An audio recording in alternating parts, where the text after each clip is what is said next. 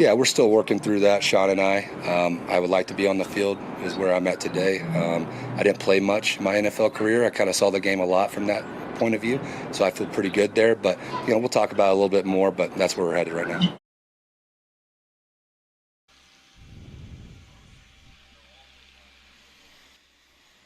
Training camp coverage on Altitude Sports Radio 92.5 is powered by Ramos Law. Car accident, you need Ramos Law. Medical doctor and attorney, ramoslaw.com. Well, I hope you had a great weekend. We got, the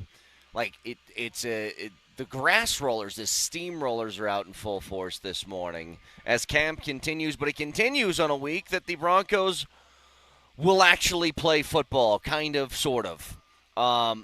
Very surprised in watching that Hall of Fame game that took place last week and then all the festivities that went afterwards. We'll get to some of the audio from Drew Brees as the Sean Payton and a couple Broncos coaches were at Canton to watch him get inducted.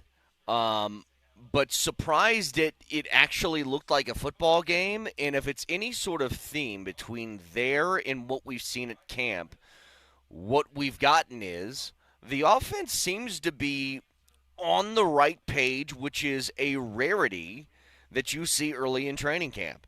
You usually have some amalgamation of offense not looking great or defense looking awesome or both that takes place early because it takes a lot more time to get your footing. And one of the things that struck me throughout the course of this camp is that when it is Davis Webb taking over for a brand new offense and you have at least somewhat of a change, I still am curious to see how far that's going to go. How far and how much different is the Davis Webb offense from the Sean Payton offense? And part of me thinks, maybe it's just some minor tweaks. Maybe it's largely built of the same thing. Because if things are looking at least in rhythm at this point in camp, it doesn't tell me that there's been a drastic, holistic shift to the playbook or schematically what the offense is trying to do. And I've always kind of thought, when you're the offensive coordinator and the head coach and you are the kind of coach that Sean Payton is, you are dictatorial in the way that you go about your business. So when you hand over a gigantic portion of what makes your identity, and that's what that is for Sean Payton, his identity is built within offensive-minded, out-scheme, knowing the exact right thing in the exact right moment. If you listen to Drew Brees over the weekend, he would joke around with Sean when they're game planning in New Orleans. And he would say, this is a pretty good play. When do you want to run it? And Sean Payton would be like, I think a second quarter on a second down around the 40-yard line, and they would do it in that next week. We know from the Seth Wickersham article that followed him around the playoffs how meticulously detailed Sean Payton is. But in doing that, you still have a staff of people that help you put your game plan together. And in handing this over to Davis Webb and Davis Webb feeling comfortable enough to, look, I guess we don't know the story if he turned down jobs in that interview process, but he certainly didn't leave to take an OC job somewhere else, that he has a comfortability within this offense. And I don't think things are going to look drastically different. I think you'll see tweaks. And it's actually, to me, the most exciting part of it, because everybody has these grand visions of this Broncos offense being so much better under Davis Webb. And I hate to go to this well, and plenty of people do around this time during camp, which is we just don't know. But it's true, we don't. But part of the fun of being in this place, in this time of the calendar, is the speculative part of it. Of like, here's what I think's going to happen. This is what things are looking like. And it's hard to get a real read on it when guys are barely wearing pads and there's not tackling and so on and so forth. But in the case of Davis Webb in this offense, which I think is going to be the most important part to what this season will eventually become. The offensive performance, consistency, and so on and so forth is going to be, I think, directly correlated to whether you feel as if this season is the same or better than last year. I just think they're going to have to carry a little bit more of the load. They're going to have to do a little bit more, well, a lot of bit more than what they did last year. It can't be so defensive reliant, especially over the course of 3 quarters every week. And every year it feels like the offense gets better as the season goes on, but that's part of the encouraging thing, that things seem to be more in rhythm right now as the season starts. It's the beauty of what you have as a roster that had barely any turnover. When you look at the starting 11 guys on offense, what is it that you see? You see virtually the exact same roster coming back with an addition of a very, very good wide receiver. That's what you get. And in that, I think Davis Webb takes over, and his details are this. Improve a little bit more on putting yourself in better third down situations. Get the play call in faster. Maybe use your running backs a little bit more deliberately. Like, these are all, I think, smaller tweaks that Sean Payton could have made. And the reason I bring up, the grand visions of people just thinking this offense with Davis Webb is going to be better, and why I think that's a dangerous way of thinking, is because you were 14-3 last year.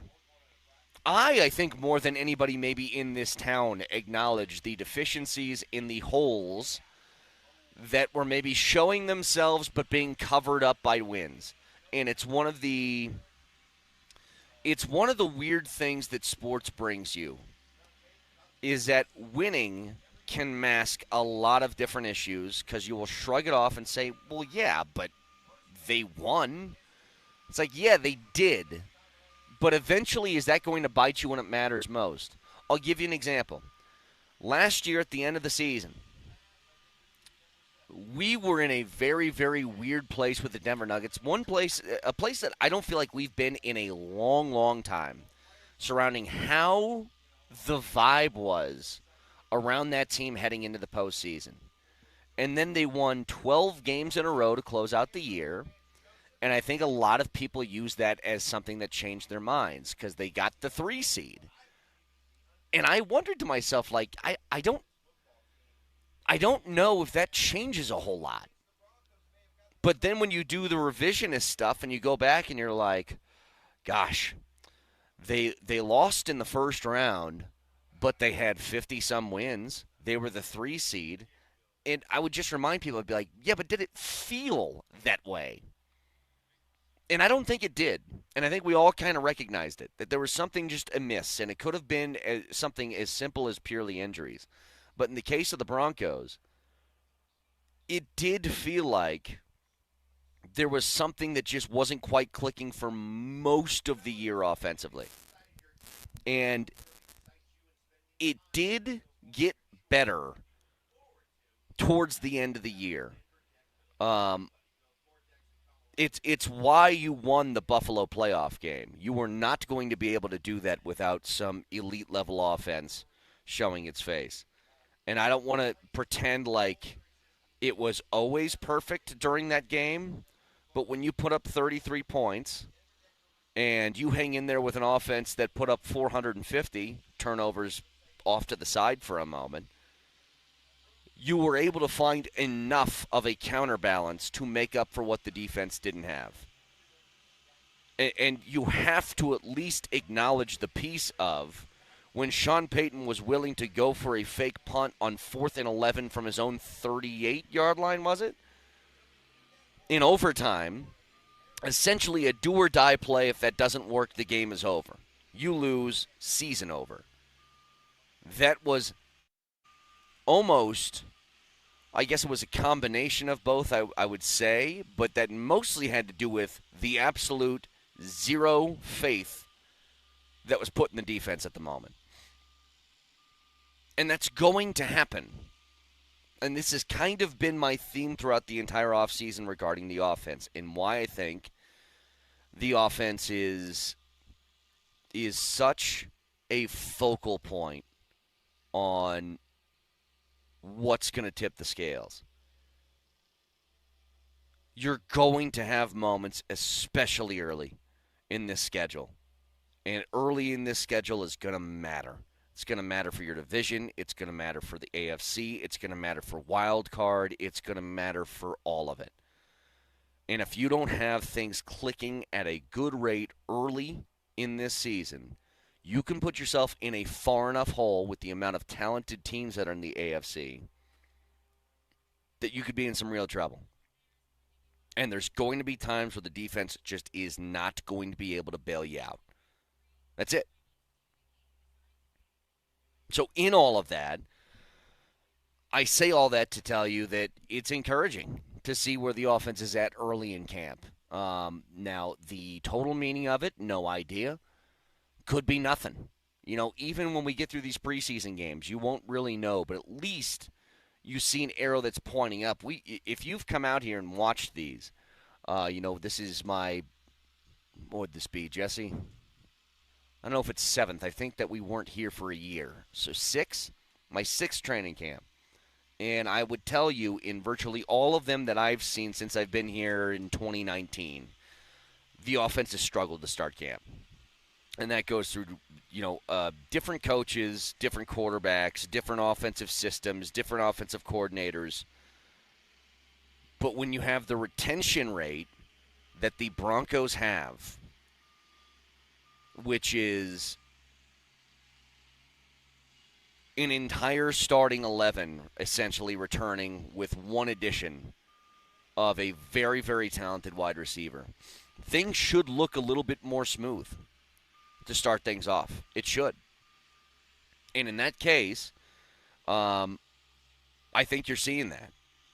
And the development of a few guys, which I want to get to in a little bit, has provided, I think, really, really interesting fodder for what this final 53 is going to look like.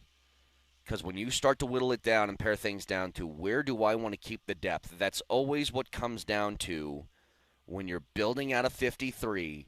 You have to figure out where do I need the depth most. And there are guys out here that are fighting for positions that look to be incredibly talented, worthy of a roster spot, but maybe they're just in the wrong place. So we'll get to that in just a few minutes. But again, another day out here at Broncos Camp, and a whole bunch to discuss from over the weekend. Again, the audio from Drew Brees, I think, really interesting at his Hall of Fame speech. When he brings out Sean Payton as essentially his keynote speaker, and this happens a lot. When you have great quarterbacks, there is this thing that people think that success is linear, and it's not. If you put somebody in a different situation, their career could be entirely different than what it was before. It matters who's around you, who's coaching you, who's your teammates, who's your team, who's your organization, who's your GM, who's putting guys around you. Like, all of this stuff matters. And I think one thing really showed itself in Drew Brees' speech to Sean Payton, and I think disproves a very popular narrative surrounding people when they look at superstars, they see their success, and there's an assumption that the success was going to come no matter what. So I'm going to get to that in just a few minutes as we're out here at Broncos Park, powered by Common Spirit. All of it is brought to you by Ramos Law. Back after this.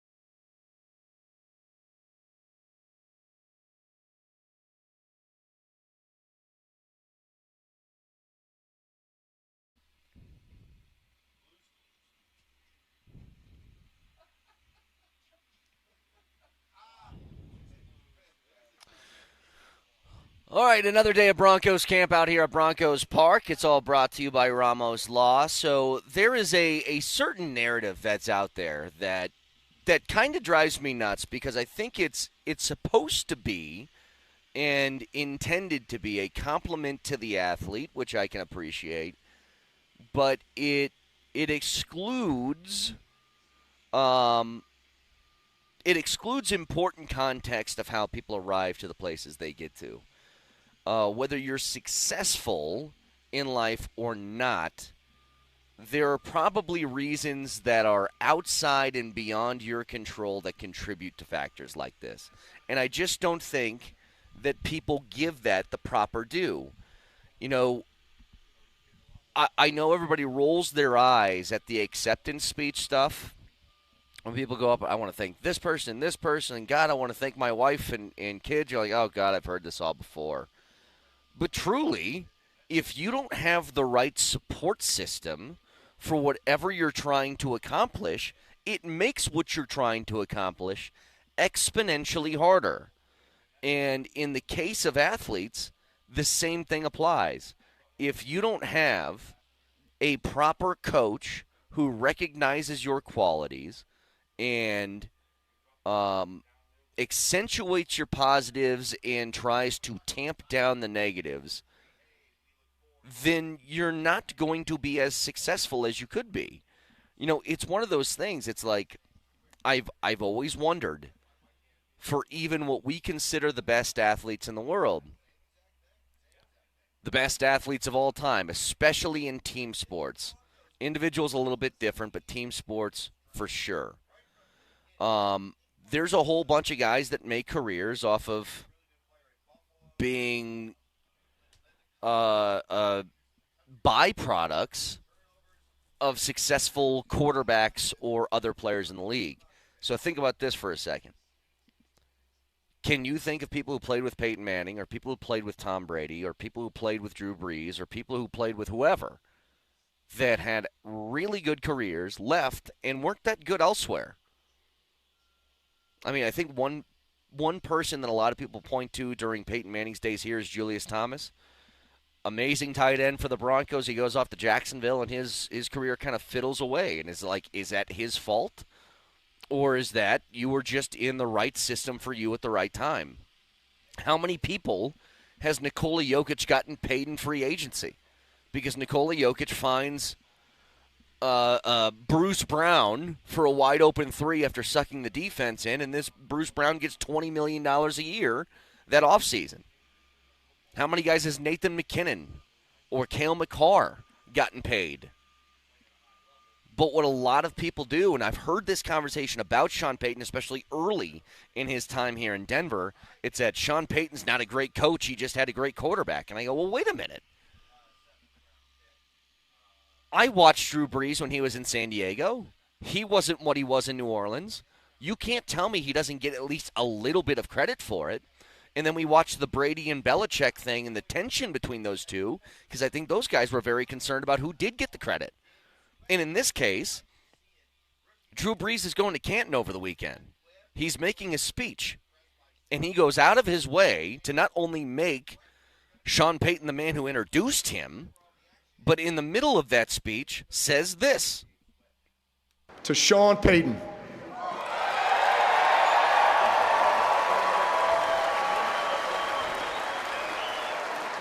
I miss our dot meetings, Coach. The night before every game, talking through every play, every situation, every matchup in the greatest of detail. I would literally ask Sean, hey, Coach, when do you think you'll call this play? He would squint his eyes and purse his lips. You know that look. Second quarter, across midfield, probably 47-yard line, 2nd and 10, left hash, left middle maybe. They'll never expect it. Precise, instinctive. Coach, you were brilliant. I saw myself as an extension of you on that field. I always had something to prove to you, and I always wanted to make you right. And I know you trusted me, and that allowed us both to be great. It's a man breaking down in tears talking about the guy who was running the team. It matters. It matters. And maybe you are such a genetically gifted freak that no matter who's in charge, no matter who's calling the shots, no matter who's in the position above you, you're still going to kick ass. And I'm sure there's plenty of guys that are like that. You know, maybe LeBron, no matter who's in charge of whatever team, was always going to be LeBron. Maybe MJ was always going to win 6 titles, whether he had Phil Jackson and Scottie Pippen and Dennis Rodman or not. Maybe that was always going to go down. The point to all of this is, if you don't have the right structure in place, it is going to be very hard to be ultimately successful. And in the case of what the Broncos have here, when you look at purely structure, and it goes from the top on down, as we look at this beautiful building that's over here to my left that's been recently constructed, as you look at a GM that's been in place that I think has an insanely great track record at making decisions on personnel and evaluating talent in the draft despite having a lack of draft capital. And when you look at the head coach, who in the span of a few years took the Broncos from, if you remember when he took over, as embarrassed as this franchise, this historically great franchise, has been for really in their entire existence after that Hackett year, to where they're at right now, it's a world of difference. They're back in the historically rightful place of every year when you get to this point in the calendar, you're talking about Super Bowls. But all of that kind of comes together, and I think that people don't give the proper credit for the guys who put the structure in place for success.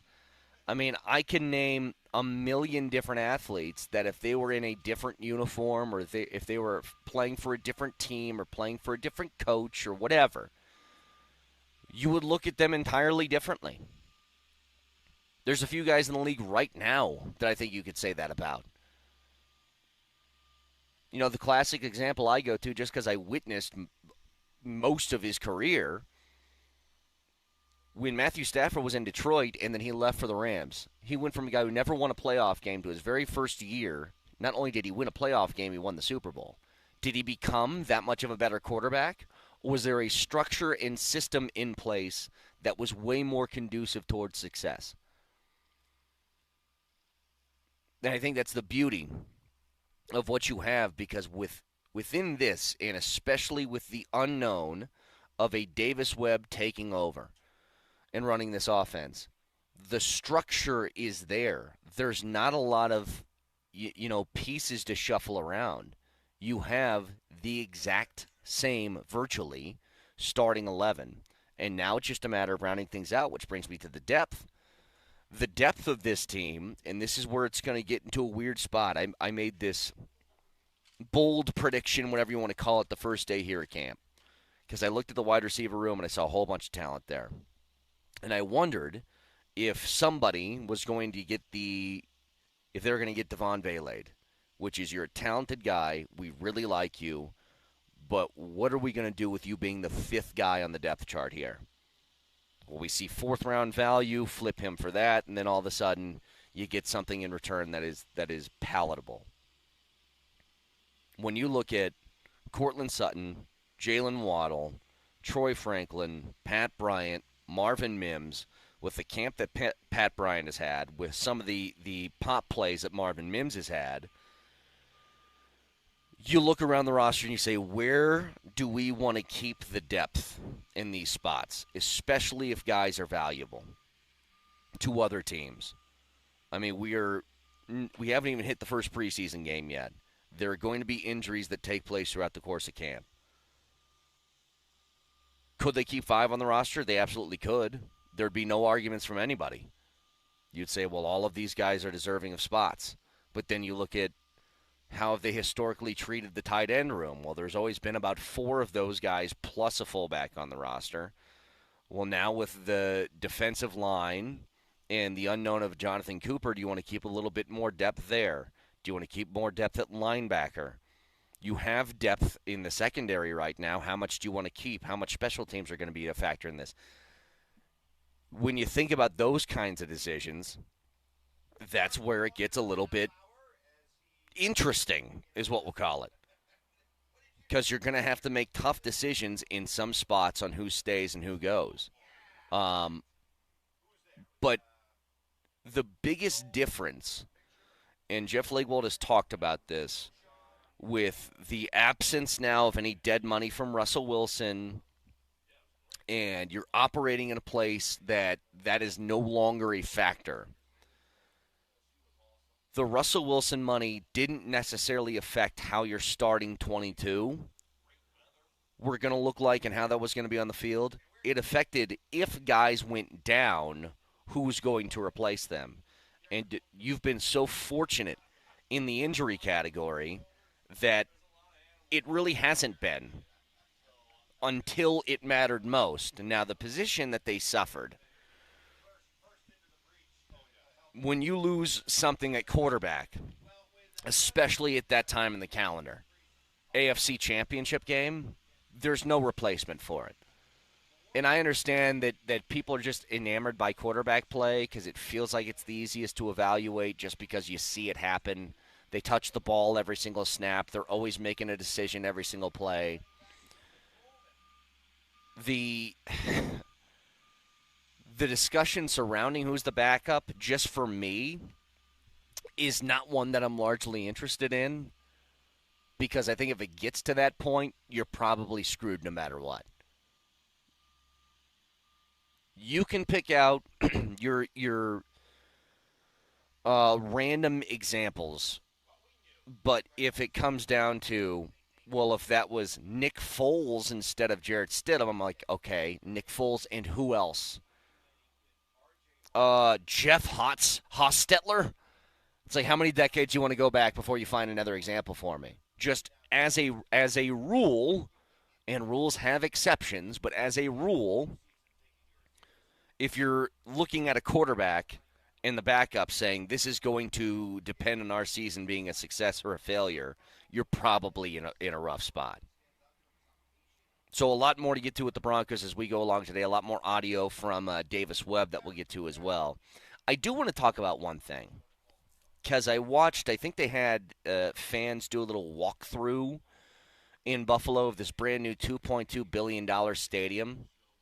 And I've seen some of the pictures. So some of the seats, you have your view obscured. Should people who are building a $2 billion stadium be a little bit smarter about that stuff? I suppose. Here's what really bothered me about the stadium. Where'd the $2 billion go? It looks like the most generic. If you were playing Madden and you were creating an expansion franchise and you had to pick the rendering from the pre-built modes of those stadiums, that's the one you'd skip by immediately. A big toilet bowl? No thanks. I want whenever, what they say, 2031 is sort of the target date for this new stadium, I want that thing to look like a rocket ship. I want it to look like the most bougie, futuristic. I want a stadium. Seriously, if I took ancient Romans who went to the Colosseum to watch guys fight lions and stuff, and I time traveled with them and brought them to Buffalo, and I said, look at this, they'd be like, yeah, it kind of looks like ours is better. I mean, I really think they'd be like, yeah, can you take me back to the other one? I don't need the big TVs. It's fine. I'll watch a guy fight a lion. We're okay. If you build a $2 billion stadium, I better see $2 billion. Especially, is Buffalo one of those? Did they have public funding for that one? Is that taxpayer funded? Hang on, let me look this up. Because if it is, I'm going to make fun of them even more. Was Bill's new stadium privately funded? So let's see. No, the Buffalo Bills' new Highmark Stadium was not privately funded. It relies on a massive public-private partnership featuring $850 million in taxpayer money from New York State and Erie County. If my tax dollars went to that stadium, we're going to have a problem. If you want to build a giant toilet bowl with your own $2 billion, by all means, go ahead.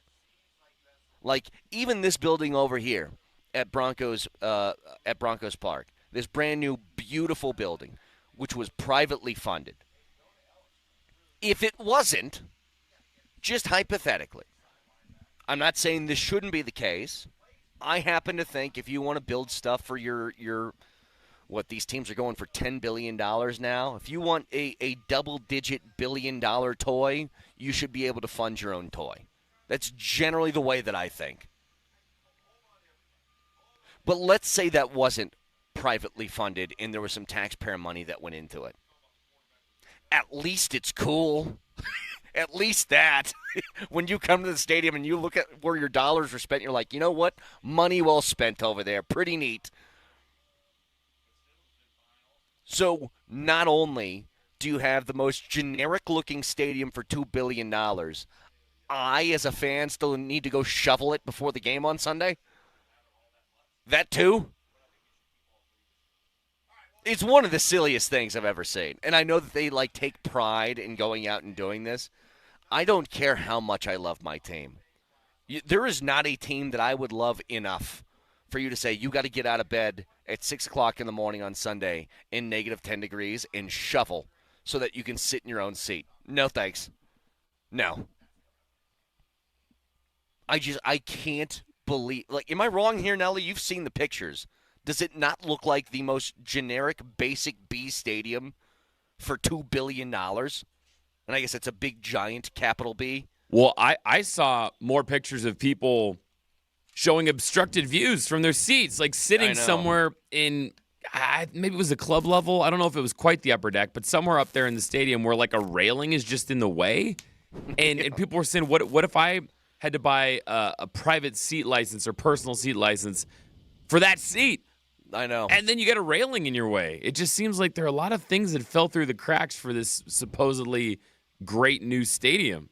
If there's any judgment I can make off of the building that's to my left over here, we won't be having these conversations that I'm having with their new stadium when it's built. But all I'm telling you is this. I want my new stadium for any team that I'm a fan of to look like it was built in 3026. I want it 1,000 years futuristic.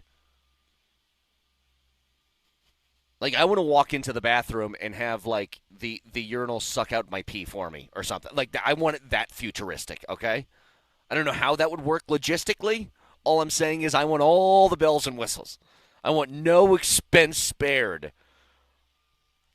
Because imagine this. Imagine if they built that new stadium in Burnham Yard. It looked like the Bills Stadium, and you walked in and you go, yeah, it looks like a football stadium. That's what it looks like. Got nothing else for you. So anyway, 303-504-0925, a bunch to get through. Stick around.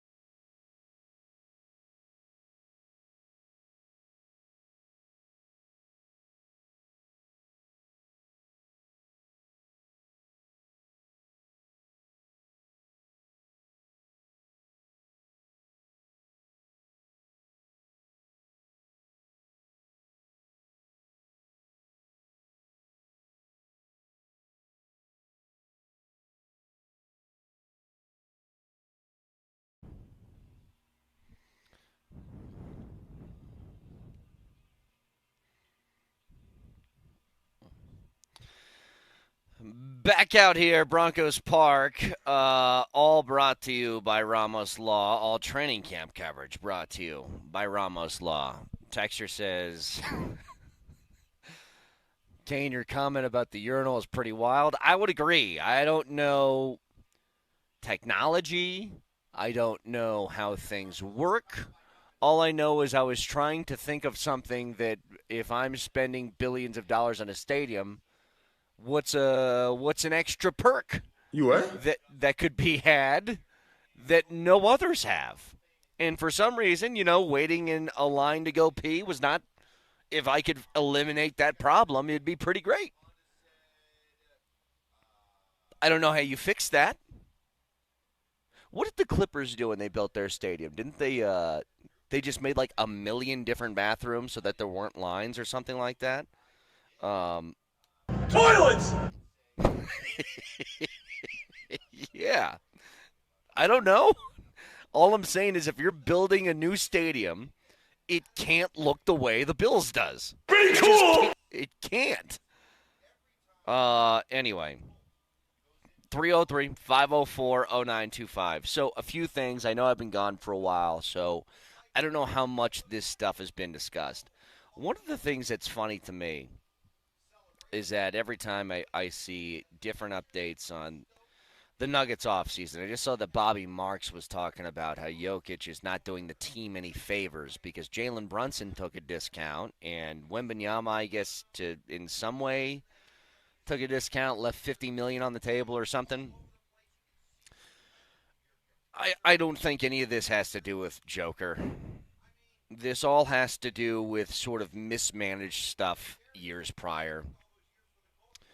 Whenever you talk about a salary-capped sport, and this applies to football as well as basketball, the way that people discuss this is, and this is what drives me nuts, is when people say, the salary cap doesn't matter. It doesn't matter until it does. Like, you can kick the can down the road for as far as you want to, but when you're left without any assets, this is the result that you get. And that's the place that the Nuggets currently find themselves. The Broncos could have been in this spot had they not had the good fortune of injury luck sort of being on their side up until the last week of the year last year. Their cap restrictions due to the Russell Wilson money hanging over their head would have been incredibly punitive had they suffered a wave of injuries, which they didn't over the last 2 years. So lucky in that way. But in the case of the Nuggets, all of the decisions that they have made to pay guys the amount of money they did, to do it maybe a little bit early, to do this and that, has led to the situation they find themselves in right now, which is we can't do anything. And in the case of Peyton Watson, here's what's funny. Read a story about how, and look, this is a rumor, so take this for what you will. But it's that he is upset in how he's being treated by the Nuggets. And I'm the first to go out here and say that I think that maybe there is some validity to the idea that mistreated is probably the wrong word. Maybe the right word is disappointment. But it's not just a them thing. It isn't just about what the Nuggets did or didn't do. Where's the rest of the league? If there's any disappointment that should be felt, I think it should be felt within the agency. They're the ones responsible for getting you paid. This is not exclusively a Nuggets negotiation. This is everybody has a shot to do it. Everyone.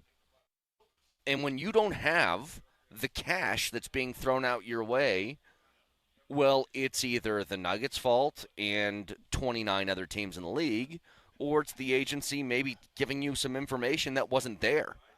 You know, this used to happen all the time when it came down to guys entering early in the NBA or NFL draft. They would talk to an agent, and the agent would say, hey, Jesse, guess what? I got some great news. I know you have years left that you could play in college, but I've heard that you're going to go in the second round. And then they enter the draft and they go undrafted. That's getting bad advice. And I think it's a lot more in that direction than it is anything else. He was told you're absolutely going to get at least X amount. And X amount has never come. And I know that because there's no offer on the table. At least not one that would even be remotely agreed to. Because the easiest thing that somebody could do, hey, I got the money, I'll put the offer on the table, put the Nuggets in a bind, and sort of bend them over a barrel. That's what OKC did with Spencer Jones. It's that easy. $6 million a year. You have 48 hours to respond. Okay, well, I don't want to lose him, so I guess I'll do it. But nobody's done that for Peyton Watson. I think it's more of an agency thing that he should be upset with than what's taken place within him and his current team's negotiation. Now, Nelly told me, as I said something wild just a few minutes ago, so did Adam Vinatieri as he was doing his Hall of Fame speech in Canton. And I'd preface this by saying, just a couple of dudes talking about balls. Listen for yourself. Hey, Pat McAfee's here in the crowd today. Great to see you, brother. The only person who enjoyed holding my balls more than my wife.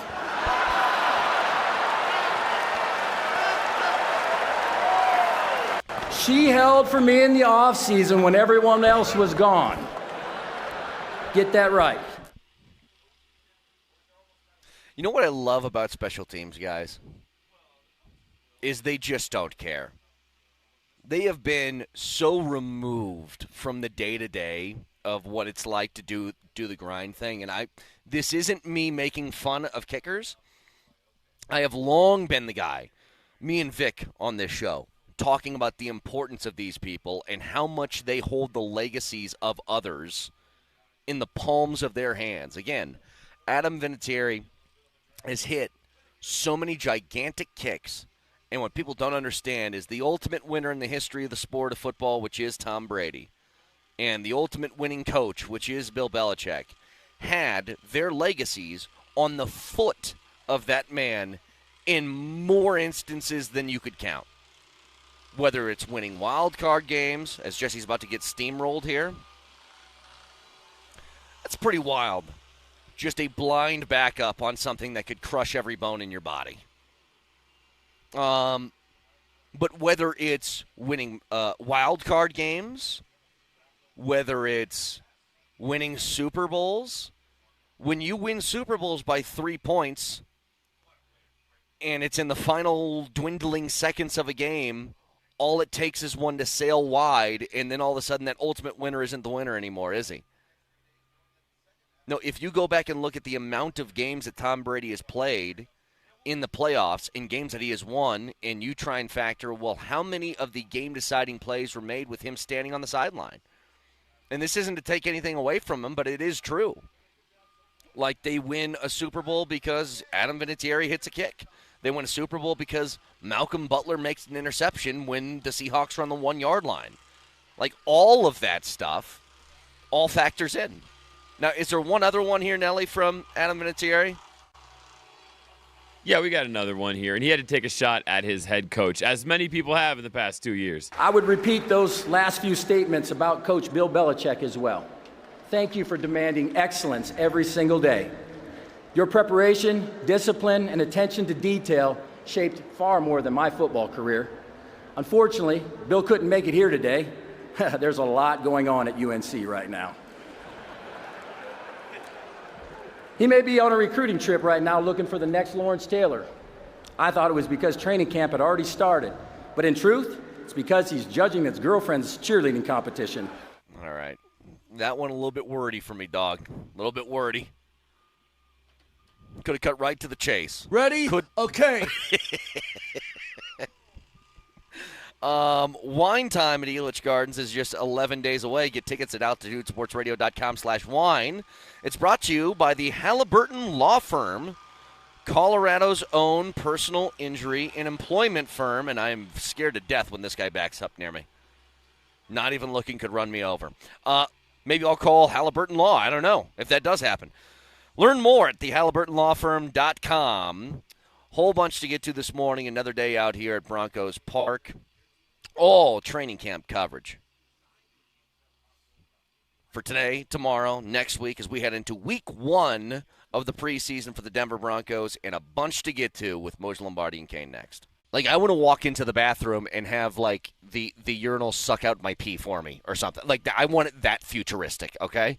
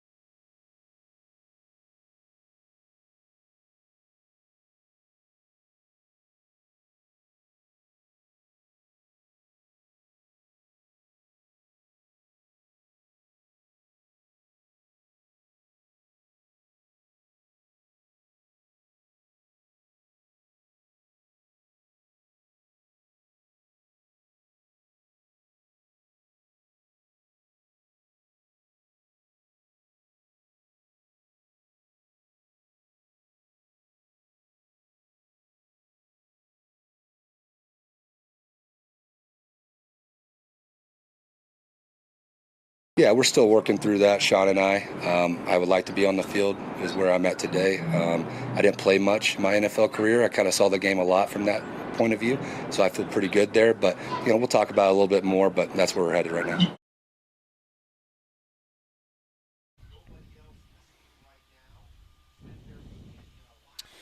Training camp coverage on Altitude Sports Radio 92.5 is powered by Ramos Law. Car accident, you need Ramos Law. Medical doctor and attorney, ramoslaw.com.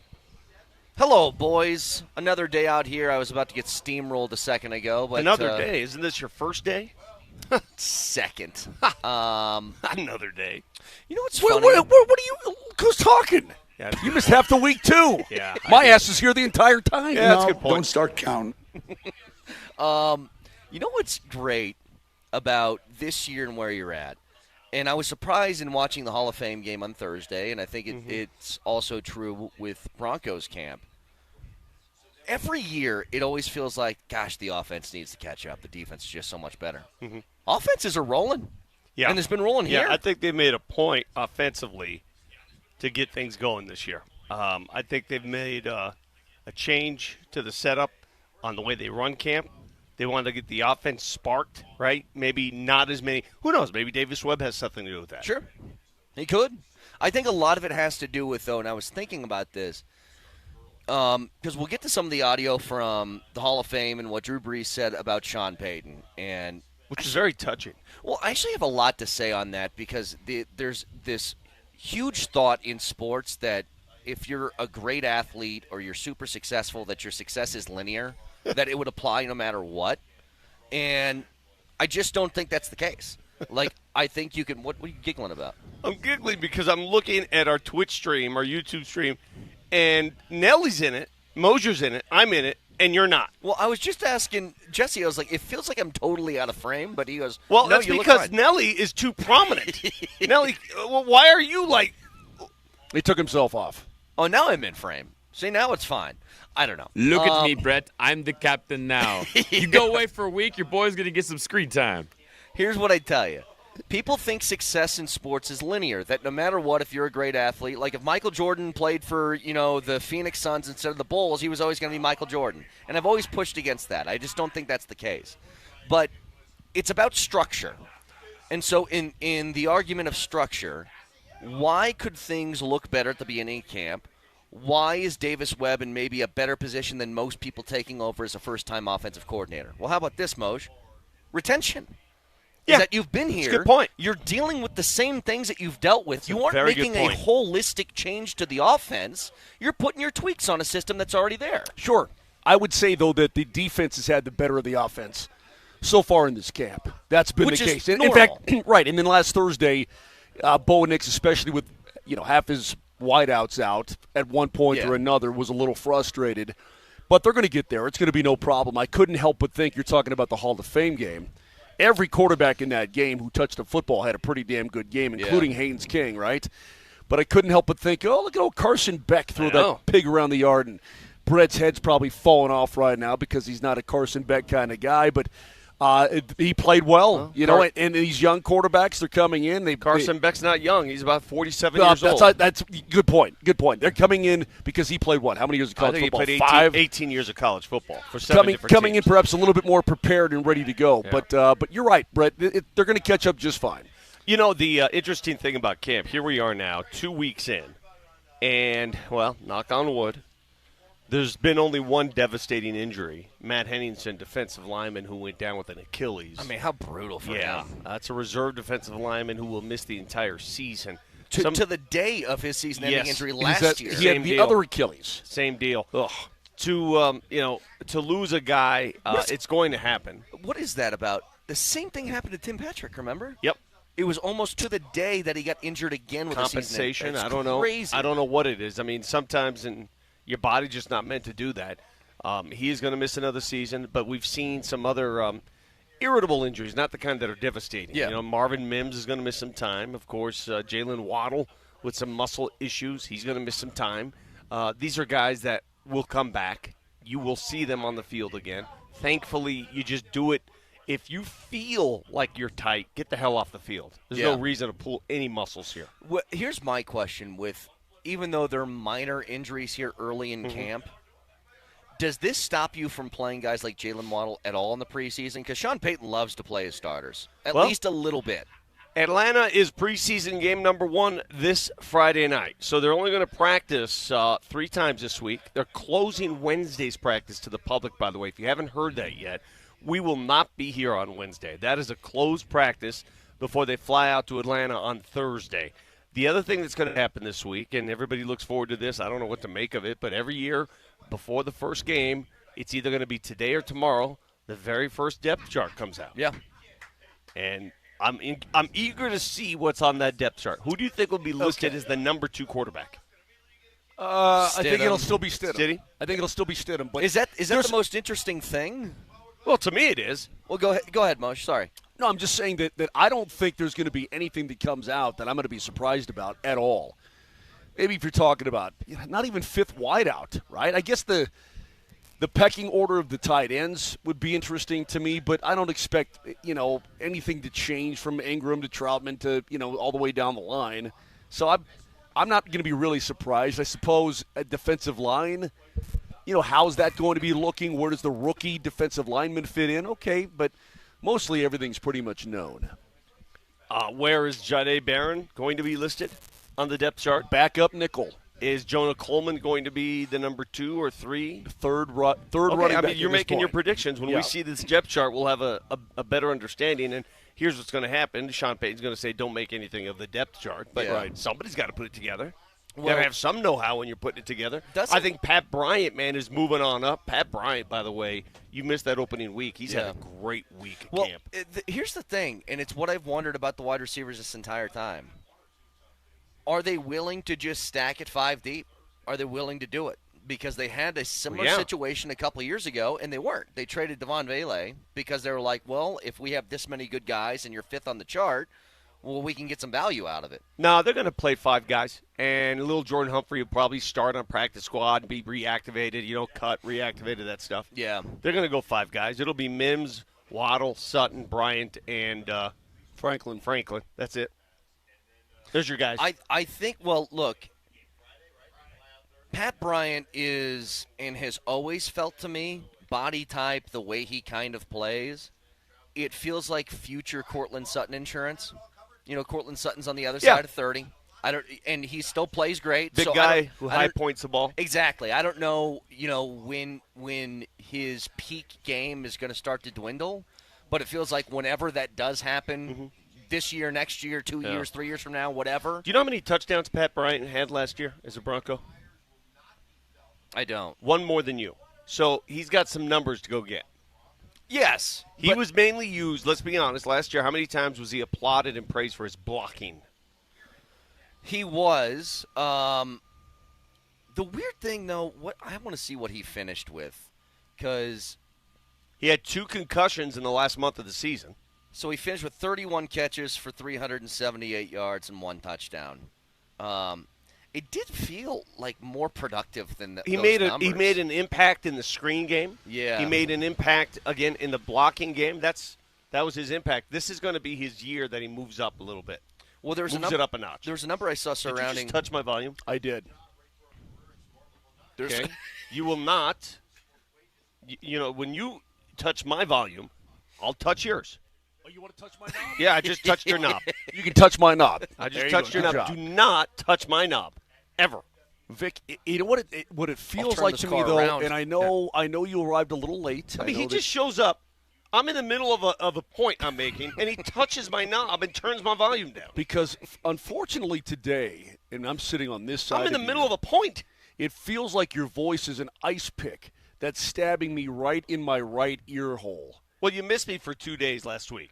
Thank God. And so you're not used to me coming back with valid points and assessments. I'm not used to all this shouting and all this. You know what number I saw over the weekend, by the way, was most receiving yards on 3rd and 4th down in 2025. You know who led the league in that? Cortland Sutton did. And it wasn't close. Yeah. He had 507 of That's his yards why he on will 3rd be. and 4th He down. will catch more passes than any Broncos receiver this year again. Yeah, because he is the security blanket. We had the big discussion about that, Raj and I, last week. He's all Jalen Waddle this, Jalen Waddle that. I said, dude, Sutton is still going to get the most catches. He's going to get the most targets. That is a given. Now, Waddle's going to get his fair share, but Courtland Sutton is still going to be the main focus. I do think, though, there's a separation between volume and when the touches come. I don't think there's any question when you need to make something happen, Courtland Sutton's still going to be the guy that you look at. Because he's huge, because he's 6'4", he's a big target. And to his benefit, now with a legitimate threat opposite of him on the other side of the field, he can't get picked on by a defense and get doubles thrown at him every single snap. It's just basic science. I mean, if you got guys coming to get you as a quarterback and you have a second to throw the ball, you're going to throw it to the big guy who can go up and get it. Right. It's pretty easy. Yeah, no question. 507 yards on 3rd and 4th down. But going back to the Davis-Webb part of things, and Davis-Webb spoke over the weekend. We will get some audio from him in a second. The benefit that he has is, remember, this is a guy that interviewed for head coaching jobs over the offseason. I don't know if he was offered one, turned it down. Like, there was some weird stuff that was going on with the Raiders when he was interviewing with them. But stayed here, and I think it was under the promise that Sean Payton was going to give up this play sheet. But I'll go back to it. I think that the benefit that he has more than anything else, he doesn't need to make an offense. He has an offense with the exact same starting 11, add in Jalen Waddle. Yeah. And he's like, all I got to do is put some touches on this thing. You know, it's funny. The only analogy that comes to mind, he doesn't need to make the whole pizza. It's a frozen pizza. He's the microwave. Yeah. Now, you know, do you like that analogy? You put it. I thought it was okay. You put it in an oven, not a microwave. Yeah, you got to you're put right. it. You got to take the wrapper off. You got to put it right on the center But of the rack. pizza's Don't already put it on a made. cookie sheet. You put It's it right already on the made. rack. Yeah, Right. and he's going to have his mom over his shoulder, just watching, seeing how many minutes he's going to leave it in there for, looking for the browning when it gets brown. I don't know how you guys what process. I thought you said the brownie. No, the browning of the crust. That's what it says on the instructions. I like to look through the little window, turn the light on, look at the little window, and then see a little percolation in the middle, and then the crust browning. Then I'm pretty good to go. Because there's nothing worse when you overcook that frozen pizza. It's terrible. It's the worst. If you forget about it, and you're like, it's damn the worst. it. I'll make an admission to you. Yeah. I have never looked through the window of my oven. I've always opened it. Never But in you're anticipation. releasing heat when you do that. You know that, right? I know you don't care. I know you don't care. That's fine. Well, one thing. But there's a button you can turn the light on and look from the outside. You know that, right? One thing I fundamentally. But I'm not 5'8" and shrinking. Okay. So it's hard for me to look down there. There's no reason to make a shot.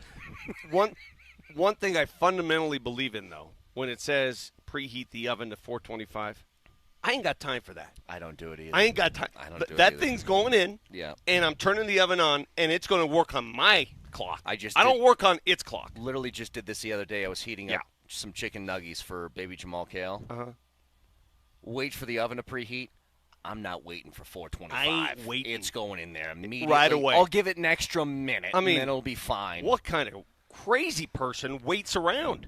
If you're baking a cake, you got to wait for it. If you're baking, you have to wait. If I'm warming up some food, I'm not waiting for that thing to preheat. Get the hell out of here. So Davis-Webb has that pizza in the oven, and what do you think he's doing with this offense this year? Do you think he's adding ingredients to an already made pizza? I'm sure he's putting his own spin on it. It's not his playbook, though. It's Sean Payton's playbook. He's just going to be calling out of it. I'm sure he's got his own. I'm sure, but listen. The skeleton's there. Hey, Sean Payton's playbook is like a New York City phone book. Do you know why? It's packed. Do you know why Davis-Webb has the play call duties? Because he's as spicy as Sean Payton. I had the opportunity to visit with Davis-Webb right after the draft, the Broncos draft. I went to this little party deal, and he was there, and I love the way he approaches just coach speak. Yeah. You could tell he's not afraid. He doesn't back down to anybody, including his coach. And there's a degree of that his coach loves, right? I'm sure. His coach loves that. That if he says that was a stupid play, Davis-Webb will say something back. And then they're not going to get into it, but they're not going to back down either. No. And I think that's the reason he's going to be calling plays. Well, we'll hear from him in just a little bit. 303-504-0925 as we're out here at Broncos Park. All training camp coverage is brought to you by Ramos Law. Back after this. You know, when you touch my I'll touch yours.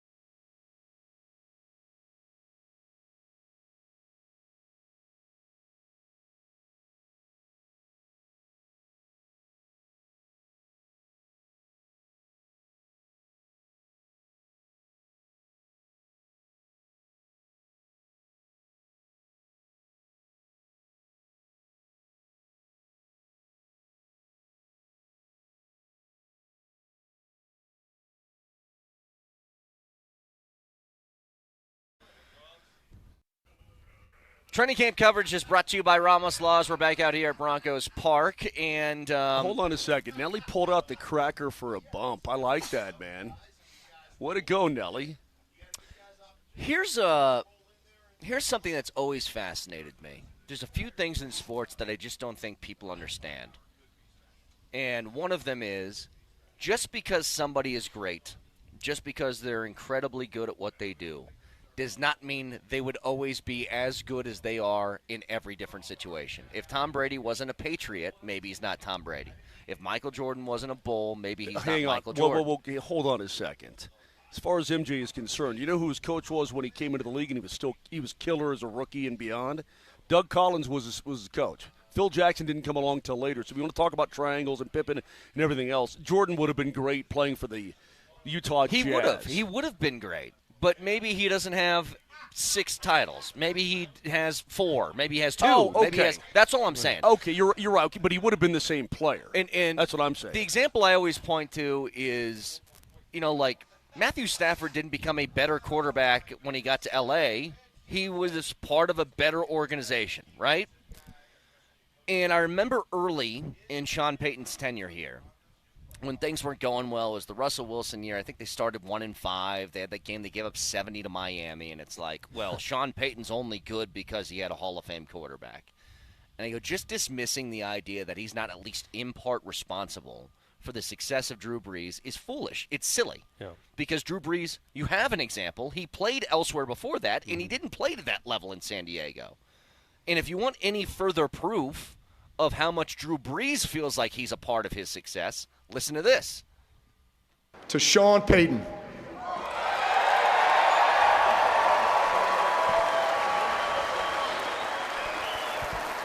I miss our dot meetings, Coach. The night before every game, talking through every play, every situation, every matchup in the greatest of detail. I would literally ask Sean, hey, Coach, when do you think you'll call this play?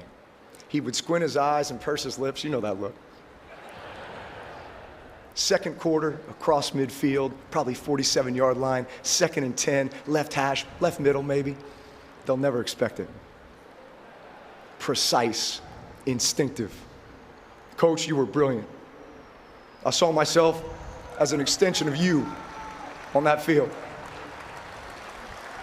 I always had something to prove to you, and I always wanted to make you right. And I know you trusted me, and that allowed us both to be great. That's a Hall of Fame quarterback breaking down in tears over his appreciation of his head coach. You know what? And it got me back to thinking.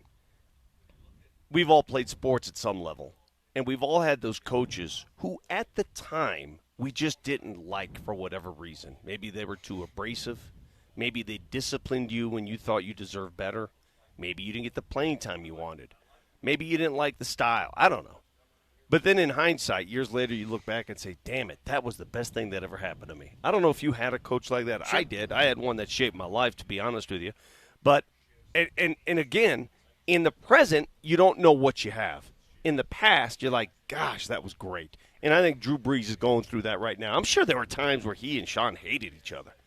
Well, they didn't have, and here's one thing that I do notice, and maybe maybe they weren't caught up in the who gets credit for X, Y, and Z thing, but Brady and Belichick felt like they had a rift that was who's responsible for the winning, and they both thought that they were the one responsible, and that led to some headbutting. Well, because now we've learned a little bit more about each of their personalities after the fact. Brady's just off-the-wall narcissistic, right? Yep. I mean, I think we see that. And Belichick, well, you're going to hear what Adam Vinatieri thinks of Belichick here coming up. So they went their different ways. But you're right. At the time, it's not about who gets the credit. It's about who gets control and who gets this and that. You know, there was always that with Reeves and Elway here. There was always that sense of tension.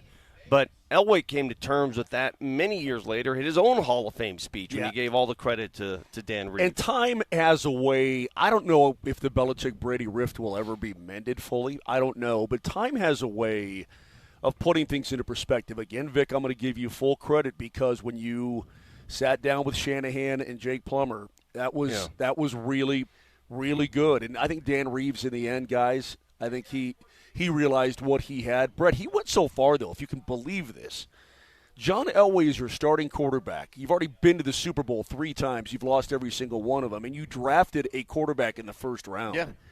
I mean, the cojones on Uncle Dan to do that at the time, good God almighty, that was crazy. And then one had to go, and we know who that was. But I think time has a way of maybe mending fences. I don't think these guys ever really it doesn't seem to me at all like they ever had any issues. And I'm sure they there was maybe a bit of raspiness between the two. But when you look at Brees' most prolific seasons, it blows your mind. I mean, he's throwing for 5,500 yards, 46 touches, and 14 picks, and they're going 13-3. I mean, these are great, great, great seasons, Brett. Here's the other thing. In hearing Drew Brees say that, and he goes through the dot meeting, and he goes, when are we going to use this play? And it was, whatever he said, 47-yard line, left hash, second blah, quarter, blah, blah. right, right. That level of meticulous detail that we got to know through the Wickersham article and everything else, how much is that going to kill Sean Payton? That he might be in the room, he might still be doing that, but he's not going to be the one shouting that through the mic into the helmet of the quarterback. Well, maybe that's a sign of growth, though. Maybe I that's a sign of a coach who takes the next step, who maybe utilizes that time and those resources for some other part of the team, right?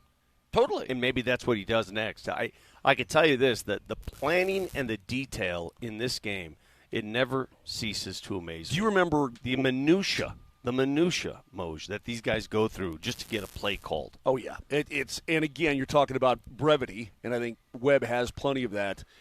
Do you recall Game 6 against the St. Louis Blues when I was sitting in with Connor in St. Louis, Missouri in 2022? And you stepped on his call of the game-winning goal? Yes. Yeah. I couldn't help yourself. It was a natural human reaction. You know what? I think Moj, it's a brilliant analogy. Are you saying that's going to be Sean Payton this year? I think you're going to have Sean getting a little bit of Moj going on there, and like with this kind of it's not my play call. A backseat driver. Yes, and I think that because of his personality, he's going to be hyped and amped, and he's going to want to get his fingers in there. He's going to have plenty of fingers all over the play sheet and the playbook and everything else, and major decisions. But he's going to have to turn it over, and he's going to have to live with it. Good, bad, or ugly. Logan O'Connor, helm, holds it, he scored! That was like a broken echo. So I felt so bad, and Connor was like, "Oh, dude, it was great." I couldn't help it. I just couldn't help it. So here's the situation. Now they have that cued. It's 3rd and goal with 20 seconds left. The Broncos are down 4, and Davis Webb goes to call in a play to Bo Nix, and he's in his helmet listening. And this is what you get. Logan O'Connor, helm, holds it, he scored! He scored! Wait, what? Relative to run or pass? What are we doing? I mean, I bet you could.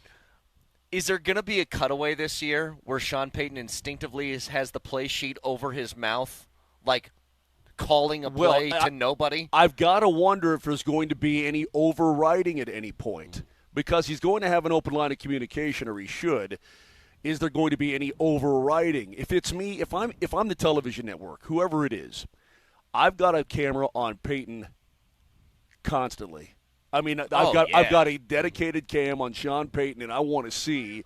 I want to see his body language. I want to see his face. I want to see how he rolls. I want to see all of that. I think it's going to be fascinating. All right, so you played the cut of Drew Brees at the Hall of Fame, praising his former coach. Yeah. I really love Drew Brees just describing the quarterback position and the game of football, and he did so elegantly, and what it comes down to. And there's so many things, so many different areas that you have to touch to make a play work, to win a game, to have a successful season, a great career.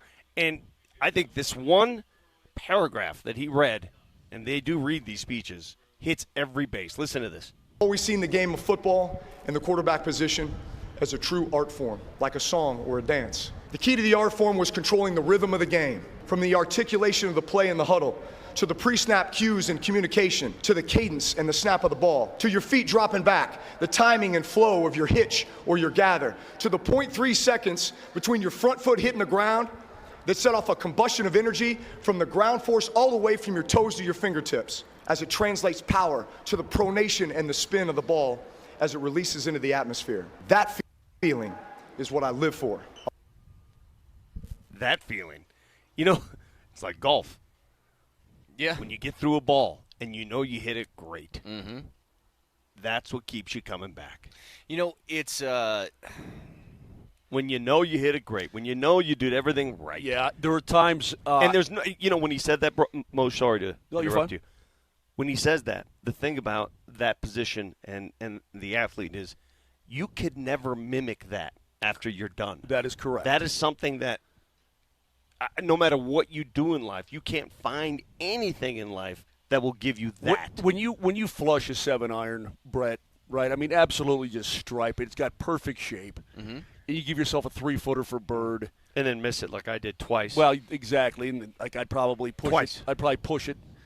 Two holes in a row, twice. But you can't. You can find other things in life. I mean, you can snag that bass or you can do whatever, but you can't mimic that particular feeling. And for these quarterbacks, especially one who's a Hall of Famer now, I don't know what else you could do that would help mimic that everything he just described in detail about playing the quarterback position. Can I make a very dumb comparison? But I just saw this. So I think the Jackass movies are really funny. I don't know what it is. Something about guys just getting hurt makes me laugh really hard. I saw an interview with Johnny Knoxville. He's in tears. He's weeping because this is their last movie that they made. He's in tears because he can't get hurt anymore? I'm not even kidding. You can look this up, Vic. He's in tears talking about how he had to talk to his doctor, and he goes, "You can't get hit by bulls anymore. You've had too many concussions." And he's in tears over it. And in some way, it's kind of like there's no recreating for him being hit by a free bull and getting knocked 10 feet in the air and landing on his head. That was what he that's loved his the adrenaline? most. Are you talking the seesaw one? Dude, when they were on the multiple. when they were on the seesaw and the bull charges you and you gotta you gotta jump up in the air so the bull goes underneath you. Dude, that was diabolical. Okay. That All was right. diabolical, bro. Ready? I'm going to go into Drew Brees territory here. And I know this is somewhat selfish to ask, but everyone can ask themselves a question of this nature, no matter how old you are. What is something you did really well in life that you cannot do again and you know you're not getting it back? What is it? Truth tree here. Steve Nelson, feel free to participate in this conversation. You're an artist. I mean, I can't hit a baseball the way I used Well, to. Nelly, did you ever have a show where you blew your sacks like perfect? Like where you just hit every note and your timing was perfect. But he's still doing it. And you're true. But what is something you've tried to do today? Okay, you tried. Hit a 93-mile-an-hour fastball over the fence. You'll never be able to never do it happen again. Why? Because you just don't have the hand-eye anymore. You don't have the. I would be instinct? scared of that speed. Okay. At this age. How about you? What is something you can never do again? You know what I did this week, Vic, and I'm not proud of it. I'm a sloppy lawnmower nowadays. My lines used to be perfect, and edging was Now I just kind of go. I just want to get it done. You know what? And I looked at my lawn and I go, that pattern looks like crap. You suck. Yeah. But I can honestly say, in my lawn mowing prime, with a good piece of turf, I could make it look like Coors Field. I used to have. Hell, I'm the one who mowed the day Todd Helton retired. I'm the one who mowed a 17 into my lawn. I remember perfectly. that. You are a good mower. Perfectly. You are. Yeah. I used to have this basketball. What are you laughing at? I'm dead serious. It's the lamest thing. Well, I know you expected lame from Moser. That's okay. Well, I was talking more athletically, but since you're not an athlete, I get it. That's fine. That's fine. It's okay. We needed that. I can't mow It's anymore. okay. Vic. We needed that. I mean, he Vic, wasn't going to stop. give you anything athletically. Stop. We get it. I never played. That kind of thing It's okay. beyond high school. I know, So but I was never going to be able to do it again. I was never going to be a pro. I was never going to be able to whatever you're thinking. I get it. But everybody, even if you're not a pro athlete, everybody who's engaged in any athleticism at some point, you can't do something I can't run. Do Yeah, before, I can't. I used to be pretty fast. I'm not fast anymore. I used to be able to do this in and out move on a basketball court, and it was just basically it wasn't a crossover. It was a fake left, go right, and I could use it anytime I wanted and get by anybody. And when I got into my 40s and 50s, I would try that move, and younger players guarding me would go, "What are you doing, Grandpa? Where are you going?" They read it. They saw it. It was so I was so upset. I got emotional about it. I'm like, that doesn't work anymore. Yeah. I mean, it would work all the time. It was just one of these. But it takes so long for me to pull it off now that literally people will look at me and going, "Are you falling? Are you okay?" You have to. I mean, what are you telegraphing now? Yeah, I mean, are you telegraphing it like Morse code? It's just so slow now. Here, let me send you a telegram. I'm going to fake left and go right. It's see? so slow now that people are guarding me, going, "What are you trying to accomplish here?" And it just hit me. I mean, that's the first time I retired from playing basketball. I wrote a piece on it. It was one day I tried that move against this guy that was much bigger than me, too, much younger and much bigger. And I said, I'll blow by him. Watch this. And I did the move, and I fell down. Sorry. Like the falling and I can't get up thing. I I was 47 at the time. That was 10 years ago. And I fell down, and I lost the ball, and I just walked out the court and said, that's it. You know, there comes he's right, though. It's over. There comes a time when your body, it just is not going to perform and behave the way it used to. You know what? There was a time, like I told you, like I'm up on the ladder, right? And then I take a step down, and I just jump off the ladder down into the garage, boom, down. Now I step. Again, not step. an athletic. Again, with Mosh, we keep coming up with these examples. Yeah. And we're talking about sports, and he's got like chores around the house. Yeah, pretty much. Daily much. chores. My athletic career's Cup of coffee. It's been over for some time, you dillhole. We're talking about actual athletics, and you've got chores. It is true, though, Mosh. I can still throw a football like a mother. You just saw it. We were just talking about that, and you come up with mowing the lawn and getting off a ladder. It's all I got nowadays, dude. Although So for those of you out there who have trouble just chewing gum, give us a call. Pretty much. I'm not the one who cried on a bench though after I couldn't get off the driving range. Didn't you sit down on the bench I did. and I just cried? Yeah, that was about 15 years ago. I played such a horrible round of golf. I tried to fix it on the range, couldn't fix it, and I went to the bench near the range at Fox Hollow Golf Course. I remember the day, the spot, and I wept. I wept. Just cried. Yeah, I mean, I'm not too proud. I'm man enough to admit it. You get to that point where you can't do what you're trying to tell your body to do, and it won't do it. Yeah. You just can't do it. Your body crazy. won't do it. It's crazy. I cried. Just getting off the ladder.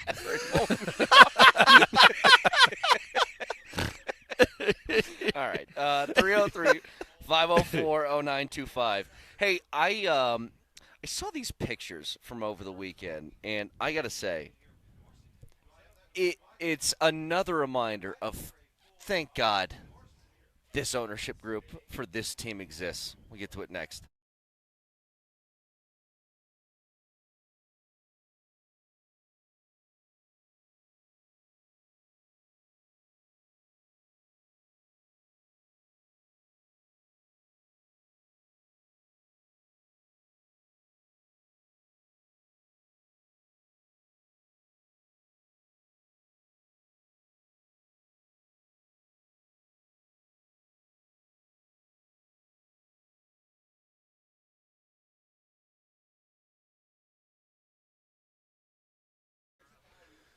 Nick Lombardi here for AAA. AAA service, plumbing, heating, electric, whatever you need done at the house, get it done. Schedule an appointment today. They've got an arrival window, 2 hours guaranteed. None of this, hey, we'll be there 8 to 6. No, it is 2 hours. They're getting in there in those 2 hours.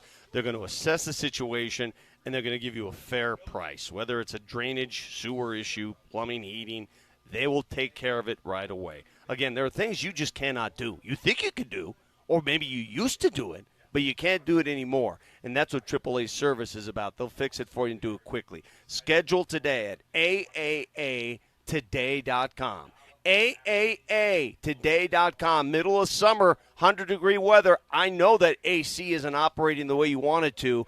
AAAtoday.com.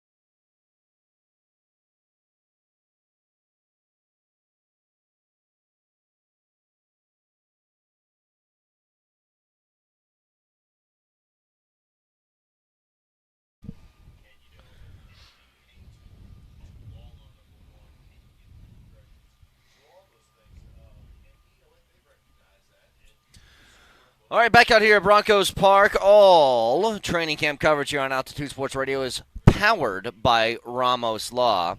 So I saw something over the weekend. It was the first look at the brand new stadium in Buffalo. By the way, that stadium was half financed by taxpayer revenue, correct? Correct. Yeah. Right around half of that was taxpayer funded. Okay. And what got me on this was it was a video, a compilation of photos and with obstructed views from these seats. So if you look at them, there are places within the stadium in which if you're sitting down, you're going to have a pole, a railing in your way. You're going to have this little glass case. You're going to have a whole bunch of stuff obstructing the view. Wow, you're showing me a seat right now. There's 2 or 3 seats where you're in the corner of the stadium, and literally you can only see half the field. And, that's part of the problem. Yeah. Here's my main issue with the stadium. It's $2.2 billion to make. Mm-hmm. And as Vic pointed out, half of that coming from taxpayers. It's lame as hell. It's a toilet bowl. It's just a bowl. If I'm getting a new stadium and we're using taxpayer-funded money, it better look like a damn spaceship. Make it worth your time. Like every stadium, you're so right, because every stadium that's come out recently has had a character about it that makes you go, wow, that's special. Looks like it's from the future. Right? Yeah. Like SoFi in Vegas with what's the Vegas one called? Allegiant. Atlanta, the Mercedes-Benz, and the way their roof opens Even up. Jerry World, which is exactly old now. Right. So every stadium that's the Seattle, when they built the new Seattle one with the 12th man area, you can't do generic. Look at this. Yeah, that's generic. I'm looking at it. It's as basic as it gets. And the other thing about it that's not working, according to the fans, that little rooftop, like they build in a lot of the Premier League soccer stadiums to save the fans from getting wet when it rains, it only saves like a third of the fans. Yeah. It doesn't save the folks sitting in the 100 and 200 sections. Yeah, I don't know if you guys have I've never been to Buffalo, but I've watched Bills games in December and January on TV before. It snows sideways. Yeah, it does. That snow doesn't come straight down. It comes in different directions. That's the lake effect from Lake Ontario. Here's what I know. Whenever this stadium gets done, you're not going to have to worry about anything targeting like this. 2031, right? It's going to look like it's 1,000 years in the future. Yeah. That's what it's going to look like. Yeah, 100%. And that's what it should look like, especially if you're using taxpayer money. In fact, I was driving in this morning listening to the appetizer hour, and you talked about this very subject. And you said something that really piqued my interest about you want to see such advancement in the stadium that we've never seen it before. Nelly, can you replay what he said about an hour ago? I want to walk into the bathroom and have, the urinal suck out my pee for me or something. Yeah. I want it that future. I heard that, too. Okay? In fact, I was on the roundabout getting onto the freeway. Yeah. When I heard that, and I almost drove. I'm like, I think it's something that's necessary. Moj, as a professional, as an authority on that subject matter, having worn a catheter, right? They do have those already. So are you saying that? So I can insert a catheter inside the so bathroom. Are you saying the catheter should be part of the season ticket package? Maybe they drill holes underneath your seat. You can just run it up through your pant leg. Okay. Maybe that's how you do it. Gotcha. I actually enjoyed my catheter. I'd walk around with it. I would never have to worry about. I'm not sure that sentence has ever been uttered by a human being in the history of mankind. I enjoyed my catheter. No, I mean, seriously, I tell people, people ask me, what's the worst part about going through that? And they always say catheter. Catheter didn't bother me. You carry it around with you. It's like your friend. You carry it with you. It's a buddy. Yeah. Put it in a briefcase. What do you mean? This is James. So you're promoting catheters at the new Broncos Stadium. Yeah, I want it to be like I push a button and all of a sudden my bladder is emptied. Okay. Well, that's what I want. Let me explain about the Walton Penner group here, all right? I'm looking at this joint over here to our left. If that's what they do that quickly to throw up a new thing here like that, I think the stadium is going to be dynamite. And you look at Brett, again, you're spoiled a little bit because Jerry World came in, but SoFi in L.A. is unbelievable, right? Yeah. Say what you will about the Raiders, but their stadium is pretty damn unique and cool. It's cool. Yeah, I mean, the Death Star. Yeah, Death Star. Yeah, whatever you want to call it. I'm fairly confident that when the new Broncos joint rolls up, It's going to be good. Well, this is what I was going to say, though. Like, I mentioned this in the appetizer. Like, this is all privately funded. This beautiful new thing that they built to our left is all privately funded. Mm-hmm. Even if it wasn't, at least you could come out here for a Broncos practice and be like, well, it looks cool. Yeah. Like, at least you could say that. Like, it looks pretty neat. You know, and you just hit on something. When something is privately funded, you know, someone comes up with the ideas and they enact those ideas. If it becomes a process where everybody has to have a voice, too many cooks in the kitchen, this is what you get in Buffalo. Yeah, it's what it looks like to me. Brett, and I get what you're saying. You'd think they'd have the foresight not to have any obstructed seats in the entire joint, right? I mean, it's just maybe you can't avoid it. I don't know. But I will say somebody had to approve it. Somebody had to go, you know what, this is the best design. Let's go with this one. You just so blame it on the buck stops here, people. You said something else too, and look this up for me. Not only was that taxpayer funded a portion of that stadium up to half, but I believe Buffalo also enacted PSLs. So they got it on both ends. They did. They asked the public to pay for it, and then they charged the ticket holders to pay for it. They double booked that sucker. They double dipped. Over $259 million in net revenue for the PSLs too. So wow, that's jacked up. I mean, if I'm a Buffalo Bills fan, all right, listen, you can have one or the other. Either the taxpayers fund part of the stadium, and I get it, but then to PSL us at the same time. You know, we're hearing thoughts of PSLs here in Denver. Yeah. I don't know what the price tag's going to be for those PSLs. Maybe they'll softball it. Maybe they won't be. They said at Buffalo Stadium they range from $1,000 to $40,000 a seat. To be able to take it from both ends like that, yeah, that's pretty jacked up in Buffalo. One or the other. Well, and here's the other thing, and I know that Buffalo has their pride about this. I just think it's so dumb and it's so silly. All this new stadium, and still on a Sunday at 6 o'clock in the morning in January for Week 17, they're going to be putting phone calls out to the fans to come shovel the stadium still. That's what they're going to be doing. And I know that people do they pay them for that? I think they do. It was like $15 an hour. $15 an hour. Yeah, because I don't know about you guys. I ain't doing that unless no. you're paying me. Well, here's the other thing. This is where I'm going to get football hardo that's like super mad at me for not understanding, like, this is what football is. Yeah. It's supposed to be in the elements. There's no advantage to playing in the snow. Okay, there's none to anybody. We saw it. We saw it on AFC Championship Sunday. Well, forget that. One guy that is, I don't know where this narrative came from, but do you guys know what I'm talking about here? Mm-hmm. Well, Aaron Rodgers in Lambeau in January, he's good. Yeah. You know what his playoff record was at home? 6-5 in his career. 6-5. Sure. Doesn't seem like much of an advantage to me. But if you had Josh Allen, who played at Wyoming and is throwing the ball in the sideways wind and rain and sleet and all that kind of crap in Cheyenne, I mean, don't you think that helps a little bit in Buffalo? Don't you think Josh Allen and his experience in the elements can help a little bit? No, I think that it is all random. That everything that has to do with weather makes everything random. Well, what I wouldn't do is, I was going to say, I wouldn't have a quarterback that played at Miami, then draft him to Buffalo. Well, that happened. Guys, I think we that ship has sailed. The thought process about, I know there are a lot of season ticket holders in Denver who do not like the thought of a retractable roof coming to the new stadium.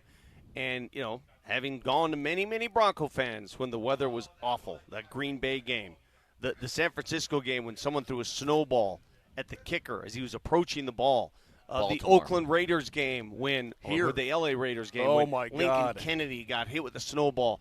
There are many. Ray Wershing was that kicker. We got to San Francisco. We got to get Amy Trask back on to talk about that. That was a really cool story. A lot of games and a lot of cool stories, but I'm going to tell you this: the quality of football sucked. Yeah. And I don't want to debate it because it's not even a debate. You saw it in the AFC title game.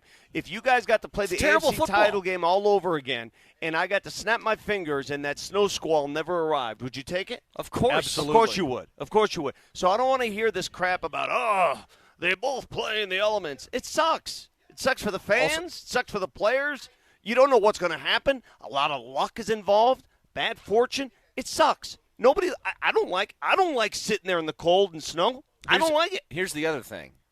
Mose, you said you don't think it's that Josh Allen has an advantage in that kind of weather. No, I think that he probably does. That's my opinion. But You don't think he does? Yes. If I asked Josh Allen, would you rather play a playoff game in 15 degrees and snow or 72 degrees inside? No, he'd say 72. Every quarterback says inside. But I was thinking, so Jim Kelly, right? He went to Miami, and the Bills drafted him. He's like, I ain't playing Buffalo. I ain't doing it. You got to see that. You ever see the documentary about how it went down? So he decided to go to the USFL and play for the Houston Gamblers and so on, but eventually obviously ended up in Buffalo. Elway to Marino or something like that is what it was called? I'm telling you, man, that was such a great documentary. That was so well done. But I don't think there's a single quarterback that you ask, would you rather play in the stuff that the Broncos played in the AFC Championship game, or would you rather play at SoFi? Yeah. Not a single quarterback everybody wants would to say play the Broncos. Right. Everybody wants. Hey, by the way, in that Elway to Marino, how about the notes that Marvin Demoff kept? And he still had all of his notes as he's going through the phone calls and all that kind of thing. I mean, that's some inside dope that you would never, ever know about. Like, everybody keeps these diaries and notes now. Like, Fauci had his diary. Everybody's got these notes. Not me. Notes? No, I don't. I guess my notes is Twitter, X. Those are my notes. I don't have do you have like a notebook? You keep like life notes? Are you kidding? Who are you talking to? Exactly. I think I write. No, come on, man. I haven't handwritten anything for 10 years. Jesse, do you have like a library of notes? No? No notes? Dear diary. Does anybody out there keep notes just on life? Oh, I don't know. Jesse's probably got a handwritten kill list somewhere in his bedside drawer. I don't know. Dear diary, today for the radio show, I had 123 nuggets in a row from Chick-fil-A.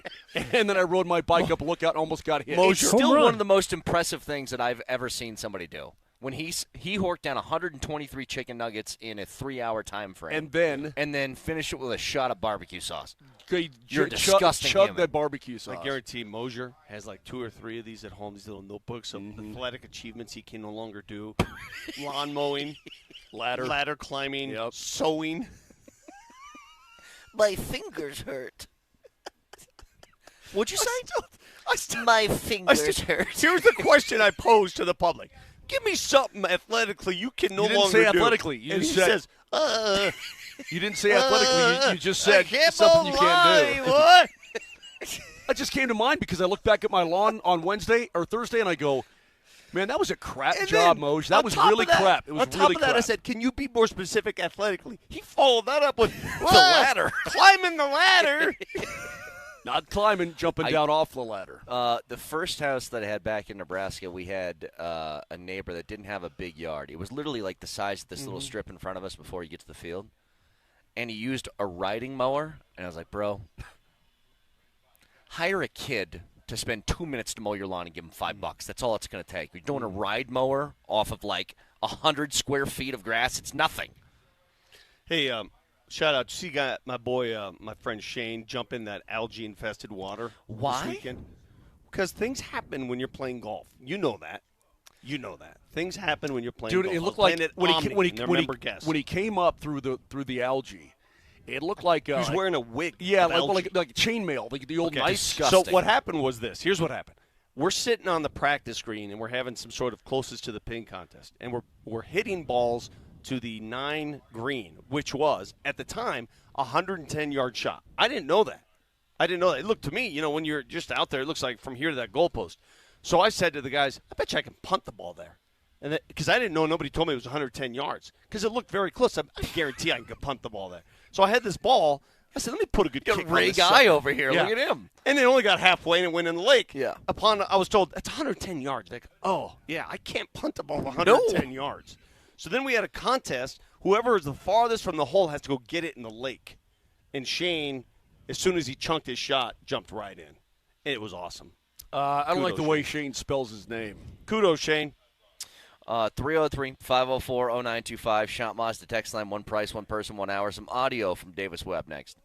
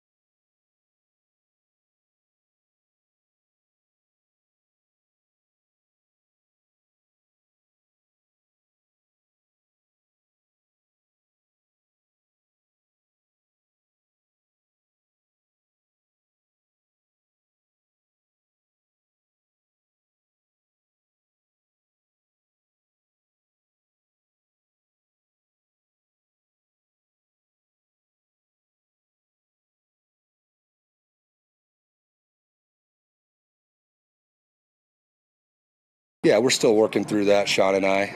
I would like to be on the field is where I'm at today. I didn't play much my NFL career. I kind of saw the game a lot from that point of view, so I feel pretty good there. But, we'll talk about it a little bit more, but that's where we're headed right now. Back out here, Broncos Park. Training camp coverage brought to you by Ramos Law. That was Davis Webb over the weekend talking about where he'll call plays. Does it matter to you? It's always a story when it's an offensive coordinator. Does he call it from the booth? Does he call it from the sideline? Does it matter? It's where you're most comfortable. I remember Vic Fangio, there was thoughts, should he be in the booth? Should he be on the sideline? I mean, coaches, where they're most comfortable is where they should call the plays. I don't think it's that big a deal. It's, you could see more from the booth. Yeah, but you can't talk to the players. Yeah. So each has an advantage, and if that's where he's most comfortable hanging out, I think he should be on the sideline because someone has to be that buffer between Sean Payton and the quarterback. Yeah. And I think that's the value he brings to the table there. If there's no impediment between Sean Payton and Bo Nix, it's going to be that conversation happening while you're upstairs, and maybe you want the one-on-one time more as the guy who's calling the plays. But it's always been something that fascinates me. Now, I think in Fangio's case, when you're the head coach, you got to be on the sideline. Because you got to oversee kind of everything, and I know you might have a specific, he was the DC along with being the head coach, but you got to be on the sideline as head coach. Coordinator, I've always been like, it's always a story to people, and I've never really understood it. It's wherever they're comfortable calling a play. When you look at Davis Webb, and he's right, he hardly played in the National Football League at all, right? Just did a lot of meaningful snaps. That's correct. But as far as coaching is concerned, it feels like he's pretty much on a fast track. You know what I mean? It feels like, sure. And maybe that's just me going, hey, man, let me look up Clint here real quick. So Clint is 39 with the Raiders, okay? God, Clint Kubiak's already 39 years old. When he was a kid running around here. I remember watching him play at Regis. At Regis under Big 50. Big 50 was the head coach at Regis. Yeah, crazy. So anyway, that being said, 31 years old for Davis Webb. When Sean McVay got the job with the Rams, was he, 33? Yeah, I think 34? At the time, the youngest head coach in the league. So this guy, Davis Webb, to have this responsibility at the age of 31, but to be sort of fast-tracked. Look, Sean Payton knows talent. He realizes the brain on Davis Webb and his football acumen, and he's greasing the skids for him. I think it's good. It's just, wow, this guy is really ahead of the game. He said something else, and it's what the expectations are for Bo Nix heading into year 3. And it's funny because we've had this conversation too. It's much different for him because he's the guy who's calling the plays for him. But I struggle to find what that is outside of maybe better consistency early in games. Because bottom line is he's winning. But there's something to that I want to get to in a second, but here's Davis Webb's answer. Yeah, I think he's right on par with the other guys I've been around going into year 3, and I'm really satisfied where he's at, both getting in and out of plays, getting to the huddle, getting in and out of the huddle fast, checking plays when it's appropriate, not overthinking, getting completions underneath and using his feet. I think the injury last year, it was important for him to kind of move around a little bit early here, and I think he's done a really good job. I'm really satisfied with who he is. So let me ask you a question surrounding that. What is your concern with Bo Nix heading into year 3? And you can't say ankle or injury, just pure play. What's your concern? I don't know that I'm concerned. I don't have many concerns. I guess, and that's one of the strengths, I guess. He lives and eats football. He has wheels. His passing game's improving. We keep hearing that his long ball's on point. He has more control of the offense, more knowledge of the offense. I don't know what my concern is. Maybe that's my concern, that I don't know what my concern is. I'm going to be in Vic's camp here. I'm going to ride his coattails on this one. I guess my concern would be how high is his ceiling, right? That's fair. That's a good point, yeah. Because right now, and again, I don't know what Mendoza's going to be in Vegas. I have no idea. But right now, I think we can all agree that inside the division, he's still number 3, okay? Now, some people might have him number 2. I don't know, some Broncos fans, but I have him still as the 3rd best quarterback in the division. When do I amend my rankings of quarterbacks in the division, and I don't know what the hell Mendoza's going to be? What if he ends up being overall number 1 type of guy, really that good of a quarterback? But when do I amend it to say, no, you know what, Nix is now number 2, or hell, Nix is now number 1? Where can he get to? You're never supposed to be in this position. I know. All you can ask for is stages. What stage are you at right now? Guys, do you remember when we were doing these shows last year at this time? What did I say I wanted to see out of Bo Nix last season? What did I say? Remember I said there's one hoop I needed to see him jump through. Yeah, you wanted to see him come back and close out and win games. Can he win games when he's That's trailing? what you wanted. Remember I said that, Vic, you said that from the beginning of the season. Year. I said that last year. I said, can this kid win a game that his team is losing by playing phenomenal football in the fourth quarter? And he did it. He did it better than any player in the league last year. Yep. If I'm looking at what a concern could be, I'll make a comparison. When the Nuggets season we were in the thick of it, and you're dealing with all these injuries, but I think we could all agree, it just didn't feel right. It never did. And maybe the injuries were solely the reason for it. I don't know. But you remember what happened at the end of the year?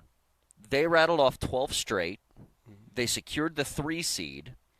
And it felt like winning was a mask of maybe some problems that they had within the roster that were hiding some things.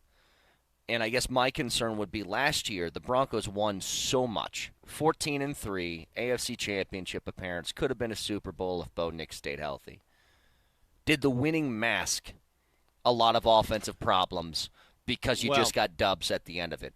And would that stuff creep in and bite you this year, where if you do get off to slow starts in games again, maybe you don't have such a slim margin to try and come back from. Maybe the game's already over by the time you turn your offense on. Well, I can tell you, Brett, that Sean Payton, I think, feels that way. Well, and the reason because he's reiterated it time and time again in the offseason. The reason I bring that up is it's going to be hard enough to try and repeat to win the division this year because you play in an impossibly hard division.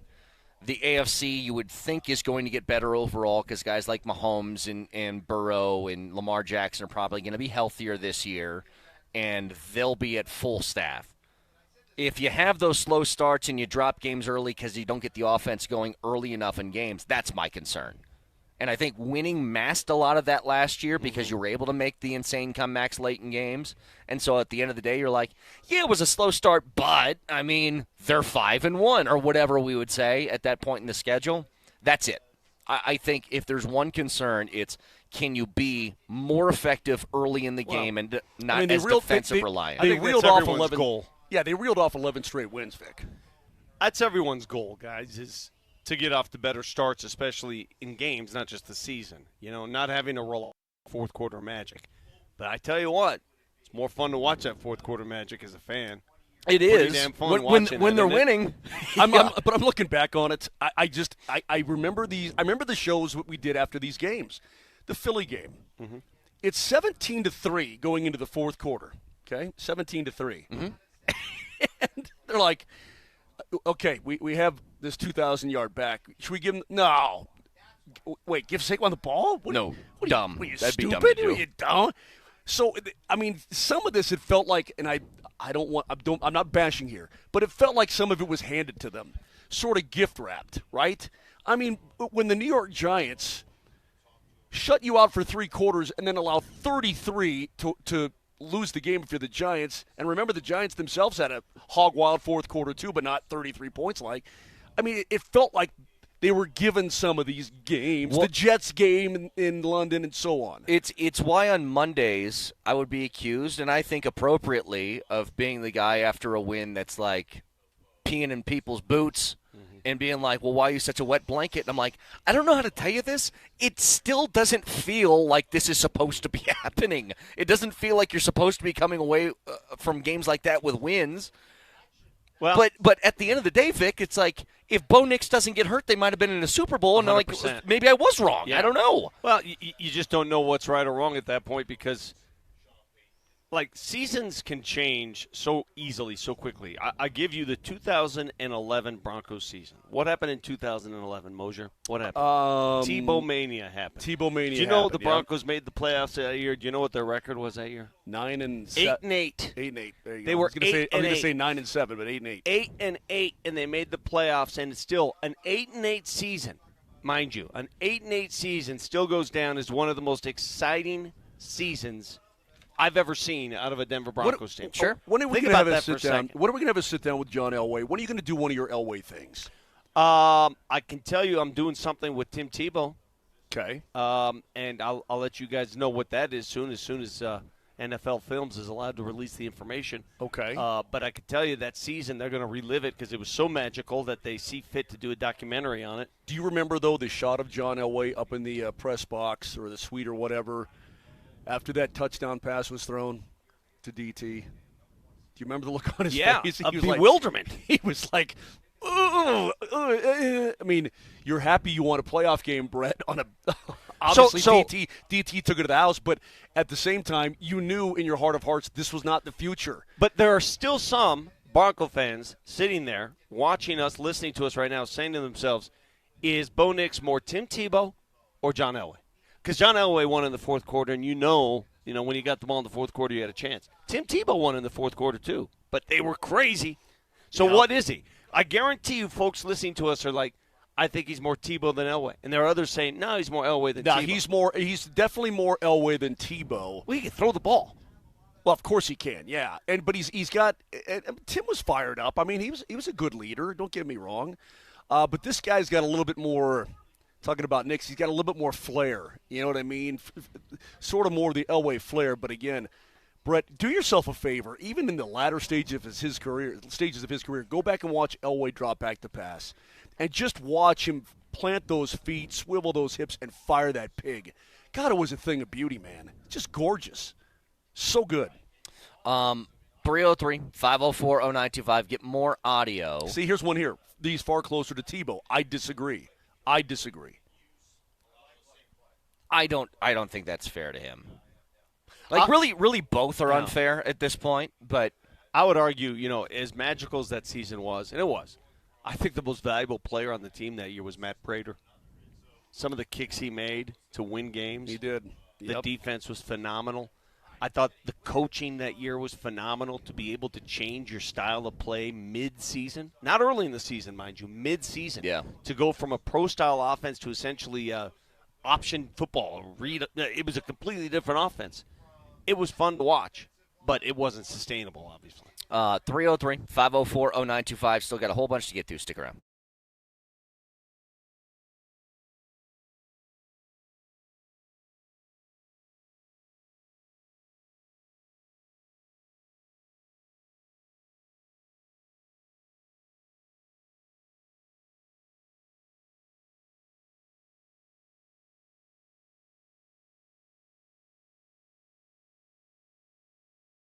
All right, write the sucker down. FlatironsFire.com. They got more than fireplaces and fire pits. That's their specialty.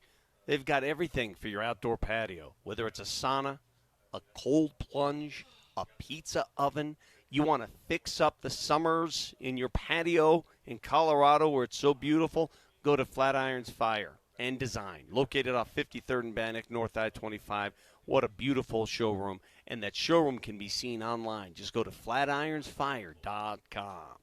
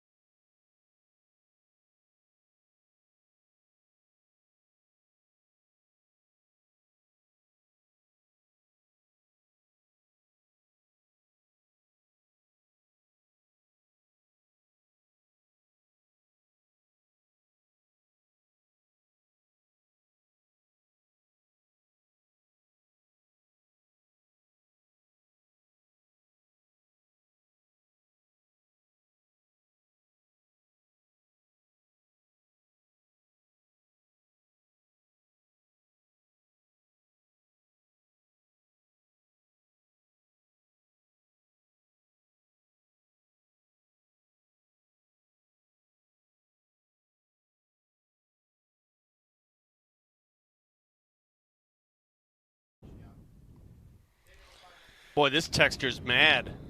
2194. Let me read this text. Don't worry, you guys are always wrong. Weird face with the laughing emoji. Football is situational, and honestly, I don't think you guys really understand that. You just like to talk about football and give your opinions. Well, what else are we supposed to give? Funny how the year before, Kansas City won a bunch of those close games. They were supposed to win those, right? Then Denver won a bunch of close games last year and came back, and suddenly we weren't supposed to win those? I don't know what the hell this is. Okay, I'll give you – you know what? I'm like, what is it me for? Texture, you just proved your own point, or proved my point by trying to prove your own, I should say. So he's trying to allege that Kansas City got credit a couple of years ago for winning close games, one-score games. And the entire year we kept saying, God, how many of these damn games are they going to pull out? But you know what? It was, to his defense, it was Kansas City, and they're winners, and Mahomes is a winner, so it's a good quality. That's the attachment. And I told you that's not sustainable because there's a lot of different luck factors that go into winning close games like that. You were saying that, honestly, Brett, you were saying that during the entire season. When they won 15 games in 16 weeks, I was like, I know that they keep winning, and they can always shove the W in my face. Yep. What happened last year? Because I'll tell you guys what their record was in one-score games. They were 5, 6, 7, 8, 9. 1 in 9 last year in one-score games. Because that's not a sustainable way to win. Most games in the NFL are one-score, I agree. But you have to be in control. When you're hanging on by the skin of your teeth and you make a late play, that's not something that every single year you're capable of doing. You just can't. There's too much randomness involved in it. Look, as far as what's that number again, Vic? The 2194. I'm going to give Brett credit because that entire season he was like, I don't believe it, I don't believe it. Now, they did go to the Super Bowl and they lost, but you kept saying, I don't think they're as good as you can't now, play with fire that often. Right. But for the 2194, first of all, there's a bit of a difference because the Chiefs had a pedigree, okay? And they've been multiple Super Bowl championships had been bestowed upon them. And so the Broncos last year, they go 14-3. But they didn't have that track record, so you can just believe it all the time. You can now if you want to. But I'm telling you, 2194 and everybody else, Sean Payton has said this time and time again in the offseason that they can't play that way anymore. He knows it was an anomaly type of situation. He knows that they lucked out here or they kicked ass there, but he knows that these one-score games, you're playing, as you said, Brett, with fire. Payton has said it time and time again. So you can believe me, Brett, and Vic, or you can believe the coach, but we're both saying the same thing. Go ahead. Still, my favorite part of the text is you guys just like to talk football and give your opinions. Okay, let's go ahead and talk football without our opinions here. Football is in oblong shape. Football's I can't say it's a fun game. Nope, that's an opinion. That is an opinion. Football season starts September 12th for the Broncos. Players run into each other and fall on the ground a lot. The Broncos are in the AFC West. When you throw the football, the motion is called a spiral. The ball will spiral in midair. To the texter's credit, even when Vic wasn't giving a football opinion, he still got a fact wrong because they play the 14th, not the 12th. Got that. My opinion is they should be playing on the 12th instead of the 14th. Hey, how's this for an opinion? Did you guys see what Bobby Marks said over the weekend? What did he say? So he's talking about Jalen Brunson and Victor Wembanyama, how they have taken less money. They've left money on the table to help their team. That's the trend now. Brunson left $113 million on the table. I guess Wembanyama left around $50 million in a discount. They're going to make that up at the end. It's going to come back to them. He says that Nikola Jokic is not acting in the Nuggets' best interest. This is the second year in a row that he has done this. He was eligible last year for 3 years. He's talking about extensions. Decided not to do it. He wanted to wait an extra summer of 2026 because he can get a fourth year, basically an extra $70 to $80 million. We get to this summer. He wants to wait until the summer of 2027 because he can get a 5-year deal worth $360 million, so that's an extra $80 million. And he says, man, this could be a rocky year for Denver. Now, this is all kind of tied into the idea. So what's he saying? He's saying that Joker should have given up some money to help them out of this financial crunch? In the context of, like, Peyton Watson and stuff like that, yes. Now, so maybe he's saying what he's saying is maybe Joker should have signed his deal this year, taken less, and allowed some breathing room for some of these other players. That's what he's saying? saying, because he's saying Wembanyama and Jalen Brunson both did it. Now, Okay. here's what I tell you, and this is what's, I was off for a week, so I have. This came up on the show, by the way. I have 7 days of non-Peyton Watson stuff that I haven't talked about, that I would just like to say one thing. Because I read the story, Peyton Watson seems to be upset with the Nuggets during this negotiation process. Wouldn't the more proper way to put this, he should be mad at his agency? Like, it's not – here's the funny thing. The Nuggets aren't the only team that can provide an offer right now. Well, there's 29 others that can. Two things can be true, though. Two things can be true, yeah. Nikola could do this, could fix this in the blink of an eye. He could if he wanted to. Sure. But should he? We had this come up on the show last week. We had this come up. Everybody says, why is it Nikola taking less to allow these players to sign? And my retort is this. All right, why just Nikola? Why stop there? Why isn't Jamal taking less? Why isn't Aaron Gordon taking less? Yeah. Why isn't Christian Brown taking less? Why does it always have to be one guy taking less? Shouldn't this be a team effort? If you're going to ask one player to take less, why not ask 4 players to take less? Well, and here's the other part of it. I would compare it to this, and tell me if this is accurate or not. Remember back in the day before NIL, when you would have 1 million people in the NBA and the NFL declaring early for the draft, right? And what would happen? An agent would come along and be like, Vic, I know you got eligibility left. I'm just telling you, I talked to a couple teams. You're a second-round pick, dude. Mm-hmm. Like, you're going to go early in the draft. Then the draft comes, and he's signing an undrafted free agent rookie deal, begging to be on a roster somewhere. Right. He got bad advice. Yeah. I think Peyton Watson got some bad advice. Well, you know what? Things went sour for Peyton Watson after the first week of free agency because nobody at that time, teams had money. They had money under the cap. And after 1 week of free agency, that money dried up in a hurry, and that's where he lost out on his money. Well, is that here's my question, though.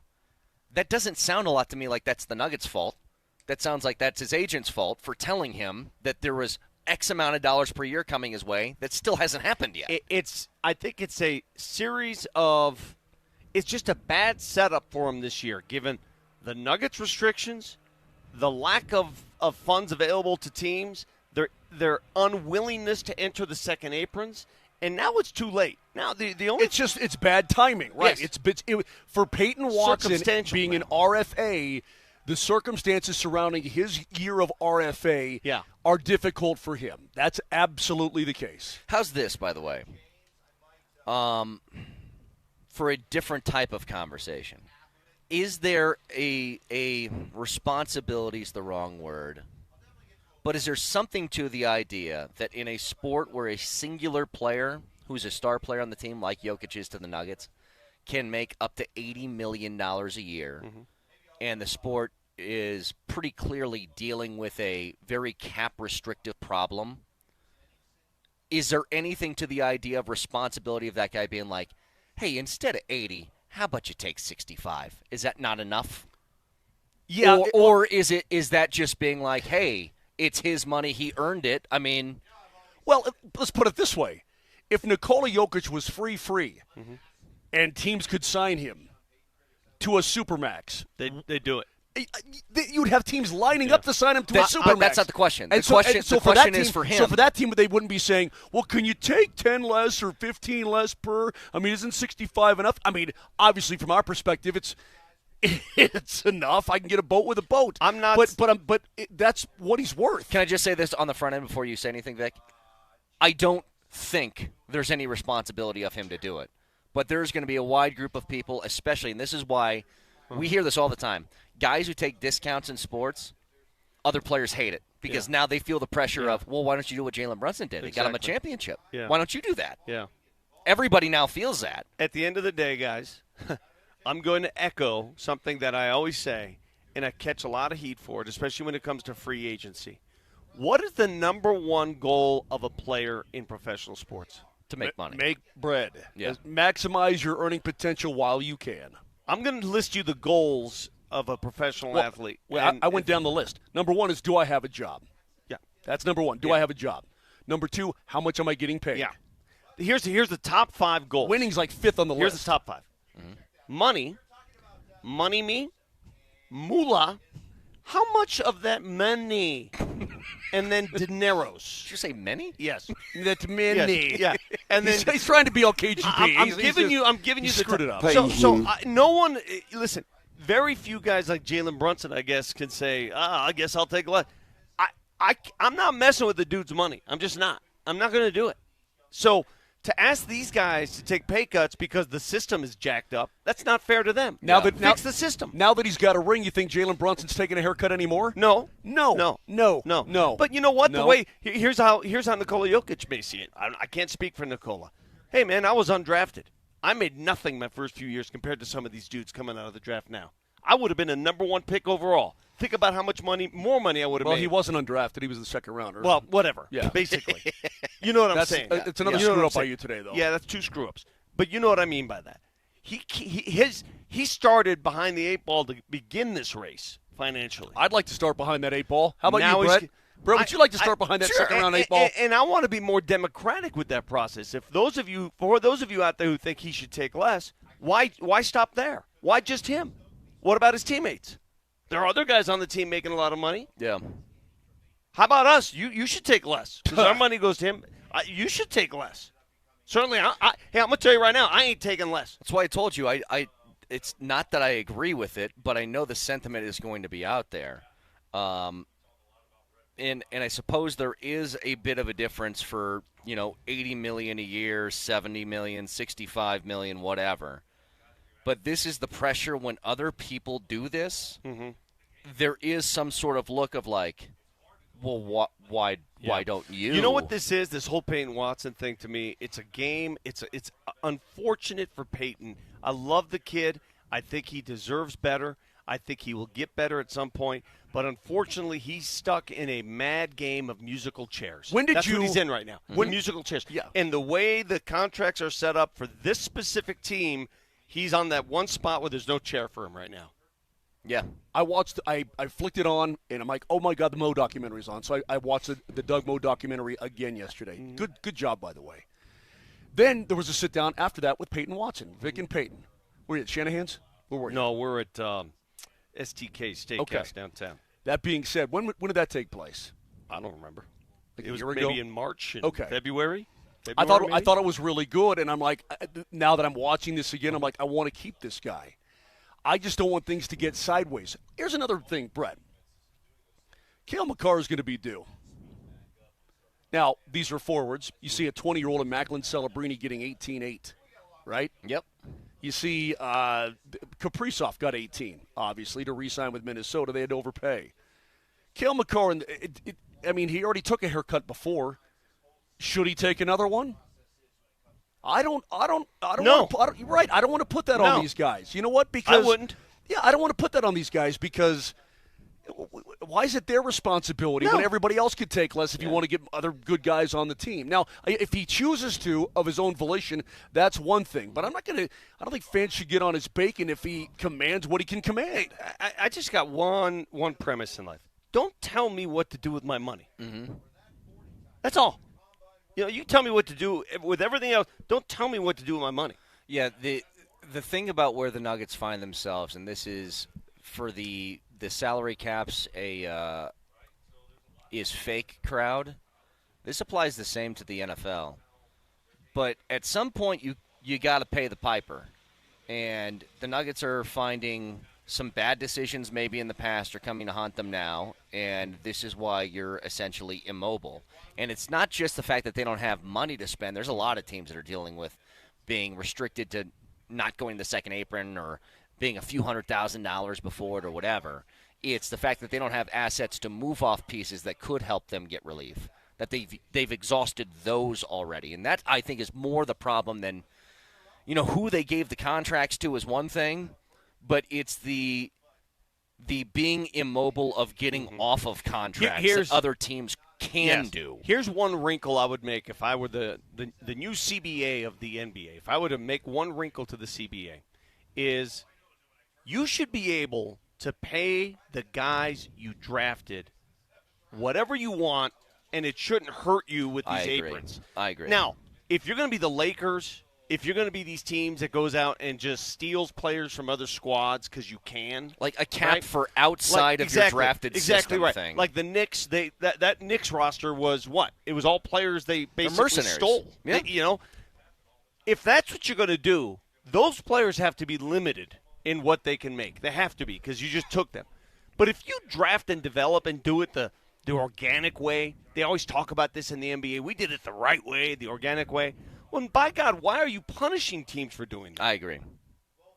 Like, the fact that where did the Nuggets really get themselves into trouble going back to last year? It's that they gave contracts to who? Christian Jokic, Brown? Murray, Christian Brown, and Michael Porter Jr. These Those are all drafted players. guys. Yeah. Yes. They're all their own guys. So that's the flaw in the system. And if the NBA wants to fix that flaw. Don't tell players to take less. Yeah, I agree. 303-504-0925. Reminder to you guys, wine time is at Elitch Gardens, and it's just 11 days away. Get tickets at altitudesportsradio.com/wine. It's all brought to you by the Halliburton Law Firm, Colorado's own personal injury and employment firm. Learn more at thehalliburtonlawfirm.com. Oh, by the way, next.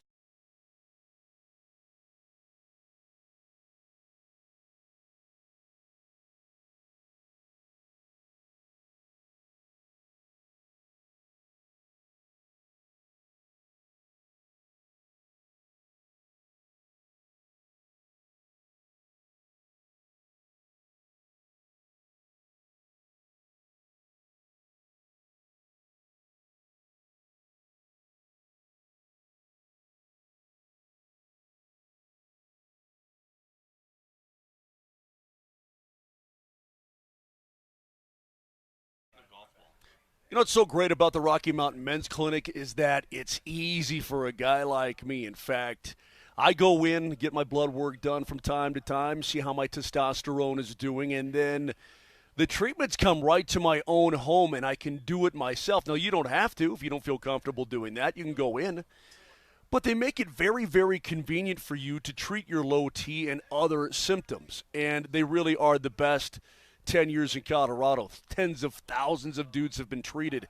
So do yourself a favor. If you're feeling like you didn't do anything but you don't feel like you used to, energy low, sleep off, weight won't budge, mind feels foggy, and more, give them a call and find out what they can do for you. And check out the advanced medical strategies, TRT, GH peptides, NAD+, GLP-1, PDA, and more. It's awesome. Rocky Mountain Men's Clinic, well, they're making guys' lives better, and they can make yours better as well if you need it. So here's the telephone number, 720-440-7900. That's 720-440-7900, or go online. Very simple, RockyMountainMen'sClinic.com.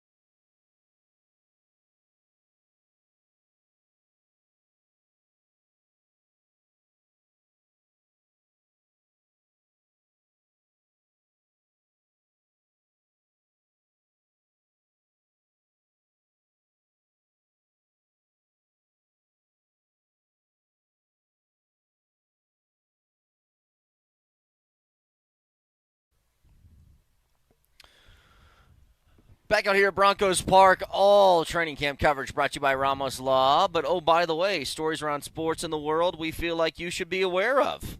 The Hall of Fame took place, the induction ceremony over the weekend. Now we get the list of the first-time eligibles for this year's class. What do you guys think of these names? Throw them out there rapid fire. Gronk.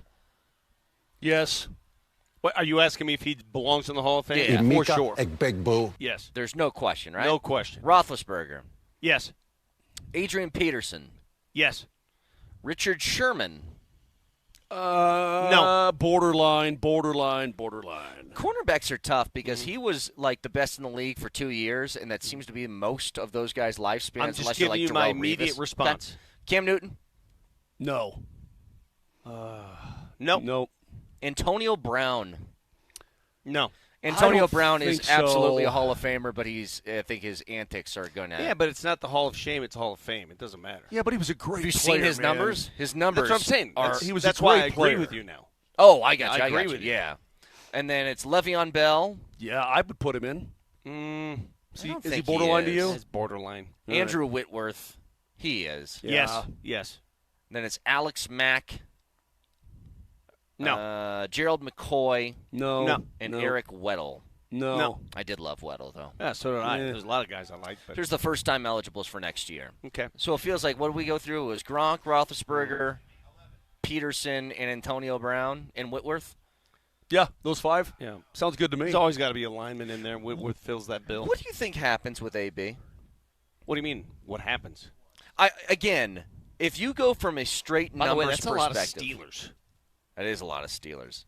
But if you go from a straight numbers perspective, like, let me look these up and I'll give them to you. Like, Antonio Brown was so electric and so good for so long. He's got 12,000 receiving yards, almost 1,000 catches, and 83 touchdowns. Like, that's unquestionably a Hall of Famer, right? pretty. Dude, he was a great player. But he's a nut. But yeah. But you can't discount him being Antonio Brown from the discussion entirely, can you? Well, as a guy now, look, he was a great player. He's terrible at cameos. Now, coming from a cameo expert as over a here. guy who's now a cameo expert, made a whole $14 off his last endeavor. Let me say that he's a horrible cameoer. That being said, this isn't the Cameo Hall of Fame. This is the Pro Football Hall of Fame, and so I'm going to put him in. By the way, I have one for you if you like it. You guys know who Jacob Wilson is? No. He's the shortstop for the soon-to-be Vegas A's. Sacramento A's. He's got like a bunch of errorless innings that he's posted. He just set a brand-new Major League Baseball record, 111 straight games without an error at shortstop. Yeah. That's short. That's impressive. You ready for this? Yeah. His last error was July 6th, 2025 against the Giants. Good Lord. That's pretty impressive. Is that not unbelievable? For a shortstop, 111 straight games without an error. Who are the best fielding shortstops of all time? Ozzie, Barry, the guy for the Walk. The Reds. Barry Larkin? Barry Larkin. Yeah. I the guy loved for the White Sox. Omar Vizquel was one of my Omar favorites. Vizquel. I mean, and even these guys, like Ozzie Smith, dude. Ozzie was an acrobat. And he was a brilliant – I mean, his glove was magical. Even he made an error from time to time. Sure. Amazing. That is. All right. By the way, Broncos, 3 practices this week. Third practice on Wednesday is now closed to the public. They've changed their schedule up a little bit. They play Atlanta Friday night, so they've altered the schedule. But today, guys, you know who's at camp today? Allegedly, according to DMac, Kay Adams is here, which means Sean Payton's going to do a lot of talking. We're going to get some really lengthy answers today. Yeah, for sure. Dude. What are the odds that we have tomorrow a wealth of 2-minute, we're going to have a lot of topics elaborate tomorrow. Yeah, we're going to have a lot of topics tomorrow. Yeah. Wait, Sean said what? Wait, he said what? A lot of that going to be happening? Because it doesn't happen at the press conferences after practice. We get nothing, right? We get nothing. But it will happen with her. I know you guys talked about this already, but just in general, because the Rockies just can't seem to find a way to close a game out because their pitching stinks. What do you guys think of the trade deadline for them? We talked about it. I mean, 4 trades, 8 prospects. I was fine with it. I'm glad they didn't trade Senza's gone. I'm glad that the catcher, I'm glad that Goodman stayed. What, did you want more? No, I was pretty happy with it. What's funny is I thought Mickey Moniak signing an extension and what he said afterwards was actually pretty cool. As he was like, I want to be a part of this turnaround here. And I think that, Moniak could have easily been a guy that gets shipped off to a contender somewhere and really help somebody out. But I think he genuinely appreciated the fact that he was kind of given up on as a number 1 overall pick. They gave him a shot, and he's like, thank you. I want to stay. I think it's pretty cool. Plus, you know what? The world needs more Mickeys. True. The world needs some good Mickeys, do they not? Hey, I got another one for you. Go ahead. Question for you. Who is Michael Brennan? He's a golfer with long sleeves who was just hitting lasers yesterday. These rookies on the PGA Tour are blowing my mind. Koiven won a couple weeks ago, right? Yeah, the 3M. This kid is 24 years old, and I thought. And by the way, who's Ben James? He finished 3rd. He's a rookie. These guys are tearing it up out there. Yeah, but nobody's playing in some of those fields either. Yeah, but still, you have a full field. I get it. Yeah. It's great to see. It's great to see these young. He's 24. Played his college golf at Mother of God, Wake Forest. I'm looking at Michael Brennan's yardages for his clubs. All right, just think about this. This is all sea level. This isn't up here, sea level. Hits his driver 330, 3-wood 299, 3-iron 270. Guy hits a 3-iron. Jeez, good God. 4-iron 248, 5-iron 239. I was going to say, you can do a lot of this right here. You've got these distances, but you're not on the PGA Tour. You're sitting here giving football opinions. Brett, his are down the. We don't do opinions. His are down the middle. Yours goes. Your ball goes to where the rabbits go to die. I don't see anything that says fairway in here. Do you? I don't see that. You're where the rabbits go to die, and you know that. Does it say fairway on there or not, Vic? No, but that's how far he hits his irons. What do you guys think of this? And we'll get to more audio. Davis Webb talking about Jonah Coleman and the running backs. Are we in a running back renaissance now? Is that official? Well, is that they're among getting us? paid again. Once that first domino fell, you saw quickly Jahmyr Gibbs went.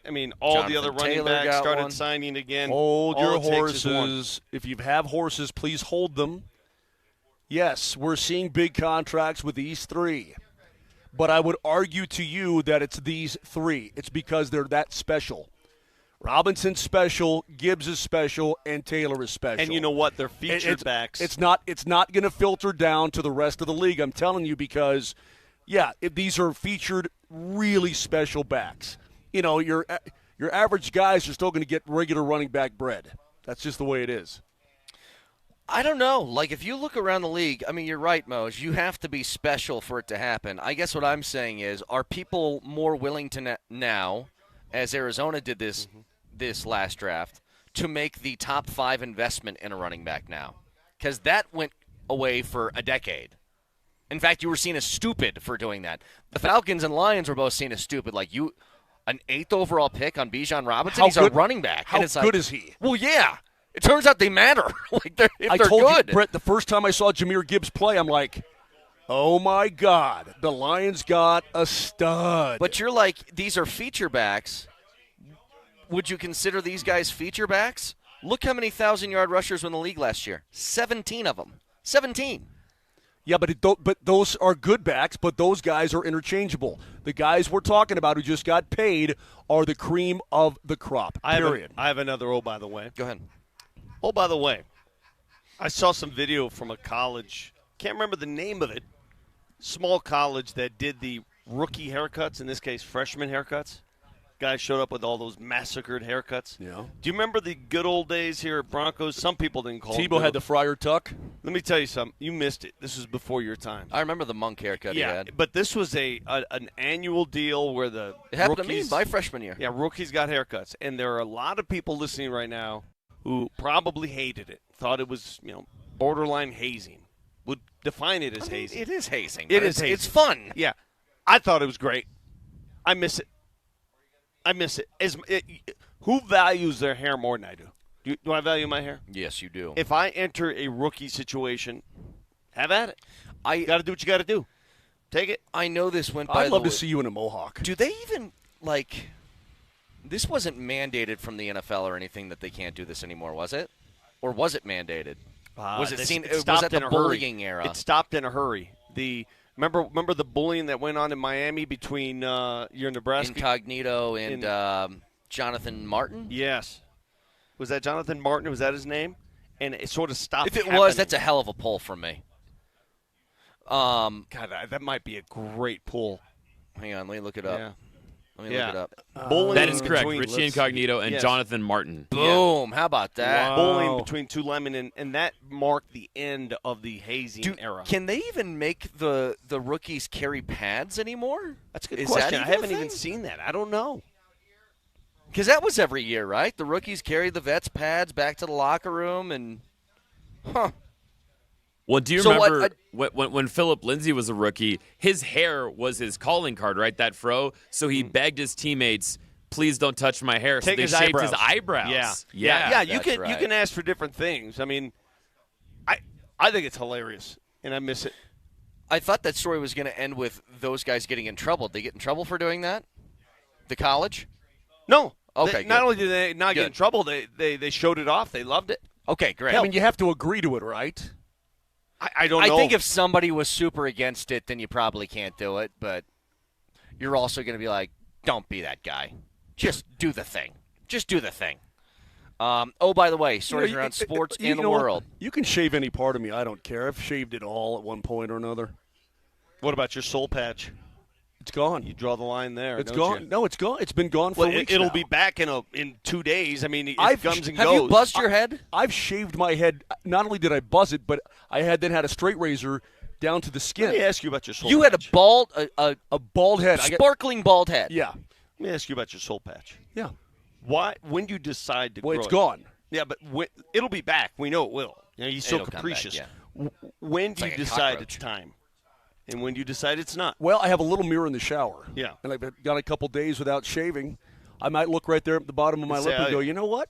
I like it. It's kind of coming in better this time. Let's get it on. Why don't you just grow a beard? Why don't you go pound sand up your tail?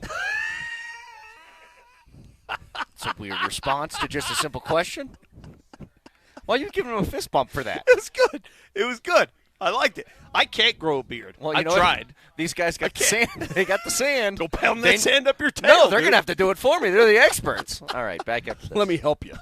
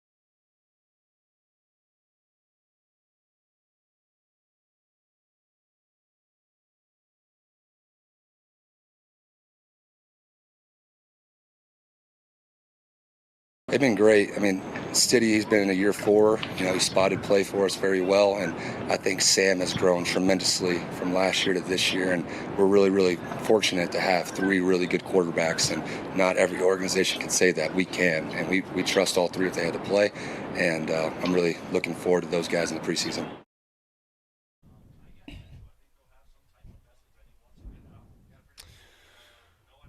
Training camp coverage on Altitude Sports Radio 92.5 is powered by Ramos Law. Car accident, you need Ramos Law. Medical doctor and attorney, ramoslaw.com. That is Davis Webb discussing the backup quarterbacks. A few things about Davis Webb, and I want to set this up first by going back to Saturday. And Drew Brees, at his induction ceremony to get into the Hall of Fame, talked about Sean Payton, and there was a detail as he's emotional in discussing Sean Payton, where he said this.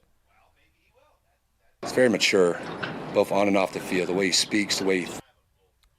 Sorry? My bad, wrong cut here. To Sean Payton.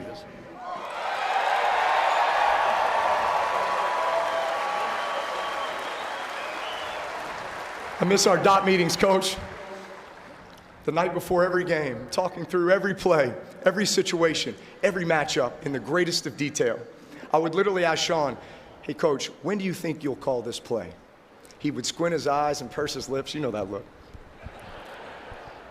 Second quarter, across midfield, probably 47-yard line, 2nd and 10, left hash, left middle maybe. They'll never expect it.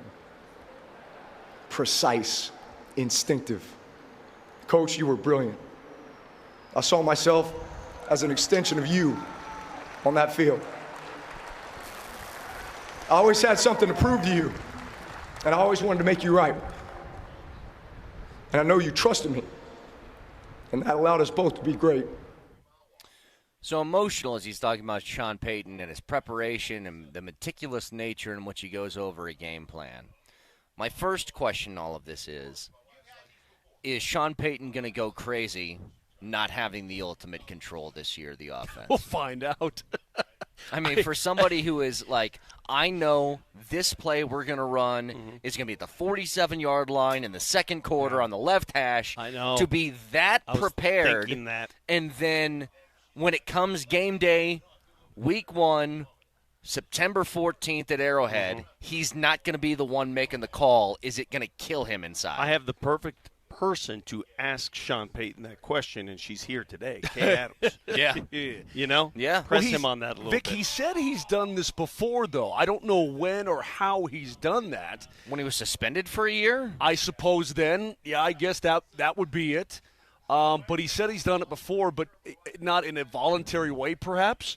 So I don't know what it's going to look like. I don't know how it's going to go, but I'm sure there's going to be some of that, he's going to want to look, let's not be naive here. His fingers are going to be all over this thing every game day, so let's not pretend like the guy's disappearing. It's just that he's not, quote, calling. Going back to your lawn mowing analogy when we asked about athleticism and you brought up lawn mowing, I'll ask you guys this.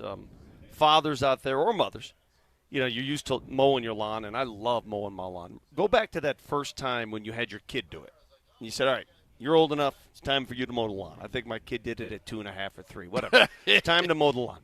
And you put like the bassinet on top of the mower as you're mowing. You got to get them started early. So you're mowing the lawn and you're watching this take place. You're explaining how it's done. You watch it take place, and you see the result, and you're like, "What the hell is this?" And you know that reaction, right? Oh, yeah. And you want to do it yourself. You have to hold yourself back. Yeah. You just have to gather yourself. No, they got to learn. Do it again. Do it right. I'm sure he's going to feel a lot of that. Did you or did the lovely Terry teach the kids to drive? Well, they went to that driving class. Oh, they did. Okay. I taught them how to ride a bike, though. Because I'd take my daughter out, like to empty parking lots and whatnot too, and let her practice and that sort of thing. Hey, I'm the bike trainer. Have a great time with that, Brett. What's that? I taught all my nephews and nieces how to ride a bike too. There's a trick to riding a bike. Teaching. Really? Hills, slight incline. So take them up that slight incline so they're not out of control, right? Right. So you're not going downhill and they have to pedal to get up. Right. I'm telling you, it works. Okay. Well, I think that's kind of it. But, like, you're in the passenger seat and your daughter's driving around and you're like, okay, good. That kind of thing. I think there's probably some major adjustment. He's going to be a backseat driver. He will be. But he's going to be on that headset, bro. The bigger question is this. What led exactly Sean Payton from making this move? What sparked it? Was it the AFC Championship? Was he thinking about doing before that game? Maybe they didn't want Davis Webb to leave the organization. Was this it is the only way you could placate it. Was it maybe somebody upstairs saying, hey, I think you'll be better off managing the game and not calling the game? Or maybe at this point in his life, he's over the age of 60. Maybe he realizes it's time to maybe hand the reins over a little bit on some of the things. I don't know. If there's one thing that was clear, the play wasn't getting in fast enough. That is a fact because that's not an opinion. That's a fact. Ask Bo Nix. Yeah. How many times during the game? Doing this. Let's go. Come on.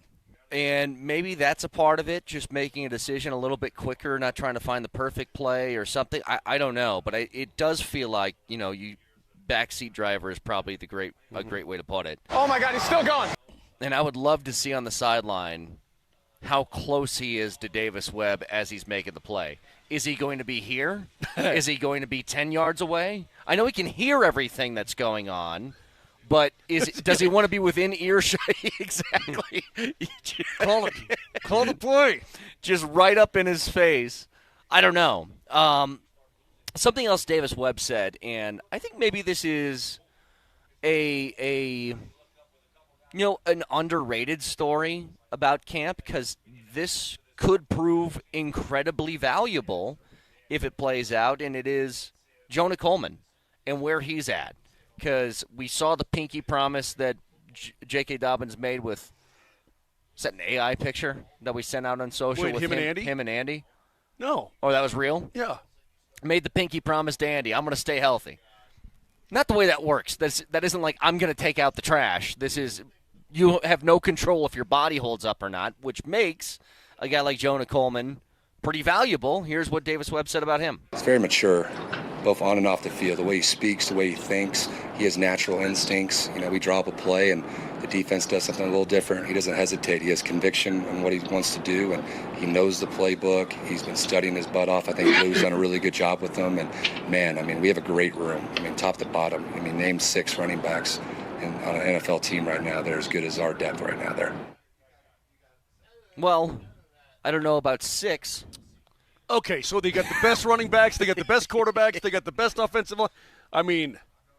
I don't doubt that he likes his guys, but everybody's the best. We got the best stable of tight end. We got 857 tight ends in camp. They're the best. Here's the one thing about Jonah Coleman, and I think this applies the same to backup quarterbacks. If you miss your starter for a couple of weeks, if Bo Nix is out from week 4 to week 6 or something like that, the job of the backup quarterback is to keep things afloat. Can you just keep it together? And I think that'll be the responsibility of a guy like Jonah Coleman if/when J.K. Dobbins goes down with an injury. Can you make sure the running game is trustworthy enough that they don't completely go away from it? Because that's what you were talking about late in the season, Vic, when J.K. Dobbins was out and it was playoff time. It's AFC Championship game, harsh conditions, and they just couldn't run the football. They couldn't. Not only couldn't run it, they ran backwards at times. Yeah. First and 10 from the 33. From their 33 in the AFC title game. Yep. You're down by 3. First play, run right, loss of 4. The one thing about Jonah Coleman, and we don't know from camp because they aren't tackling and all that stuff, we'll get a better idea, I suppose, in preseason. But I think there is one thing from the first preseason game on Friday that we can glean from a guy like him. Is he a running back that falls forward? Because I like those guys. Mm-hmm. The ones that get tackled, and as they get tackled, they pick up an extra yard. Because that stuff's important. You know who was great at that? Terrell Davis was sure. I was thinking that. TD was great. Not only late game punishing defenders, but falling forward. He was great. Because R.J. Harvey has a skill set that is, there's a lot of things that you can do with it. Catch the ball out of the backfield, get in open space. But I think what we saw last year, and you don't want to put an indictment on somebody after a single season, but he was not great between the tackles last year, and that's what you missed when J.K. Dobbins left. Here's your insurance for it. Can he be a guy that hits the hole and then falls forward? If it's 3rd and 2, can you pick it up? and I think that's going to be his responsibility. So maybe a sort of fly under the radar story of what's going on at camp here so far.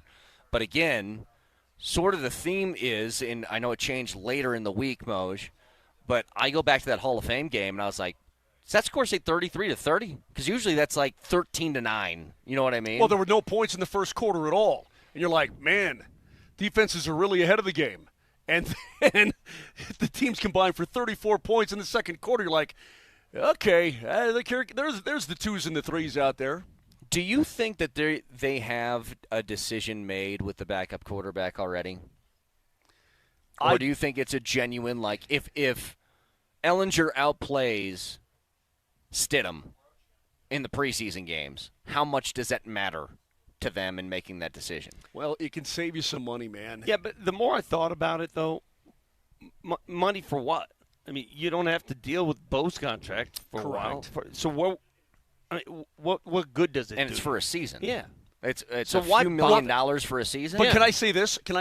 The reps that Ehlinger is getting with the second unit, those are legit real reps. We talked about it with Leahy ad nauseum on Thursday. This is not just tomfoolery and let's see what the kid can do. Like they're like, get in there and go. The very first depth chart will be released either today or tomorrow, right?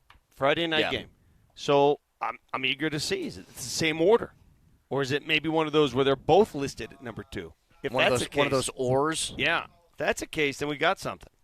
Find out. What did Sean Payton throughout the years? What hasn't he with the rookies, especially the first depth chart? He doesn't give them the benefit of the doubt. They're always last, right? Yeah. He very rare cases where that's not true. Yeah. Yeah, but I mean, look, Ehlinger's been around for some time, right? Mm-hmm. Sure. So I mean, look, he's a veteran in the National Football League now. So we'll see. We'll see how it goes. Brett, you made a good point, though, in the appetizer. If it comes down to the backup quarterback having to play significant games or snaps or whatever, screwed. You're probably screwed anyway. So I don't want to wrestle with the decision too much. Yeah. But it's one of the things because camps nowadays are mostly boring. It's something to hang your hat on and at least keep an eye on. On to more important matters, I want you to see something, Brett Kane. Yesterday, I made the trip to Costco because the wife had me pick up a bunch of stuff. Today. And I entered the store, and there's that furniture right where you enter where, people are sitting down trying out the furniture. Mm-hmm. And this gentleman is trying out one of those massage chairs. And he's sitting in this massage chair. Barefoot? Barefoot. No. In the massage chair as it's massaging his feet. So I snapped a photo and said, what is this? And I got a lot of people reacting by saying, what's the big deal? So I'm not going to answer. I'm not going to answer to what I believe is a big deal. Come on. No. Feet are gross. If you don't own the thing, you don't get to put your feet on whatever you want to. How about this, Vic? I'll walk into a mattress factory. How about you just strip down and sleep the way that I sleep, which is just my boxer briefs. Yeah. And just kind of roll all over the bed to get a true feel of it. Get a feel. Yeah. Trying to get a feel because that's the reaction I got. Well, he's just trying to get a feel of the chair. What about the next person who wants to get a feel? Now you got toe jam all over you. Moser, where was that? Where's my picture of that flight I took? How long ago was that, Jesse? A couple months ago? I understand. You're talking to me right now with your feet exposed. Well, they're flip-flops. I know. But what do you think about that act? I would never do that. I told you the girl that was sitting next to me on the airplane had her bare feet out, and she had them tucked into the pouch on the back of the seat. Disgusting. In front of her. As if it's her little shelter for her I toes. toesy shelter. I guess What is that? she's probably like 16. I'm not gonna bust a girl up, but I'm like, oh my God, I can't believe you're doing that. If I can find the photo. I remember the photo. It's fine. I remember. The only reason I took this shot yesterday is because I wanted to get your opinion on that. I knew what Brett would say, and I'm surprised, frankly, that you're put your feet in the massage chair at Costco. Yeah, it's just because you're exposing your bare feet to the world in public like that. I'm not. Look, Vic, I have flip flops on right now, but I'm not going to touch you with them. Do you want me to take my flip flop off and touch you? I can do that. So the next person who uses that chair now,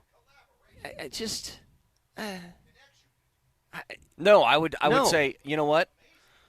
I'll buy this massage chair from you. 50% discount. Yes. It's ruined forever. I felt like going up to some like the manager saying, "Hey, your display's ruined." It's desecrated. What if I touch the watermelon with my feet? What, you can't buy fruit unless you touch it with your feet? Yeah. It's a defect that I have. All right, let's say you had no arms. It's a mental You disorder. ever see the people with no arms, but the way they're able to use their feet at the grocery store, so they got to get up in there with the toes and Testing the grab firmness of an avocado? Is that? I think that's acceptable. I think you asked for help. Okay. Can't be doing that. No way. 303-504-0925. You can listen to us anywhere in the world on the Altitude Sports Radio app. It is powered by the Will Height Law Firm. Injury lawyers go to willheightwins.com. That's willheightwins.com.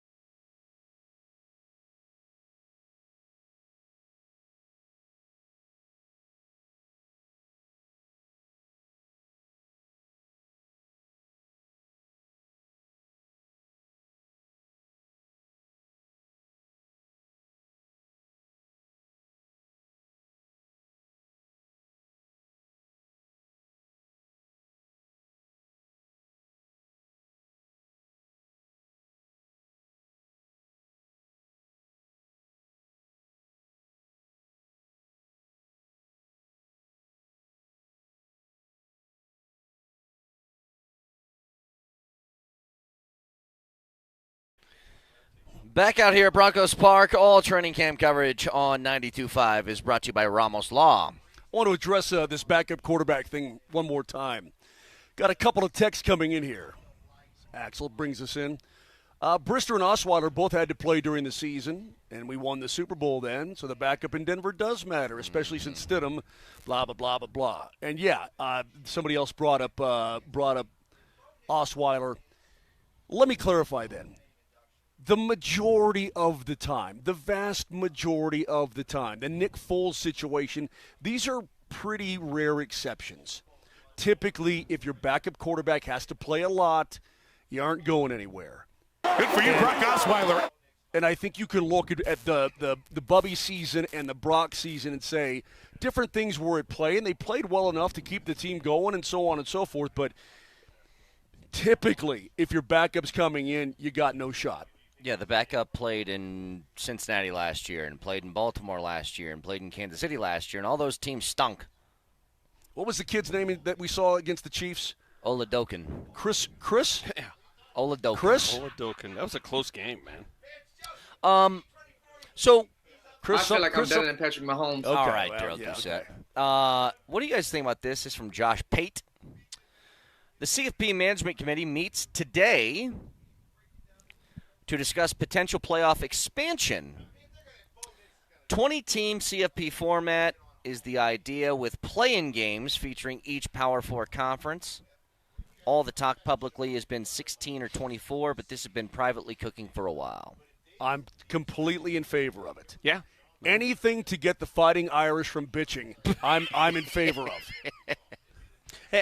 Anything. I think they should join the Big Ten and get it over with. I'm I really kidding, do. buddy. But I do. I believe they should join the Big Ten. And I think that's the end game. Right now, they don't have to because it's not mandated. But eventually, I think that's the fit. That's where they should be. That's where they should go. And that way, I don't have to hear this crap anymore about, hey, get a conference. But I agree with you. I'm not going to disagree. Listen, Brett, honestly, I'm kidding because Notre Dame should have been in last year. Over a 3-loss Alabama team, it blows my mind. That being said, I'm in favor of expanding the field and getting – there's no doubt that a team beyond 20 is not going to win the Natty, okay? So if you want to go all the way to 20 and you want to try to placate the 2 super conferences and then, anybody else – I'm fine with that. Speaking of, you know how more football is a good thing, is it not? Of course. You know how usually week 1 is just ripe with these great matchups?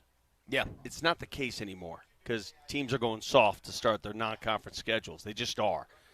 I'm looking at this week, whenever that is, 3 months from last Saturday, November 7th. Look at the games that you're going to get Saturday, November 7th. You ready for this? Mm-hmm. Oregon, Ohio State. You think that game will matter? Oh, yeah. Miami, Notre Dame. You think that game will matter? Baby. No, I'm going to that one. Alabama. What do you mean you're going to that one? I'm going to that game. Says who? I don't have to get your permission. We're having our reunion from my dorm that week on my buds. Oh. I'm sorry, I'm going to miss the dorm reunion. Can't miss that. Is the RA invited? I was going to say. My RA is one of my good buddies. Oh, God, that's Kevin, funny. He's a doc. He's a dorm reunion. Shout out Kevin Kavanaugh in Longmont. We're going to play tiddlywinks and everything. Go ahead. Are you done? I'm done. Go ahead. Keep going. Sorry.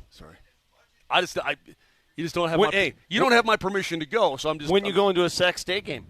The last game I went with Brett. That was a Colorado State game, not a Sac State game. It's close enough. Keep going. Alabama, LSU. I'm taking my Boy Scout troop to that. Georgia, Ole Miss on that day. Yep. BYU, Utah on that day. Yeah, it's pretty fun. That is insane. It's a great day. Let's see, where am I going to be? Let me try to plan this out, Brett, just in case. Maybe I could join. Nope. I got a home game against the Red Wings that night, Saturday, November 7th, so I won't be doing anything. I was going to say you could drive down and meet us. Negative. So we're beyond the playoff is watering down the regular season. Now we're just like bring all the playoff games. Is that where we're at now? I think it's because the initial argument for a four team college football playoff was, but But then the game in September doesn't matter, and that's the beauty of college football. And I was like, well, they all still matter. I mean, they're all going to matter. Didn't seem like it mattered much to me anyway, because if Bama lost in September, it would have been like, well, Bama, it was early in the season. They didn't find their stride. Doug writes in, you're going to get me, Doug. Sorry. Notre Dame should have been in the Big Ten since Michigan taught them the rules of football in 1887. Let me tell you something, Doug. I don't think you're in any position as a Michigan fan to tell us what to do, given your program situation right now, given what you've gone through the last few years. Your head coach left to the NFL because he knew he was going to get hit with cheating things. The new head coach steps in. He's out. The AD, I mean, are you kidding me, Michigan? Don't talk to me. You have no right. Move on. Here's something else. And, well, Moser had a story that he wanted to get to. We're going to save it for later. But, Moser, we got time. Go ahead. Did you guys see over the weekend, Vic? I know I showed you. Because I played in a member guest. You played in a member guest. That is correct. At Omni. And it was wonderful. Great job, folks at Omni. Okay. The cheating scandal that apparently went down at Winghaven By the way, Club. my brother started with a left-handed putter, went to right-handed, member guest, went back to left-handed. You ever played with anybody that went left, right, left? That's a mental issue. Yeah. That's a problem. It's being broken. Yeah. Mario's got. You went left, right, left. I got somebody for him. I played with a guy who had 2 putters in our Ryder Cup, and he treated it like college football does with long and short kicks. They have a short kicker and a long kicker. He had a long putter and a short putter. That's hilarious. Who are these people? I don't know. Mental freaks. Okay. He's talking mental freaks on a golf course. Well, look, I may miss 3-footers, but at least I miss him with one friggin' putter. Yeah, but nobody misses a 3-footer 2 foot short. Okay. You remember that? I'm playing there tomorrow, by the way. At Rolling Hills? No, that was at Meridian. No, that was at Rolling Hills. He left it 2 feet short on a 3-footer. No, that was Meridian. I did it at both, okay? Oh. So you could probably find 24 courses around Colorado that have left 3-footers short, okay? So shut up. This is like every time you guys bring this stuff up, I know you want to hurt me. I know it's fun for you. But it's like, why don't I just stand here with my legs open and you just kick me in the jimmy? And hey, remember that time you kicked me in the jimmy? Yeah. So the point is that the story out of the Winghaven Club outside St. Louis, where it's a member guest and they have a hole-in-one pot. And this is all legit. It certainly seems, and I'm sure people have seen it over the weekend. A hole-in-one pot. So if you ace, you get the big pot of money. Oh, we had that. We had that at our place too. Right. Some guy won. Some guy got it. Wow. Yeah. Well, this guy, before the round started, and they were going out first, right? He is a +2 handicap, so he's a really good golfer. Anyway, but he says, look, I'm going to have to take an important phone call. My grandmother's in the hospital. She's not doing well and blah, blah, blah, blah, blah. So they get down with the third hole. He's like, hey, listen, I got to take this call. I'll just run up to keep the pace of play going. I'll run up to 4, which is their famous par 3 hole, I guess, at that course. And I'll tee off, and I'll take the call, meet you guys up there. So they didn't see him tee off. Okay, so he tees off. And then he goes up and takes the takes the call. Well, they look and they say, "Oh my God, you win the hole, dude!" Because they couldn't find his ball. Right? He said, I thinned it a little bit, but I made a divot. All right. Okay. So then they play the hole when he's taking his call, and they see a divot in the green. And he's done with his call, and they find his ball in the hole. Well, apparently, and everybody goes crazy and so on. Apparently, afterwards. But nobody witnessed the hole-in-one. Nobody saw it. But this guy's a really good player anyway. So apparently, afterward, some people got suspicious in the clubhouse and talked to the superintendent about it. I would have been. He goes, no, don't worry about it. We got security cameras around that hole. Before the round started early in the morning, apparently the guy drove his car up by the superintendent's shed, went out, made a divot on the green, and put his ball in the hole way before anybody was even out there. Before the round even started. Correct. Wow. To try and steal, allegedly, a hole-in-one pot. The lengths he will go to win that pot. He should be banished from the club. Absolutely. Fair? I guess it was a From the member. sport. It was a member. So banished from the sport. You could never club. play. You could never play with that guy again. How could you ever show your face again if you're that guy? Yeah. You can't. I mean, that is as big a no-no as you will find anywhere. But I have no reason to believe it's not true because, again, it came over the weekend, and there's people who have corroborated unreal, it. Dude. It's just that takes cheating to another level. It's crazy. I mean, that is thought out cheating. That is No, beyond. that's first-degree cheating. That's something Raj would do as he sets up here. Wow. Again, I guess that's like, a 15 handicap firing a 36 on me. I'm giving him 5 pops, right? Mm-hmm. On the front, he fires a 36. So he's sitting 3 feet from the stick for a birdie, 3 for a 2, and I got a hole out from the fairway. That just sucks. That's the other thing. It happens, but it sucks. That's the other thing. You can't have people with these ridiculous handicaps showing up at these events. No. You just can't. They got to limit the handicap number. The big event with my member guest is what happened when play wasn't happening, when we were having some libations and listening to the great music of Thumpin'. It's a band. Okay. We had a contest closest to the pin, and the one furthest away had to go get the ball that I punted into the lake.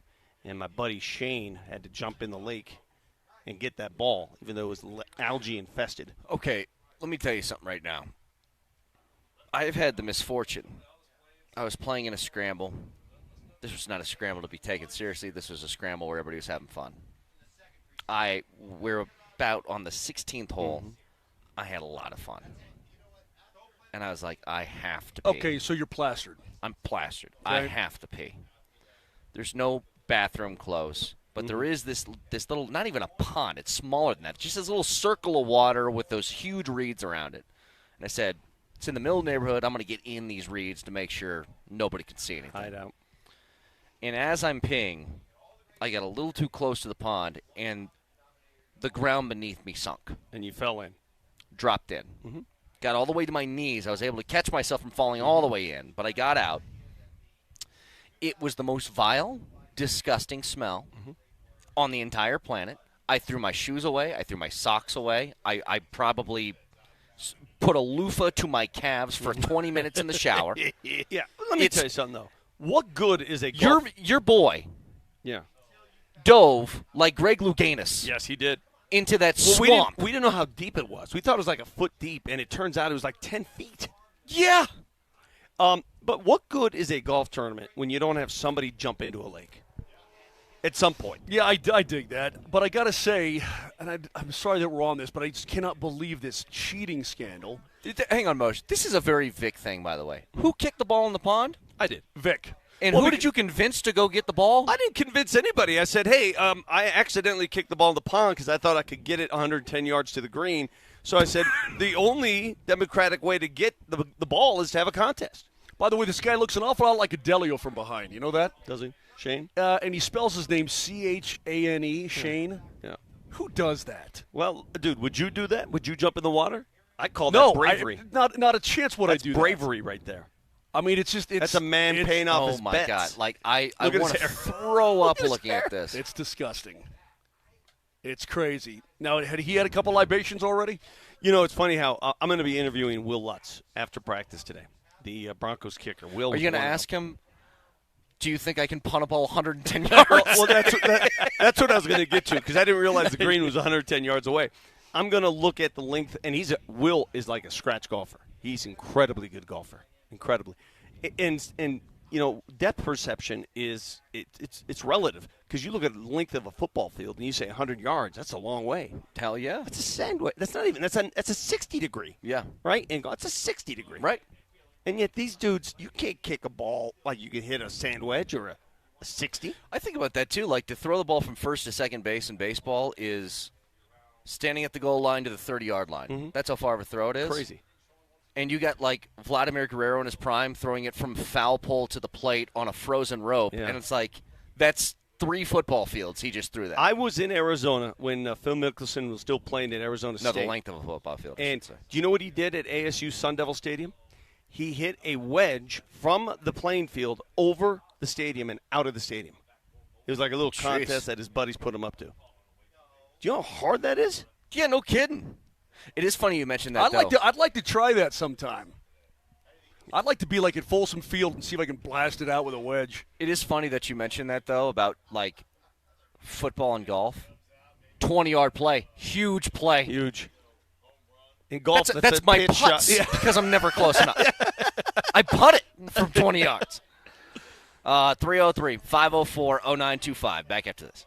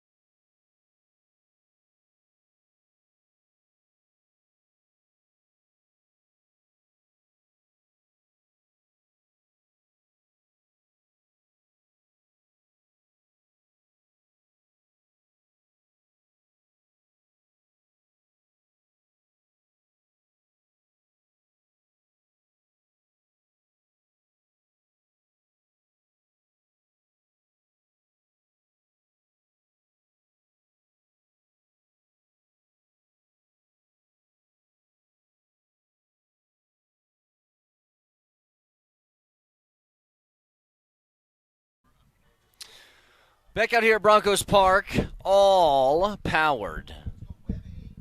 Our training camp coverage, anyway, by Rama Law.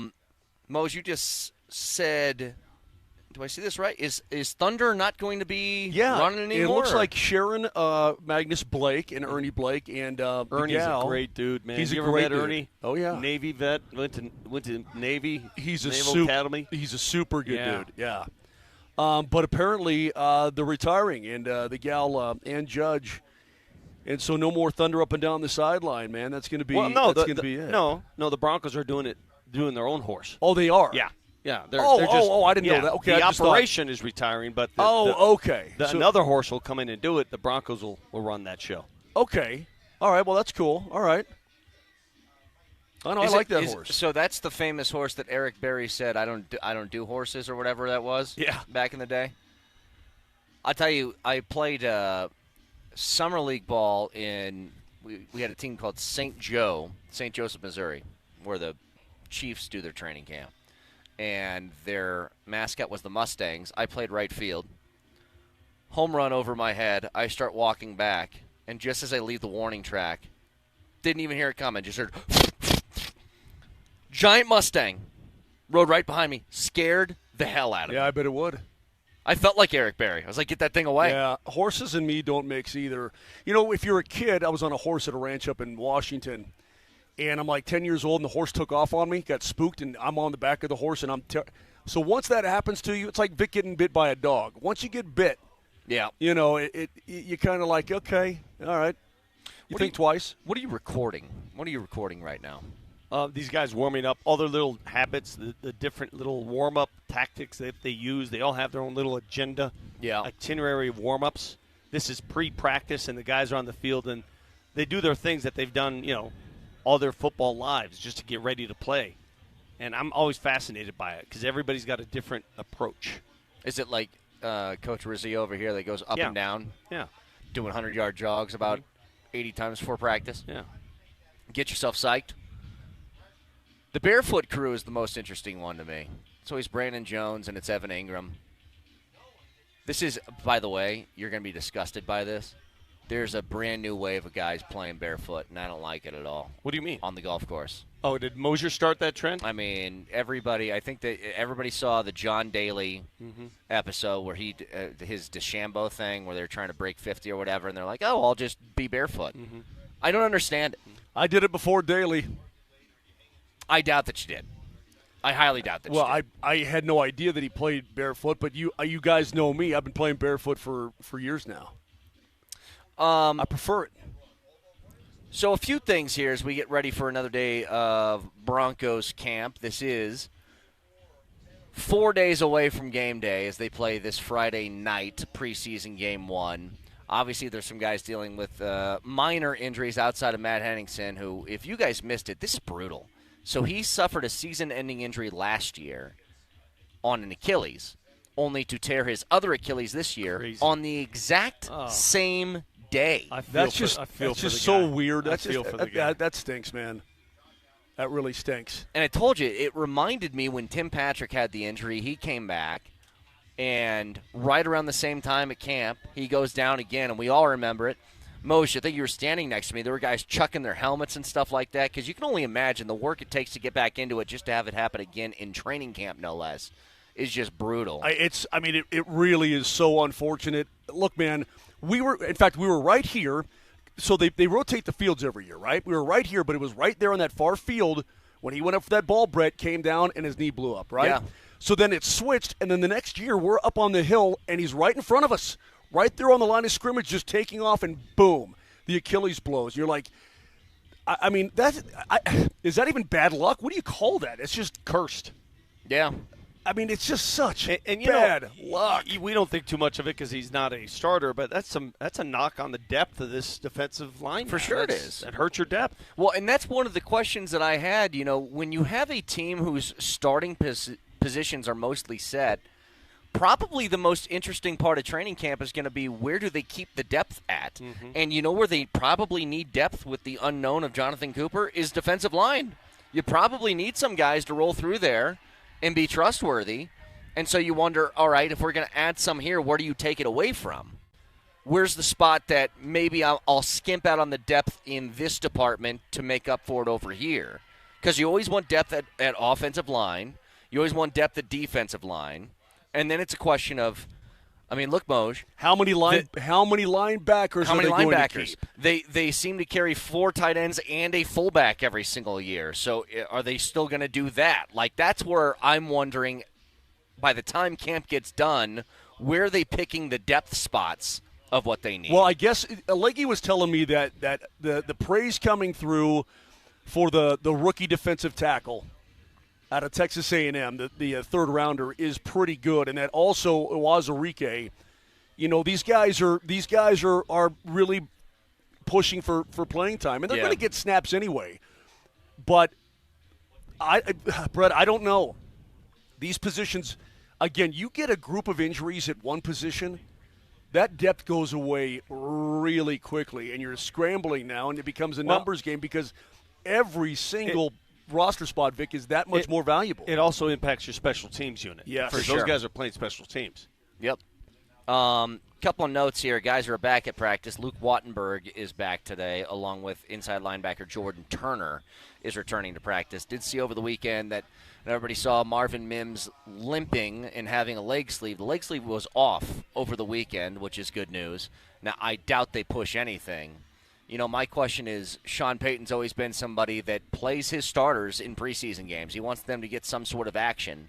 How much do you hold off on guys dealing with injuries like the ones that Waddle has? Extra cautious. Yeah. Extra cautish. There's no hurry. There's no reason. I mean, you still have a month to go before the opener. You guys were out last week, but the scuttlebutt was about, a little bit, this is before the Waddle injury, about Cortland Sutton getting a couple days off, including the big pad day, right? Yeah. And I told Raj, I said, look, as far as I'm concerned, that guy is such a pro. He's so good. I know everything I need to know about Cortland Sutton. I'd put him in bubble wrap with a hole in the mouth to be able to feed him between now and the start of the regular, and September 12th, as Vic would say, the 14th. Yeah, there's guys that need this, and there's guys that don't necessarily. Look, you got to stay in shape, you got to stay ready, all that stuff. But as far as getting yourself prepped, Court's one of those guys. He's been through enough. Yeah, like he knows what he needs to do to get ready. I don't think he needs 20 snaps in the preseason to make sure he's good to go. Look at Magnum PI over here. Look at him. Here comes Polumbus in. How many snaps could he give you right now? Look at him. He's looking great. He needs some puffiness. He needs a little bit more of that offensive line fatness on him. How many snaps could you give us right now, TP? How many? I'm sure his cardio, 13 and a half? Yeah, his cardio is probably not where it needs to be. He looks like a guy who really focuses on tone and no cardio. I guarantee it. There's nothing wrong with that. I know. I'm just saying. Yeah, he doesn't do any cardio. He's not doing the elliptical. Dude, cardio's for – I don't need cardio. DMac does cardio. You think that's that's a good point. Is that a good freaking example for you? I mean, he rides his bike every day. Does it make a difference? That's a good point. I want to get toned. I mean, look. Would anybody ever guess? Whoa, look at Moser just showed me his bicep, and I was impressed. Yeah. Would anybody have ever guessed, just by look, that DMac would beat the hell out of Polumbus on an elliptical? No. Would that ever be a guess? Nope. Like if I came from Mars and said, all right, which one of these guys is going to win the elliptical challenge? All right, it would be the former offensive lineman who's looking svelte. I'm going to ask you guys a question, and you should know the answer because I've told you this before. There's one human being in this vicinity, in this camp, who probably has the largest VO2 max, who has the best cardio of any human being. Pat Surtain. What is VO2? What is that? It's not Pat No, Surtain. what is VO2? It's Greg Penner. Greg Penner, endurance athlete. He's unreal. I went for a bike ride with him, as you well know, and I couldn't even keep up. Yeah. Oh, yeah, well, what's he ever accomplished with his life? The dude is an animal. He's a beast. I bet he's got a boat with a boat. I bet he's he the does. most fit. I'm telling you right now, cardio-wise, he is the most fit athlete in this camp. There's no one that could challenge him. No one. Not on a bike. You're saying if they just had to run 100 yards back, all 100 day. yards, all day. All day. He's the last one standing out of anybody in He'd uniform beat everybody. on the field. He'd beat everybody. Everybody here. All these athletes. And he's twice their age. It's crazy. You're probably right, but these guys aren't training for. No, it's different muscles. These are short burst guys. Yeah, it's different muscles. This is quick twitch. It's like when I don't play basketball in the summer because it's golf season, and I get back in the gym. It's like your muscles don't know how to operate. They don't work because you don't use your quick twitch. I mean, I know you laugh at me because I have no cardio, and I never have. In my defense, the sport that I trained at for an entire year never needed cardio. Yeah, the longest I run is 180 feet because I ain't legging out no triple. Okay, I'm stopping at second base. That's it. Hey, dude, right now where I golf is cart path only because of the heat. You need cardio. I don't play. I'm not doing it. It's brutal. I went to Rodeo Dunes, 2 weeks ago, a week and a half, 2 weeks ago. I walked like 8 miles. Oh, you're toast. Yeah, my right heel had a big blister on it. Let me tell you this I right ain't doing now. it. No, it's not happening. I don't know what it is, but if I play cart path only, I could have a cart path that's going on the left side of the fairway. I will hit a slice. The cart path going on the right side, I will hit a hook. It doesn't matter where that path is. My ball is like repelling from wherever that thing goes. This is the you grab 4 clubs and I'll meet you up there type of thing. Yeah, that's the worst. Half my bag in my hand with a rangefinder. Yep. We're at the point now. Listen, I really enjoyed training camp last week. I had a good time out here. First real full week, and but now as we sit here on this Monday, what's my mindset, Vic? It's game week. Hey man, let's get to friggin' Friday and see some football, man. Let's get to some football on Friday. That's what I want. I know everybody laughs, and you guys. I get antsy. I get irritable. You guys laugh at me because I am a preseason nerd. I love preseason football. I like the guys trying to make a roster. I'll tell you this much. For anybody who calls it fake football, that play in the Hall of Fame game where that wide receiver got absolutely pasted on that deep ball, I was like, oh, yeah. The one that Carson Beck threw? Yeah. And the fact that he hung on, caught the ball, got up and did a dance. You know what? That's what I like to see. The reason is because we don't see much of that with the new rules of the NFL. Of course. Guys aren't getting tattooed in the open field because they're scared of getting That wasn't penalties. flagged either, was it? No. I think they had a flag for pass interference or something, but not for the hit. Anyway, a couple minutes left here. You got a fact checker, Nelly? Nelly monitors the mistakes in today's Fact Checker. Fact Checker. Presented by Backus and Shanker, serious lawyers for the seriously injured. I got a few of these I'm going to try and rapid fire off here. First, we had one in the appetizer where we were talking about the Buffalo Bills Stadium and how the initial reveal this weekend to the fans was kind of lackluster. Brett said if you're going to pour all that money into a stadium, you better have some pretty high-tech equipment in there. Like, I want to walk into the bathroom and have, like, the urinal suck out my pee for me or something. Like, I want it that futuristic, okay? So, Brett, when you come up with the device that does that, you let us know, right, big boy? I will. There is a device. I've already expounded on it. It's called a catheter. Now, Moser, here's a fact for you. Oh, no. Every day before the show, Jesse and I check the levels of everyone's mics so you don't need to grab the steering wheel and swerve it a different direction like you did about 7 minutes into the show. There was a number I saw surrounding. Did you just touch my volume? I did. Okay. You will not. When you touch my volume, I'll touch yours. Oh, you want to touch my knob? Yeah, I just touched your knob. You can touch my knob. I just touched your knob. Do not touch my knob. Ever. You guys don't need to touch each other's knobs. Jesse and I can handle all the knob touching, all right? You guys are the experts. You guys are a couple knob touchers. Real good at it. Gotcha. Noted. You were just exceptionally loud today for some reason. Your first day back, and you're just all gung-ho. Look at Brett. He looks like a friggin' poor man's Elvis. Marvin Mims is back at practice. I like it. Good See him right there. Number 19 Marvin Mims is back. He's in pads. Jalen Waddle is not back at practice. Full camp breakdown coming your way all day today, right Troy here on 92.5. Franklin's in practice. Keep it tuned right here. Have a wonderful Monday. We'll talk to you tomorrow. Love you. See ya.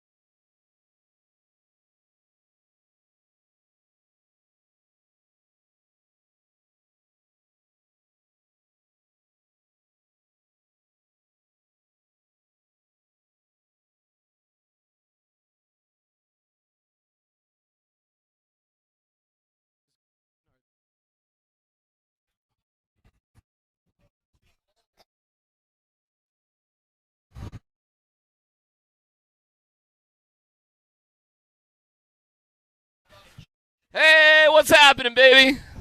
Live from Broncos Park, powered by Common Spirit.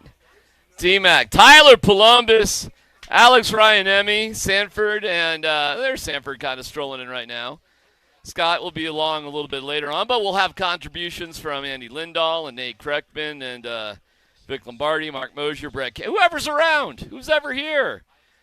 We do have some couple of notes of breaking news here today. One, it is a Kay Adams Day. Sure is. But she is in the air.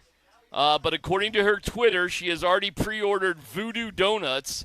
And so later this afternoon or later this morning or whenever it happens, we will have Kay Adams with Voodoo Donuts for the media. She's not here yet, but she's set to arrive, which means Sean Payton will be, I don't know, talking about Super Bowls the Broncos are going to win and how awesome Bo Nix is. I mean, Tyler, when Kay Adams is here, you always have special things going on because Sean cannot shut up when Kay is here. Well, when Kay is here, I guess that means that we're going to get some good content from Sean Payton. It's weird how that works. I don't know how it works. Somebody's going to teach me one day, but Sean enjoys chatting with Kay Adams. You think? And all I know is I got to learn the ways. Okay. Yeah. Kay's very nice. Anybody, she's very easy to approach and chat with, but I look forward to her interactions with Sean. It's been fun over the years. Also, we have other breaking news this morning. Oh, no. Thunder. The family that owns Thunder and the lineage that has been Thunder is retiring. That does not mean Thunder the horse will not continue. It will. The Walton Penner Group will now be buying Thunder. Thunder will be owned from now on by the Denver Broncos. Mm-hmm. But the family that has been involved with Thunder for 33 years, same rider for 29 years, 4 different Thunders, they're calling it quits. The latest Thunder is 19 years of age, a little bit long in the tooth, and the whole family does not have another white Arabian as a backup, so they're moving on. Yeah, Ernie and Susan did a great job. It's really Susan Magnus Blake. She's the brainchild behind it all. She's the horse lover. They've done a fantastic job over the years with Thunder. Really started this thing kind of from scratch. They just had some horses. They were asked, would you be willing to be the mascot? Said we'd love to. I've been lucky enough to be over to their house a few times. Oh, nice. It's an incredible setup. It's awesome. They've got so Thunder is literally in their basement. What? Yeah. It's awesome. Come on. I mean, we're having dinner upstairs. They're like, "You want to go see Thunder?" We're like, "Yeah, of course we want to go see Thunder." So they're like, "All right, well, come on downstairs." You just walk on down the stairs, take a right, take a left, and then all of a sudden, there's a stall. And so Thunder walks in and out of his stall straight into the basement. And that's so cool. Wow. Yeah, it's awesome. Does he sit down on a couch and put on the TV? Yeah, so you're describing got perfect climate control. You're describing awesome. Thunder has the equivalent of like a high-end doggy door. Yeah, well, there's man basements and there's horse basements. Horse caves. So cool. Yeah. It's a horse cave. It's a legitimate horse cave. Well, that's you know what? That's crazy. You know what that's awesome. This announcement just screams to me? Well, is that Sean thought there was some little tiny quirk that he didn't exactly like with Thunder. I don't think so. And so he probably complained to the Penner Walton ownership group. I do not think kind of like the 6-inch platform step that was built. Well, that by was his built. Yeah. I mean, Sean wants everything to be. You a think certain somebody type of has way. the guts to say, "Why did you get rid of Thunder"? No, I think Thunder's back. It's just probably just not to the Thunder wasn't quite to the specifications that Sean wanted Thunder to be. Listen, this was not a Ralphie 7, whatever that weak-ass Buffalo thing was. We've seen it before. We've seen it in these parts before. Well, the family, Tyler, and it's funny because in the article, Mike Kliss wrote a great article about it. It seems like you know the family pretty well, too, which is awesome. I do. I know them really well. Apparently, it's somewhat close to where Peyton Manning lives because they talk about Peyton just – like nobody has shown more interest in Thunder than I guess Peyton Manning, as he's taking little field trips with his family over there as well. Well, they also get involved with, at least previously they've always gotten involved with the young players. They host them over at the house. And then over the years, man, they've been tremendous friends of mine and supporters. That's awesome. That you stay in touch with. And, when you meet them, they're the most – they're very similar to the Walton Penner ownership group. they're just down-to-earth, normal human beings that have got a lot of money and, have done a lot of cool things for the community. Well, nobody was sadder to see Jarrett Stidham as a starting quarterback in the AFC Championship games than the owner of Thunder. Because it was just very few rides for Thunder. They knew that was going to be Actually, in the story, they say after the last touchdown, the rider was I'm sorry, Ann, is that her name? I actually am not sure who the rider is. I think her name's Ann. She was crying because she knew, this is it. Did you know this was going to be a wrap? No, I did not. No, Oh, this caught me off guard. All right, so anyways, for huge Broncos fans as they're out there will be a Thunder. It's just moving to a different family, and time marches on. We're back out here as the Broncos players are in pads. Raj, what are you seeing early this morning? Oh, Raj is getting a little update right now, as a matter of fact. Oh, he's sneezing. Good timing. Great timing. Sorry about that. He's what's not on used the to all horizon? this grass. There's no grass in an ice hockey rink, right? No, there sure isn't. Luke Wattenberg out here. He does have a brace on his right elbow. Full pads? Full pads. Pants? Alex Forsyth is not out here. Nick Benito. Interesting. Full pads, though. Forsyth is not out here? Forsyth is not out here yet. Oh, my God. So those are the All three right. players that I have seen with or either have or have not seen with my own eyes. But nice to see Luke Wattenberg out at practice with a brace, however, on his right elbow. And you said no update on Jalen Waddle, to the best of our We knowledge? have not seen Jalen Waddle yet. But on Saturday, he was here without a brace. With no limp. No limp. He was running between sidelines. Not hard, but, like a light jog between sidelines, had a smile on his face. Mims, we had Moody Mims over the weekend. He had his hood up in 95-degree temperatures because, emo Mims. So I have not seen him out here either. I doubt he is. They're just doing their walkthroughs. Did you see Mims? He's out here. Wow. What's he? Is he dressed? Full pads with his little hoodie. Mims is full pads. Full pads. Yeah. Okay. Miracle. All right. Great. There's a couple All right. people have seen Benny Hinn. They've seen the healer. Yeah. So of note, All right, that's note, cool. Luke Wattenberg nor Alex Forsyth taking the first rep with the one offensive line as they start all 22 walkthrough against the defense. In fact, it's not even Calvin Throckmorton. It's Michael Dieter. Who? Who's that? He's the 8th-year veteran from Wisconsin. Dieter. Michael Dieter, number 67, who is a 6'6", 315-pound, 29-year-old, was a free agent acquired by the Broncos in 25. So Dieter, they're obviously Wattenberg's not fully back to participate in team reps. Something must have happened on Saturday to Alex Forsyth, and so Calvin Throckmorton, who's essentially appeared to be the next man up, has had an abysmal training camp so far. Snapping the football, getting beat inside on pass rush. Yeah. I don't even know if I see him out here. 76, I believe, is Throck. I don't know if I see him yet. We'll see if we can locate him. Because felt like he was kind of the next guy up for Forsyth, but I'm wondering if that he might be down there on the second field over there. Well, I wonder what that means for Luke Wattenberg's day. Maybe he's going to participate in individual drills, but not in team. I guess we'll see how it unfolds, but he is in pads, so, yeah, that's interesting. Have we mentioned Jalen Waddle? He is out here. He's out in his jersey standing behind the first-team offense right now, but he does not have pads on. Okay. All right. So he'll be doing probably some light conditioning, that sort of thing. It does look like he's on his way to returning, though. I mean, it's not something – oh, man, do I feel bad for Matt Henningsen. Did you hear about Matt? Tough deal for Matt. You're talking about the Achilles tendon, right? On the exact day, one calendar year removed from it was the other Achilles, correct? Oh, I thought it was the same one. I think he did. It was his other one. 1 year anniversary of his Unreal. left Achilles tear. I think he did his right or vice versa. It's unbelievable. And he was yesterday put on IR for the year. So he's he's done for the year. That just stinks. That's all there is to it.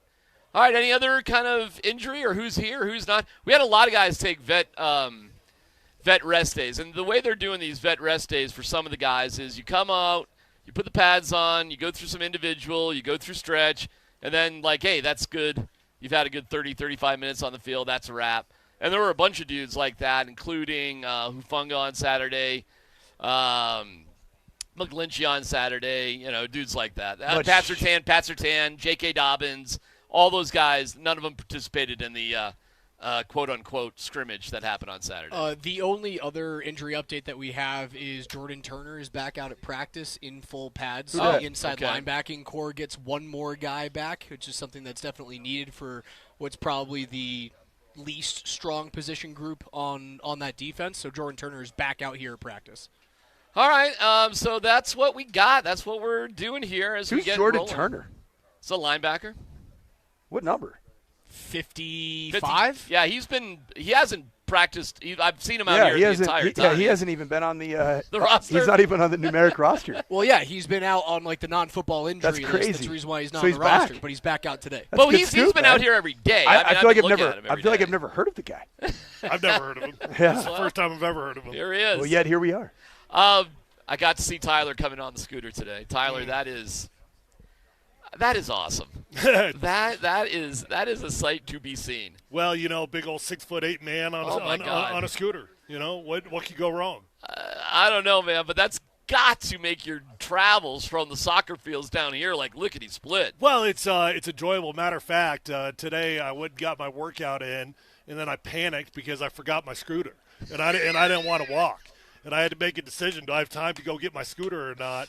And I decided I'm going to get that scooter. Okay. So the workout, tough workout, good workout, the whole thing. But the walk from the parking lot down here, forget that. Hold on, yeah, you bring absolutely. a scooter to drive from the parking lot to walk Yeah. down? Yeah. Come on. It's hysterical. Come on. We've literally talked about this like every single day. I haven't been on the show with you in a week and a half. I've been doing the morning. Well, you've also been getting content as Yeah. we're on the show. Well, you got to get this. You got to get this content. He parks it. So you park at the actual parking lot that all of us walk down That's from, right. but That's you right. bring a motorized scooter Yeah. to ferry you back and Yeah, forth. see, you're mocking it. I am. Acting like I'm doing something silly. In reality, It's silly. When you're walking back today, you're going to be like, dang. Well, look what I brought today, boys.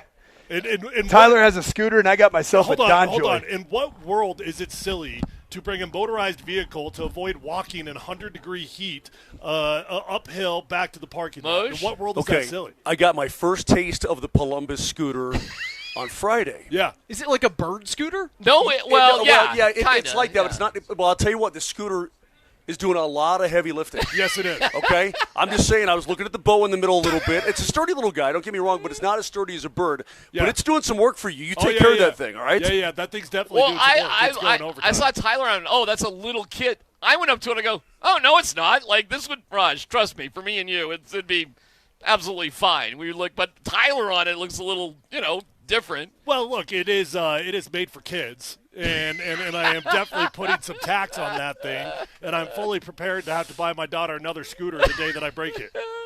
Anyways, that's how. Yeah, you got to get a little video of this. I can't wait to see it. And he has 24-hour security, like the security guards. Yeah, it's Tyler's spot. Yeah, he just goes, it's like Tyler's spot. I'm like, oh, all right. Yeah, cool. I've just worked out a deal with security. They know where I park it. They keep an eye on it for me.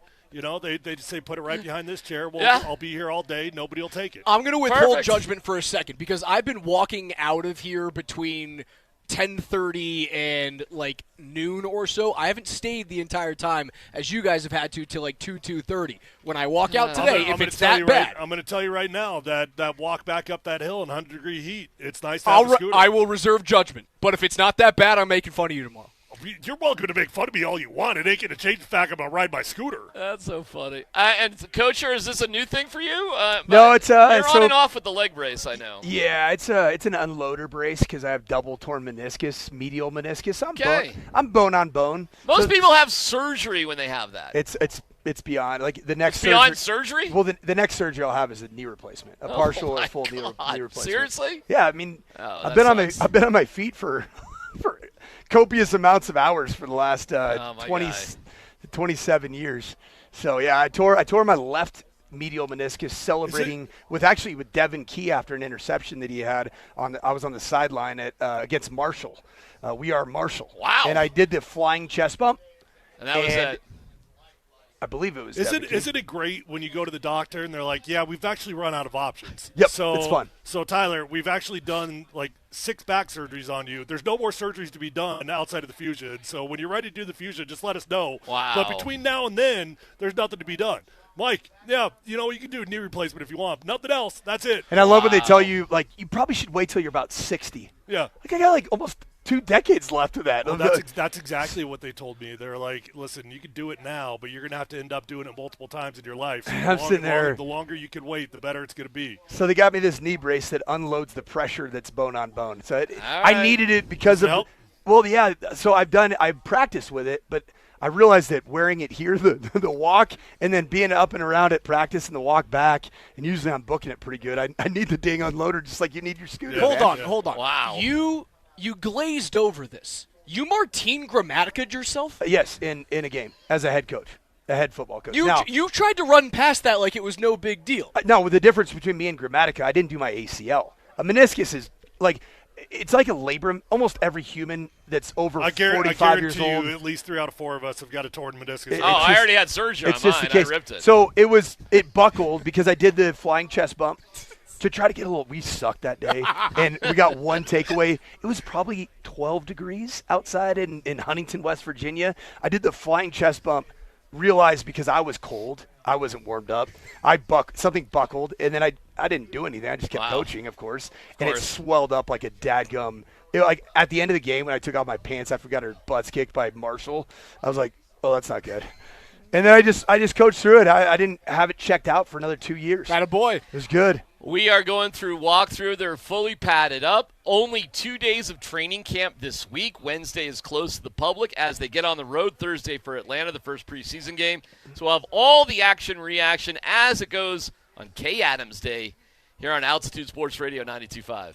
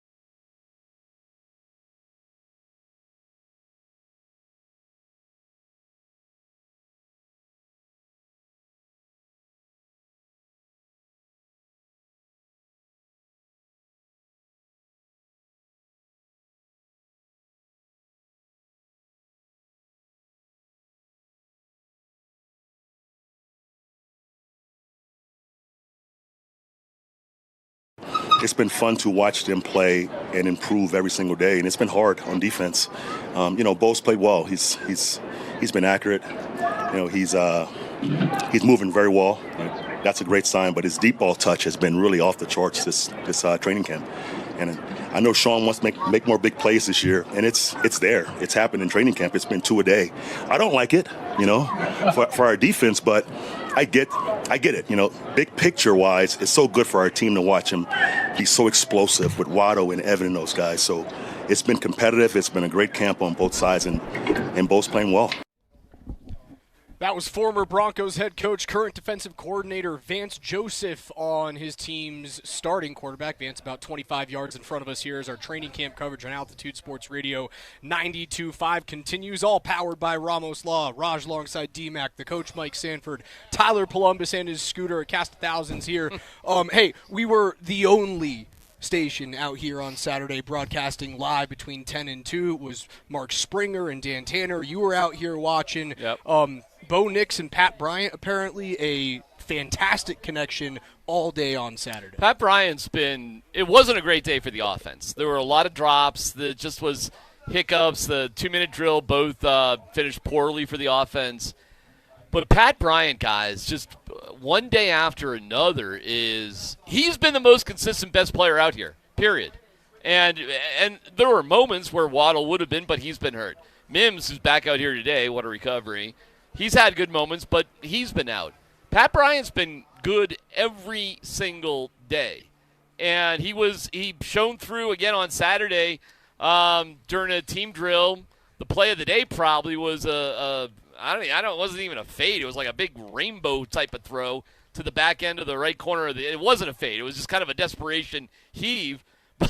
But 3 guys go up, 2 defenders, and Pat Bryant in the absolute corner of the end zone. And he comes down with the ball, stands up, throws the ball high in the air. The offense goes crazy, all that. It's been one moment like that after another for this dude. Pat's just showing up, and he's got a great opportunity here because he was probably not originally in the starting 3. He's probably still not in the starting 3. But, man, has he gotten a gift of a lifetime with the injuries that the wide receivers have had. I was talking to someone inside the building the other day, and, they were just talking about the reps that these other guys are going to get. That's the benefit when Jalen Waddle's out. When Courtland Sutton takes 3 days off, you start to get reps. And Pat Bryant has always shown up, and he's showing out. He's caught the ball when the ball comes his way. But then you combine that with a multitude of opportunities. It's been a great camp for him. It sure has. I'm looking at this. I put out a poll following Saturday's terrific performance for Pat Bryant, stacking that was a high-effort poll, by the way. High-effort poll. Yeah. I did notice it. Did you say I put pictures in there, too? Yeah, high-effort. I saw that. You got a photo for each player. I mean, all that work for 123 votes. Yeah. But yet here we are. Pat Bryant. Power of the internet. He's playing great football. And so my question was, if you're playing 10 personnel, so that's 4 wides and a tailback. Well, you lost them right there. I mean, the second you went to 10 personnel, you immediately lost your audience. So I asked a question.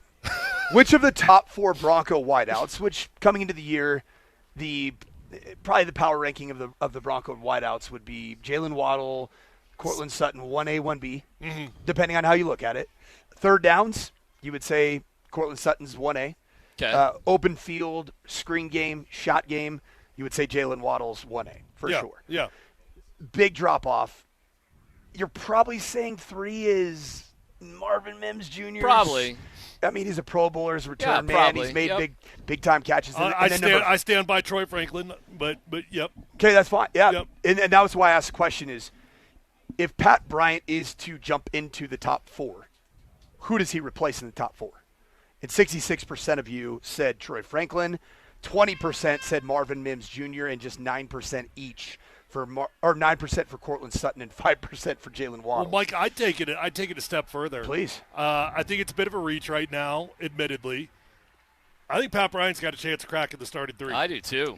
Where? It's a reach. And for me, it'd be Troy Franklin. It'd be replacing Troy Franklin. So it would be Pat Bryant, Courtland Sutton, and Jalen Waddle. Now, what they want to do with Jalen, though, I mean, if they want Jalen to play on the outside, that's not a great mix. That's what I'm right? saying. Yeah, because Pat can be a big, thick possession slot. Yeah. A power slot, if you will.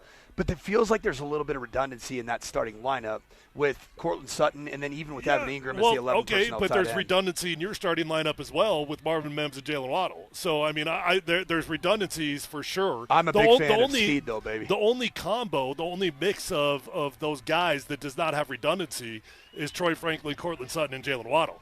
That's the only combo that you would say they all bring something different to the field. So I'll go back to what Brett said the first Friday we were out here.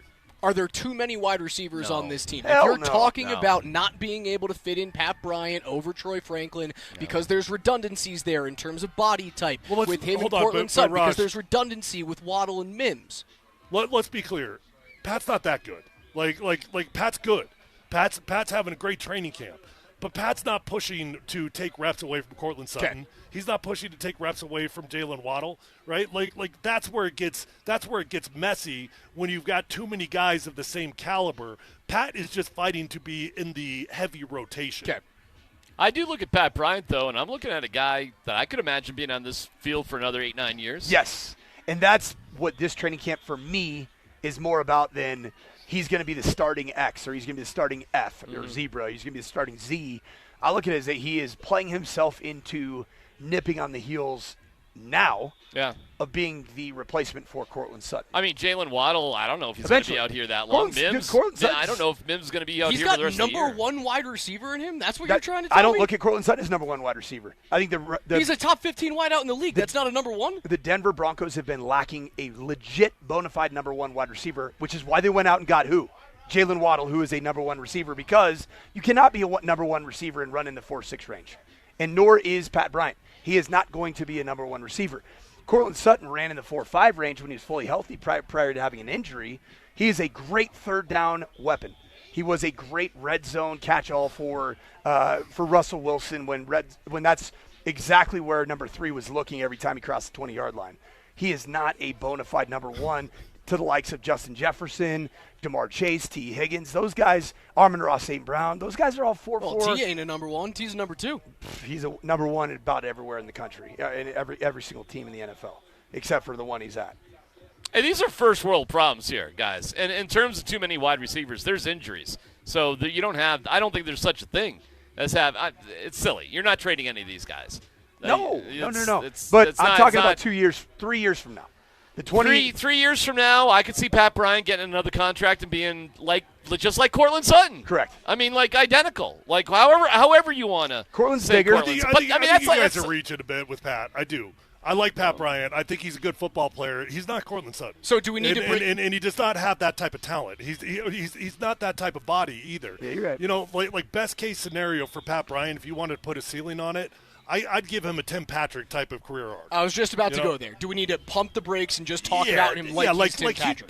He's not going to be he's not going to be competing for the most yards in the history of the franchise like Cortland Sutton. You're talking about a good rotational football player, not a 1A. That's not what Pat Bryant is, and he'll never be that. Has he been the best player overall in training camp so far? No, I think Riley Moss has. Oh, okay. I think those are the best on both sides of the ball. Yeah. Yep. And I think Riley Moss, you know what both of them have done? They've just been available, and they've made plays. Saying available is exactly where I was going, because before Waddle's injury, it was Waddle by a far margin for me, because he does something so drastically different than everybody else in the field. He gets injured. He's not going to be out here. Likely probably doesn't practice the entire week, right? He's not in pads right now. He is on the field. Won't be playing in Friday's game on the road in Atlanta, so we're not going to see him practice until next Monday at the very earliest. But prior to that injury, I looked at Waddle, and I was like, this is the Jalen Waddle different. camp. It is different. Yep. It's different when you watch him run. There's nobody runs easy like him. Some NFL news, Teddy Two Gloves, former Broncos quarterback, stepping away from the Detroit Lions. He is now officially, as he's done for the past 3 seasons. We'll see. Teddy Bridgewater is hanging him up. We'll see. We'll see what happens in December. Back again? I don't know. When someone else needs a quarterback? That was the craziest story of all time, him playing in a playoff game after being retired. Unbelievable. Coaching, middle school football? No, he was high school. High school, but now he can go Miami back. They changed the rules. It's the Teddy Bridgewater rule. They changed the rules in terms of money and raising money. You're allowed to spend X amount of money, and So you can go back there and do that for, the whole season. And then in December, he can come back and play pro football. DMac, was it telling to you that Sam Ehlinger got the 2 reps during that 2-minute drill? Because Stidham got it Friday, so it was simply a rotation. They don't rotate. They don't go for third team 2-minute drill. So it was nothing more than a rotation like they normally do. Stidham got the 2-minute drill on Friday. Ehlinger got the 2-minute drill on Saturday. On Saturday, Sammy Ehlinger was slinging it and got down to the 7-yard line with 44 seconds to go, no timeouts. But, you're starting to think oh, hey, too much time on the clock. What are you going to do? It led to, 3 straight throwing the ball out of bounds, throwing it away, and then, incomplete pass. That was just the offense's deal on Saturday. It was starts and stops the whole time, and way, way, way too inconsistent. I don't know. I mean, Davis Webb wasn't making excuses necessarily, but he said, he pointed out, 6 practices of the week. He's right. I mean, they had 10 practices in 11 days, so you're on the tail end of stuff. I don't know. The defense looked fine, but Tyler, I don't know. Does the offense get more worn down successive days in camp than defense? I don't know. You tell me. I don't know about getting more worn down. I think it's pretty equal on the bodies in terms of the tax and the toll that they're going under. This is about the time, though, that the offense needs to start getting in their groove. The first week, they've had, I think it was 8 practices. Is that right? They've had 8 practices, give or take, and that's normal. Offense is going to be behind, but by now it's time to start catching up. When do you start hitting the panic button? Because it has been basically a week of the defense dominating practice. I don't know that I'll hit the panic button at all, just given how good this defense is. I mean, this is an October-ready defense. They're ready they're ready to go play top 5 football in October now. This isn't different from what we saw last year. It was basically the same thing, carbon copy, but at least we got a couple of days of the offense humming early on. That is the main difference between last year's camp and this year's camp, is that we have seen flashes of brilliance from the offense. It's been about a week, though. Yeah, I what I've seen from the offense has been a strong start to camp, and the defense responding by saying, hey, just remember why we are who we are, which is a top 2 defense in the National Football League, therefore we're a top 5 team in the National Football League. And the defense has reasserted themselves since the pads went on. But I still think that there's been a good enough flow of offense to say that maybe the dog days of the offensive football, I still see signs that are greater than last year at this time, offensively. Well, we're about to see what a day of rest can bring. Right? It's a day of rest. I'm sure everybody's feeling a little bit better, I would hope. There's more guys on the field that look like they're ready to go. We should maybe get an update with all the injuries. To recap what's going on here Luke today. Wattenberg is back out in pads with the team today. Jordan Turner has come off of the non-football injury list. Depth inside linebacker who played 7 games for the team, about 115 special team snaps and 30 defensive snaps last year. So he is back on the field in pads with the fellas. Jalen Waddle is out here, however, no shoulder pads on. He's just walking around with the team. We are in full pads with Nick Bonito, with Cortland Sutton, basically everybody else out here. However, Alex Forsyth not on the field today for the Broncos. Wine time at Elitch Gardens is just 11 days away. You can get your tickets at altitudesportsradio.com/wine. It's brought to you by the Halliburton Law Firm, Colorado's own personal injury and employment firm. Learn more today at the Halliburton Law Firm.com. Raj, DMac, the coach Mike Sanford, Tyler Polumbus, and more coming back to you with our training camp coverage at Broncos Park. It's Altitude 92.5.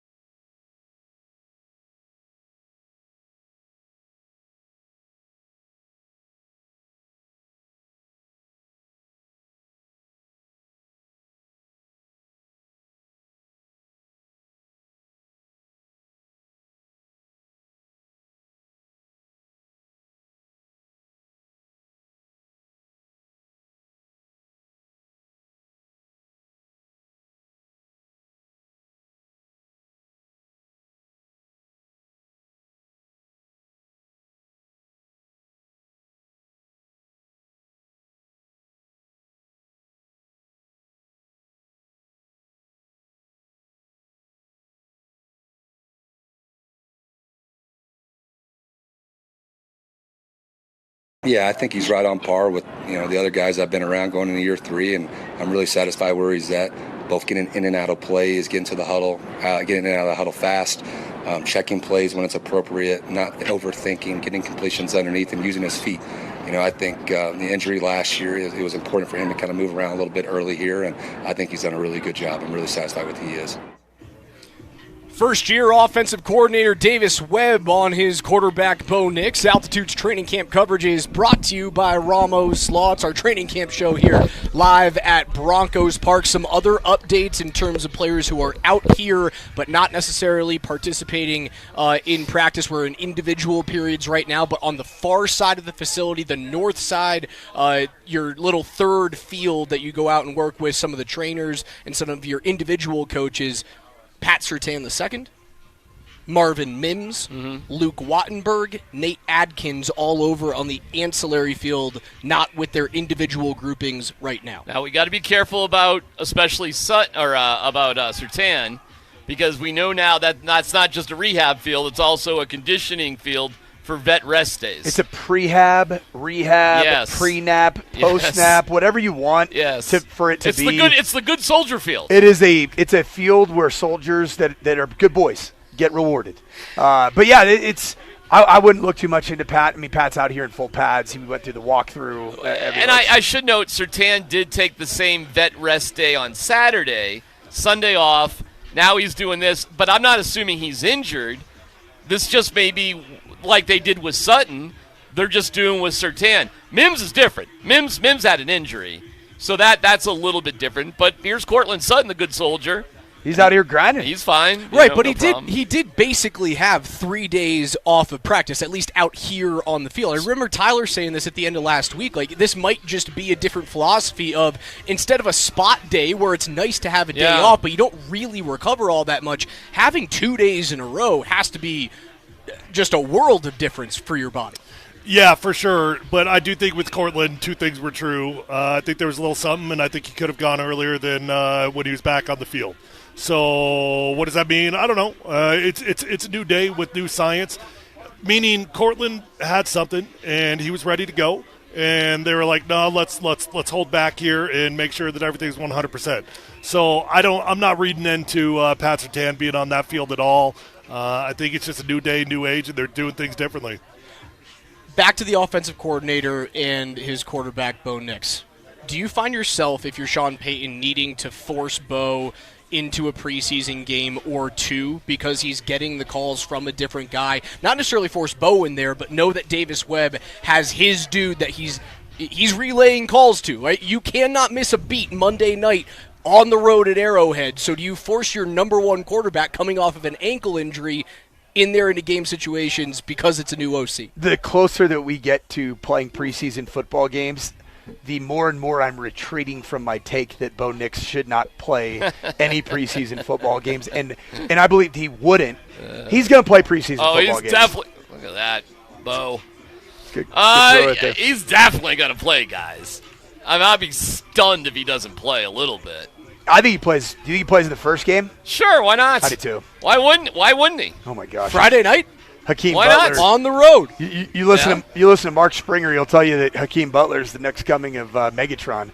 He just fell and got turf monstered on a routes on air period. Well, he caught one of the nicest passes of the weekend on Saturday as well, Coacher. Well, I mean, he's a tall guy. So every catch he has in traffic is just because he's tall? Well, I mean, the problem with playing receivers that you got to be able to stop and You're start. down on Hakeem Butler. I get it. He's not going to make the practice squad here. He's not going to make the practice squad. No, gosh, no. You got. I'll put a little coffee on that one. Michael Bandy here. You think they're going to move on from Michael Bandy? No, but you can Jordan Humphrey. You get 17 guys on the practice squad. You can keep 3 receivers. A guy that can't stop and start has 0 special teams value. 0. There's a reason he hasn't made any NFL rosters in his career. Why is he here right now? Because he went ham. He went nuclear in UFL, and it's a good opportunity to see what his skill set is. Can't you find a He's Michael 30 years Bandy old. anywhere? What are you trying to say? White skilled players or just grow on trees? Right. That's what I think Michael Bandy is loved around here, man. Oh, they love Bandy. He's loved. He's respected. So is little Jordan. Yeah, so is little Jordan. Well, little Jordan's not going to spend a whole lot of time on the practice squad because he's going to be on the 53-man roster, not day one. Did you guys notice the triumphant return of Kyrese Rowan, former Utah State Aggie that was a member of training camp a year ago? Oh, good memory. So he was signed as a result of Jalen Waddle. Uh-oh. What do we have now? I got a little bend. He's got a little thing on his left leg. Oh no, he's holding that hammy a little bit. Mr. Availability, Oh, man. He's going to find a way. Okay. Michael Bandy ain't missing practice. All right.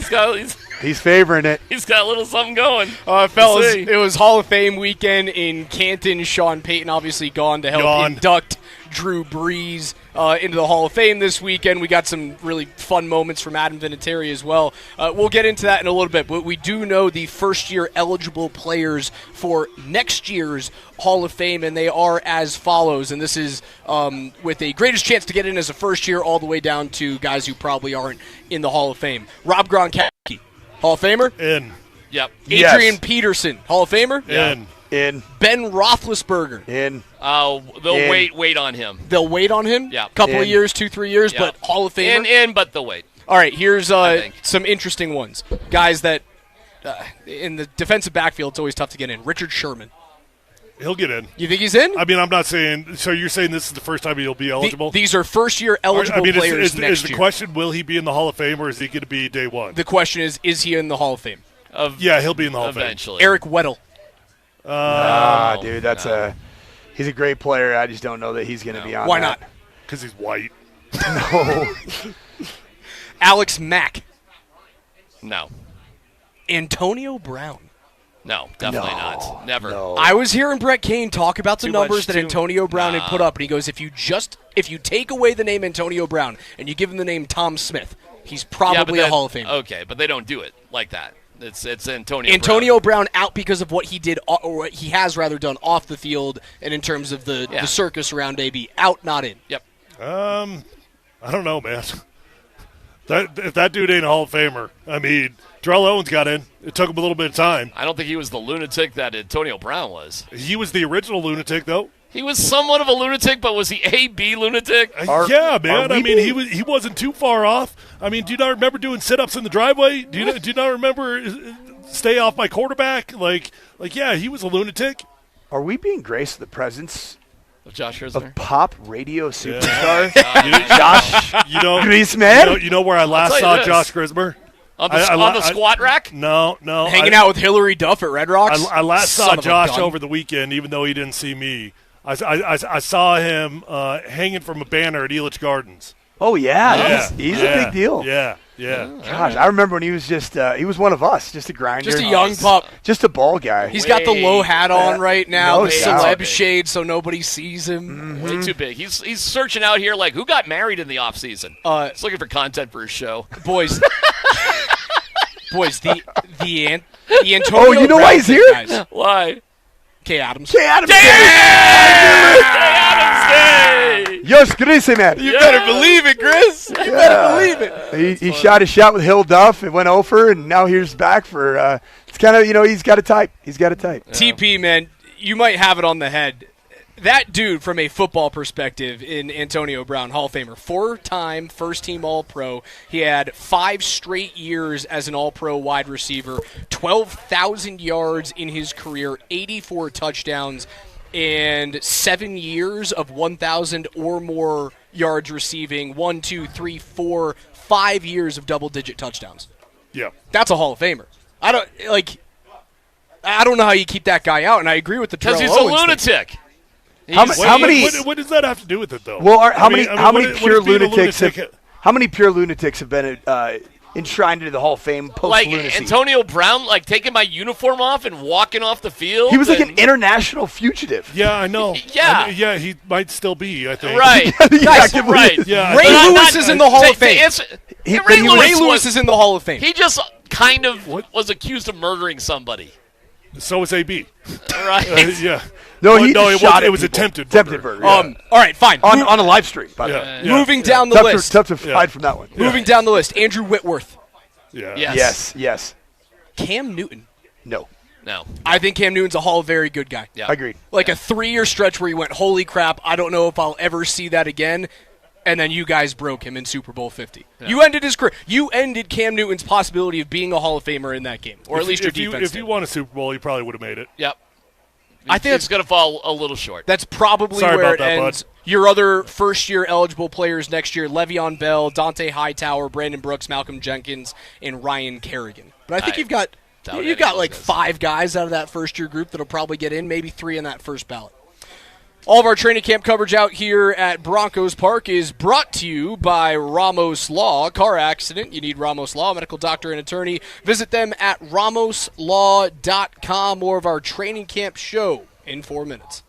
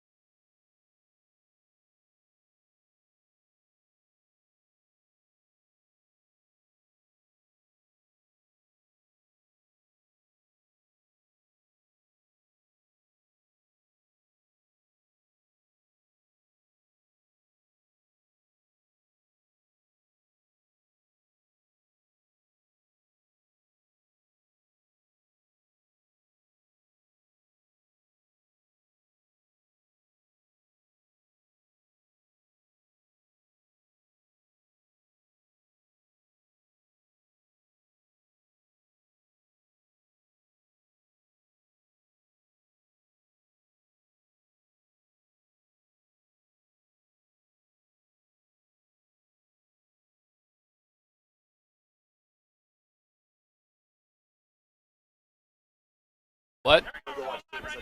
Yeah. Yes. All right, here we are. It is DMac, Tyler Polumbus, Alex Ryanemi. The Broncos are just getting started with team. So I don't know how long we're going to have you here for, Tyler, but I'll hang out a little bit more, and then I'm going to head on over and watch the ball. Okay, sounds good. Sounds good. We do have a bit of a update from this practice. If you were listening, we said, Michael Bandy just pulled up a little bit. Raj, Michael Bandy has gone back into the facility. Is that right? Walked back with a couple of trainers up that little turf hill and into the brand new facility here. This is now, the third time that I believe this show has actively been talking about a player, and then that player got injured as they were talking about him. So you guys have now cursed Jalen Waddle. Well, we saw Marvin Mims twice. Marvin Mims. Twice. And now Michael Bandy. And, Crazy. I know we're watching football. Guys get hurt. But you guys were talking about all of those players in the moment they hobbled off the field. Yeah, for example, Matt Henningsen got injured and was carted off. I never watch this. So I'm watching Bo Nix over there. Right now. You don't do that. You don't wield that power that way. No, I'm just talking about the period right now. He just had a sick handoff. It looks like we got a 9-on-7 period. Really smooth handoff off the right side. Bo did a good job. And he's not hurt. He's not injured at this point. Good. Let's hope that's the case. Hey, is Surtain back out there as they do team? Can we tell? Because he was on the if I use my camera as binoculars, am I going to get in trouble? No. Only if you take a picture and throw it on social media. Then I'm not going to do that. I will utilize my camera as Knox. All right, so yeah, is it good on good still there, Tyler? Are we going to go 1-2s at some point? I think it's. I can't tell right now. Surtain and Wattenberg and Mims are still all on the far field working by themselves. And is it 9-on-7? Is it just? Are we just doing running stuff here? It's good on good right now. Good on good. They got Jonathan Cooper out there, Zach Allen. Okay. They got the starting offense out there. Yeah, it's not 9-on-7 though. I mean, it's definitely a team though. That's for sure. Let's see how much they're actually going to throw the ball. Maybe they're just running around. Well, it might be team run. Okay. And by the way, the center, how about this for a new one? The center today is Michael Dieter. Right, Forsyth out, whether it's injury or something. I don't know what, veteran day for Alex Forsyth. I wouldn't have foreseen that coming. Yeah. But again, Wattenberg out here, just not participating in drills. He's doing individual work on the far side of the field. So Michael Dieter now working with the number ones. 6'6", been in the league 8 years. Out of Wisconsin, 315. Was he a Charger at one point? Golly, you got me on that one. He was a free agent. That's how he was acquired. So I'm not very schooled or knowledgeable about Michael Dieter, but we can scramble. No, I don't know anything about him. Miami, Houston, and Washington. 8 years, though, in the NFL. He's a vet. 8 years in the league. He's doing something right if he's hanging on for 8 years. Yeah. I'm just that's. He's past Throckmorton, who's had a pretty exceptionally bad camp, to be quite honest with you. If there's any kind of news there, what happens at camp can hurt you, and apparently that's hurt Calvin Throckmorton maybe just a little bit, as we're down to our third-string center who's taking first-team reps. By the way, Kay Adams is now officially in the house, and she has brought a couple of boxes of Voodoo Donuts, which I have. I gotta go get donuts. I was going to say I have a bad feeling that we're not going to be part of that. Yeah, TP, get on your horse, buddy. All right, Tyler's going to go get some donuts, Kay Adams donuts, and go watch team, and as Tyler saunters away. All right, Raj, me and you. I like it. Pretty human moments from Sean Payton over the weekend in Canton, kind of shedding a tear as Drew Brees talks him up and his belief in him coming over from San Diego, and their moments. I actually saw a clip from Chris Berman talking about like the greatest game he ever called, the greatest moment he ever called, and that was the reopening of the dome down there in New Orleans after Katrina. And Drew, obviously talked a lot about that situation with his induction over the weekend, but it was good to see Sean Payton, shed a tear, but he was in Brees' camp from the moment they traded for him. Yeah. He's been in Bo's camp from the moment they drafted him 6th out of those 6 first-round quarterbacks. All right, but let's hear a little bit from Drew Brees.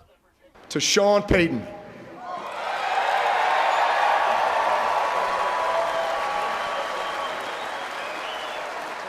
I miss our dot meetings, Coach.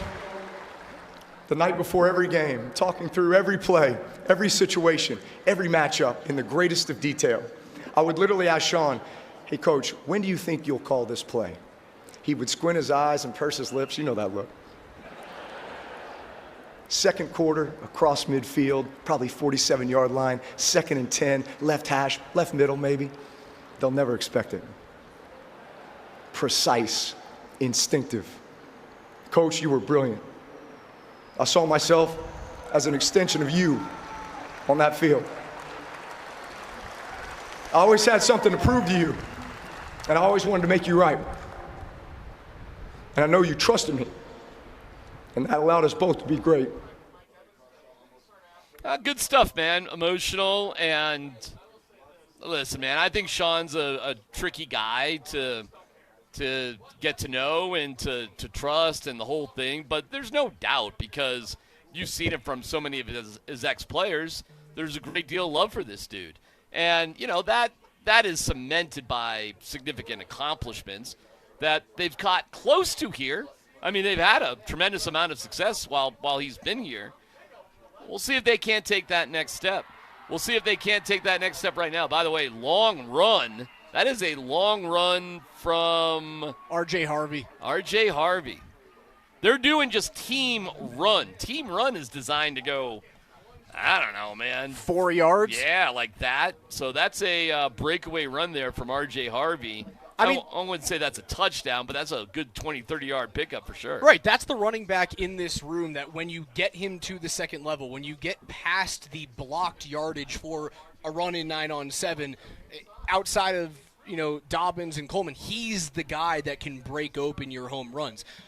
It's just whether or not he can run between the tackles. I think he's had a pretty good camp. We've talked about how Pat Bryant has been the offensive star thus far, and another really solid run. However, is there a ball on the ground? No. They're just they're doing team run, which is as close to tackling without tackling. So it's thumping, but you know, sometimes you thump, you go to the ground. So the crowd's getting excited by what they perceive as a tackle.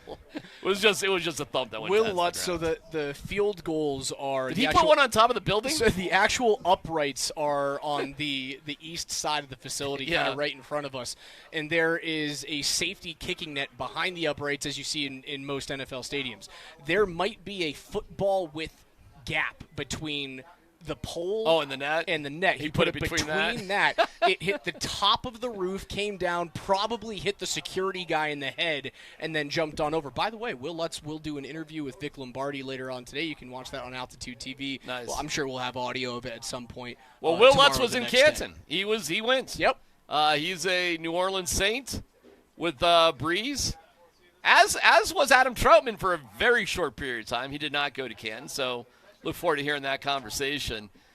We found out over the weekend, which was amazing to me, that Brandon Jones right now is your backup kicker in case Will Lutz gets hurt. Have you watched him kick a field goal? It's fantastic. It was impressive. And on Saturday, listen, we've watched it, solo, but we haven't watched him with the crowd, with the team, with the whole thing till Saturday. But Saturday there was a big "Let's go Brandon" chant, for whatever that's worth. He said at that point he started feeling nervous. But they weren't messing around. They had 4 attempts from 33 to 41 yards in length. So, real situations. And he made 3 out of 4. And he didn't have a special kicker shoe on. He spat it up, meaning he's all taped up with his shoes and his ankles and all that. Didn't matter. Got it through. And he admitted he was nervous. He said he had soccer experience in club as a youth kid and then a little bit in high school. And then he said, but in high school he was like, come on, I'm a football player. Right. And I'm like, okay. He did say when he's done with football many years from now, even if it means absolutely nothing, he wants an MLS tryout. So the dude loves soccer. Brandon Jones just flat out loves soccer. The guys in the morning were making fun of me. I want Brandon Jones kicking a PAT in the preseason? Why not? Why not? Will Lutz does not need to. It always amazed me they wouldn't go for 2 or practice weird situations. Will Lutz needs to practice an extra point, like I need a needle to my eye. He's doing it right now. Well, that's not an Here's extra the point. practice. He's in 50-yarders. I mean, has he moved back? Oh yeah, he's what line 10? Oh no, 20, he's 40, he's that's on the 50-yarder. It's a 46-yard line. That's not the 46. He's 10, standing on the 20. 20. No, where's the kicking tee, Raj? Where I are can't the see it. balls? I'm blocked out. Well, I guess you'll have to trust me.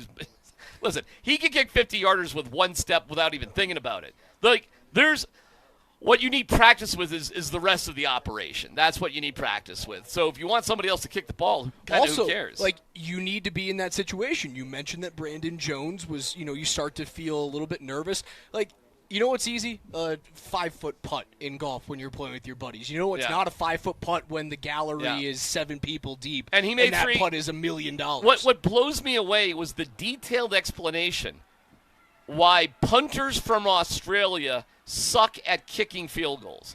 And it's because they play Australian rules football, not soccer, because they're punters, and they're not used to kicking the ball like that.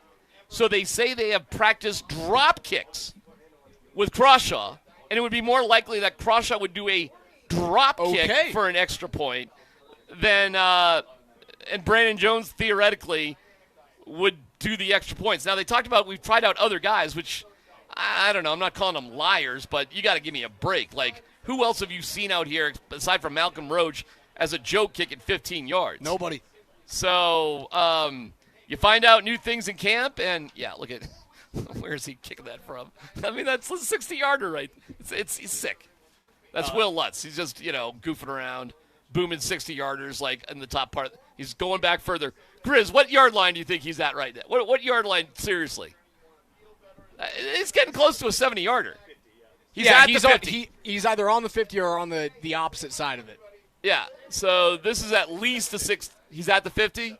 So this is at least a 60-yarder here. Watch how high this will go up into the net. That is a 60-yarder, my friends. Easy. And it's good from 67. Easy. Yeah, without a doubt. He wasn't even trying hard. He wasn't even leaning in. Oh, he's going back. All right, come on now. This is fun. If we're going to keep doing this. On the next field, the Broncos going through a team period. The number 2s are going through their repetitions right now. Back-to-back catches for Lil Jordan Humphrey from Jarrett Stidham. Couple of laser beams. All right, I got you, but I'm obsessed now. This has got to be a 70-yarder. This is coming from the guy who says... Grizzly, are we going for a 70-yarder here, you think? We're damn close-ish. 65 at least, maybe 70. Didn't I hear you making fun of football, kickers as though they weren't football players? Yeah, that's good from 75. From 70. I think they're real players. That's not, especially kickers. My issue is stopping practice for special teams reasons. That's my bigger issue. That was a big applause for Pat Bryant. Again. I want to say that was Riley. Is that Riley Moss in coverage? Who's running off the field right now? I see sleeves. Is it Moss? I don't think that's Riley. No, it was not. Who was that? 22. That was Brandon Jones. Oh, that's Brandon Jones. I would assume that's with the 3s. Is that Sam Ehlinger at quarterback? No, that is still Jarrett Stidham. So Stidham has now found back-to-back receptions from Humphrey, a deep catch from Pat Bryant. Dude, this is at least 70 right here from Lutz. This has got to be 70 right here that he's teeing up for. Let's see where this is. 70 yards. Can you get it there? No. It's going to be short. A little short. Maybe it's 75. I don't know. The guy's got a huge leg. All right, so we're doing 7-on-7 here, Raji. We got a little 7-on-7 action going. I mean, Stidham's always a training camp stud. Like, there's hardly ever days where Jarrett Stidham looks, straight up bad, but there's been 3 straight plays at 7-on-7 where he has thrown an absolute laser into tight coverage. Is that J.K. Dobbins up the right side? Who's that with the football right now? Stiddy's a bit of a not Dobbins. Stiddy's a bit of a mystery, my friend. Bit of a mystery. All right, why don't we take a quick break? We'll be joined by Scott Hastings. They're going through on 7-on-7. Tyler and Coach are away watching the practice, so we'll get you all the details as it rolls out. Broncos Park, powered by Common Spirits, Altitude Sports Radio 92.5.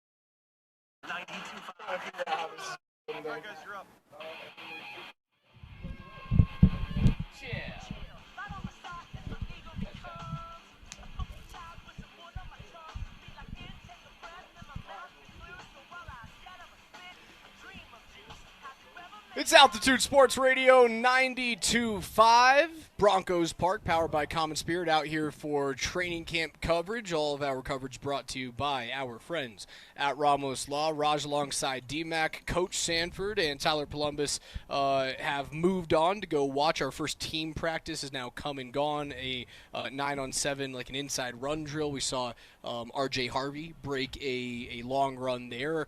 Will Lutz was making 60 to 65-yard field goals, and we've got Scotty Hastings sitting down finally. Big fella. You see his big mid out there, his paws. But back into some punt coverage right now, and then we'll go into our second team period. Scotty, what's up? Did you guys watch any Hard Knocks? I loved it. I was late to watch it, and I just watched it yesterday. Yeah. I couldn't believe how good it was. Yeah, I think I watched the first 2 episodes. I don't know why Hard Knocks is so much better than all of those other sort of documentary sort of things. It's just kind of the way they do it, and I thought it was great. I love the Seahawks. I will say this: I thought Seattle gave them inside. I mean, it felt the cameras are great. But saying that, does it not feel like them other teams have more of a training camp than the Broncos are? Doesn't it feel more real in Seattle than it does here? Is that the NFL Films music behind it? Kind of. Well, it might be the music and the amount. I think there's more contact. I think it's more physical. It seems like it's demanding. Here it's just kind of it's been more country clubby. It has not been a physical training camp whatsoever. Well, they're not the Junction Boys, Scott. I don't know what you're looking for, but I don't know. But when it kind of all looks the same to me, to be quite honest. Now you got defensive coordinator guy that's in Seattle, and you got a meathead guy that's kind of in Detroit. Although he worked for Sean. Yeah, right? McDonald's the D coordinator, who's the head coach. Unusual. I just watched it. I went, boy, they seem to hit each other more than we get to see out here. They were getting a little bit more fights, I guess. But then they highlight that. I don't know, man. We just saw a team run drill. They were thumping. They were tackling here just a few seconds ago. Saturday is the Broncos still like one of the handful of teams that's never been on Hard Knocks? Well, they haven't. I don't know how many teams have not been, but they haven't, which is amazing. And it was remarkable to me that the Seahawks, Crawshaw, just a heads up. Crawshaw just really good. Coffin cornered one from 70 yards away. On the 2-yard line. Holy cow. Yeah, that guy rocks. I mean, you really see something here at altitude when it's warm. I feel like it's unreal what I he feel can like do. we're jinxing it because you mentioned the other day it was Crankshaw or what was it Crankshaw? What were we calling him last year? Crossshank? Yeah, Crossshank. Yeah, it was Crossshank all last thing, and then he became basically the best punter Denver's had since Tom Ruin. Yeah, nobody's chasing this dude away. No. I mean, But I feel like we remarkable. should go back to calling him Crossshank just in the preseason so they'll have another good season. I mean, I think he's get him on the reverse. First team All-Pro punter. I mean, and who wouldn't want? Here's another one. Watch this.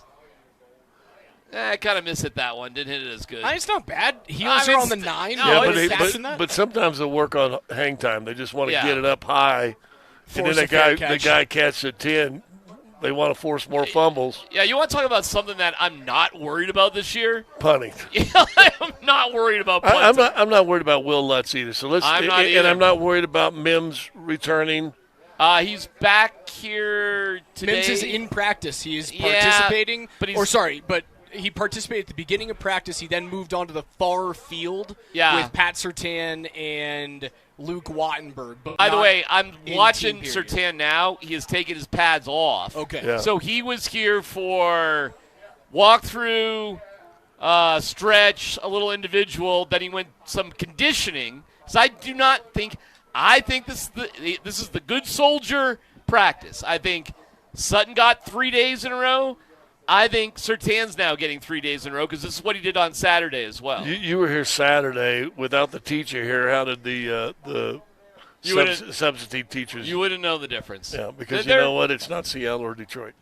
What do you mean? It's just softness. No. I mean, it's. You just got you change the maitre d'.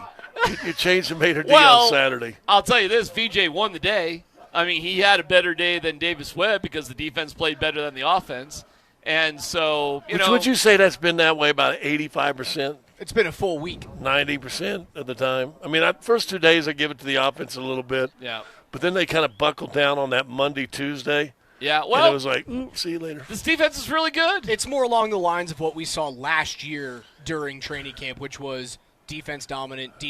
But we saw a couple of long run plays on the team run period in the 9-on-7 period. In fairness, there were a lot of drops. Yeah, I think he's working on hang time. Oh, that was high in the air. Well, it's a shorter field. Yeah, he's just trying to put it up high as high in the as air, he can. trying to get coverage. The guy caught it at the 9. So he's not going to return that. Can we go back to what you just said about Saturday? That should not be glossed over. What's that? What did you say about the wide receivers just now? A lot of drops. That was an issue last season. That was a massive issue for the Broncos last season. Yeah, it was a lot of drops. Huge issue for Troy Franklin. Not by Pat Bryant, but everybody else. And some of them were younger players, though, in all fairness, and Mims, Waddle weren't out here. But it was like the Justin Jollies of the world. And there you go. So now there's coverage. Yeah, it's all hang time. Fair catch on the 5. Yeah, like that. They're just practicing, get it inside the 10 and don't give them a chance. And he can do that. I mean, he might be the best in the You know NFL. what? We made fun of him. Not we. A lot of people made fun of him because then they drafted him in the 6th or 7th round. 6th round last year. And then, what are you doing? Drafting a punter? And, dude, he was your best rookie last year. He was your best overall rookie. Hold on. Can I say something? Hold on. It's a position for 15 years if he takes care of Well, himself. was he better than R.J. Harvey, who had 12 touchdowns? 12 touchdowns. Oh, that's pretty good, too. I mean, more touchdowns than any skill position player in his draft class. But wasn't Crawshaw in the top 4 or 5 inside the 10 touchdowns? Yeah, I don't think anybody's going to argue that he's one of the best punters in the National Football League. By the way, they're going back to team now. So, and I see, there's a few other guys over on that conditioning field. And I just saw Mims, who he's taking his pads off, and he's jogging down to be with the offense and support. Sertan isn't practicing. We're to our third-team center, some guy named Dieter, who's been in the league for a long time, actually. You want to touch my monkey? That's right. You want to snap my football? You want to touch my Come monkey? here, I'm very pretty. You can touch my monkey. Now we will dance and play football. Now we will dance and play football. I have a list of the teams that have never appeared on Hard Knocks. Oh, all right. The Broncos, okay, the Panthers, Packers, Jaguars, Vikings, Saints, 49ers, Titans, and Patriots. Well, I really do not know why a team wouldn't want to be on Hard Knocks. They've changed how they do things. They focus more on the stars. They tell more good stories. They do not show guys getting cut like they used to. And I always love that because they always highlight some dude that you just fell in love with. Oh, yeah. And hey, coach wants to see you bring your playbook. And the Seahawks just won the Super Bowl. They certainly didn't have to be on Hard Knocks. I think it was a smart choice. Did you get a different appreciation for Darnold after watching first half of the season? Yeah, it's like a good dude. Talented guy. His 6th team in 7 years. Yeah, unreal. And you're like, oh my gosh. I still remember the Darnold, the Jets. That was I see ghosts. Yeah. And I'm like, this guy's done. What a bust in the first round. Well, how about he gets his Super Bowl ring and he immediately drops it? Oh, he opens the box and falls out. By the way, you want to talk about two cool moments. They get their Super Bowl rings. They're dropped from the rafters. So you got to sit in a very specific spot, and your ring comes down from you on wires from the heavens. Darnold drops it as soon as he opens the box. I'll tell you another cool thing. I liked how they had fans where the players come out onto the field. Like, how cool of a touch would that be if they let, 50 or so fans just out there when the players come out? Well, I think that would be kind of fun.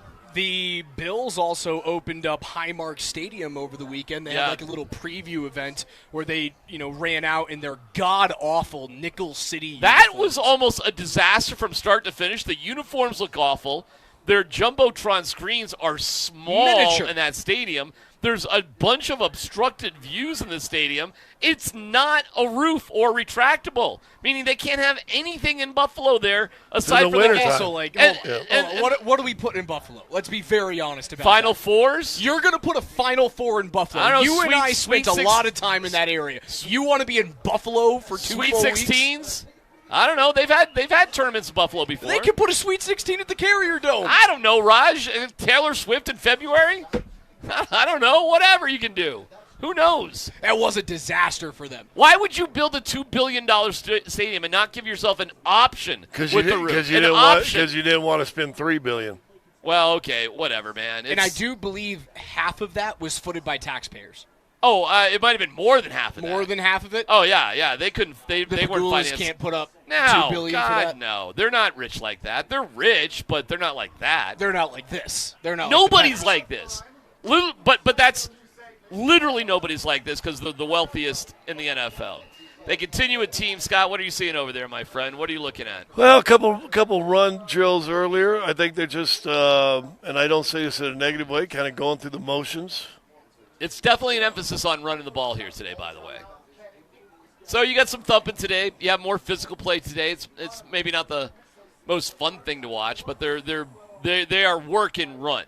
Well, you certainly have to. You're 4 days away from playing actual NFL football. Like, the preseason opens up on Friday afternoon on the road. By the way, we will not be out here on Wednesday. They have now closed Wednesday's practice to both the public and the media. So we'll be out here today and tomorrow with all of our training camp coverage. That will go away on Wednesday, Thursday, and Friday, but we'll be back out the following Monday to get ready for the first home preseason. Well, we know they don't really game plan for the first preseason, but that sounds to me that Sean wants to put one or two little wrinkles in. I think so, yeah. That he doesn't want anybody to be able to see. And then they're not going to practice at all Thursday because they're traveling. That's what it sounds like, too. Scotty, I was asking the question to Tyler and Coach a little bit earlier on. Do you think they do something like this, like you shut the practice down on Wednesday because you have a first-time play caller in Davis Webb, like you kind of force yourself to work with Bo Nix, maybe get Bo into that first preseason game? Well, Sean Payton said the other day that everybody that has been here is going to play. All right. He said we got to determine, but listen, what better to kind of get your feet wet in a offensive coordinator than letting him try to design something with 2s and 3s? When it isn't your elite of elite players, when it is guys that you better be technical and you better be sound in what you're going to do. Nothing to hide behind. Nothing to hide behind. I think this is – listen, Peyton Manning covered up and John Elway covered up a whole lot of bad play calls, right? Of course. Now let's see if Stidham can.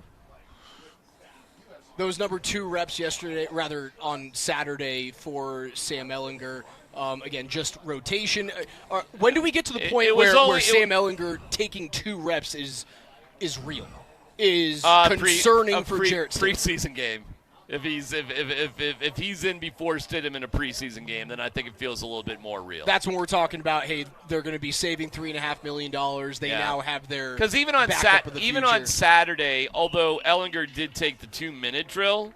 That's just a rotation from the day before. When he didn't. And Stidham was the number 2 guy the vast majority of the Saturday scrimmage practice, whatever it was. It was they just didn't do 7-on-7. They just on Saturday they did all team when they went in that direction, but it was still scripted out. It wasn't exactly move the ball until you got to the 2-minute drill. So they were still just following a script. And by the way, that's just inherently a bigger advantage for the defense anyway, because they just kind of know what's going on based on the situation, what they've been looking at. So we won't really have a big sense of anything. Well, we really won't have a big sense of anything, fellas, until September 14th, to be quite honest with you. That Monday night, which is what I've been saying for a while. That'll be a bit of a benchmark. But as we go, we're seeing things. I mean, whether you think they're important or not, like Calvin Throckmorton has definitely been demoted from the center. We're on our Dieter, our third-string center, and there's another guy, Ortega, who's kind of moving in. Like, Throckmorton's had a bad camp. I'm sorry for Calvin Throckmorton. That Well, sucks. do you remember you and I were over here the other day, and I said Throckmorton was struggling in those drills. Well, guess what? They agree with you, as we're seeing out here today, for whatever it's worth. It's been interesting to see how they're resting certain players as we look at Pat Surtain with essentially Jones on the sideline. His third day off in a row for Pat Surtain, just like Cortland Sutton. So I don't think he's hurt. I think this is what they're doing with some of their vets. They're going to give their vets, and I say off, I mean he did do warm-ups. They ran. Yeah, he did some conditioning. It wasn't off him from conditioning, was it? Yeah, but but he was off yesterday. He did the same exact thing we're looking at Surtain today as he did Saturday. And they're still putting in work. Like Wattenberg is still doing wind sprints side to side on that far field. So it's just a different approach, man. It's a different approach. We're not killing ourselves. We're getting our conditioning. We're getting our work where it makes sense. But we're not taking any unnecessary risks with our guys either. There are things you're learning. I think I've learned that they're going to lean in and trust R.J. Harvey as their number 2 back to start off the season. Like in terms of the rotations, stuff like that. Yeah, he's getting the vast majority of those RB2 reps, and this is coming off of a week in which Jonah Coleman got a lot of praise last week. Yes, he did. Not only from the media, but certainly from the offensive coaching staff and Sean Payton. There were a lot of questions asked about him as Jonathan Cooper takes a jog into the old players' restroom in front of us. By the way, he has to take a poopee. By the way, we're about to see. I don't know if there's an actual toilet in there. I think it's just urinals. Is there an actual toilet? What is it? A Larry? Is that Latte Larry's? That's where we can't defecate in the bathroom. we're lining up. Is this? That's where Mrs. Wilson used to go into. Oh, we're doing some kicking here. Okay. I was hoping they were going to do team red zone, which would be fun. And there's, we're practicing the operation for Will Lutz. He's got that down. I guess you got to practice the blocking and crap, right? Yes, you do. All right, you can't go from 20 minutes ago doing play-by-play of 60-yarders to then poo-pooing on team field goal. It's not for Will Lutz's benefit. The dude's got the job down. It's for, I guess, everybody else out here. It was fun seeing Brandon Jones on Saturday, like a player, kicking field goals. I couldn't kick a 25-yarder. Yeah, well, you're not an elite athlete like Brandon Jones. Hey! Or me. Could you kick a 25-yarder right easy. Easy. If you get one chance. No problem. One chance. I don't even have to warm up for a 25-yarder. A 25-yarder from the 15-yard line? Soccer growing up. It's not hard. Listen, that is not. Up, how long ago was that? It doesn't matter. You know how to kick a ball. You know how to kick a ball. That's not a long kick. You think 25 yards is a long kick? I don't think I could make a 25-yard field goal. Okay. My 12-year-old could. You think I can make a 25-yard field goal? No, because you'd kick it straight on. You'd hit the side toe. What experience do you have playing soccer? I know. I played sports with sticks in my hands. I literally played soccer my entire life growing up. I can do that. He played in the men's league. You played in a men's league? I've done all sorts of soccer crap throughout my entire life. 303-504. I'm not going to ice skate with you. I can't hit a slap shot. Can you hit a slap shot? I sure can. Can you hit a slap shot from the point? I sure can. Oh, I can't do that. Scott, can you do that? No, but it wouldn't take long. 303-504-0925, spoken like an elite athlete. Our training camp coverage, powered by Ramos Law, continues after this.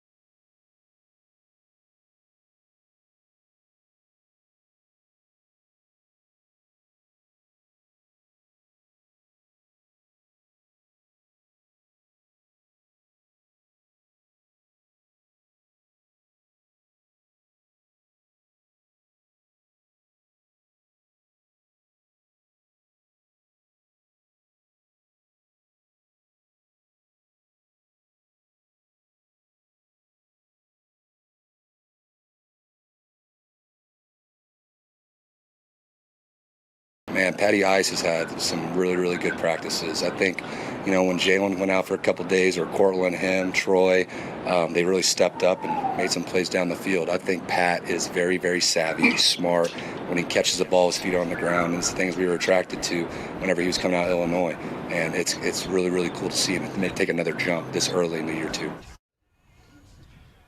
Davis Webb on Broncos wide receiver Pat Bryant. Our training camp coverage out here live at Broncos Park continues on Altitude Sports Radio 92.5. Raj alongside DMac, Scotty Hastings, and joined by a man who will speak to Will Lutz momentarily, Vic Lombardi. Vic, what's up, brother?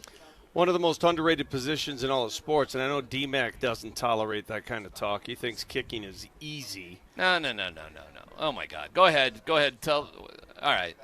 Go ahead. What else do I think that I don't think? Well, we've had this conversation before. When I say kickers deserve to be paid more than they already get, you always say why. No. You're misconstruing things. Of course kickers are incredibly valuable. You should pay them because it's such a difficult thing to do. What I don't like is stopping practice to watch these guys do special teams when I don't think they need to do it. He wants to do them after practice. Yeah, or before or whenever. I mean, we don't need to stop an entire practice to... So isn't that called practice? Yeah, so, okay. Listen, so you don't want them to do what they're doing right now, practicing. I don't like stopping a real football practice to practice punting and kicking. But our kickers, they deserve a lot of money. Well, you're not practicing the punting and the kicking. You're practicing the blocking. Also, I'm telling people, too, kicking a 25-yard field goal is not hard. Like, anybody who's a basic athlete with basic coordination can kick a 25-yard field goal. It's no big deal. Kicking a 50-yarder, a 60-yarder, when people are chanting your name and the whole thing, that's hard, but that's what these guys get paid to do. I am not whatever. even going to argue don't with you even worry because about your argument is invalid in my eyes. All right, okay, whatever. It doesn't matter. Anyway, I'll be talking to Will Lutz after practice. Enjoy it. He went to the Hall of Fame, Canton. Will with one L. Will with one L. Will that be a question? I have to start with that. Where's the other L? Yeah. I gave it to the Chiefs. Where's that other L, damn it? Vic, Pat Bryant's been one of the stars of training camp thus far. Who's your star of camp been so far? I think Pat's looked great, and I don't disagree with you there. I really like what R.J. Harvey has done, too. I mean, he looks more explosive this year for whatever reason. Did you guys just notice who went to the locker room? Raj, talk about it. J.K. Dobbins was spotted about 5 minutes ago jogging off of the field with the trainer next to him. He has not emerged from the Broncos locker room yet. Pinky promise. Ooh. Never like to hear anything with him involved in going to the locker room. Michael Bandy also went to the locker room earlier. Looks like he's got a little bit of a hammy. Scotty, we've moved on from kick and punt coverage to what in front of us Red now? zone. 11 on 11. Yeah. Bo's first. They started second and long. Now it's third, or second and medium. Now third medium. Bo probably sacked on the first one. Can you imagine if J.K. is hurt right now? Oh, my God. I can't, and I don't want to go awful. there. I don't want to. They're having some snapping issues today. Have you well, noticed that? you know why? Yeah, they're missing their first two guys. Their first three? Well, it looks like Throckmorton has been demoted, and they got I got to look the guy's There he name is up. again. Mr. Bean. Pat Bryant again.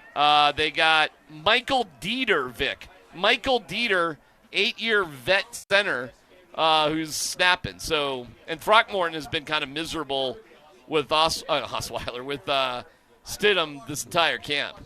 You have a sneaky little issue at center right now. But according to your logic, they shouldn't be practicing that because it's just a waste of time. Oh, my God. All right, so first play, overthrow from Bo Nix. Scotty says probably a snap. Second one, I don't know if it was a snap issue, a false start, but they did end up moving the sticks down the left sideline. Bo gets I want to say that's Nick Benito on the short side to jump. Yeah, these are real drills right here. Deep. Bo deep to Cortland Sutton down the sideline, and he beats Riley Moss.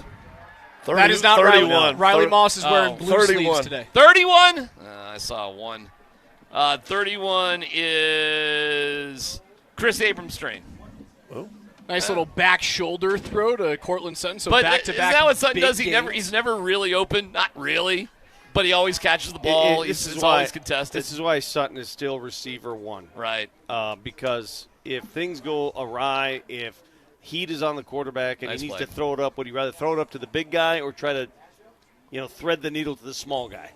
By the way, Big guy. there's Waddle, no brace at all on his. Does he have something on? Ooh, he No. does. Does he have something on? Is his it a calf? sleeve? That might just be a sleeve on his calf. It's like a small sleeve, though. If it is. What a something. throw from Bo. Wow. Throws it over Jaquan McMillan's outstretched hands. Wow. On the money. Troy Franklin, as DMac almost gets decapitated. What is going on here? What on earth just happened? I don't know. One of our things just fell over the wind. Who caught that? That was Troy Franklin. Yeah. Okay. It's a great pass. All right, we got some good offense here. Now Stiddy's in. Yeah, off after. Yeah, there we go. Now we'll take a break. Thanks for listening to the program. We'll take a break right now. Scotty anti-Stiddy. Stink him. Where are you with Stiddy, Scotty? He's back to stink him. He hasn't been great. I was positive and cheerful for him going to the AFC playoffs, but he's stinking now. Is there anything he could do that erases that tape for you, or is it just move on? You had your chance. Yeah, retire. Retire. That's a nice out to McLaughlin right there. He's probably tackled.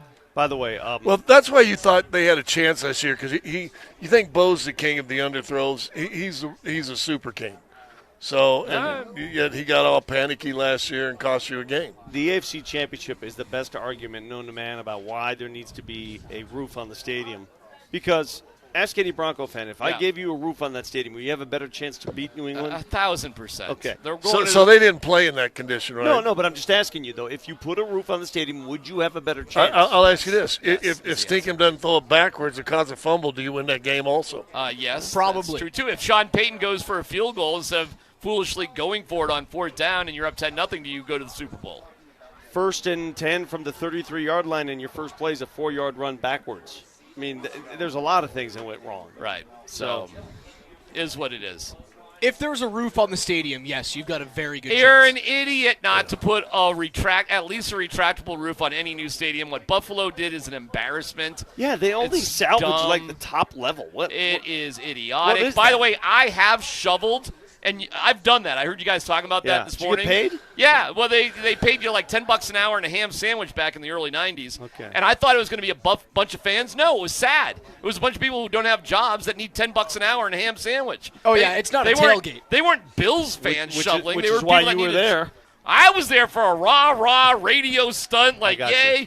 I did it. Nobody was happy. Nobody was pumped up. And then I got T-boned in the parking lot in my Saturn SL1 Oh, that worked. getting out of there. So it was a disaster for me. And shoveling out snow from a stadium is dumb.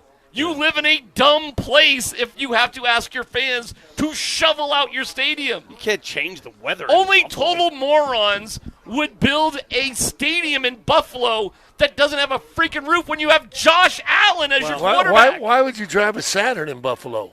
Because it was a cool car. It was cheap. I was broke. I don't know. By the way, the Bills doubled up a little bit. We talked about this. Not only did they charge the taxpayers, yeah, they also threw PSLs at the Yeah, fans. yeah. I think you do one or the other. How about that? Yeah. How about that? One or the other. They don't care because we're all drunk and we have taken shots out of bowling balls and leaping into tables because we're a bunch of idiots from Western New York. Well, there's also nothing else to do in Western New York other than go to a Bills game.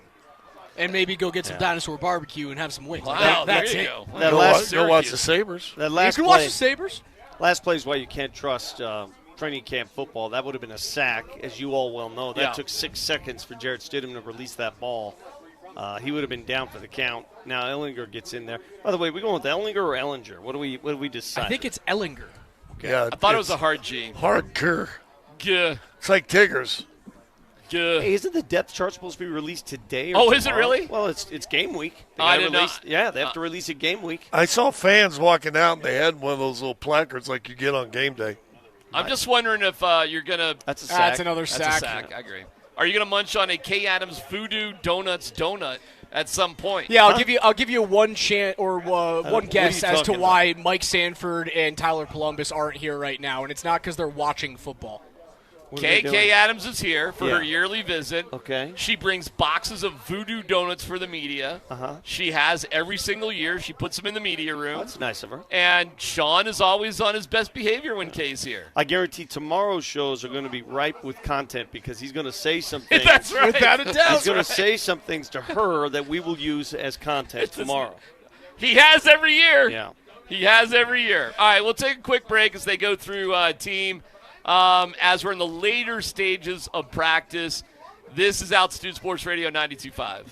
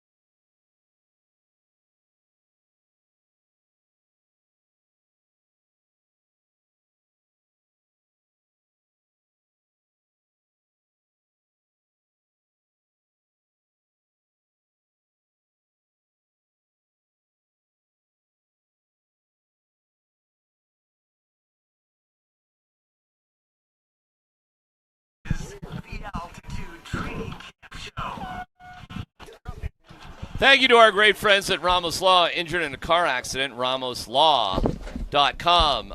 As Tyler returns, Scott Hastings, Alex Ryanemi.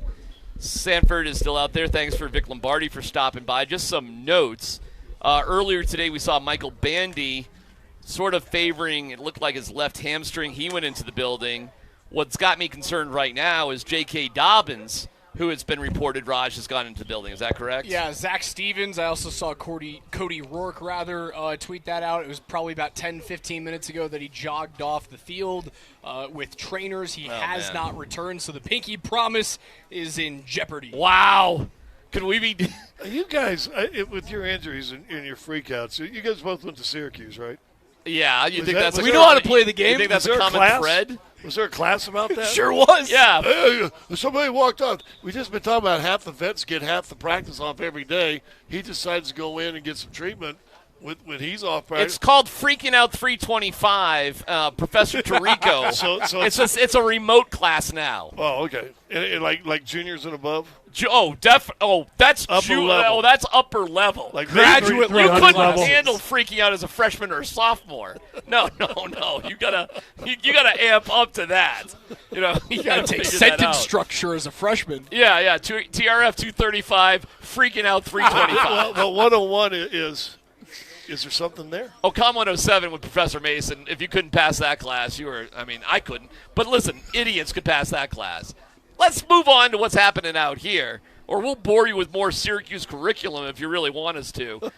Are you concerned, Tyler, with Dobbins moving off the field here today? Gosh, I wonder if that happened when I was walking over to you guys, because I didn't see it happen. I have no idea what happened. I didn't even see him walk off the field.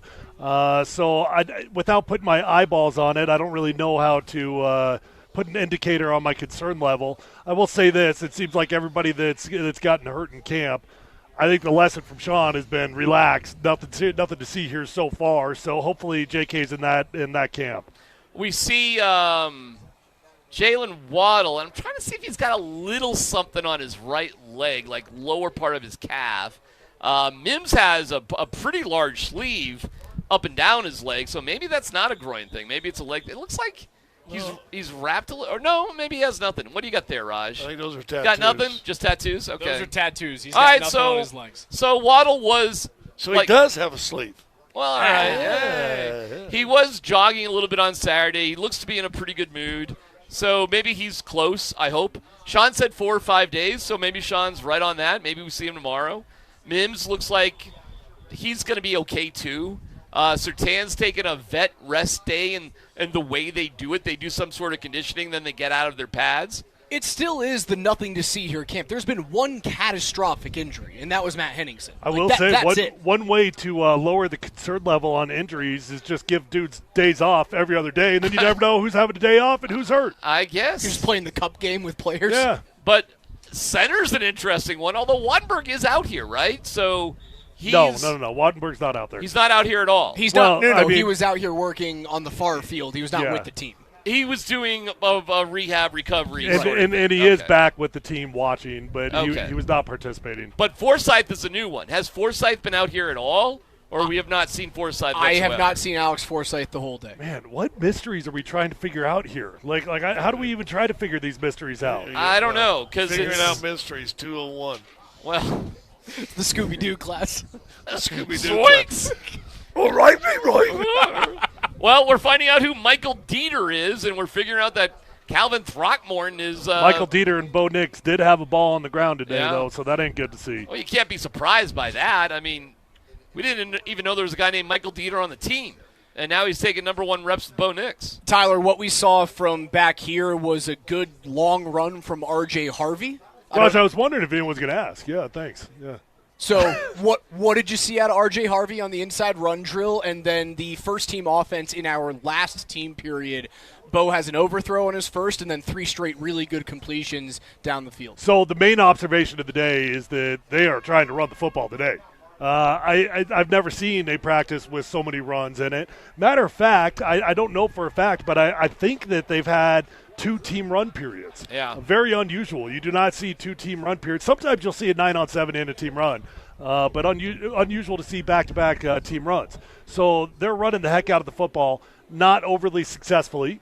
I would not say it's been a particularly good day for the offense, but there's been a couple moments. Bo Nix has had a couple good throws and a couple really bad throws. What the play of the day was a go ball to Cortland Sutton down the left-hand side, and Bo threw a really perfect back shoulder throw to Cortland. Cortland comes down with it in traffic, and the crowd goes wild. But, yeah, the emphasis of the day is running the football. It looked like that R.J. Harvey did have a nice run in the drills as well. But then again, we're, a million miles away. It's a little bit also like when you see a quarterback make a throw and you go, well, he probably would have been sacked or at least had to scramble out. The runs are the same way. Well, look, he finished that off for 40 yards, but you're like, well, he had two arms around the waist there. But he did keep running. But he kept running. Well, they're going to team again. Let's see if they're still emphasizing the run right here. Let's see what they're doing Third and long, here. so I bet this is a pass. All right. Well, with bated breath, we await to see what they're going to figure out here with Bo Nix under center, with Dieter. Touch my monkey. I don't know if people get that joke, Scott, but I do. Well, thank you. Deflected at the line. Zach Allen with the deflection. Yeah. But are they doing that? I don't know. I don't know if they're cross-shake the ball time like that. This is why you cross-shake have was booming him again today, boys. We were talking about it. Yeah. He's good. He can do whatever he wants with it. So they're doing some situational stuff, third and long. This is exactly what they've been doing basically all camp, though. They've been moving the ball, moved the ball during the 2-minute drill. Other than that, it's been one scripted play after another. So, again, here we go. So I don't know what they're calling this now. I don't even see a yard marker out there, so I have no idea. But Bo drops back, hucks it to the sideline, off the fingertips of Pat Bryant, one of the few balls he doesn't catch. He's a little upset about it. Pat's had another good day, though, yeah. both with the ones and the twos. Bo Nix connected with them once or twice. Jared Stedham connected with them once or twice. Unusual drop, but that was not so much a drop. I put that bad ball, not so much on the drop. The first play was like 3rd and 8. That was a 3rd and 5. This is like a 3rd and 1, maybe 2, 3rd and 2. So now you bring the run into play. Push tush time. Let's go. Tush push. I call it a push tush. Yeah. So this period, you're just working on giving yourself breathing room on, like you've been pinned down from a really good punt. Right, you're in the shadow of your own goalpost. That's what this is. Well, not really. They're on like the 30-yard line. Oh, from where I can see, it looks like they're farther back. 3rd and 3. Yeah, they're doing third down situations here. Okay. Probably did pick up the first down on that one. Yep. Little dump off to R.J. Harvey out of the backfield. Nice play. Yeah, from my perspective, it looks like a little bit closer to the goal line, but I suppose, if you're on the 30, then I don't think they're really doing move the ball, but they are situationally. No, they're just doing third down situations. So now we got 3rd and 11. All right, yeah, so that's what we're doing. So, they're working passing downs now. So they were doing a lot of run. Now they're in, like, one passing situation after another. Is Bo still there? One more for Bo, maybe? Yeah, we still got the starters out there. Okay. 3rd and 11. What do you like, Scott? Well, this will be a dump off for 4 yards in front. It sure was. It was a dump off for 4. That's exactly what it was. Listen, there you go. Hey. Not his first time here. I'm about to say something. But I'm holding back, Tyler. Say it, Scott. Speak your mind. Well, you guys ever see the movie Poltergeist? Yes. Look into the light. You moved the headstones, but you left the body. Ah, man. So they moved some headstones with Davis Webb calling plays. Oh, God, that was funny. But the Sean Payton body of his offense is still alive. How is that a good play call right there? Well, it's not. Hey, dummy! It's not the play call. It's dummy. It's the check down. I get a dummy with that. Yes, that is not the design to hit the check down there. Then how is it so predictable that Scott knew exactly what the quarterback quarterback does? Yeah. Oh God, that was predicting Bo more than anything. Oh man. The play call was not a 1-yard dump off to Dobbins or whoever that was. Pretty predictable. Not Dobbins because he's not out there. Now you got Stidham's in there with the number 2s. So Steve's with the 2s for sure. It took a really long time to develop, but he did find his wide receiver for like 8 yards or something like that. I kind of like the prediction thing here. 3rd and 7. What do you guys got? Stidham? We got 3rd and 7. Well, Stiddy, what do you think? Sack or dump off? Sack or dump off. Tyler, you want to give it a shot? Who we got on the field? Stidham. What personnel we got? Second group. I know. I'm trying to figure out what wide receivers are out there. crosser to Camross, short side hash. Okay. How's that? I got sack. No, it's Steady City time. Let's go. All right. Snap to Stidham. Drops back. Sack. Told you. Super 2. That's pretty good. Dude, I'm telling you. It's fun. Wait, all Scott, we're doing is living in poltergeist. Scott, They predict move. something positive. Let's see what happens then. All right, we got 3rd and 5. Maybe 6. Just for fun. Predict something positive, Scott. Steady. It's Steady Stidham's quarterback. Steady's a quarterback. He's like, I can't do it. No, The not wide, doing it. Listen, the slant's going to be wide open. Slant, huh? Okay. This reeks of dump down, but okay, we'll go slant. Oh, yeah. I know that it's Stidham. Yeah. Here's the snap. Steady drops back. Oh, wow. Deep. Laser across to the left sideline and broken up. Little Jordan Humphrey.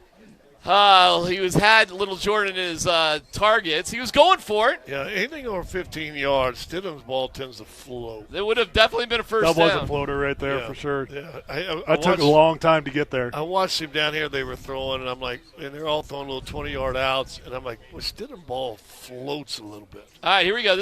I like these third down, man. It's Third fun. and long again. 3rd and 10, yeah. Stidham. So they Still have steady. Dump Stidham's off. got one completion right now? He's got that one dump off? Yeah. Dump off, Tyler. Call it. What do you think? Yeah, we'll probably hit Dobbins or running back out of the backfield. Raj, you want to take a crack? No, I'm good. Sack. Running back. Dump off. It was a dump off sack. No. Yeah. That was Jonah good. Coleman's that got was some good for about wheels out of 6, the backfield, probably. though. You know what? R.J. Harvey is a really good catcher of the ball. Jonah Coleman is too.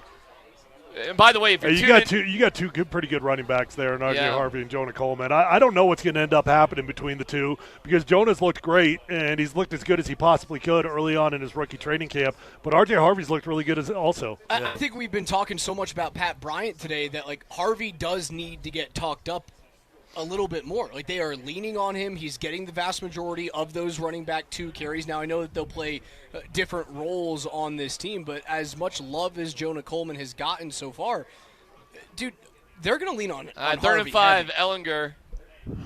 Another dump off. That's not a first down. That might be 1 yard, if at all. Now you got to go for it. All right, we're going to go take the field goal. Third and 1. 3rd and 1 with Ellinger as the quarterback. Oh, this is just screaming for a scramble. Well, since it looks like all they're doing is passing, if not, I'd say draw. I think they're all going to be passes here, but we'll see. 3rd and 1. I mean, what we can learn here is it's been another period where the defense has suffocated all 3 sets of offense. Yeah. I'm kind of forgetting what Bo did. Did Bo do anything good? Nothing. They didn't do anything. Ellinger drops back. He scrambles. Sack. Wait, was that? No, handoff. Oh, draw. Draw. It was a draw. That's a first You've down. done this before, haven't you? That's a first down. Who we got there? My man Tyler Miller got roasted on that one. Oh, did he? I didn't see who was going up against him, but Tyler got roasted. All right, we'll do one more here before we go to break, and we'll see if Bo gets back in the mix at some point. 3rd and long 6, maybe 7. Yep. This will probably be the last rack. Let's go with deep pass. Deep pass to Butler. Oh, that would be sweet. That would be great. Well, they can't get their chisel together. Resetting. Butler in the slot. Butler is there, yeah. He's there. It's possible, Scotty. He's tall. Oh, out pattern to Butler. Oh, spun out of it. Pick up 1.5 yards. It went to Butler, though. You're right on that. All right, we'll take a quick break as we're giving you all the action as it happens. Thanks to Ramos Law, injured in a car accident. Contact Ramos Law at ramoslaw.com. It's Altitude Sports Radio 92.5.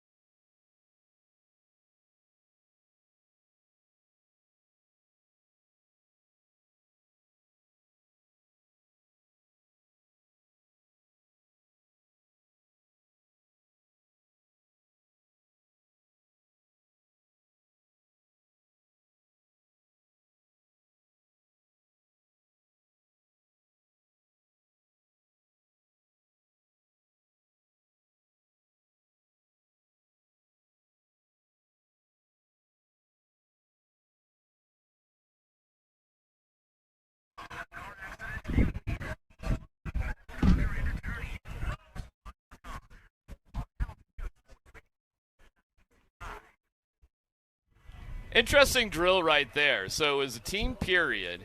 They were at like the 20-yard line, and I guess the goal was like getting a first down in the red zone. They're done with practices. They're running gassers, so it wasn't a 2-minute drill. But, Coach, why don't you explain what we just watched right there? Yeah, Sean's been really big on this whole premise of starting faster on offense, certainly. And so inheriting the football or even getting an explosive play into the red zone, it's essentially like the first set of downs either of a series or of a changed area of the field. If you get the first down, I'm guessing the analytics in the NFL would tell you that your odds of scoring a touchdown go up dramatically. Okay. I mean, clearly that in the red zone that would be the case, because if you don't get the first down, you're kicking a field goal. You get the first down, all of a sudden the defense is reeling. Yeah, because the goal in that drill was just to get a first down. It wasn't. Yeah, they didn't play after the first down. No, because the one offense got the first down, and it was immediately on to the two offense, which saw Jarrett Stidham look like a not great quarterback. Tyler? Well, I'm not sure what the situation was. A lot of times, did you see what line they were on? Were they on the 20 or like 19? It was just inside. Right around. Okay. First down was at the 4. So a lot of times when you're on like the 25, you kind of call that the go zone. You'll take a shot on first down, try to see if you can score a touchdown. They weren't doing that. They were not trying to score touchdowns on the first down. That's what I was curious if they were working on, if it was a go zone type of situation. Mm-hmm. But yeah, it looked like they were just trying to get one first down and get out of there. You guys want to get really in the weeds that it could have been? I love that, Coach. You don't want to score a touchdown in a 4-minute scenario because you give the ball back to the defense or to the opposing team. You want to eat clock up. Yep, get the first down. Try to get as many downs as you can. Get them to use their timeouts. Yep, get them to use their timeouts. Get them to and then get that first down. Then you can run a couple times. They did call pass on first down, however, on both series, which would probably. But they also not that. They call the first down the first incomplete, and then they had like a little draw that picked up 6 or 7. I'll just give you this, too. Bo looked fine, and eventually they picked up a first down on third down to Pat Bryant. Okay, cool. Stidham is just – there's not – I don't even know where to find the good moments of Stidham in this entire training camp. True, but I'm kind of feeling – I'm ready for Bo to have a day, man. Like I guess he looked fine. I thought he looked good today. Did you? Well, maybe that's because they ran the ball all day long. That's what I thought. No, and I'm being serious, too. It was a team run, and then there was a team run play action pass. I think it was the second to last or third to last team period. Did you guys see the ball that he threw up there to Cortland Sutton? Yeah, that was a beautiful ball, that back shoulder. And Cortland Sutton made that catch over Chris Abrams-Drain. Yeah. And of note, I did see Jahdae Barron make a play earlier today. He had a PBU on, it was the starting receiver, somebody legit. I think it was Cortland Sutton. Okay. Cortland Sutton. There was a 50-50 ball earlier in practice that Bo threw to Cortland Sutton. Jahdae Barron made a play. So that's of note, outside corner. That means a lot coming from you. Yeah, and I've had a hard time finding anything redemptive, not as Jahdae Barron the football player, but Jahdae Barron the cover outside corner. And Chris Abrams got roasted. Then there was a second. Did you guys see the throw that he made to Troy Franklin? That he layered, let's talk about Bo Nix. He layered a ball in, stepped up in the pocket, threw it slightly off schedule, off rhythm, and just layered a ball over the outstretched hand. I believe it was Justin Strnad, but firm enough to beat the safety, and I think it was Brandon Jones. I thought that was a terrific throw. Those two, the back shoulder throw, degree of difficulty to Cortland Sutton, nothing we haven't seen before. The ball that he threw to Troy Franklin was about as good of a practice ball as I've seen Bo throw. It was over your nickel corner, yes. Jaquan McMillan. That's what it was. Listen, I'll tell you what you didn't have here today. You didn't have a ton of drops like you did on Saturday. So the receivers, when there were balls to be caught, they more or less caught the ball out here today. That was not happening on Saturday. So I'll take that as a step in the right direction. Everybody's camp darling had a drop today. Pat Bryant. I agree with Tyler. Bad throw. Yeah, I just thought he slipped a little bit coming out of the break. He was mad at himself. Yeah, I hit his hands and he was mad at himself. I saw he slipped coming out of the break, and then he felt the chains, which is hilarious. Like, that's a real thing. Like, you're coming out of the break on an out route, and you see those sticks right there. I mean, hell, like, if you're in a high school practice, there's a chance that nobody's going to drop those sticks. They're not professionals. It's going to be a melee right into those dang sticks. So I think it was interesting because I think Pat was pissed at himself because he instinctively let up just a hair because of the sideline melee that could have ensued. A drop is It's not, yeah. It was definitely not a blatant drop. It still wasn't a great throw. It ball looked like it was kind of like it was dying right below the knees. It was a little ducky. Yeah. All right, so you say Tyler Bo Nix today. What do you think overall? Well, I'll definitely take Coach's word for it. I've not seen a day that I really felt like he's taken over. And, again, I understand that. You're going up against one of the best defenses in the world right now. But there's been enough days that I'm ready for the offense to have a standout day. And I won't put that so much on Bo, but I'll just say I'm ready for the offense to have a day. Let's go. It's time. Well, and I'm starting to come to the belief that I told you guys a while ago, coaches here now, that this offense is poltergeist to me. You change the headstones, but all the bodies are still here. And I know you got a new play caller, but guess what? It's still that same offense you ran all last year. Plays get in sooner, great. Can Bo get more time in the last game? Okay, maybe. But it's still the same offense that was 28th or 29th in the league as far as punting. How much of these recent struggles, though, are no Jalen Waddle, no Marvin Mims, no Luke Wattenberg at center? It would help, no doubt. Concern level. Because, well, we'll see what excuse Sean makes for J.K. Dobbins. Like, we'll see what the nothing to see here thing is. But Dobbins did go into the facility, as did Michael Bandy today. I did not see that. Oh, you didn't see Dobbins go in? No, he went in. I was too busy. I didn't see that either, Coach. I was too busy snuffing Kay Adams donuts today. You saw Kay Adams donuts? And I saw Kay. Did you say hi? Yeah, she was very friendly. Oh, she's Said really hello, friendly. yeah. She's great. I touched her arm. She wasn't. I'll say this. She was not nearly as friendly as Diana Rossini was 2 years ago when she strolled by. No, I'm being honest. Yeah. Like, that's not even being a joke. You were a coach, dead too. serious. Right? Yeah. Yeah, she knew you were. She had the coach vibe. She had the coach radar on. Concern level on J.K. Dobbins? None. Tyler? I don't know what happened. I didn't see it, so I can't answer that. Well, he left the field. I mean, I know, but I didn't see it. I mean, there's a million reasons why these guys leave the field right now, so I'm not going to put the panic meter up on something I didn't see. Raj? Concerned? J.K. Dobbins? No. Okay. Because I love the optimism. He Cool. did jog off. And again, we have seen one catastrophic injury.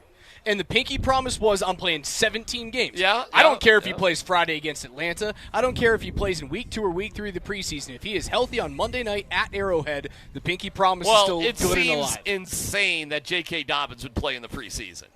Oh, I don't think there's going to be many, if any, starters playing in this first game. You don't think Bo is? No, I'd be shocked if Bo plays this I actually game. feel like he's going to. Did he last year in both? Well, first and second? Sean said everybody that's been out here is going to play the first. He said, I don't know how much. The first game? The first That's what he said game, last week, yeah. Oh, wow. He's okay. He's a big preseason. You know what? Let's see. I agree. I'd be shocked if many guys play this Based game. off of some of the decisions for vet days extending more than one day, I think it'd be pretty wild to do that, but then have them play in preseason. Well, I can tell you this. I mean, if there's a group that would go, it would be the offensive line. But if there's any of those offensive linemen taking a day off, Bo ain't going. What did you guys make, Tyler? You were up there close to it all like I was. What did you make of the energy at practice today? Well, I don't think that it stood out in a bad way, if that's what you're insinuating. I felt it was just kind of just a go-through the motion day. It was like a long practice. So, Coach, I've said this for a long time with Sean Payton, and maybe this is because I got accustomed to some of these new-age coaches. I think Sean could benefit from some music. I'm being serious. Ooh, yeah. Like I think these practices would. Little juice. Yeah, give some energy out here. You know, that music, it gets guys going. It really does. They're dancing in the background. They're having fun. It changes the vibe. The answer on the preseason question from last year, Bo played in preseason game number 1. He was 6 of 11 for 31 yards. He did not play in week 2. He also wasn't coming off 2 ankle surgeries. That is true, and he did play in preseason game number 3. He went 10 of 4 for 110 yards and 1 touchdown. Am I right in saying that he actually was coming off an ankle surgery? Did he not have an ankle surgery of sorts after his first year? Well, a cleanup? He had a cleanup. Well, it's still. I mean, that's what the second was this year, right? Yeah. It was a surgery and then a cleanup. I mean. It's kind of just hey, par for the Coach, course. what offseason hasn't Bo Nix had some sort of cleanup on his ankle since high school? Yeah, there's been a lot of them. There's been, but he looks great. Oh, he I will looks great. say, Davis Webb, in terms of just sprinkling in scheme ideas that are a little unique to Sean.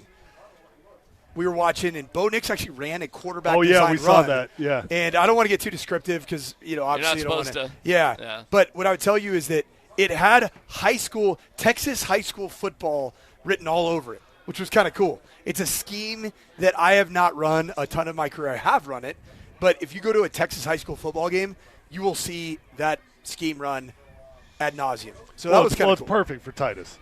No, it's not. It's actually not.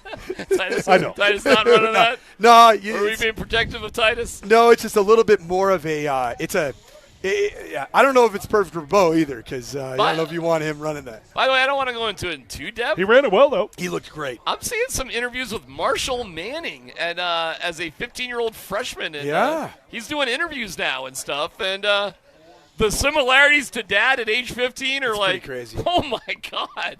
Like, that apple does not fall far from the tree. Holy cow. Well, except he looks like he's about 5'8". Yeah. Yeah, I mean, listen, there's a big difference. Yeah, He's grown a little bit, but he did a victory lap 8th grade. So he did 8th grade twice. Yeah. And so he's grown a bit. I heard going into what would have been his natural freshman year, he was definitely not tall. I heard he hit a little growth spurt. And he's right in the 6-foot range now. Well, we wish him the absolute best. Sean Payton will be talking to the media here in just a little bit. Why don't we do the NFL is littered with 6 Sean Payton will be talking 13 quarterbacks. The Broncos got one, right? Yeah. Yeah, I'm trying to see where he is. He's probably with Kay. Well, he's going to interview with Kay. They have a whole setup. He'll do the media, local media first. Then so this will probably be shorter. You're right about that. I would guess that his session would be a little bit shorter because he knows he has the K interview later. So we'll look forward here relatively shortly. I did have a fun, did not make the awkward comment, but I was walking with all of our personal favorites here in the Denver local media as we crossed past Kay, who said hello, and this individual, you guys can guess who it was, said, "Oh, looking forward to using your content for the next week." And she's like, "Huh? What do you mean?" Or she said, "What was that supposed to mean?" He goes, "You know what we're talking about. You're going to get a lot more stuff than we get out of this today." She didn't really. She might not realize that though. Might not. She definitely did not. Like she just does what she does. She doesn't realize that she gets more out of Sean than any of us combined. Yeah, she doesn't sit around. No, she doesn't stay here in the market and listen to what Sean says on a weekly basis. No, but he's had some bangers with her over the years, man. He's had some proclamations and declarations, and he's definitely had moments when he's been interviewed with her that he doesn't reveal any of Not quite as good as I Love My Q. It's not I Love My Q, but you're going back to the Diana Rossini thing, my friend. I know. Okay. All right. I know what I was doing. All right. Why don't we take a quick break, Dan? I know we're a little early here, but why don't we take a quick break? And we look forward to hearing what Sean has to say about J.K. Dobbins and the rest of practice, perhaps a little Canton. Did he talk to Taysom Hill at all? Where's Nate Atkins at? I don't know. We'll find out. It's Altitude Sports Radio 92.5.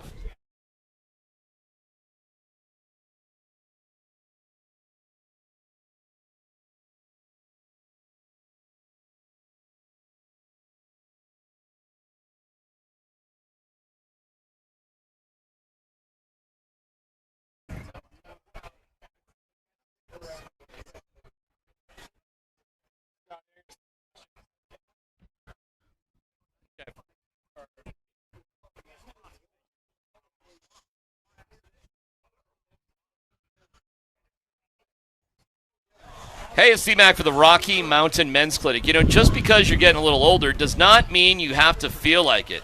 If your energy is low, sleep is off, weight won't budge, just not feeling like yourself, foggy mind, could be low T.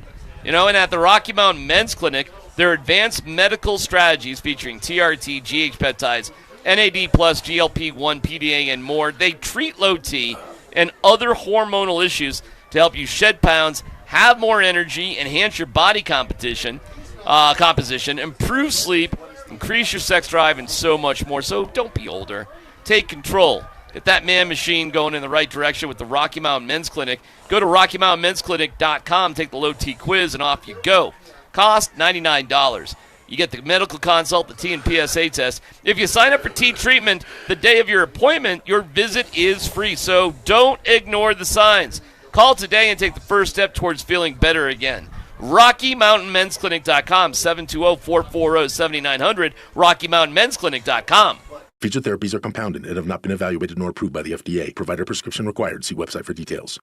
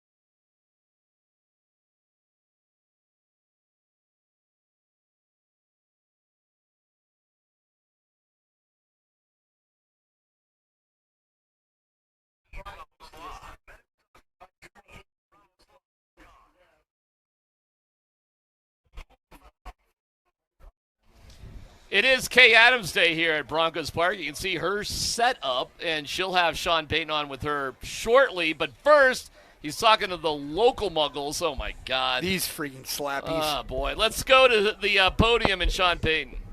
Good to be back. Today, some situational third down work and some call it periods as well. Got to get a handle on some of the soft tissues. We've had a couple, either strains, hamstring or groins. Continue to fight through that. Any questions? Sean, with that, saying that, can you put your finger on causes? I mean, it's been really hot.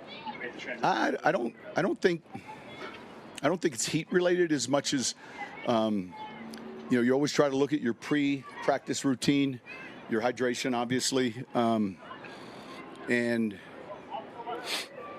it's incumbent on the player. It's hard for anyone to know your soft tissue, and so I'm always looking at what we did leading up to maybe a period where someone had a strain. So we had a warm down after practice, and we'll continue to focus on it though. That was in response to. Yeah. Coach, what are the plans? How much might you use your starters? We haven't. They'll play, but we haven't gone through the role yet. I'll let you guys know. Do you expect Bo Nix to play?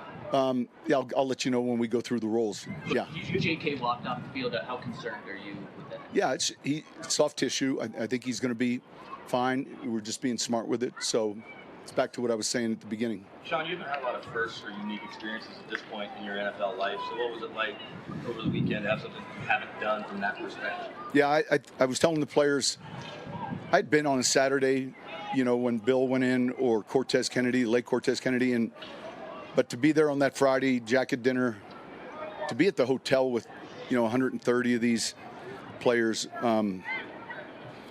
it's pretty humbling, pretty remarkable, and you appreciate how close those group of players are.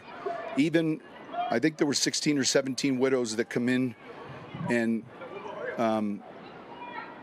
the Pro Football Hall of Fame does a phenomenal job in that small region of Ohio for that period of a week. The hospitality and how important it is to them that the experience is good. You get a much deeper insight this time around than maybe before. So very humbling, inspiring as well. You come back and there's so many memories with those guys, and the message obviously is we're still in session, and we're getting to live it right now. So and most from winning teams, not always, but most.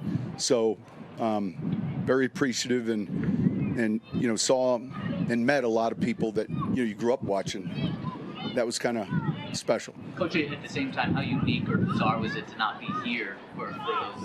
Yeah, it was. I'm getting on the plane and getting an update.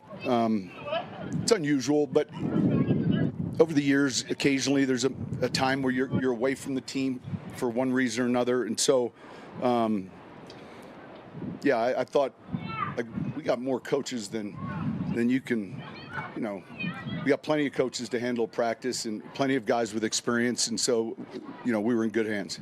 A couple of your players mentioned that they didn't even notice that you had left, and you had talked about there's a standard here. What does it mean that you have your players understanding your expectations of what you want? Well, I mean, look, that's that early part one of building a program, and then ultimately any good team is taken over and run by its leaders, and the standard, as you're referencing, is it's held to by the captains that have been on last year's team, the prior years.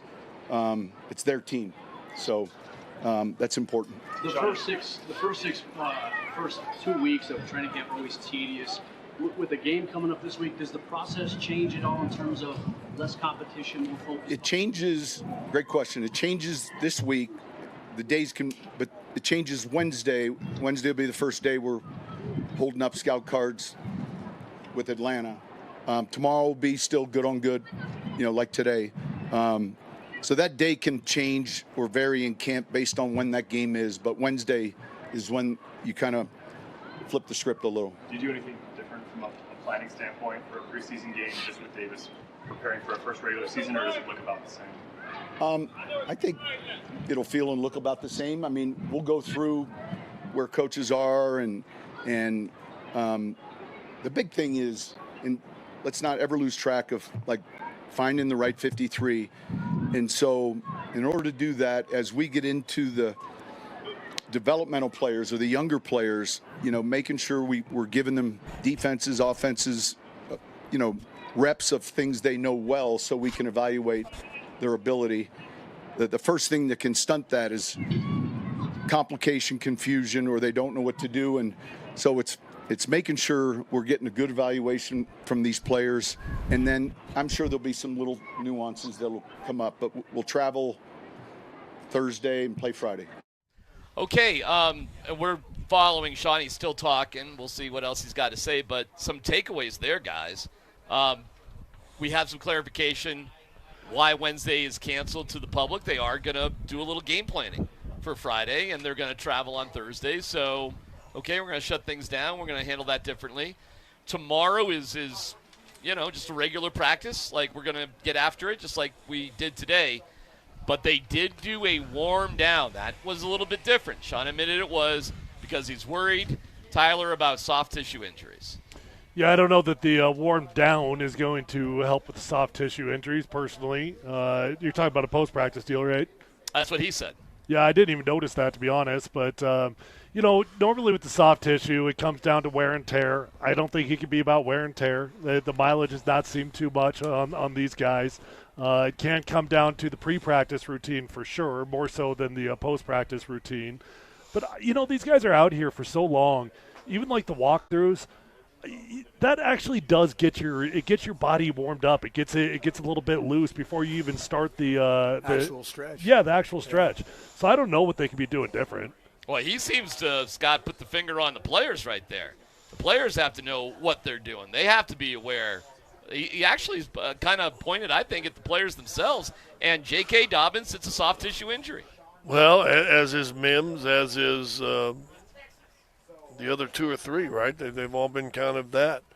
I don't know, man. I still believe, because we're not just seeing the Broncos. You're seeing it all over sports. Seeing the NBA, we've done with the NBA and the Nuggets the last few years. How do you deal with it? I just think these guys are too fine-tuned. No question. And I'll go back to my old saying, fat don't pull. So they're in too good a shape? Well, I don't know. You see a lot of hamstring issues with linemen? Well, I guess we may have gotten one with Watberg. I don't know. It seems like he's a soft tissue guy. I don't know.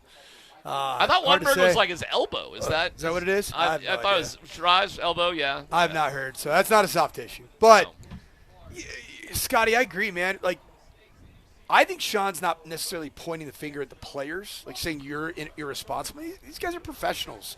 Most of these guys have been doing it for this organization for a long time. At least 2 seasons. And two of those seasons, both of them, you went to a damn playoff and won a playoff game. I think he's actually maybe talking about how these guys show up because of all their personalized trainers. And how the personalized trainers are they doing the best job? And you know what the ends up becoming the good old-fashioned tug-of-war? Should have trained with Bo Lowry. Should have trained here in Well, I think that's always going to be the bottom line, but I think we would all say that when Tom Brady kind of hired his own personal trainer, his body changed, and he looked pretty healthy at 37, 38, 39, 40, 41, right? That comment right there indicated to me these guys are doing something on their own that's different than what we're trying to get them to do. Can you recap me, because maybe I just lost it. What was the specific quote that you're feeling like he was calling the guys out on? Was it the heat? No, it wasn't. I think it has to do more with what we do pre-practice, hydration. It's incumbent on the players to monitor what they're doing. We did a warm down as a direct response to our soft tissue injuries. They need to start taking honey and sea salt. I do wonder. Pickle juice, Scotty. I do wonder if this is a conflict between Bo Lowry and all these guys have their own trainers. How about NFL quit taking the millions and millions of dollars for Gatorade and get a real hydration of stuff going on? Get a real electrolytes that really work instead of sugar and whatever they get. Scott, let me tell you, if you want some sort of hydration center, take 3 steps into that building right there, and you're going to see it in every single. But there's a difference between hydration and the electrolytes being able to stay in your body, being slowly released, and being there for the entirety of the practice, and not for the 5 minutes that you're drinking juice. I'm just telling you, I don't know how the Denver Broncos could focus more on preparation, recovery, all this sort of stuff than they're doing right now.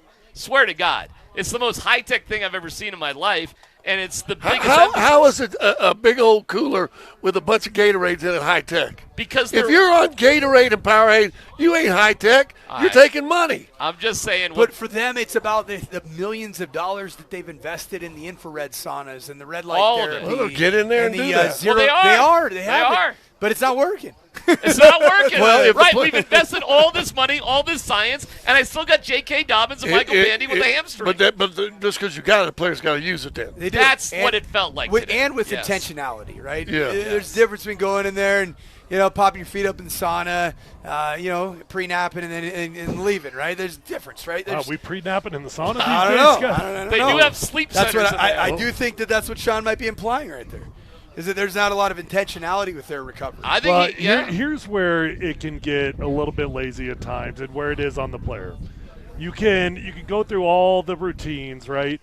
But when you watch stretch itself, you're going to watch about 75% of the guys taking it pretty serious, and you're going to watch about 25% of the guys twiddling their thumbs, right? So you do need to be intentional during stretch. I was as guilty of it as anybody else. I was a fat dude. I could totally see you being a bad stretch guy. Oh, I was definitely not a great stretch guy. And then I could see you being salty with anybody that asks you to up the ante. Yeah, man. I mean, listen, really? Does a lion stretch before he catches his prey? I'm fine. Let's go. Let's go play football. And I would have totally been the coach, the way I'm wired. That would have gone up to you every single day, and you, just to watch. God, I hate Mike. You would have hated me. Like this guy, 100% stretch. Relax. Gosh, have man. I ever been hurt? Have I? Then Have you ever seen me on the IR? In all my years, did I ever go on the IR? Nope. How many games have I missed in my career, Coach? Nope. And you know what you'd have said to me eventually? I missed about 3 in 8 years is the answer. I would have said I didn't miss any games, and you would have said, yeah, because you never were on an active roster or any roster or anything for that matter. Sean was pissed today. He was. Salty Sean. Salty Sean. We'll see how he is with Kane. Here's what I heard. I think you guys are all missing the real thing here. I think he's saying J.K. Dobbins is a little bit more serious than any of the other injuries. I got the feel of that too. All the other injuries, it's been nothing to see here. You're right. This one got to him a little bit. A little bit. If it's a hamstring or something, I mean. Again, Scott, it's Aaron Gordon PTSD with the hamstring stuff. I don't know what to say, man. We have been through this. Hamstring camp. Maybe I'll look at maybe it's the Denver Water Department tampering with the water because we haven't got them a new facility yet, and they're you like think that's what it is? they're taking the electrolytes out of the water. I want to ask Tyler a quick question. The modern, we'll say, $10 million plus earning athlete. So somebody who's got a real second contract, making big bread. What do you think their annual costs, expenses are to private training? It's funny you ask that because I was having this conversation the other day. I used to have these teammates that they'd spend $100,000 a year on body maintenance, right. and I'd be like, God, what are you guys doing? And I thought I was being frugal and smart with my money, and I look back on it, and I'm honestly like, what was I doing? What was I doing? Maybe you play 11 instead of 8. Like I was the idiot. Like I was the one that was not investing in that is literally my vehicle, Is that a tax write-off? Yeah, I'm sure it could be. Yeah. You guys, I'm down the hole, but World Cup a month ago, Erling Haaland, have you guys got into and down the wormhole his training and what he does for his body just to get to practice? It's unbelievable. He's got one of the red light. First thing he does in the morning, he hydrates, drinks tons of water, and then he gets in front of the red light therapy at his house. Yeah. This before he even goes to the training pit place. His whole day is amping up to it. The whole day. There was 1 or 2 guys in my day that were spending $1 million a year. Romanowski was the first guy that I remember hearing of here in Denver. Yeah, and you're like, oh my God, look at these idiots, and that might have been out of control. There's probably a point that it's like you're doing enough or you're doing too much.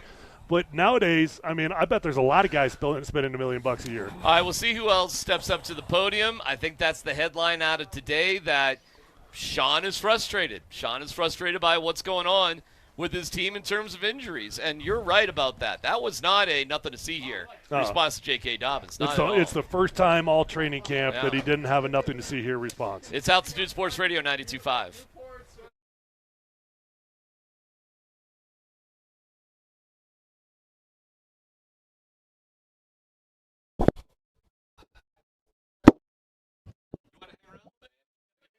Water if you grab one. Hey, if you are in the market for a new or pre-owned vehicle, do yourself a favor. Go to the best dealership in Colorado. It's my friends over at Phil Long Ford. I've been a customer for such a long time over there. Bought my first car my rookie year, and I keep going back every time I need a vehicle. I know them, love them, trust them. And if you're anything like me and relationships matter to you, you'll probably become a long-term customer over at Phil Long Ford. They're going to treat you right, get you in, get you out, respect your time, give you the best price on the vehicle of your dreams. It's as simple as that. One-stop shopping at Phil Long. Don't drive all over the state looking for your new or pre-owned vehicle. They've got them all. There's over 1,000 cars, trucks, vans, SUVs, electric vehicles, even commercial fleet vehicles on their lot right this minute. So whether you're looking for a new vehicle or pre-owned vehicle, the vehicle of your dreams is already on the lot at Phil Long Ford, and they've already got the best prices at Phil Long Ford. They also have an award-winning service department, so once you buy that first vehicle, keep it serviced at Phil Long. You're going to have a beautiful ride for a very long time. Let them know that your friend Tyler sent you on over. Check them out online at phillongford.com.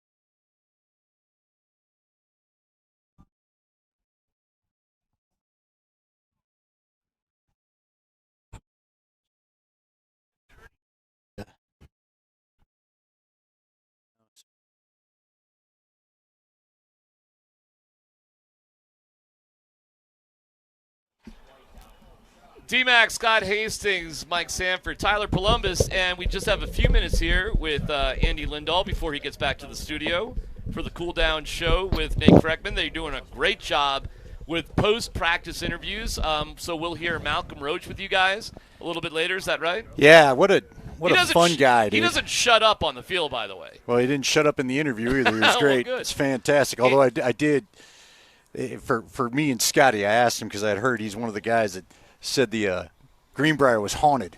And Scotty and I used to mess with that stuff, and he tried to be polite, and he goes, yeah, I think it might have been a little haunted. Not everybody wanted to get back to their room right away. So. Quick observations, Andy, from your perspective on practice today, and we're hitting some headlines here, perhaps, with soft tissue injuries and J.K. Dobbins and Michael Bandy walking off today. Yeah, it's just not what we needed, and you guys kind of talked about it. I mean, Sean voiced his frustration literally with we've got to get a hold of this thing somehow because they're having one a day. Now, the good news is that I hope this isn't something that lingers into the year, but, you know, I guess my pinky swears out the window, right? Or does it not count till the regular season? I was going to ask.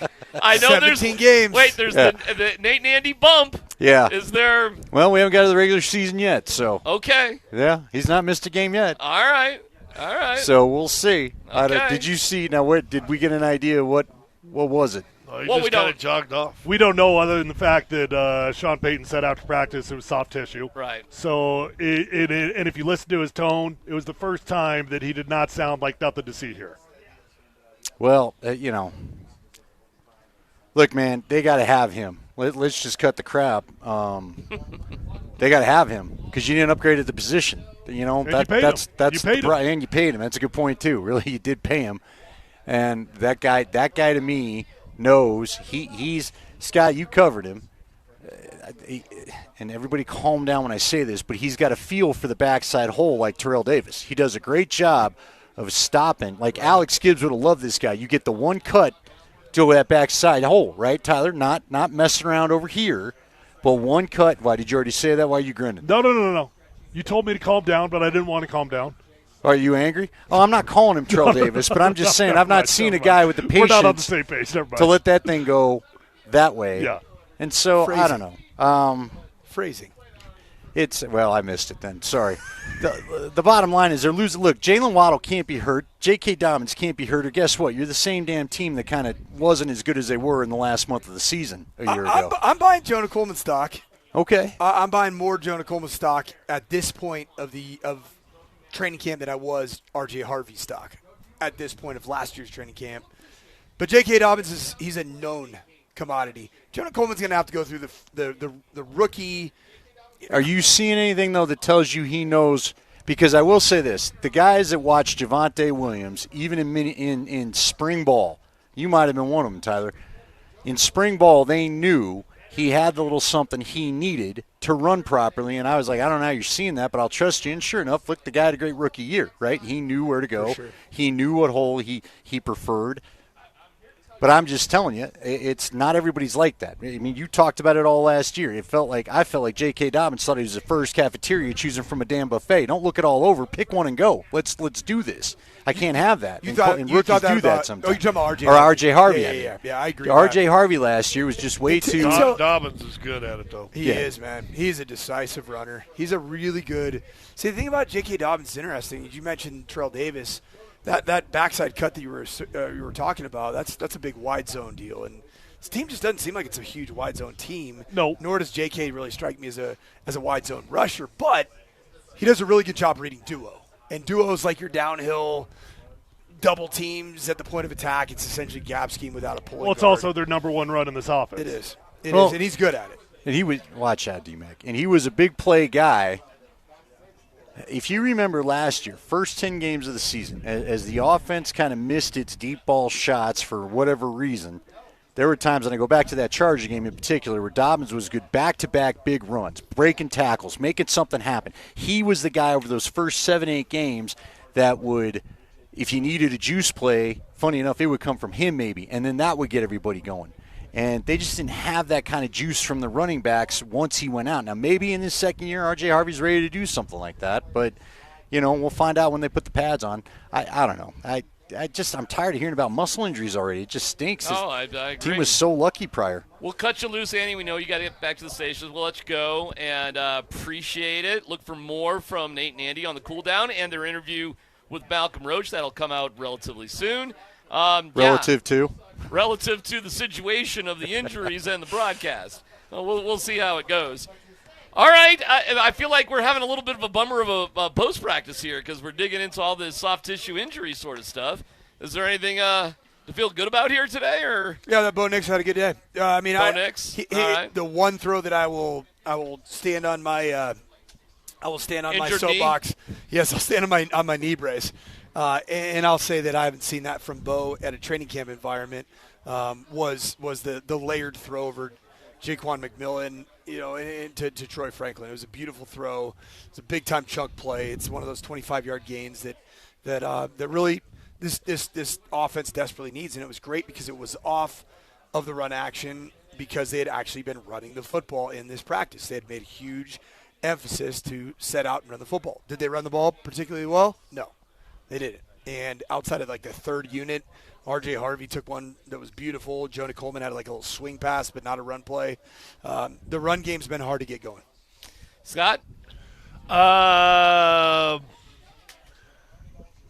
When you're writing a paragraph or texting somebody and you put a thought out there, but you don't really finish it, but you keep it going, you put 4 dots on it. Today was a 4-dot practice. Yeah.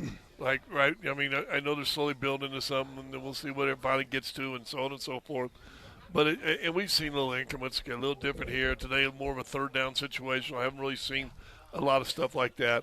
I think Sean's just taking his time to get this ready. I don't – man, he's going to play guys. They're going to try to get things done in preseason, but they're earmarking this for the Chiefs on September 14th. So this week right now, for most players, feels like the biggest grind of all training camp. And the reason it feels that way is because you can see the light at the end of the tunnel. Mm-hmm. And once you get to preseason football, you're like, okay, I'm done with the grind. I'm done with the gruel. Right. Now we're going to start getting into game prep. But this week does feel like a grind, and that's what today's practice looked like to me. Even with the day off yesterday, huh? Yep. Yeah. They didn't play any of the World Cup games in the Mercedes Dome, did they? They did. And they put real grass in there. They did? They did. They've already torn that grass out, I'm assuming. They Did have. you guys hear about that with, what is it? What stadium? Patriots. Patriots.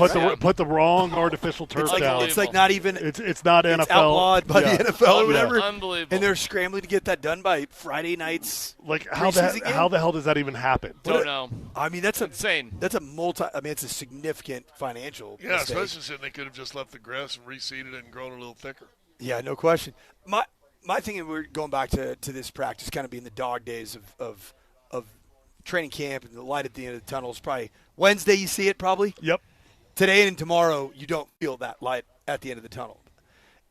Do you think there's any thought to, and this is, Tyler, you're going to laugh at me, but with the modern NFL, the Kyle Shanahan, Mike McDaniels, the Sean McVay, notoriously lighter on training camp than Sean Payton is. You've been in pads. Am I right in saying this? You've been in pads all but 3 days over the last – what would that be, 12? Yeah. Is that right, 9 out of 12? There's been 2 days that surprised me that they were in full pads. They were 5 out of 6 last week, so another one here, 6 out of 7. Yes, but I'll give them Sunday as an off day. Okay, so I see what so you're that's saying. 6 out of 8. Yeah. But then were they not on so they had the Sunday off there, and I think they were in full pads on that Saturday, weren't they? The week. Yeah. Well, so the 2 days that really surprised me that they were in full pads. The first Friday, right? The day before what we thought was going to be a scrimmage. Right. And then today. A lot of times when you've got a day off, you actually don't come out in full pads. You actually come out and kind of ramp it back up a little bit. Yeah, I mean, listen, I don't know. You were saying Hard Knocks looks harder. I don't know. This looks as hard as you can kind of get the practice. In the modern. And the way it's NFL. Set up. Yeah. Have you watched Hard Knocks, Coach? I just started it last night. I said it felt like the Hard Knocks was more physical than what I've seen. Did the second episode come out? No, I don't think so. What day does it come out? I think you it's guys a know? Wednesday sort Wednesday? of deal, I believe. I think or I Tuesday, did watch the maybe. first one, though. Yeah, I did too. Seattle looks awesome, by the way. Oh, it's incredible. Oh my God! Like, you want to talk about a spot to play some football, practice some football right there on the water. How good does that feel? 75 degrees, perfectly sunny days. Right? Yeah. Does the ball ever go into the water? No. Really? No. It looks like it just drops off right in the corner of the end zone. I mean, there looks like there's boats, like docks, right at I'm trying to training think camp. about what we did with kicking. We must have never kicked that way. Yeah, but because when you were kicking, it could have. If you threw a red zone corner out, is there a chance that you end up in the No, drink? it's not that close. Okay, It's not that it close. was. I think they were doing it for dramatic effect. Well, McDonald looks like a cool coach. It looks like what they've got going on. Listen, the rings look amazing. Everything looks pretty incredible there. I think they're poised to make another pretty damn decent run at it, too. It's hard to do back-to-back. The only thing I hate about Hard Knocks is you fall in love with the teams they show. Every time. And then they half the time spit the bit. Yeah, but usually they suck. I mean, this is a Hard Knocks team that won the Super Bowl. I don't know if they've ever done that, like a returning Super Bowl champion doing Hard Knocks. They're trying to pump up that rookie running back, though, aren't they? The injury bug out here, I don't know, man. It kind of like who it's happening to. Like, it's not just happening, but we're talking about significant, meaningful players out here that it's happening to. But I think Waddle will be back here sooner than later. It looks like he is. Mims, I think is – listen, I thought the Mims thing, it was back-to-back days with him walking off the field. You know, I was like, man, is this going to be – I don't think that's going to be a long time. I guess today, sitting right here, I am definitely the most concerned about J.K. Dobbins. Because if we get some sort of hamstring thing going on, that's a problem. Not concerned about Jalen Waddle? Not really. Not after watching him today, watching his mood a little bit, seeing him run a little bit on Saturday. I'm like that guy's gonna. I think that guy's gonna be okay. Well, I mean, who's to say we won't see the same thing out of J.K. Dobbins tomorrow? Because of his history. Yeah, but his history isn't soft tissue, right? I mean, his history is he gets injured a lot. And he doesn't finish things. That's his history. Whether it's – and he said, like, last year, it's just unlucky. Okay. Because it was the hip drop tackle and the whole thing. And I don't know, man. Maybe it's absolutely nothing. I hope it's absolutely nothing. But it was enough for Sean to talk about. What do you got there, Raj? Just speak. You have a – 3 words. First word rhymes with throw. Wait, you got to turn that on. First word or you could just throw. talk to us. I didn't know. Well, you guys, could not hear me through all your headphones. I didn't know I had an extra spot. If I point at the podium and I throw a football, who do you think's speaking at the podium? Quarterback, Bo Nix. Thank you very much. Oh, all right. Are you angry? Yeah, he was just a little bit. Yeah, Andy almost broke my camera. I'm not thrilled about this. I saw Chris Farley leave the building. Like, it's a huge football field. He's got to clump his way right in front. Did it break the camera? It's fine. Maybe. It's fine? You're not acting like it's fine. Yeah, well, Raj caught it. Pretty Raj. That was a good play. It's Raj and Pretty Raj? Yeah. Is that where you're going? Maybe the station will buy their own, Raj. All right, so we'll hear from Bo Nix.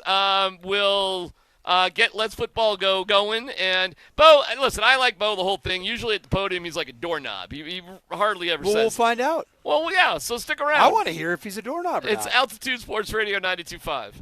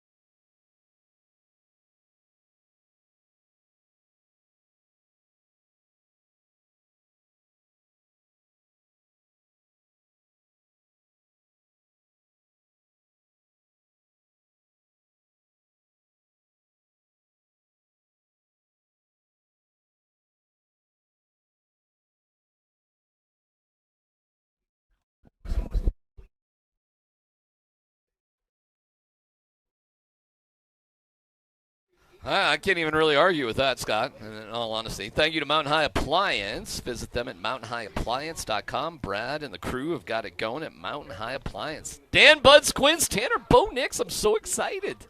Yeah, let's hear from, what'd you guys call him, a doorknob? He's personality-wise is a doorknob, yeah. Okay, here's a little bit of Bo Nix at the guy, podium but today, doorknob guys. personality. Just talking about how some of the best teams are player-led, how is this group embracing leading on the field and in the meeting rooms as well? I think it's because we got so many guys that have been here for a while. We've built a team around the same guys, and we brought people back. So I think that's really important. They're hearing from the same voices, and we've got a great mix of young guys mixed with veteran guys. So right now it's just, it's a player-led team, but we have great coaches. We have great coordinators. And so they just put it in our hands. They let us go out there and play. And then we've got guys that have been here and help build what we're building. And then I think it's just it goes from there. How much are you champing at the bit to hopefully get out there, get a few snaps maybe on Friday? Yeah, I'm excited. I think preseason is always a great time to get back out there and, get your feet wet a little bit and see defenses be in a live situation before the first game. Well, that certainly sounds like Bo's playing on Friday, boys. You good with Bo going on Friday? That's what I said is going to happen. I predicted it. Now we'll see if it actually does happen. I think Bo wants to do it. I think he wants to play for his new offensive play caller. I'm sure he does. I'd still be very surprised if he does play. Oh, he'll play.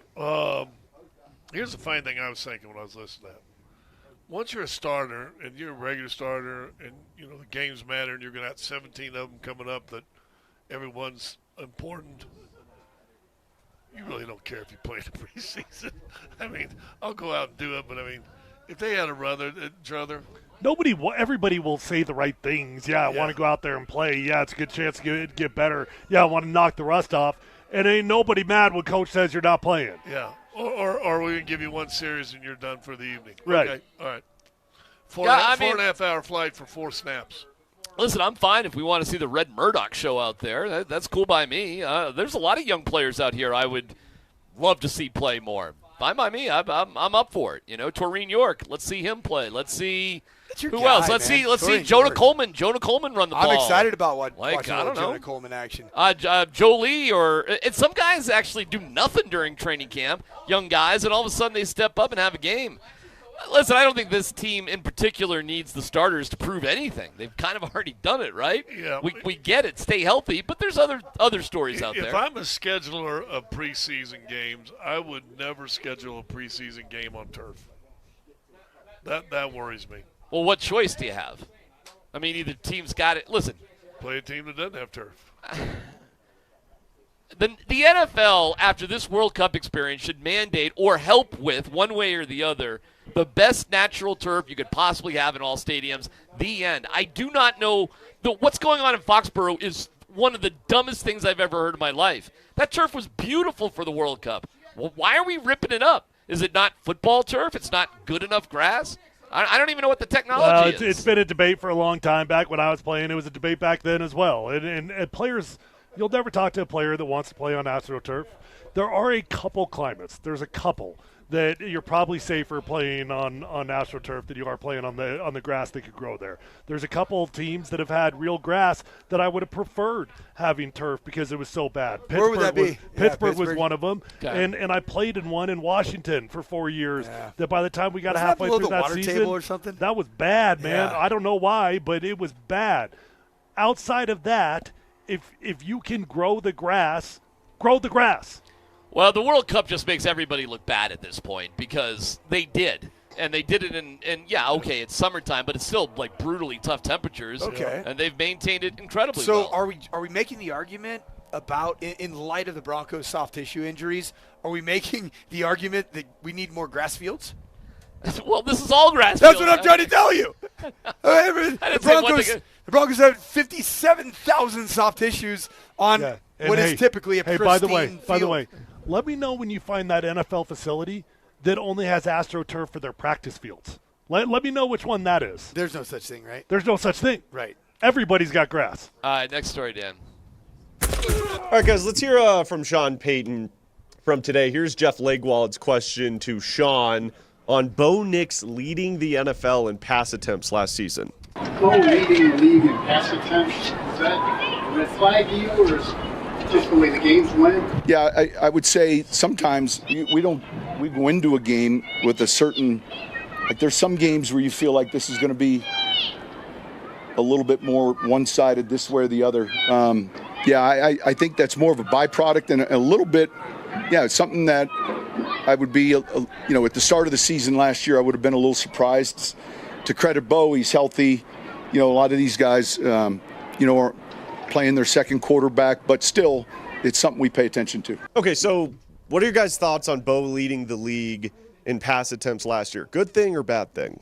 Yeah, it's never a good thing. I mean, you don't typically want that. I know why. There's not a team in the NFL, I don't care who your quarterback is, that wants to lead the NFL in pass attempts. Yeah, well, when you're trailing in the fourth quarter every game, you got to – that's why. Or second half, right? Sure. I mean, every game you're trailing. You won most of them, but you were losing most of them.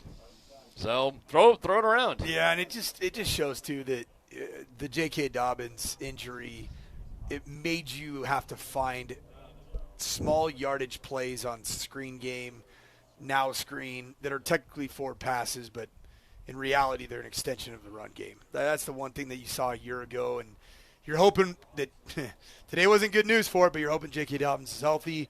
Jonah Coleman continues his ascension. Tyler, you're spot on, man. You and I were sitting there watching R.J. Harvey. He looks good. Yeah, he looks great. He looks really good. He looks great. He looks great in the passing game. We already knew that, but he looks good in the running game as well. He's popped a few times in the running game. So I don't think it's – R.J. Harvey's going to be tough to keep off the field because of how explosive he is. J.K. Dobbins, he needs to be healthy. He's the only established bell cow back that's air quotes bell cow because he's been hurt every year, but has the ability to be a guy that can carry the football 15 to 20 times and has done it in NFL games to the tune of 100-plus yards. What makes me nervous if this is a hamstring injury, just for the sake of argument, and he gets better, and he comes back in a week or whatever he comes back, aren't you going to sit there with Aaron Gordon, the entire rest of the year being like, oh boy, anytime now?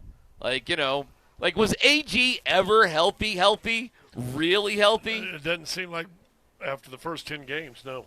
Right? Even though he did come back and play here and there, but he was never the same. I'm concerned about J.K. Dobbins, and I'm not going to say he's not going to be back here. If that's what it is, like Aaron Gordon, I just wonder if this will be a lingering thing the entire year. And this is what it is for J.K. Dobbins this year. Wouldn't surprise me at all. But listen, you got Jonah Coleman. You got R.J. Harvey. You got Jaleel McLaughlin. You got Bidet. I mean, it's not like you don't have good guys out here. You got a collection of them. You're pretty deep there. But you did give $8 million to J.K. Dobbins because he was going to be your guy. Next story, Dan. All right, guys, one more here from Sean Payton. He was asked about the progress and expectations for Evan Ingram going into year 2 in Sean's offense. I think there's a level of confidence relative to where he's at, what he's doing. You could see him play faster with that foundation. I feel that. And then, that thing called confidence comes when you're consistently doing it. And I think we're all seeing that. That's good. Okay, so what are your guys' expectations for Evan Ingram in year 2? He's going to be better. He looks healthy. He's one of the few guys that doesn't have a soft tissue right now. No. And he hasn't. He did last year during training camp. Do you remember that? I do not. Yeah, and there's times where I look back and I think about guys last year that were a little dinged up during training camp. They weren't as fast to get off, to a fast start in the season. And Evan Ingram I think he's going to be a bigger part, a more focal part of this offense this year. I think it'll look pretty similar to last year. That's just my take. Look, he's going into year 10. He's not getting younger.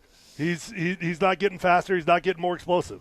That body's just going to break down on him even more. Now, I will tell you one thing that I've noticed out here at training camp that is a little bit different than I've noticed in years past with Evan Ingram. He doesn't appear to be split out as much. I don't know if they're just trying to figure out if the guy can block. Or if they can keep him in there on the base personnel packages a little bit, try to get better matchups, which is a good idea, by the way, if in theory they could. I think for Evan, you might be looking at a 450, 500-yard type of season, which is okay as long as you get big plays out of him, right? So it's how many big plays do you get? I think that's wise. Listen, I think Kreckman had the stat that Bo was 34th or 35th ranked quarterback as far as passes completed across the middle. Ingram would sure help that a little bit, wouldn't it? Should be there for the taking. I mean, if Jalen Waddle's out here, and I go back to the offense hasn't looked great, except for the first 3 days of training camp that we watched. Yeah. Well, Jalen Waddle's basically been irritated since then. You know, it's funny. Now I'm thinking about how Greenlaw, like in the first couple days of camp last year, was, oh, man, can hear his hits. He's unbelievable. And then, like, right around this time, wasn't it, that he just went out and then he just never really was back? Let's hope that's not the case for everybody who's got a soft tissue so far. How many have a soft tissue right now? Well, we don't really Mims. know. Yeah. We don't know any of the injuries. Yeah, we don't. Theoretically, right? Mims is the only one that I could tell you I saw that was a groin. And then Sean said JK. soft tissue on JK. Bandy is, I mean, we watched him. My assumption is that Waddle was soft tissue. I would assume that too. There's 4. I mean, who else is hurt? Benito, what was Benito? Atkins. An ankle? But he's out here. Yeah, I looked ankle-ish. That did not look soft tissue. So at least 4 dudes? It's not that bad. I mean, we did see Pat Surtain over there on the side field. Are you nervous about Pat Surtain? Nah. I'm not either. I think he's getting back-to-back off days. I think he's getting the good soldier work. The all-pro treatment. That's what Cortland Sutton called it.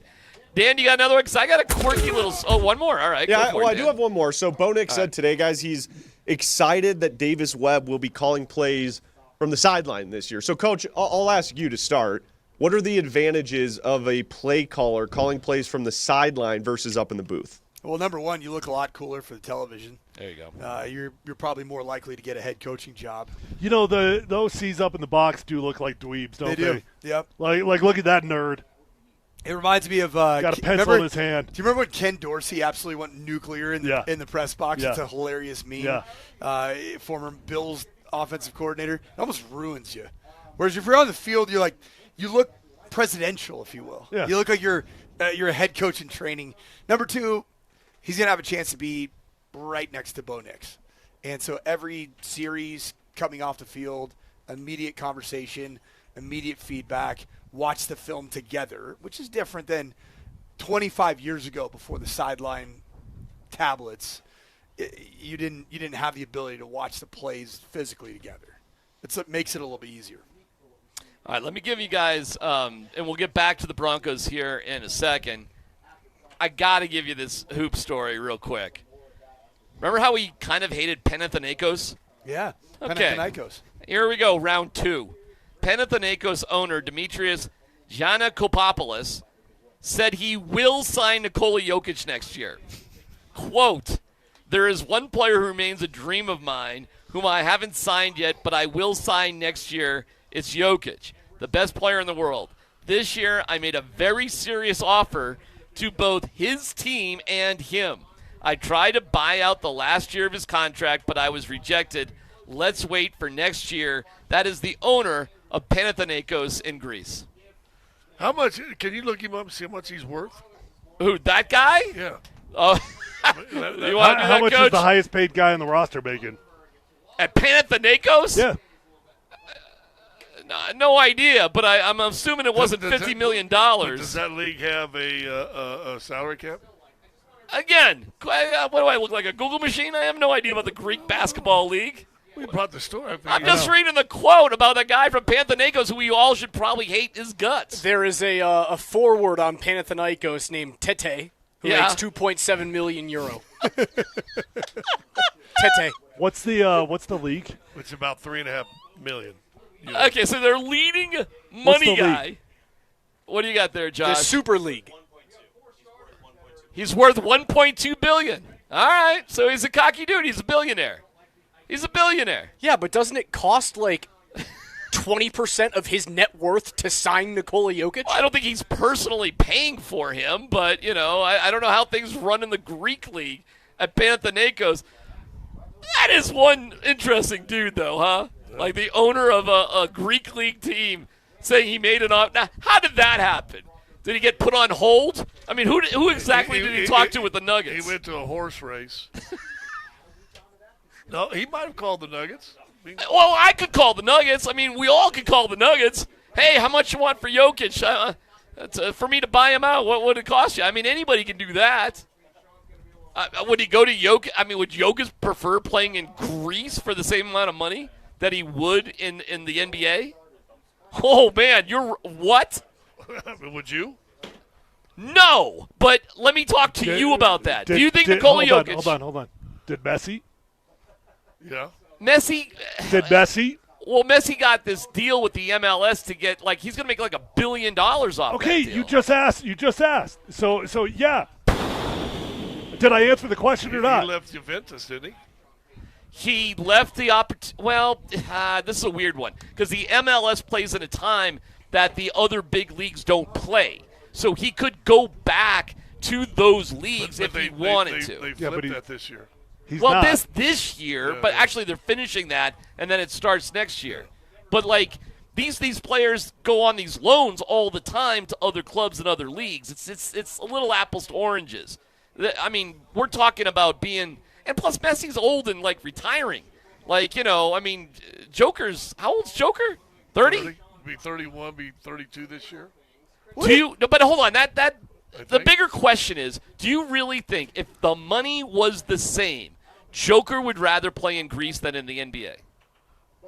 No, I don't. I think he wants to play where he wants to play. But some dude says, "Hey, by the way, I've got this $3 million villa. It's right on the Mediterranean. Yours. I'm going to pay you €40 million a year, guaranteed for 3 years. We'll put it in a Swiss bank account that it's blah, blah, blah. I can't touch once it's there. Let's go." You ever heard of Live Golf? I have heard of Live Golf, and I know the guys who play on Live Golf. Is that who Joker is? He's Hold on. There are are you applying? What are you saying about the Live Golf guys? I'm saying there's a couple of good ones, but most of those guys that play on Live Golf just are desperate and wanted the money. Yeah, the far majority, but there's definitely some studs. I gotcha. Is Joker one of those guys? I don't know. I would hope not. I don't know, but I would hope he is. But there's a lot of humans that do it for comfort of life. Money was obviously the biggest driving factor in Live Golf, but the other factor was just the work. It was less rounds. 3 tournaments instead of 4. It was less rounds. It was the quality of life. It was how many rounds they had to play in the actual tournament itself. All those things. So when quality of life adds up with equal pay, all of a sudden that does become dangerous. All right, let me ask a bigger question. Now listen, let's just be clear. I don't think any of us actually think that Greek could actually pay the same amount. I don't think that. I don't think so either. I think that's an arrogant dude. That's just where I'm going. But do you think there'll be some sort of contentious, weird stuff happening next year when Nikola Jokic is a complete free agent? Could be. Well, he's left that opportunity out there.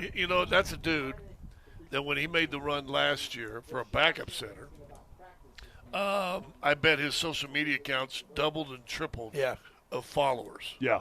The club probably doubled and tripled. Do you think now, and that was just Denver, you don't think now there's a whole bunch of people all over the place going, ooh, all of a sudden he's got 2.5 million followers on Instagram? All right. Might be a very interesting year. By the way, real quick, hockey, very fast. Raj, Cale Makar, win.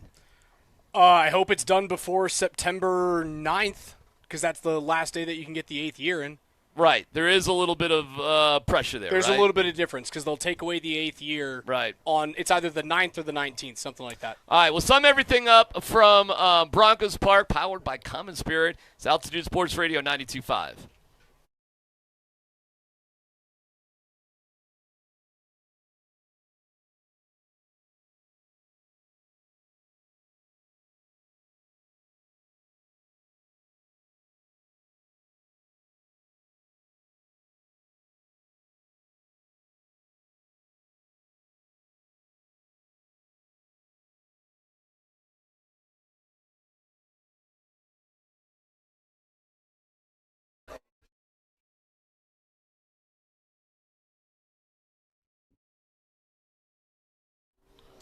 Hey, most people have got a tax person here, an investment advisor there, and nobody's really talking to each other. That's why you should call my friends over at Trajan Wealth. Trajan Wealth's family office, they put all under one roof.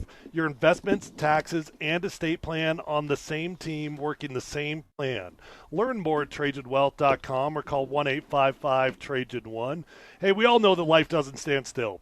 New jobs, grandkids, new homes, whatever it might be. Trajan Wealth's family office, they're prepared. They're going to help keep your investments, taxes, and estate plan coordinated so as things change in your life, your strategy moves with your life. Learn more at TrajanWealth.com or call 1-855-TRAJAN1.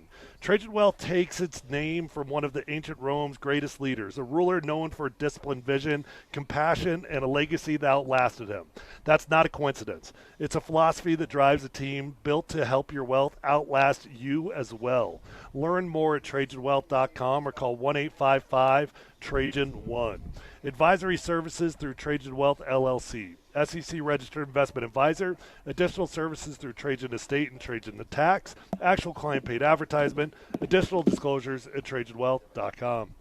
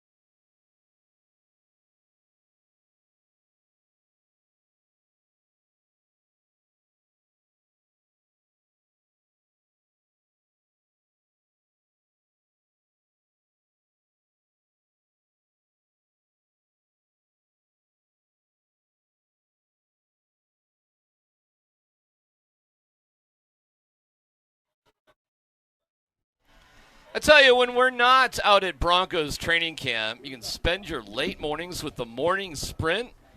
Raj, Coach, 10 to noon, brought to you by Williams Jewelers of Englewood, where Colorado shines, on the corner of Bellevue and Broadway. Williams Jewelers, amazing, right? Oh, what do you think about that one right there? You ever seen a Longines watch right there? That looks good on the wrist right there, my Not friend. bad, and it's got a sport band, so I don't feel too fancy out here coaching football and watching football. So, yeah, the oldest makers of Swiss watches. I got there, Williams Jewelers, Dylan. They used to always and Shane do that took care of me. the timing for the Olympics is always Longines. Yes, yes. Yeah.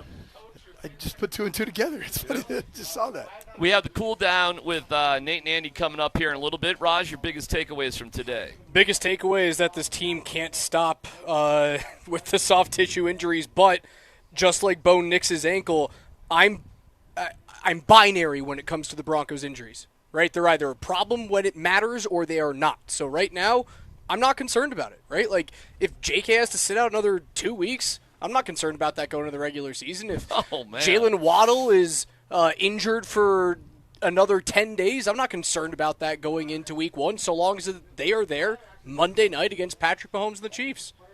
Have you had enough continuity, say, with Jalen Waddle and the way he's going to fit into the offense with Bo Nix and how the pieces all fit together to where training camp isn't important? I mean, how much do you read into Bo's body language? Because I haven't thought his body language has been awesome over the past 3, 4, 5 practices, and I don't think it's just because the offense is struggling and the defense has carried the day ever since day 2 at training camp. I think it's because he looks around and he goes, my wide receiver 1 wasn't out here for 3 days, and my wideout number 2 that we traded a first-round draft pick for is not out here, and Marvin Mims has missed a couple of days of practice. I think he's pissed off about that rather than the offense not performing. He did have an interesting response today when he was asked about Pat Bryant and how well he's playing. He said, well, the first thing is he's available. Right. Right. So what's the old saying? Yeah, can't make the club in the tub. Yep. I don't know if that's what you were going for. The but best ability is what? Availability. Amen. That's Amen. right. Yeah, so, I mean, interesting response to Pat. It didn't feel like the most complimentary thing in the world towards Pat Bryant, but well, that probably shows the or frustration. a little shot at everybody else who's not on the field. Right. More like you know, we're making a big deal of these soft tissues. Coach, I'd be curious your thoughts. I actually don't think there's been that many. It feels very normal to me. It's just that it's happened to guys that we're going to notice. Names. There's been 4 or 5 of these soft tissues, but it's also been 4 or 5 names that you're like, oh, that's kind of an important one. Were Waddle and Dobbins the 2 highest paid free agents that the Broncos – I mean, Waddle obviously is one of them. Was there anybody that cost you more money than J.K. Dobbins in free agency? I don't think so. Okay, so our 2 highest free agents are both hurt with soft tissue injury right now. All right, cool. Just checking. Other than that, everything's good. Nothing to see here. Hey, nothing to see here. I mean, yeah. It's probably Lauren Landau's fault. All right, so there's that. Biggest takeaway today, Scott? We're one day closer to September 14th. There you go. Getting there, chopping wood. It's all the We're chopping wood. You don't just sign your free agents, bring everybody back. I told you that watch that documentary, Plant the Flag, about 50 years of the Tampa Bay Bucks. And they did that after their first championship. I mean, they brought everybody back. You ain't doing that unless you don't think you got the team that can win it again, in their case. This team went to the AFC Championship without their quarterback and only allowed 10 points at home. Should have won that game. This team told everybody, we think we can win it again. So all this is just banter and fodder, and nothing's going to matter till about September 12th. They go, so-and-so's hurt, so-and-so, then be concerned. That's all that matters. That's my thought process about this, right? It's either a problem or it's not. Like, do you really care about whether or not Jalen Waddle is on the field on August 10th? Do you really care about that? Well, then what are we doing out here? Seriously, what are we doing? Guys, what does it take to get ready to play football? Because you know why, and you know this too, Coach, and you guys are about ready to start your season. And here's the thing I love about preseason. You brushed up against it, Darren, a while ago. There are names we don't know. Yeah.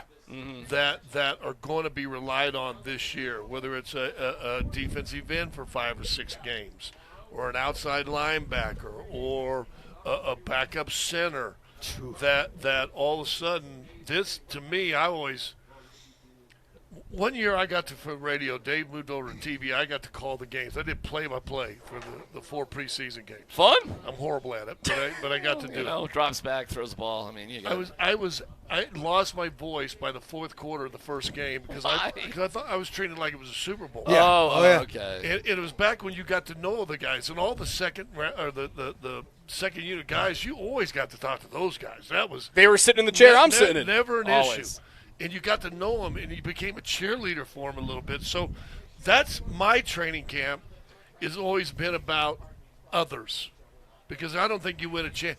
The Nuggets don't win their championship without the others, without Bruce Brown in Game 4, without Christian Brown in Game 3, without Jeff Green being. They don't win a championship without others. Yeah. So for me, that's what training camp's about. All right, my biggest fear is actually the center position. Yeah, we're down to Dieter. Yeah. Who knew we were going to get to some dude named Dieter? Yeah, Dieter's an 8th-year vet. A total journeyman, but has started 35 games, kind of like Matthew Perry. Didn't even know he's on the team, bro. You get to the point where Luke Wattenberg has not practiced basically the entire training camp. I mean, we saw him, on Thursday of the very first day? He hasn't practiced. I think he got hurt on that Friday, the first. I think it was and it looked like we were going to get him today because he came out and he was in full pads, but then he went over to the other field and was working with the hurt guys. Center probably is my number one concern based off of what I've seen, because Forsyth struggled. He's not even out here. We couldn't even find him. And Michael Dieter's running with the ones. Because it looks like Throckmorton is in the shizzle list. Hey, remember last Friday? He got moved to guard. He's playing guard now. Remember last Friday we said Throckmorton had a tough day? Tough day. Really tough day, apparently. Worse than we thought. And Tyler, you said there was a drop snap today, correct? There was. Yep. And the final thing that I want to mention that we learned today, courtesy of Tyler Polumbus, as we salute the history of Thunder and their ownership, as they announced today they are moving on and the Broncos will take over the ownership of the new Thunder. So that is a 33-year history. 29 years, the same rider, by the way. We learned that Thunder has a main cave. Not a man cave, but a main cave where he can come and go as he please, because you've seen it. I have. Yeah. Sharon Magnus Blake, who's really the brainchild behind it, and her husband, Ernie. They are an incredible couple. They're so generous, and I've been blessed to be invited over to their house 4 or 5 times for dinner.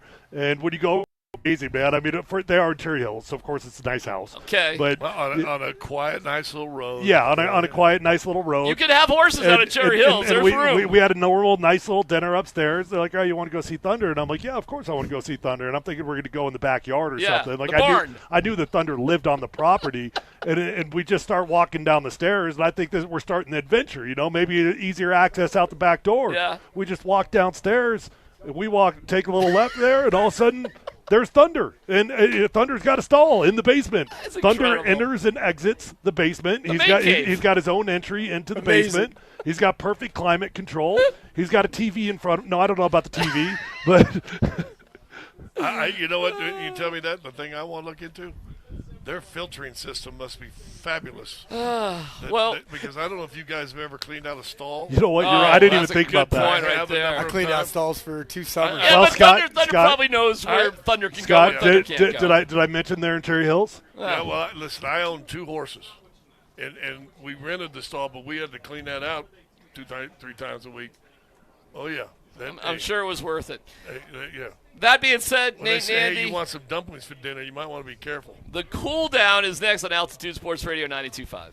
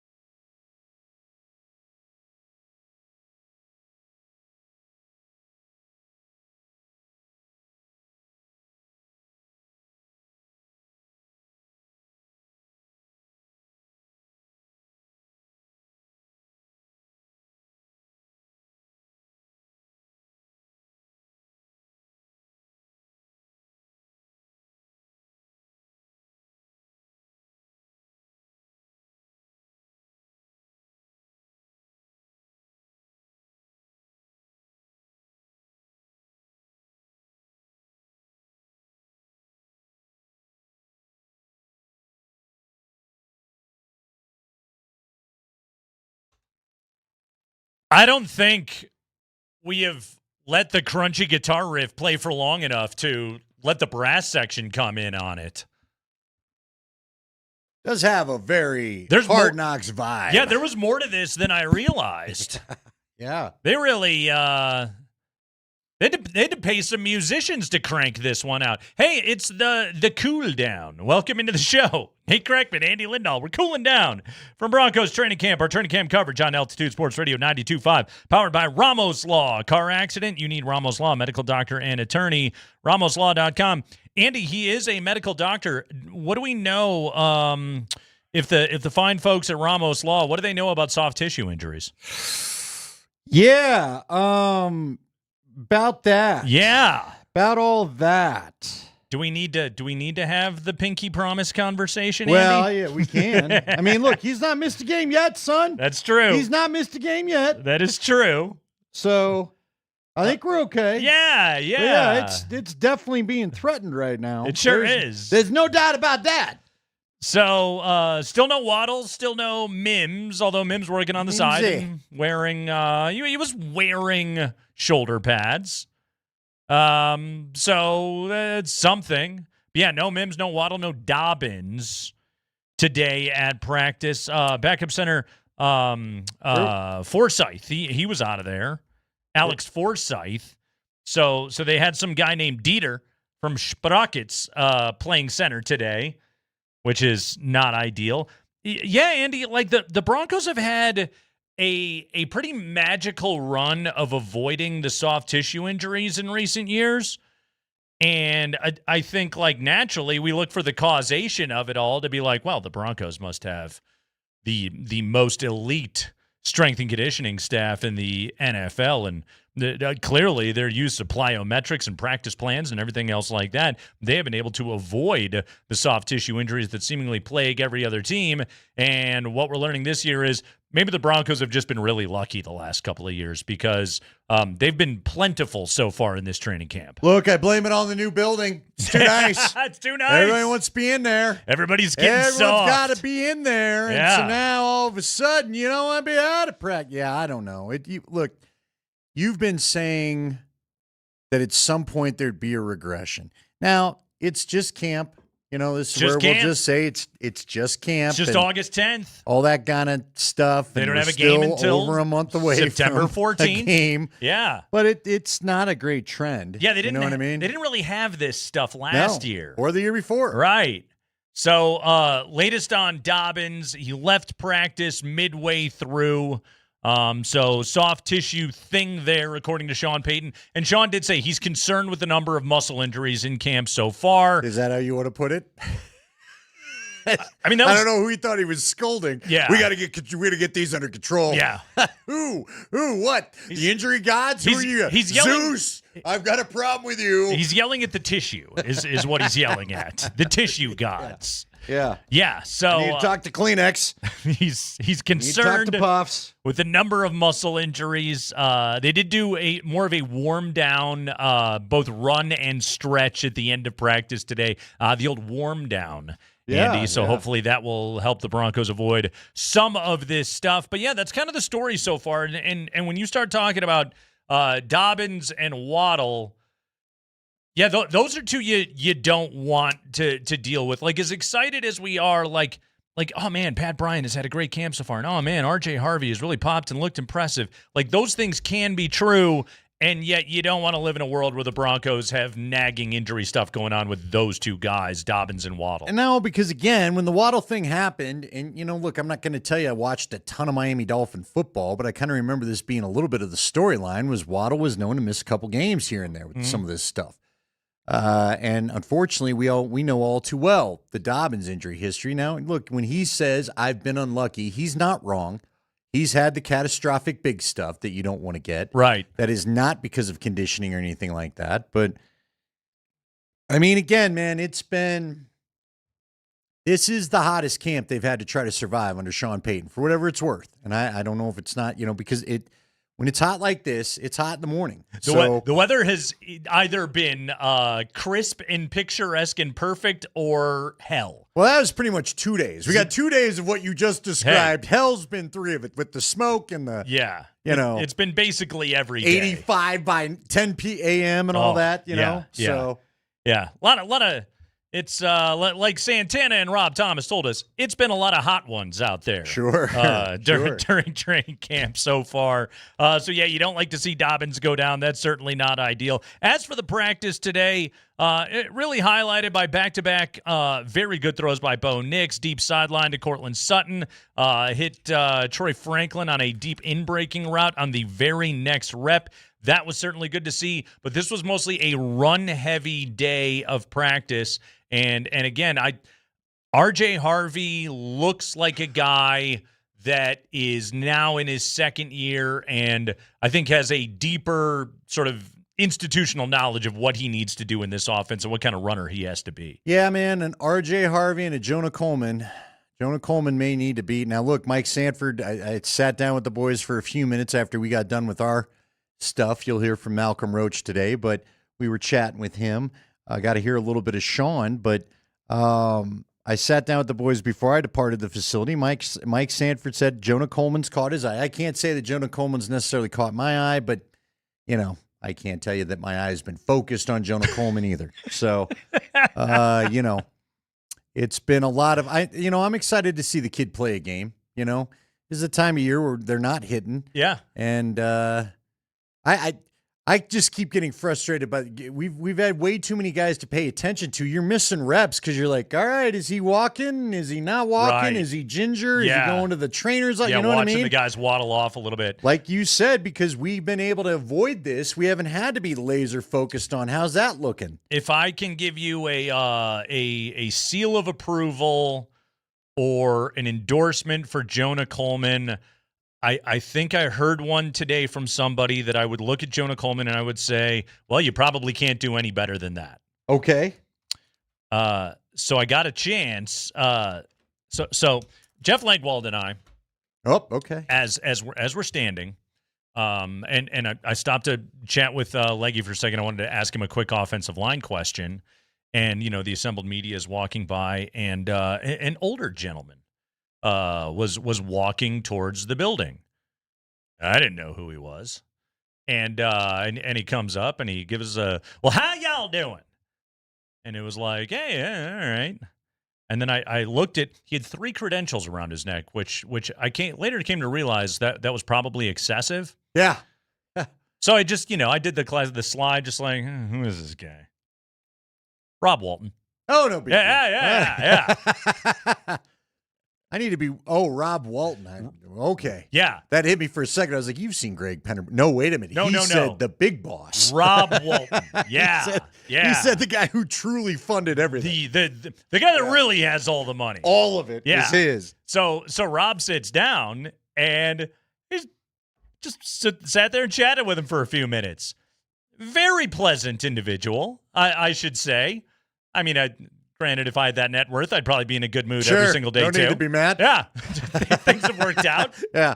Yeah, but but the one player that he particularly made mention of, because he got the ball in a rep, was, I like that Coleman kid. All right. Okay. All right. Hey, you know what? Again, I would say to Jonah Coleman, can't do much better than that. You want someone to like you. You got the right guy. You're the right guy that's a fan of you. Yeah. By the way, I did ask him for a. Do you want to give me a prediction on what the record's going to be this year? He's like, I don't do predictions. He asked me what my prediction was, so I gave it to him. I said, I think you're 11-6. I told him I think that hit him. He was like, all right. Yeah, and he, it was funny because he was like, last year was special. He pointed out we won 14 last year. It was such a great season. They can't all be like that, but he likes this team a lot, and he's got high hopes. He likes the building. I asked him if he had sat in the conversation pit in the locker room yet. He said he had not, which I told him, I'm like, well, you should just go sit down there and just hold court for a while. Yeah. Yeah. I'm sure plenty would come to converse. We discussed the schedule a little bit. He did lament the front-loaded nature a little bit of the schedule. You know, schedule makers, they want to get people excited early on in the year. So a lot of big marquee matchups. And then the last thing that I noticed from my brief encounter with Rob Walton was, they make the assembled media. Everyone has to leave, and like you have to go stand over by the podium and wait for Sean Payton at that point of practice. But what I learned is if you stand and chat with Rob Walton, PR leaves you alone. Nobody's telling anybody to leave there. No. Yeah. They don't go and go, excuse me, sir, but this media peon needs to leave. Yeah. This guy's got to get out of here. No. Which I thought that was nice. That's a nice life hack to know. Okay, if you get a chance, or if he happens to saunter out again, okay, here's what I got to know. How much personal upgrading did you do to the Walmart that's like 2 miles away? Right. Because that thing went from my co-host. It was still kind of nice. Walmart. Well, no, it is. I mean, I've had to go in there before, right? But now it is. Now, I will say, I think there's one in Longmont, or I think it's Longmont. I had to go get some furniture. Maybe it's Thornton. It's somewhere around. It's way north. Somewhere north. Really nice. Yeah. Really, really nice. But yeah, the one by my house, not that nice. What I have to do to get you to put some of this over there is all I'm saying. How do you define a nice Walmart? You just know. The fixtures have been upgraded. The fixtures have been upgraded. Yeah. The lighting is, now the lighting's fancy. Yeah. You know what I mean? Oh, okay. Okay. They're moving merchandise with that lighting. Yes. Okay. Yeah. There's just there's a vibe. See, because I think of like a grocery store, for example, like I would say the Good King Supers, the ones with the olive bar. Yeah. You know when you see the olive bar, you're like, hey, this is a classy King Supers. Okay, you're not wrong. Yeah. The fancier the little bit of the fancier touches to the deli, if you will. Right. Is what you're describing. Yeah. Nice wood paneling around the produce casing. Definitely. You know what I mean? Uh-huh. You can't have like the grape that's half hanging out and it looks like there might be something on the back. You know, it's just been rummaged through. I'm telling you, a nice mood lighting. I can't have the white hospital lighting. Ain't doing it for me. No, okay. I know you got to have some warehouse lighting because it's basically what you are. I kind of feel like that was Kmart's downfall. Yeah, well, I was gonna say I didn't want to be mean, but if you smell and look a little like Kmart, then yeah, you got a problem. When you went into a That's Kmart, not the nice Walmart. Yeah, the fluorescent buzzing lighting of a Kmart. Yeah. It definitely did have like psychiatric ward vibes to it a little bit. Yeah, it did. And it just had a smell to it that was off-putting. This was So I'll remember this for my next chat with Rob Walton. Yeah, if you do, just say, hey, did you personally see to this one being upgraded on the road? Did you oversee? Because it feels like they made sure they knew you might stroll in. Yes, if you need to pick up some razors and a box of Cheerios and you roll into that Walmart. Hey, I went and looked for, you and I were trying to do a tripod thing, so I went and took a gander there.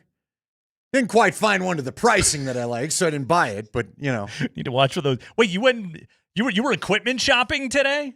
I spent 10 minutes there after we got done. All right. Well, you can't avoid that nice Walmart. The siren song of the nice Walmart gets Andy Lindahl through the doors every day. Listen. My affections will be bought by the best prices between Walmart and Target. I'm not going to lie to you. Did I look at Amazon? I might have. Okay. But nothing's been purchased yet. All right. Keep me updated on that. I'd appreciate it. Now I kind of wish. Well, didn't Carrie tell the story when Carrie Walton Penner had a chance? I think she talked about, or else maybe she told Jeff Legwell directly. Sean Payton told the story. Is he the one where he used to just land his copter and just kind of show up to see what you had going on? Sam would fly his plane over and then land and then go in. Hold on. Who is robbed as Sam? Is that? I believe he's the son. Hold on. Is he son of Sam? And with that, we go to break on the Kreckman and Lindahl Show. I knew it wasn't Berkowitz. It's the Kreckman and Lindahl Show on Altitude Sports Radio, cooling it down.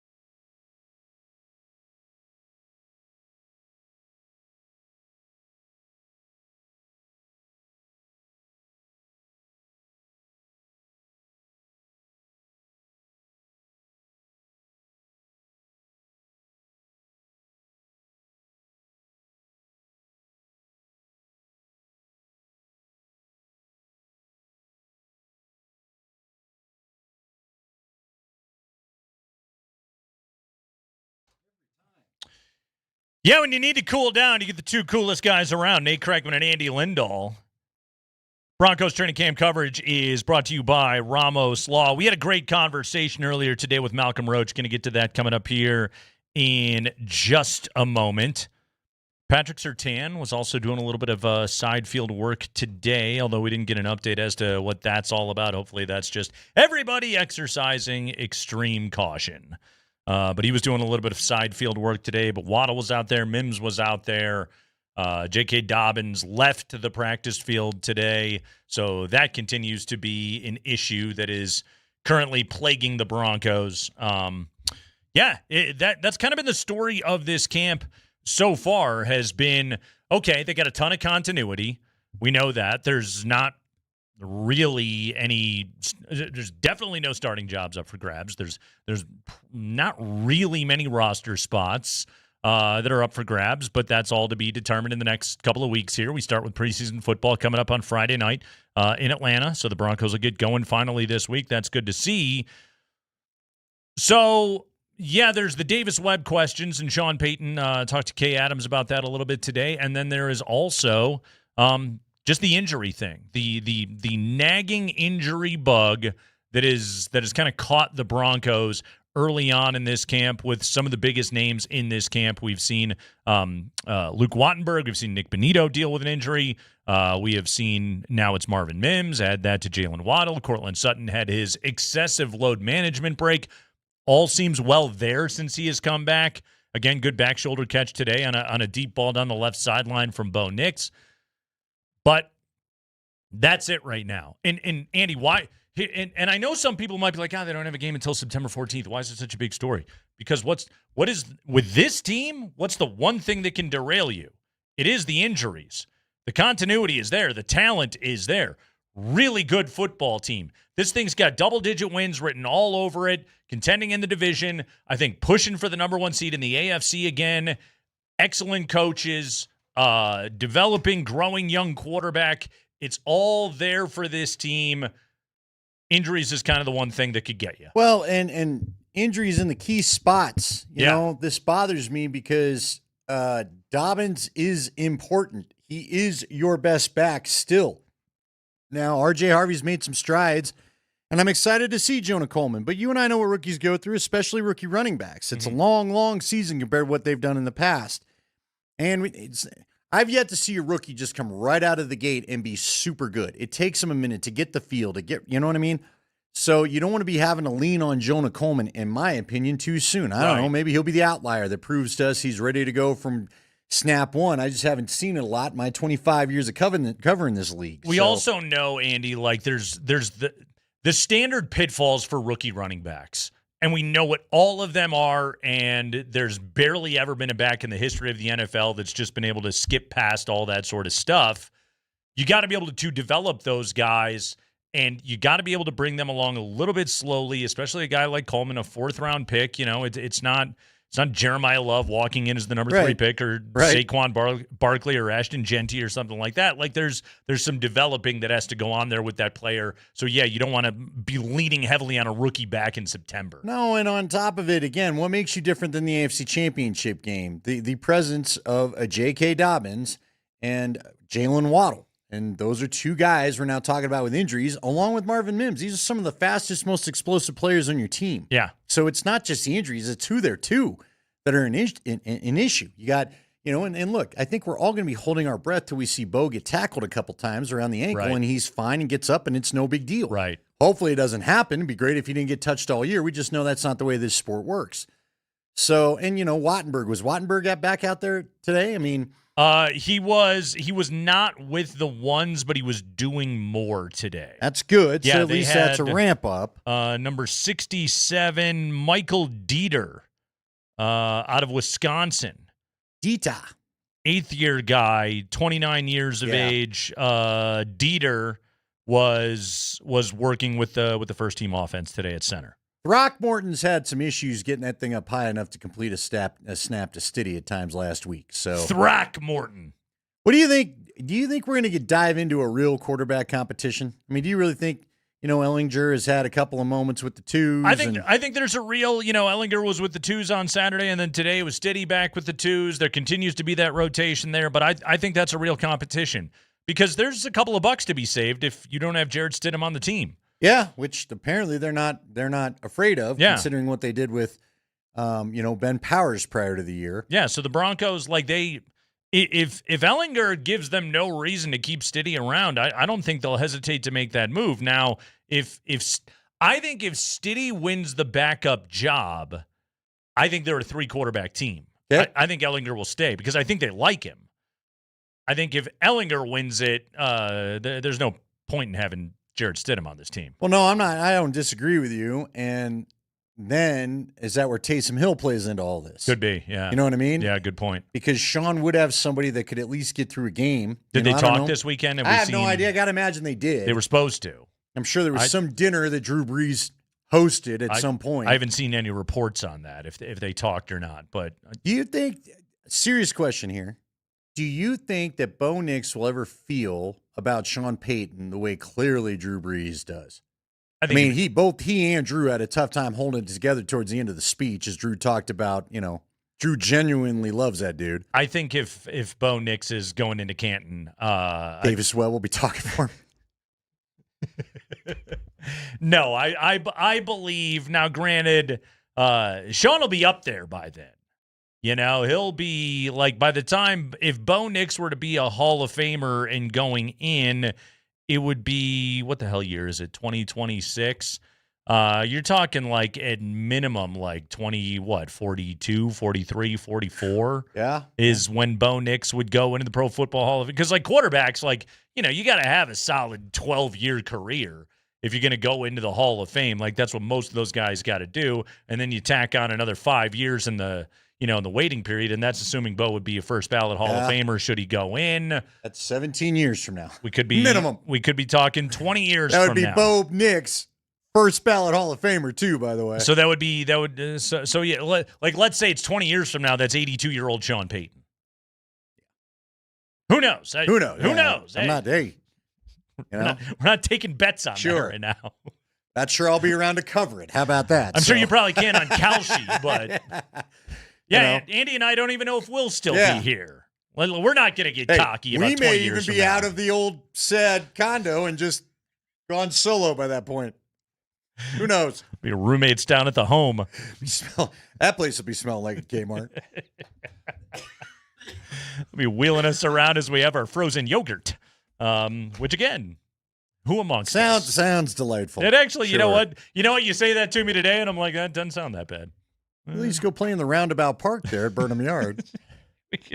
Wheel me around the park. Wheel me around. Damn it, I bumped into the guy flying a kite. Watch out, you punk. I used to do a radio show. They fly kites in the turntable at Burnham Yard. Who knew? It was an artistic rendering. Those things are always real. A war kite? Nah, it looked like one of those Ben Franklin kites. Kite? Yeah. Just look like one of those standard, just standard kite. Would you be a deer and peel my hot banana? Did you hot banana it today, by the way? No, I ate my banana on the drive to camp. You didn't put it on the stupid dash and all that? I didn't hot banana. I was hungry enough when I was driving to camp that I was like, I'm just going to eat the banana now. So, yeah, I didn't hot banana today. Maybe I will tomorrow. I'll keep you updated. You didn't hot banana today? Is there a touch of regret? A little bit. Again, at the time, I was like, I'm hungry, so I'm just going to eat this thing. But then I deprived myself of a hot banana. For those that missed it, Nate led his banana on the dashboard the other day. It got cooked, and he decided to eat it anyway and found it very delightful. It was delicious. Yeah. It was great. It was like a warmed up piece of banana cream pie. Yeah. It was wonderful. Soft for your teeth. Who knew? See, the older you get, the better that'll be. That's true.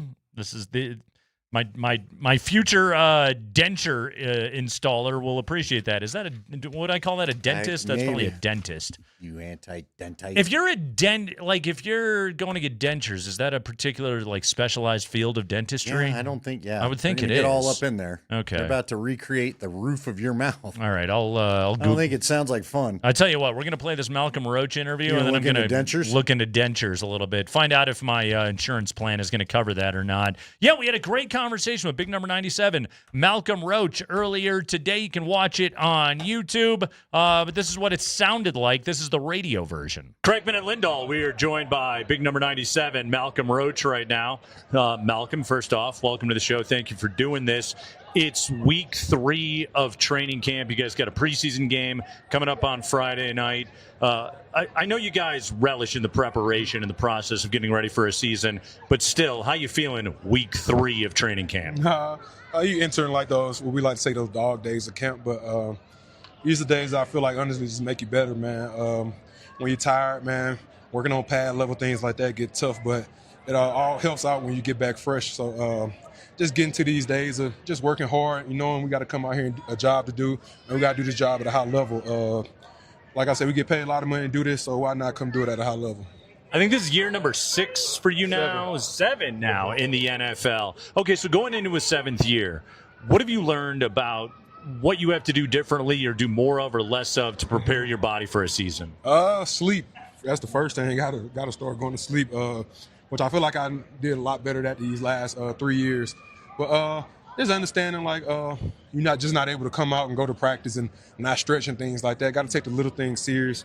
Got to take the mobility serious, the recovery lifts and things like that. And at the end of the day, you can't do nothing without your body, man. Take care of the little things, toes, fingers, all things that you don't really think that you need a lot. Just take care of those, and the results take care of itself. Are you pretty excited about look, you already had your spot on this team solidified. JFM out of there. I don't know how long it takes the young guys sometimes to get up to speed. They're excited about a couple young guys, but they know you can do it. Are you excited about how much playing time you could be looking at this year? Do you think your rotation will be up more than a year ago? Like I always say, I'm employee 97. Whatever they call me to do, I'm going to try to do it at a high level. I've been living by that since my rookie year, since I first got to the NFL. It's got me this far. So whatever the coaches ask me to do, whatever they ask our D-line room to do, we just try to go in there and do it at a high level. Do you feel like you have a special chemistry at this group? I mean, it's kind of unusual for guys to be together in the modern NFL as long as you have. I think it's a good brotherhood, I want to say. We do a lot of stuff off the field, man, cookouts, things like that. And I think that just brings us together as a unit. Just gives you that 1-2 that you want to go out there and give your all for your brother, man. Kind of take the business aspect out of it and knowing that you got to go out there and go hard. And, once you build that camaraderie as a group and knowing they'll do the same for you, it's easy to go out there and play for each other. And I think that shows on the field the way we play, the way we celebrate each other's success, the way we celebrate each other getting contracts, and just the way we attack the day every day, man. I love coming to the building, sitting in meetings with these guys every day, watching film, getting better. So all that takes care of itself. And when you love the people that you're doing it with, the jobs get kind of easy. I gotta jump in. Who's the best cook if you do cookouts? Is it you on the grill? Who's on the grill? I'm about to say, I'm always on the grill. They always coming to my house and I'm cooking. And I boil crawfish and things like that for them. So they always coming over there. I mean, Malcolm, you talk about that camaraderie, that brotherhood that you guys have along the defensive line. And, look, you got to be a good football player to get paid and to stick in this league. But also, you're one of those guys that, when people talk about Malcolm Roach, it's like you're a ray of sunshine in the building. You bring the laughs, the noise, you bring the fun. How much is that something that you think has helped you in your football career? Early on, I think it helped me out a lot.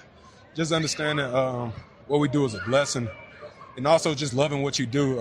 I think that's half of the battle with me. Just coming out here knowing, man, I get to play football for a living every day. Why not have fun? There's days you wake up hurting and things like that, but you look around and just understand how blessed you are to be in the NFL, how much of a privilege it is. So you got to enjoy what you do. And if you don't, I always say this business will get you out of here real, real quick. Being guys like being an energy vampire and stuff like that, it's not good, man. It don't help out the team, I want to say. So if you could bring one thing to the table, and that's not, you don't have to get coached at it. Just to have good energy, understand that you're blessed to do this job, and go out there and try your hardest to do it at a high level with high energy. Like my dad always told me, nothing great was ever accomplished without enthusiasm. And that's just words I try to live by every day. All right, we got video. We're going to try to overlay you dancing in warm-ups. Are you the best dancer on the team? You got some moves now. I think I'm all right. I just do whatever the beat tell me to do. You know, I don't really do too much. Just try to have fun and try to use it as another opportunity to get loose and things like that, move the body. It'd be early in the morning, so just trying to wake those joints up, I want to say. If Dancing with the Stars called, would you try it? I might do Mad Singer more than Dance with the Stars, something that can cover my face. I might get a little stage fright. All right, so it's not 97, it's the beat. Malcolm, we'll use you as our defensive insider. Who's jumping out? Who's standing out in this camp? Who should Broncos fans be looking out for that maybe they haven't heard much about? I like to say my guy Pat is having a real good camp, man. PB, he's out here. He's getting a lot better every day. I can see he's taking that step, I want to say.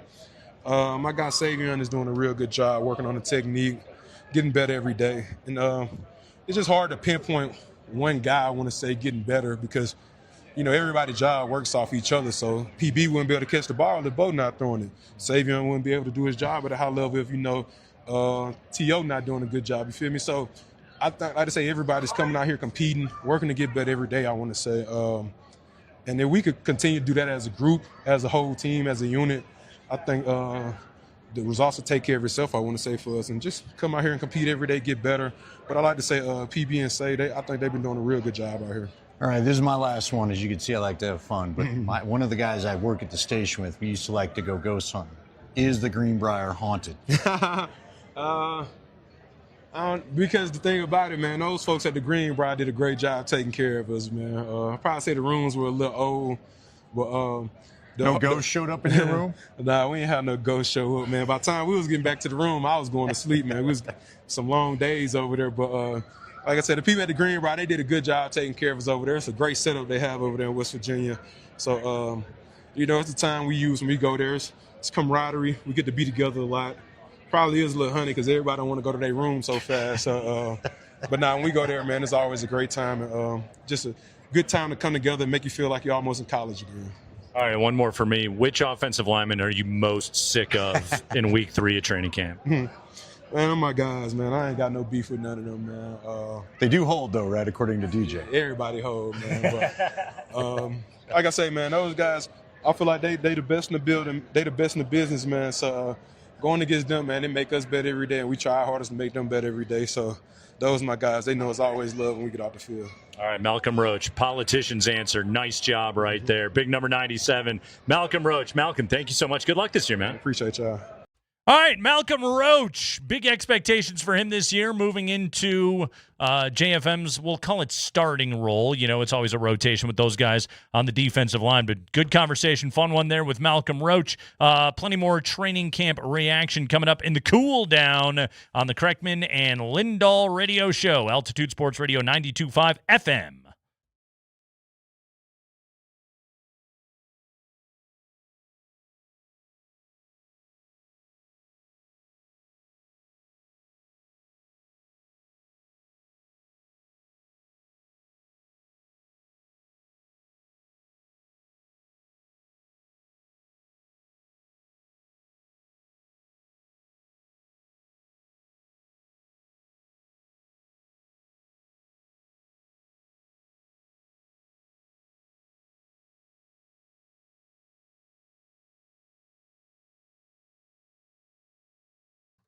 Guys, Andy Lindahl for the Rocky Mountain Men's Clinic. So how have you felt lately about your game? The game I'm talking about is not maybe your golf game or anything like that, but the game in the old bedroom. If you've been struggling with it, it's time to go and chat with the good folks over at the Rocky Mountain Men's Clinic, especially if you find yourself struggling from erectile dysfunction.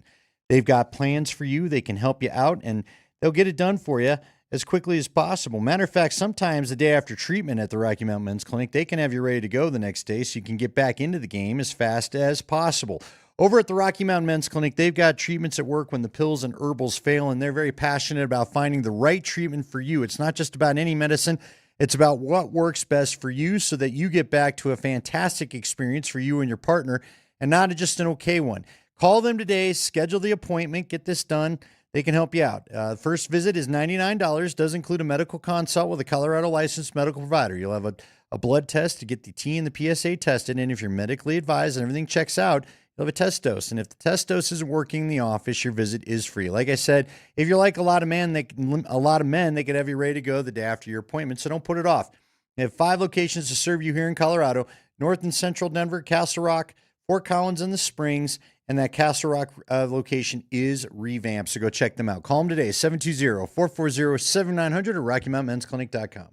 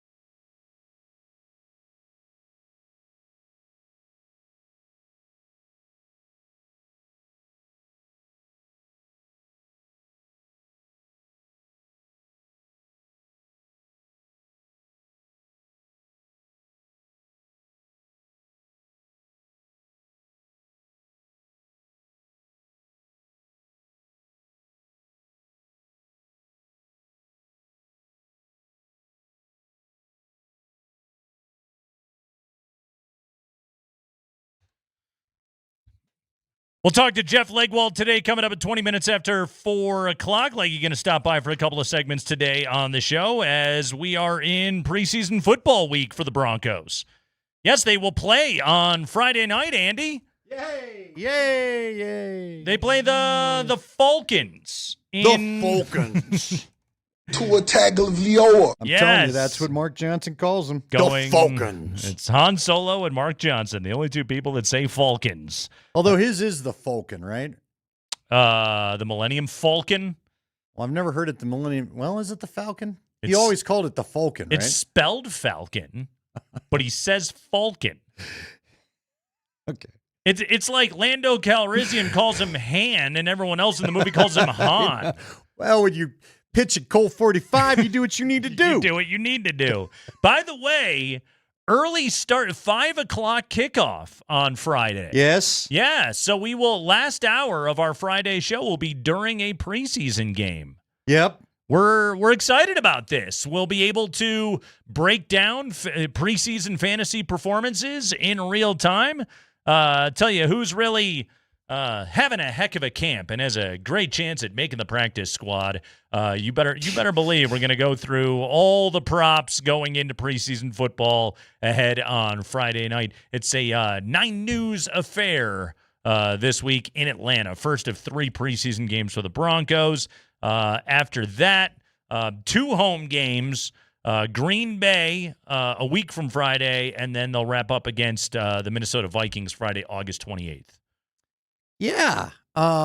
Yes. Where is your preseason enthusiasm, Andy? Are you jacked? If we don't quit getting some injuries, it's going to be a little bit higher than it should be. Yeah. All of a sudden, this becomes a little more interesting as to who could play, because you talked about it when we went into this thing. When we started camp, it's like, gosh, all the jobs are locked up. We know what everybody's doing. And now I got to take a look at Jonah Coleman a little bit more. Maybe we need to take a look at that receiver group a little bit more. Yeah, I'm enthused to watch this team get out there and kind of get to work a little bit. Like, again, this has been – this camp has had it's been a slow burn, I would say, with this training camp.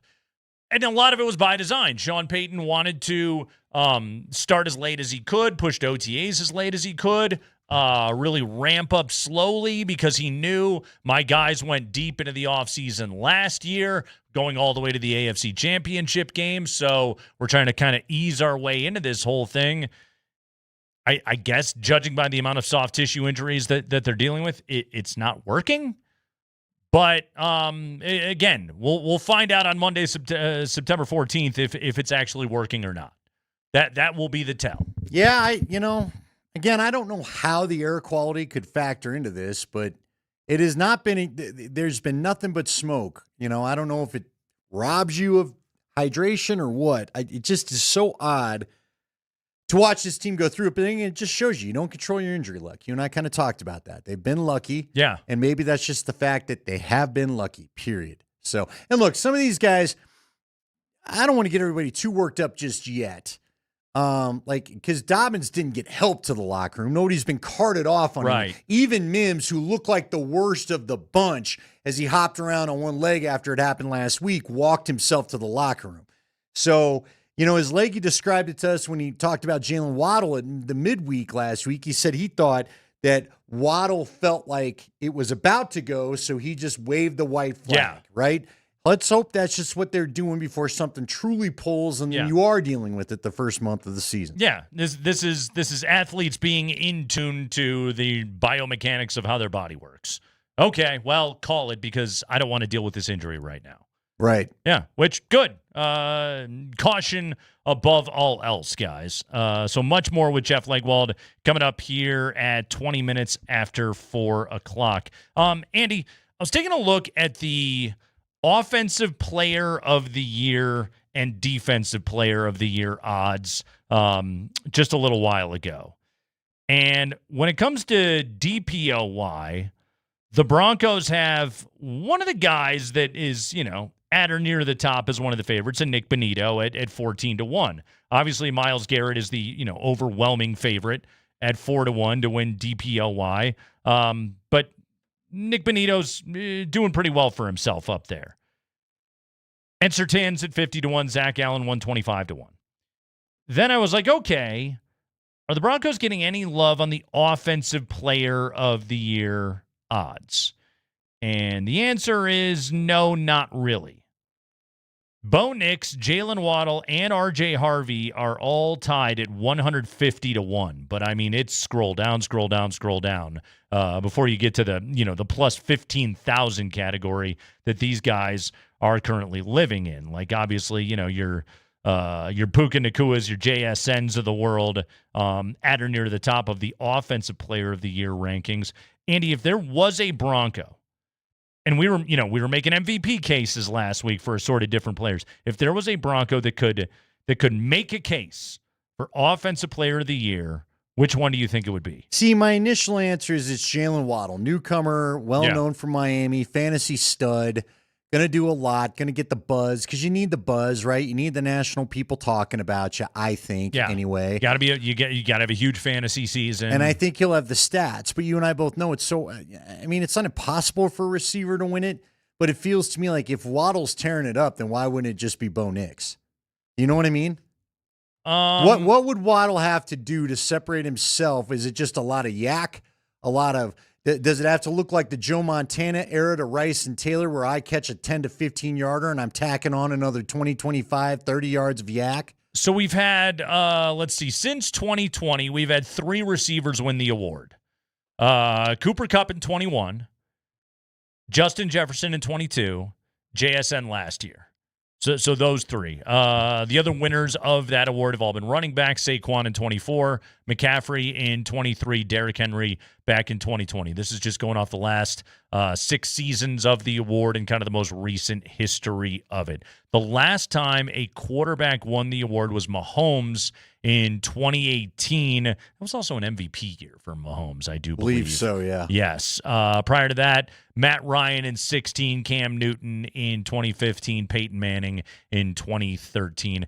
I always find it weird when they give this award to quarterbacks because, like, the MVP is, I think, what is it now? 15 of the last 16 MVPs have been quarterbacks. The MVP is always a quarterback. But, like, it's honestly, like, sometimes it's like, okay, if you're a mobile threat, if you as a quarterback rack up, 9-10 rushing touchdowns in addition to good passing numbers, and obviously you got to have a high-ranked offense and you got to be a playoff team.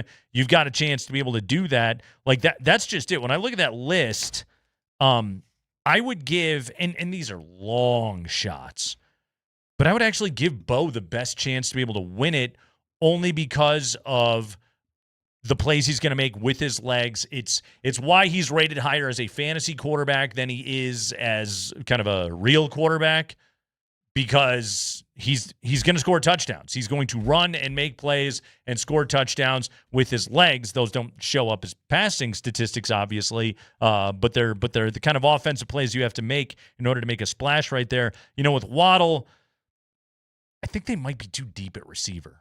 Well, and again, if Bo would not just throw passes to Waddle. Right. Like, I don't think Waddle's year, he'd have to be A.J. Brown or Terrell Owens-like to take home that award. Right. And I don't know if I see that happening. The highest receivers on the list are Jamar Chase, Puka Nacua, Justin Jefferson, CeeDee Lamb, Amon-Ra St. Brown, JSN at 20-1. It is a hard award to be able to repeat with. But those are the highest receivers that are on the list. And I tell you, Jamar Chase is going to have a hell of a case for that thing. Because if Joe Burrow stays healthy, first off, I think Joe's got a great chance to win MVP. If the Bengals can bounce back and be a playoff team this year, we know their defense is going to stink, but if they have one of the best offenses in football and they actually win games this year and Burrow can stay on the field and avoid the injury bug, I love his chances of being able to win an MVP award, but that also sets up Jamar Chase possibly for an offensive player of the year if he can put up big numbers. Okay, but you did say something interesting in there. You said, so remind me, Jackson Smith in Jigba is the one that won it last year? He did. So JSN, you said it's tough to repeat. Yeah. But JSN sort of would profile like Waddle, because remember, Sam Darnold is currently in the real rankings ahead of Bo Nix. Yeah. And so maybe if the national media, don't get upset, Bronco fans, if the national media aren't on the bandwagon of a guy, and they really weren't on the Sam Darnold bandwagon, and your guy has a good year, maybe that does prove there is a good shot for Waddle. I don't know. We have not had a repeat winner of Offensive Player of the Year. Actually, Andy, take a guess. Last repeat winner of Offensive Player of the Year. That means it goes back a ways. It goes back a ways. Is it Peyton Manning? It was not. Manning did win it in 2013. Does it go back farther than that? Goes back farther than that. Is it Priest Holmes? It was not. Holmes won it in 2002, but prior to that, the winner for 3 consecutive years, greatest show on turf, Marshall Faulk. Okay. He won it 3 years in a row. Wow. Yeah. There's a little something for you. But we have That's a good one. Have not had a repeat winner since then. Manning, you know what that is? Manning did win it twice, but he did not repeat. That's Nate's fun fact of the day. That's a good one right there, isn't it? Prior to that, Terrell Davis won it in 2 out of 3 years, but did not repeat. TD won Offensive Player of the Year in 96 and 98, but his run was broken up by that jerk Barry Sanders in 97. Oh, yeah. Okay. I was thinking MVP for a second because I forgot that TD was the MVP in 98. He was. But John Elway was the MVP of the Super Bowl. And he was the Offensive Player of the Year that year as well. But Terrell's the MVP of the Super Bowl for the 97 year. If you're, which would also suggest, because Adrian Peterson was 2012 MVP, last non-quarterback to win MVP, and he was the Offensive Player of the Year. So if you're a non-quarterback MVP, you will win Offensive Player of the Year. Well, mostly because defensive players don't win MVPs. Except what? It was Lawrence Taylor in 86 or something like that? Sure. That was pretty much it. Yeah. That is true. It could be a defensive player, couldn't it? A lot of people thought you could have made a case for Von Miller back in 2015. So let's see. That was the year that he didn't even win DPOY. That ended up being J.J. Watt. Okay, let me pull up MVP odds really quickly before we get to break. Let me find the first defensive name that I see on the list. It's got to be Myles Garrett. It has to be. There's no way it would be anybody else. Still scrolling down. I'm still. Hey, we ought to go to break and see if you've still found it. Yeah, Myles Garrett at 150 to 1 plus 15,000.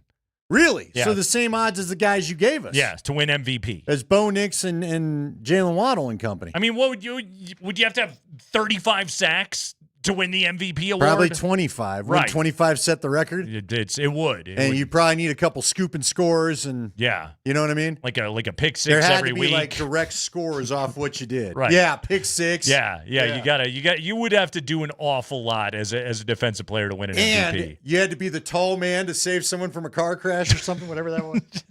A tall man. Then But that story really never got dug back into, right? No, it really didn't. Yeah. Haven't found the friends or the tall man. Never found that tall man. Speaking of tall men, there's a wild Nikola Jokic report out there today that we got to bring up when we come back. We got to find out just how much money do Greek billionaires really have. We'll discuss that next.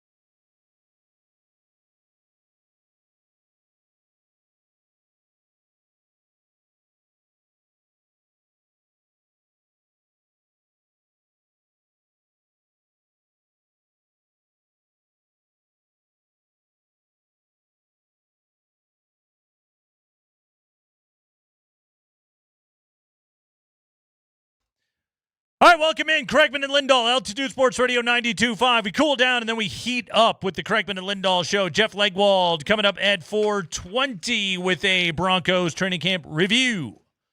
After what went down on Saturday, after the Broncos got back to work today, open practice yet again tomorrow, and then it's preseason football preparation time for the Broncos as they get ready to take on the Atlanta Falcons on Friday evening. So much to do on this fine radio show. Our training camp coverage on Altitude Sports Radio 92.5. It's powered by Ramos Law. Car accident? You need Ramos Law, medical doctor and attorney. Visit ramoslaw.com. But we begin the Kreckman and Lindahl portion of the proceedings with this report. Andy, Panathinaikos, according to ESPN, made Nikola Jokic a serious offer, and they will try again in 2027. In the words of John Elway, good for you, bud. Dimitrios Yiannakopoulos. That's what's up. Yiannakopoulos? I feel like Yiannakopoulos. I feel like I'm usually semi-decent with the Greek names. Mika Ekbegbo. Seriously, yeah. Yiannakopoulos. Anyway. Yana not going to play here. Yana.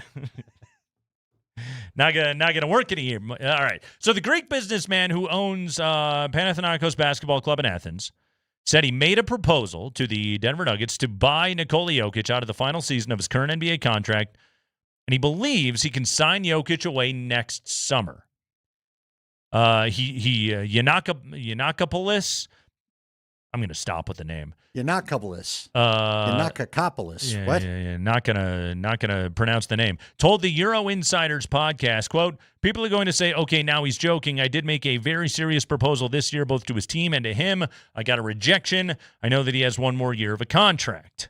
As we know, Jokic has 2 seasons and $121.8 million left on his current contract, but the second season is a player option. Look, he's opting out, and he is going to take the extra $80 million and sign the Supermax.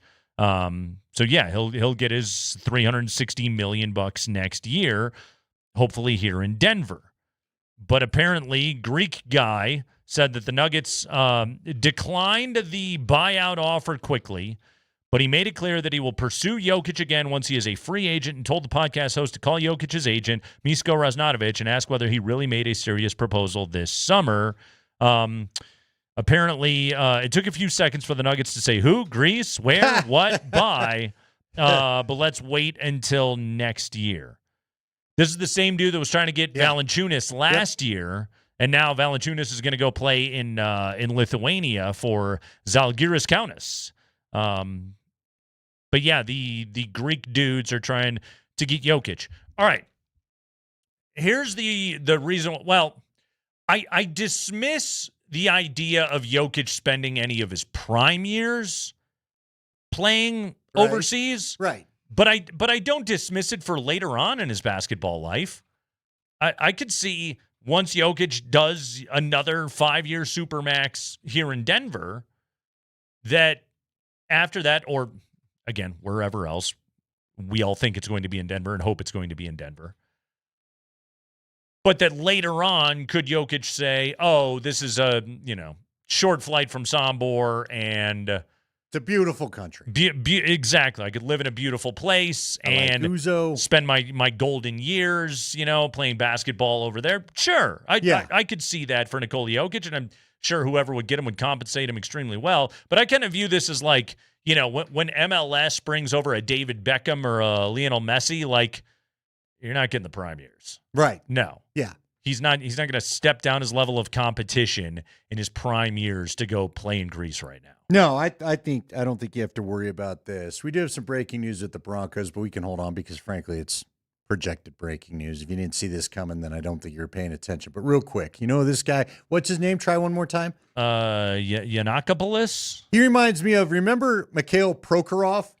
Yes. The Russian owner of the Nets he owned the Nets in the middle of the Carmelo Anthony whole ordeal.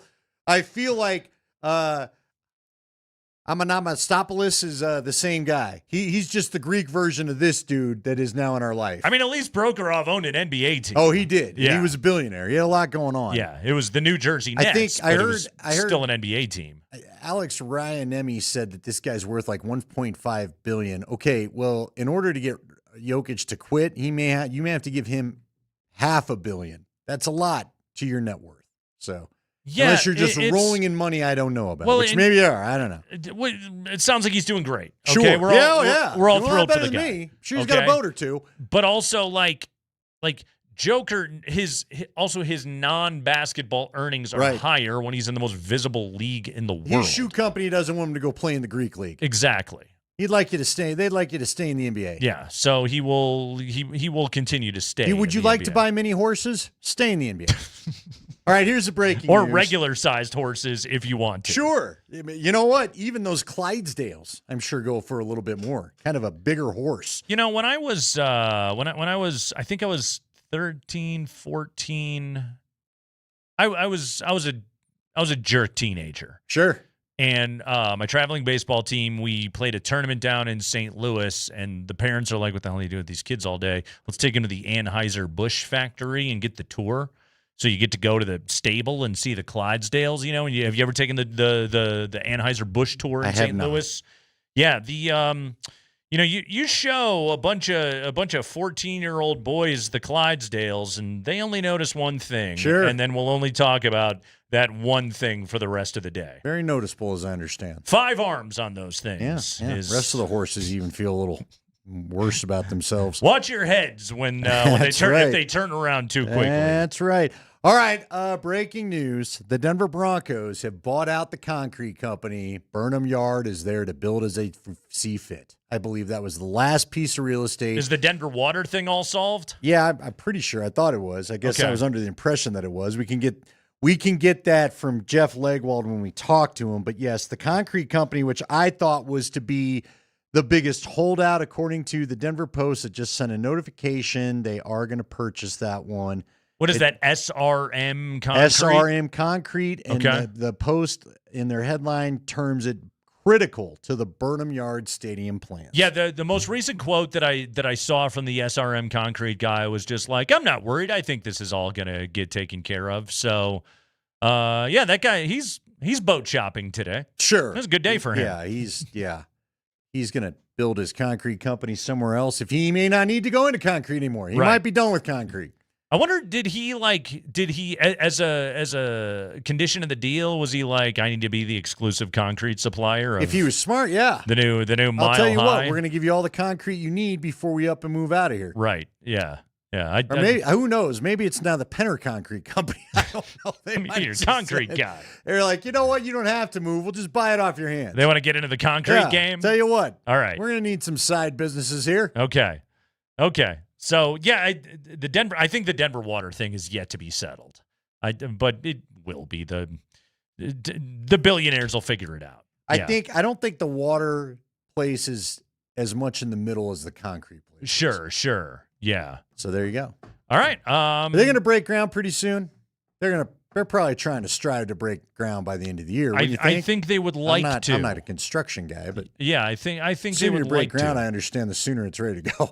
Is that how it works? I believe you can't open it till you start building it, Nate. Remember when the A's, when they had their groundbreaking ceremony for their new stadium in Las Vegas, and then we came to find out they rented all the construction equipment for one day to haul out there to make it look like they were doing something. Photo shoot. Exactly. So that a bunch of guys in suits could stand there with hard hats on and shovels being like, "Hey!" You really want to know the last groundbreaking I truly remember? Coors Field, when they found the dumb egg that became Dinger. Oh, that's right. Because that's how far out they planned that sucker. I'm trying to think. Have I ever been to a groundbreaking ceremony? I've been to a ribbon cutting ceremony. I've never been to a groundbreaking ceremony. I can't say I've been to either. And the one ribbon cutting ceremony that I attended, I insisted upon them letting me take a picture with the giant scissors. Okay. Yeah. That's a good call by you. Yeah. What's better, giant check or giant scissors? I think giant check. Yeah. I would have preferred a giant check, but Publishers Clearinghouse but If Ed McMahon Our show up friends at my at house. the Colorado Lottery. Yes. Yeah, you know what? That's what's happened to Publishers Clearinghouse. You just don't have the pizzazz without Ed McMahon. Without Ed. I mean, who are you even going to get? Yeah, you just stand there going, who the hell is this guy in my house? Yeah. Now, Andy Richter doesn't bring the same pizzazz. Now Ed McMahon shows up. That guy shows up. I'm listening. You know it's going to be a good day. Yeah. Yeah, I've never held a giant check. Honestly, couldn't tell you if I've ever held a giant. I don't think I have, but I've held giant scissors. It's the best I can do for you, okay? Hot bananas and giant scissors. The Nate Kreckman experience. Were you worried about it all? About what? The giant scissors. Not really. I mean, it's almost a weapon. I've I've trimmed the hedges at my house before. I've used lawn tools. I was confident that I could handle the giant scissors and not like lop a toe off or something like that. Considering we did Manscaped a couple years ago, I'm glad you clarified at your house. I've trimmed the hedges, yes. At my house and in the house. Absolutely. We did do manscaping ads, didn't we? We did. We did. We got. Or maybe it was just me and everybody was grossed out. But I got the. But you got one. Well, they sent me like 9. I'm like, well, give me all these. So I figured the show should all feel. This is the freedom. This is a tightly shorn radio show. It's really, yeah. So you hope. Yeah. As far as you know. Denver's most tightly shorn. You can't roll into the men's clinic. Actually, I don't think anything's going on down there. I don't know. They just draw your blood, as far as I know. And we get to use the word shorn as much as we could today. What was the one? There was some sitcom where they always told him to go take your pants off. The doc, no matter what you were doing, go take your pants off. I'll be in a minute. Wasn't that like a Seinfeld or something? And no one understood why this guy had you taking your pants off? I think I'm gonna have to do some research on this. I'm gonna find out in the break. Doesn't feel like a joke that would still work in 2026. Well, yeah. There was a male doctor to male patients. Okay. All right. Look, there's multiple ways to take your temperature, Nate. The dipstick is off the rails. Kevin will be coming in. Yeah, we'll have a good conversation with Kevin Shockey in the break. We'll come back right after this. In the meantime, the concrete company has been bought, and we think Nikola Jokic won't be playing basketball in Greece. Kreckman and Lindahl, Altitude Sports Radio.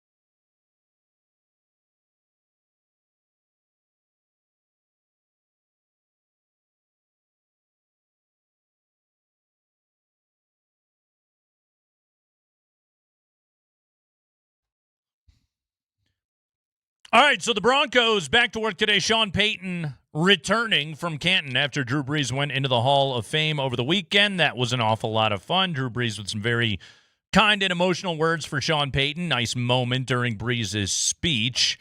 Let's hear from Sean Payton today, including after another day in which there was a key soft tissue injury, J.K. Dobbins leaving the practice field. Here was Sean Payton after practice. Good to be back. Today, some situational third down work and some call-it periods as well. Got to get a handle on some of the soft tissues. We've had a couple, either strains, hamstring or groins. Continue to fight through that. Got to get a handle on the soft tissues. I think he's starting to get frustrated with this stuff a little bit. I think we all are. Don't blame him. Sean was asked about the conditions that they've been practicing through. Andy, you mentioned the heat before. What is the cause of some of this soft tissue stuff? I don't think it's heat related as much as you always try to look at your pre-practice routine, your hydration, obviously, and.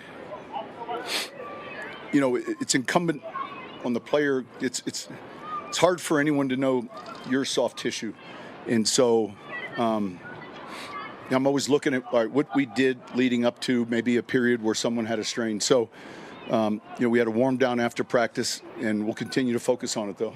Yeah, my soft tissue is none of your affair. Soft tissue issues all over the place right now with this team, and right now, it's the biggest hiccup. It's the biggest issue with this team. Well, with key guys. Yeah. And unfortunately for him, we're not talking about backups. Right. We're talking about Jalen Waddle and J.K. Dobbins and Marvin Mims. It's frustrating. Those are some pretty key guys you'd think you'd like to – they've looked pretty good when they were out there together. Already in this camp, we've had Wattenberg miss time. We've had Cortland Sutton miss time. Nick Benito has missed time.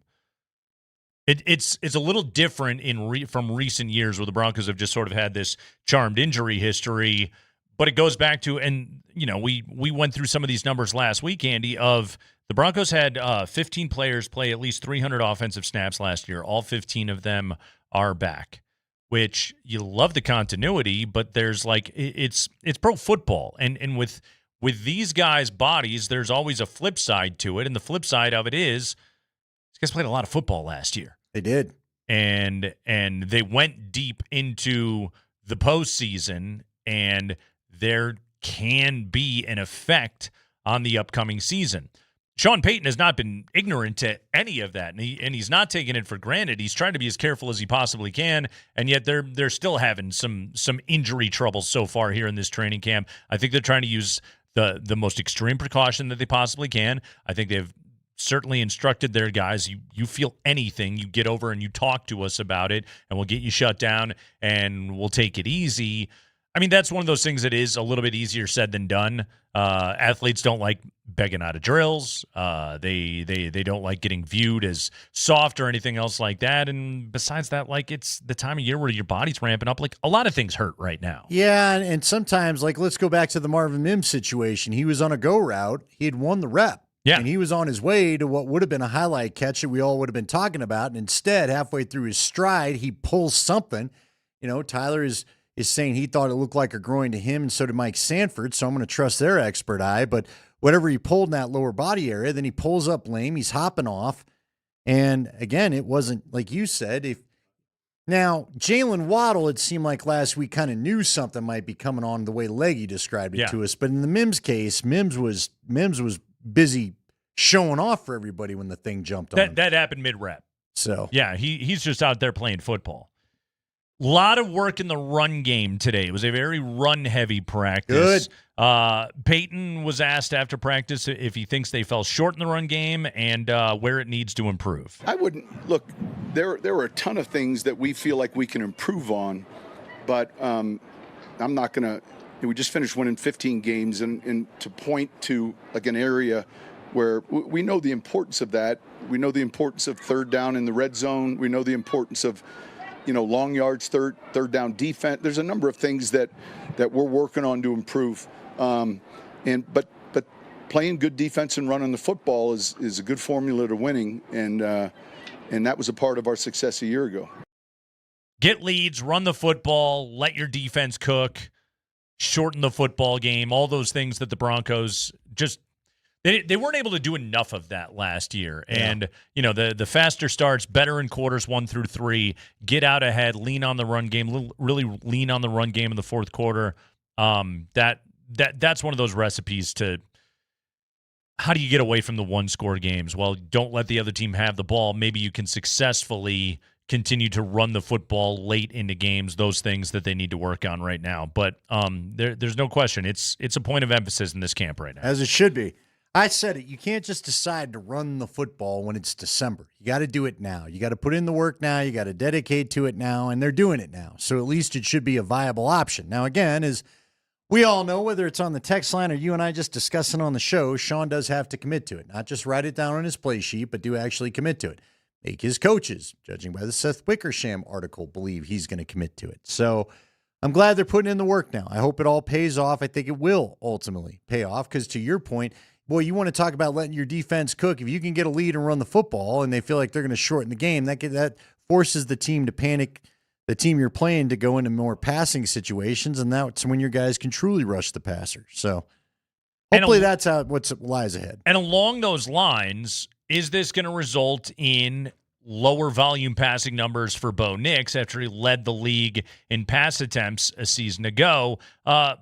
Payton talked about that after practice today as well, of Bo leading the NFL in pass attempts as he did a season ago. Is that a red flag, or is that more of a statement of game situation? Great question. Yeah, I would say sometimes we go into a game with a certain, like there's some games where you feel like this is going to be a little bit more one-sided this way or the other. I think that's more of a byproduct and a little bit, it's something that I would be, at the start of the season last year, I would have been a little surprised. Now, to credit Bo, he's healthy. A lot of these guys, are playing their second quarterback, but still, it's something we pay attention to. 612 attempts last year, most in the NFL. Dak Prescott, Matthew Stafford, Jared Goff, Caleb Williams rounded out the top 5. But it is kind of crazy when you see a 14-3 team, and then you see that number of pass attempts, and then again on the flip side, you look at some of the other numbers, like Dak Prescott, Matthew Stafford, Jared Goff, they were all well over 4,000 yards passing a season ago. Trevor Lawrence, 560 attempts. He was over 4,000 yards passing. Bo didn't hit 4,000 last year. So high volume, but the efficiency numbers were not there. Now, in improving Bo Nix, hopefully that's better. Jalen Waddle maybe helps that a little bit this upcoming season.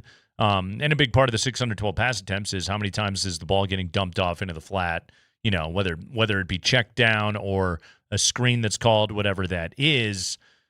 Maybe a fully healthy J.K. Dobbins, which we say that as he was out of practice today. Maybe that number goes down a little bit. I just think in general, man, one of the biggest things the Broncos have to be able to do this year is use that run game in the second half of games to try and shorten things up. Oh, there's no doubt about it. You want to help that defense out by controlling the ball. Don't make them Don't make them play the stressful situation near the end of the game where you're trying to prevent that score. Don't let the Washington game happen, for example. Yeah, good call. Something like like that. 3-and-outs last year, man. Yeah, you need to control the ball. You do that best of 3, and then inflict your will, because again, that would have been something that would have been nice come AFC Championship time when you don't have your starting quarterback, but you weren't a run team all year, so you couldn't just become it for that one game, especially on the fourth down. You didn't trust the run game on the biggest fourth down of the year, where that's really the play you should have been running. So, Andy, Pro Football Focus just sent out their position group rankings. All over the NFL. Across every position group they ranked the quarterbacks, they ranked the running backs, they ranked the receivers. And I just I went through the offense, and this is, I'll give you the numbers, and you tell me kind of what you make of all of this. Okay, quarterbacks. Pro Football Focus, PFF has Bo Nix 19. Okay. 19th best quarterback in the NFL. Not too far off from Mike Sando's rating. Yeah. Of 18. Yeah, he was 18 in the quarterback tier, so 19 by PFF. Running backs, J.K. Dobbins, 28. Wow, okay. Yeah. Which that's 100% about health. Yeah, I know. It's probably right. It's completely about availability because when he played last year, he averaged 5 yards a carry. I think highly of J.K. Dobbins I do and too. his ability, but you're right. Again, we're already talking today about a muscle injury, and there you go. Yeah, who are we to yell and scream about it today of all days? Wide receivers, Jalen Waddle, 15.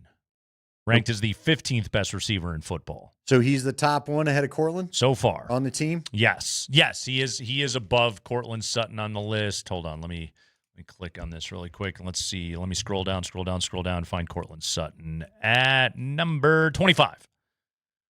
Just below Devontae Adams, just above DK Metcalf. Cortland Sutton at number 25. Tight ends.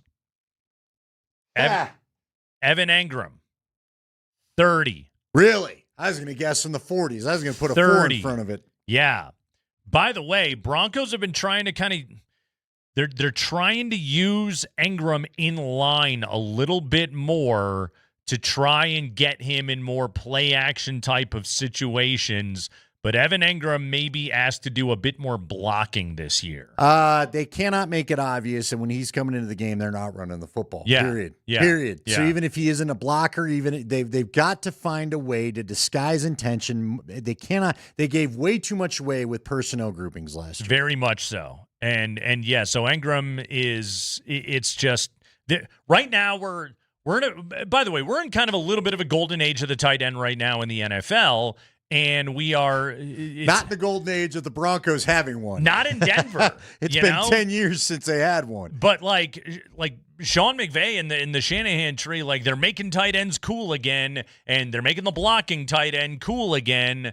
And there have been the Broncos like still very much lagging behind when it comes to that particular trend. Not that I think Sean Payton's all that worried about it, but kind of to that point, you're exactly right, Andy. It's a tell when number one runs out there, what they're doing. Well, and again, I don't remember the exact formation. We go back to the famous 4th down play of the AFC Championship. I will remind everybody that Vrabel said I knew by personnel what they were doing. Yeah. There were about 3 plays that they could run.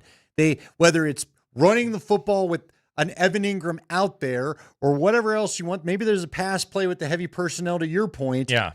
Don't care. You got to disguise it better. All right, so that's what's going on with the skill positions. Again, Bo Nix, 19 at quarterback. This is in the PFF rankings. J.K. Dobbins, 28 at running back. Jalen Waddle, 15. Cortland Sutton, 25. Evan Engram at 30. All right, but here's where you get to the real strength of this thing. Offensive tackles.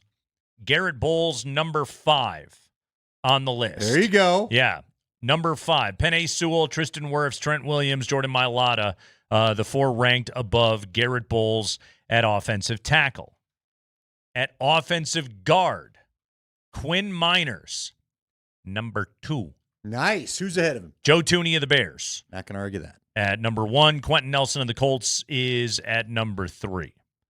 And then at center, Luke Wattenberg, number 10. All right. Yeah. Hey, all right. A lot of love for Wattenberg, who's, been compensated and does well in the PFF grades. So we know the Broncos don't have the most dynamic skill position talent in the NFL, even though I love the receiver depth. And I think Pat Bryant is poised to break out and have himself a good season. I'm interested in what kind of year R.J. Harvey can have. But, how much better should we feel about those possibilities of skill position guys being able to break out simply because the Broncos, again, if you have the 5th best tackle, the 2nd best guard, and the 10th best center in the NFL, this is by Pro Football Focus, we know this is at minimum a top 5 offensive line in football. Yeah. You give me that all day, and that to me is then the tide that raises all boats. Everybody is better as a result. Bo is better as a result. The run game theoretically is better as a result. The receivers are better. I can't guarantee anything on tight ends because they had a good offensive line last year and the tight ends didn't do anything. But give me that all day long. Like, when you start talking about, like, MVP cases around the NFL, you're like, well, yeah, I think Burrow can win it, but I don't know if his offensive line is going to hold up, Sure. Like, okay, well, Or his defense. He may not win enough. Because remember, people said he should have won it 2 years ago. They didn't make the playoffs. Right. It was, like Stafford winning it last year, or as a 5 seed. That's rare, but also, like, I think people were smart enough to look at it and go, well, it's the second best team in the NFC. It's just they didn't win their division over Seattle, so you got to give it to Matthew Stafford winning the MVP last year. But this to me right now, like, okay, how do you get the skill position talent, which individually may not be that highly ranked, but how do you get them to overachieve? Have a badass offensive line, and the Broncos have that. But look, and you brought this up, and we started with the Mia Kimes stat, man. They've got to unlock the middle of the field. Yep. Bo's got to unlock the middle of the field. Now, you know what got me excited about the 2 highlights you talked about today? Yes, it's very cool he had a deep pass down the sideline. Man, we've seen that out of Bo. We know for a fact Bo can do that. Yeah. What I need to hear is more of what you talked about on the second play where Franklin had a break in, cut in, and that's where you got your work done. Layered throw. Yes, because it's the middle of the field that's got to become, especially that that mid-range middle of the field. Middle, if you'd like. I feel like we're talking about a pitch. But middle is where they need to attack better. And that's hopefully what Jalen Waddle is going to unlock. Speaking of middle, congratulations, Jake McCarthy, your National League Player of the Week. Good for Jake. Yeah. Jake from State Farm. Nope. Jake McCarthy. Coolest player on the Rockies, Jake McCarthy. I mean, what do you have, 9 hits this weekend on the road in St. Louis? Had a couple of home runs on Saturday night. Had himself a hell of a week. Well done. He also had a good series against Tampa Bay. Let's not dismiss that either. OPS over 1,200 this week. Jake McCarthy, your National League Player of the Week. Rockies open up a 3-game set on the road in Arizona against our old buddy Nolan Arenado and the Diamondbacks tonight. Soon to be Hall of Famer Nolan Arenado. He will be. That he will be, my friend. Speaking of Hall of Fame, Athletic did their basketball Hall of Fame tiers today. I want to dive into some of that coming up here on the show. Plus, after the break, okay, Nikola Jokic, who won't play in Greece this year. Hasn't stopped ESPN from picking up the story. Sure hasn't. No, they get they got big excited. They get really excited anytime there's any hint that it would he's leaving. That it would be Jokic not in Denver. Yeah, that'll get ESPN they're fired here up for that. Yeah, the newsroom is covering that. That's right. Yeah. They're all about it. Yes. Now, if Lisa Salters knows all about that. Nikola Jokic in his age 31 season. How much of a crack at MVP could he have this upcoming year? We'll take a quick look at the history of that award, and if Joker can do it and win his 4th at the age of 31, we'll talk about that on the other side. Altitude Sports Radio 92.5.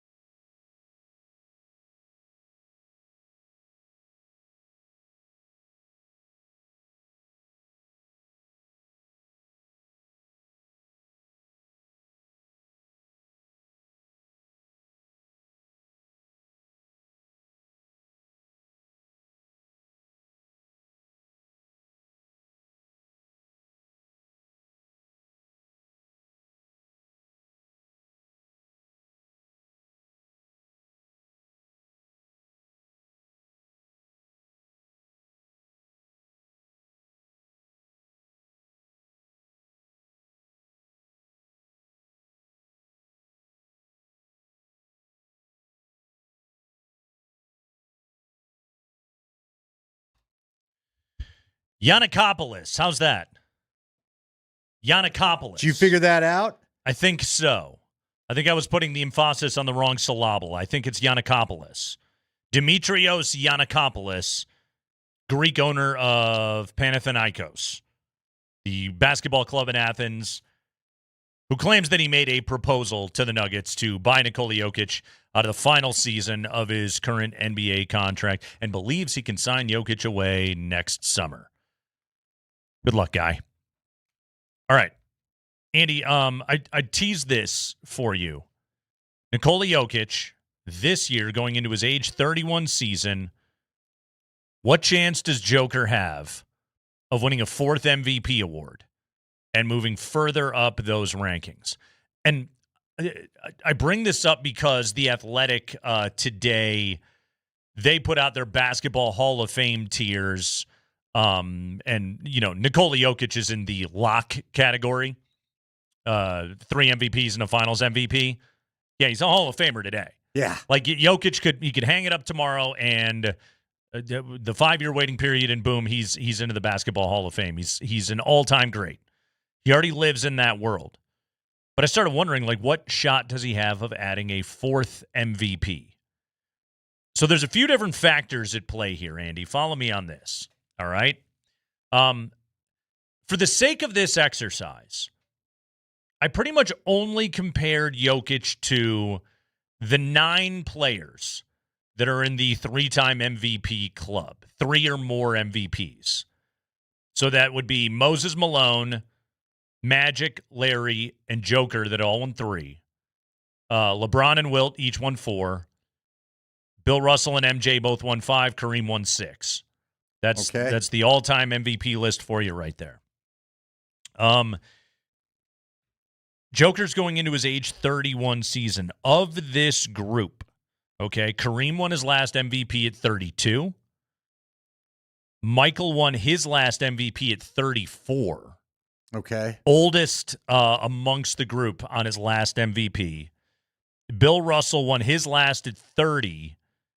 Wilt Chamberlain won his last at 31. And Magic won his last at 30.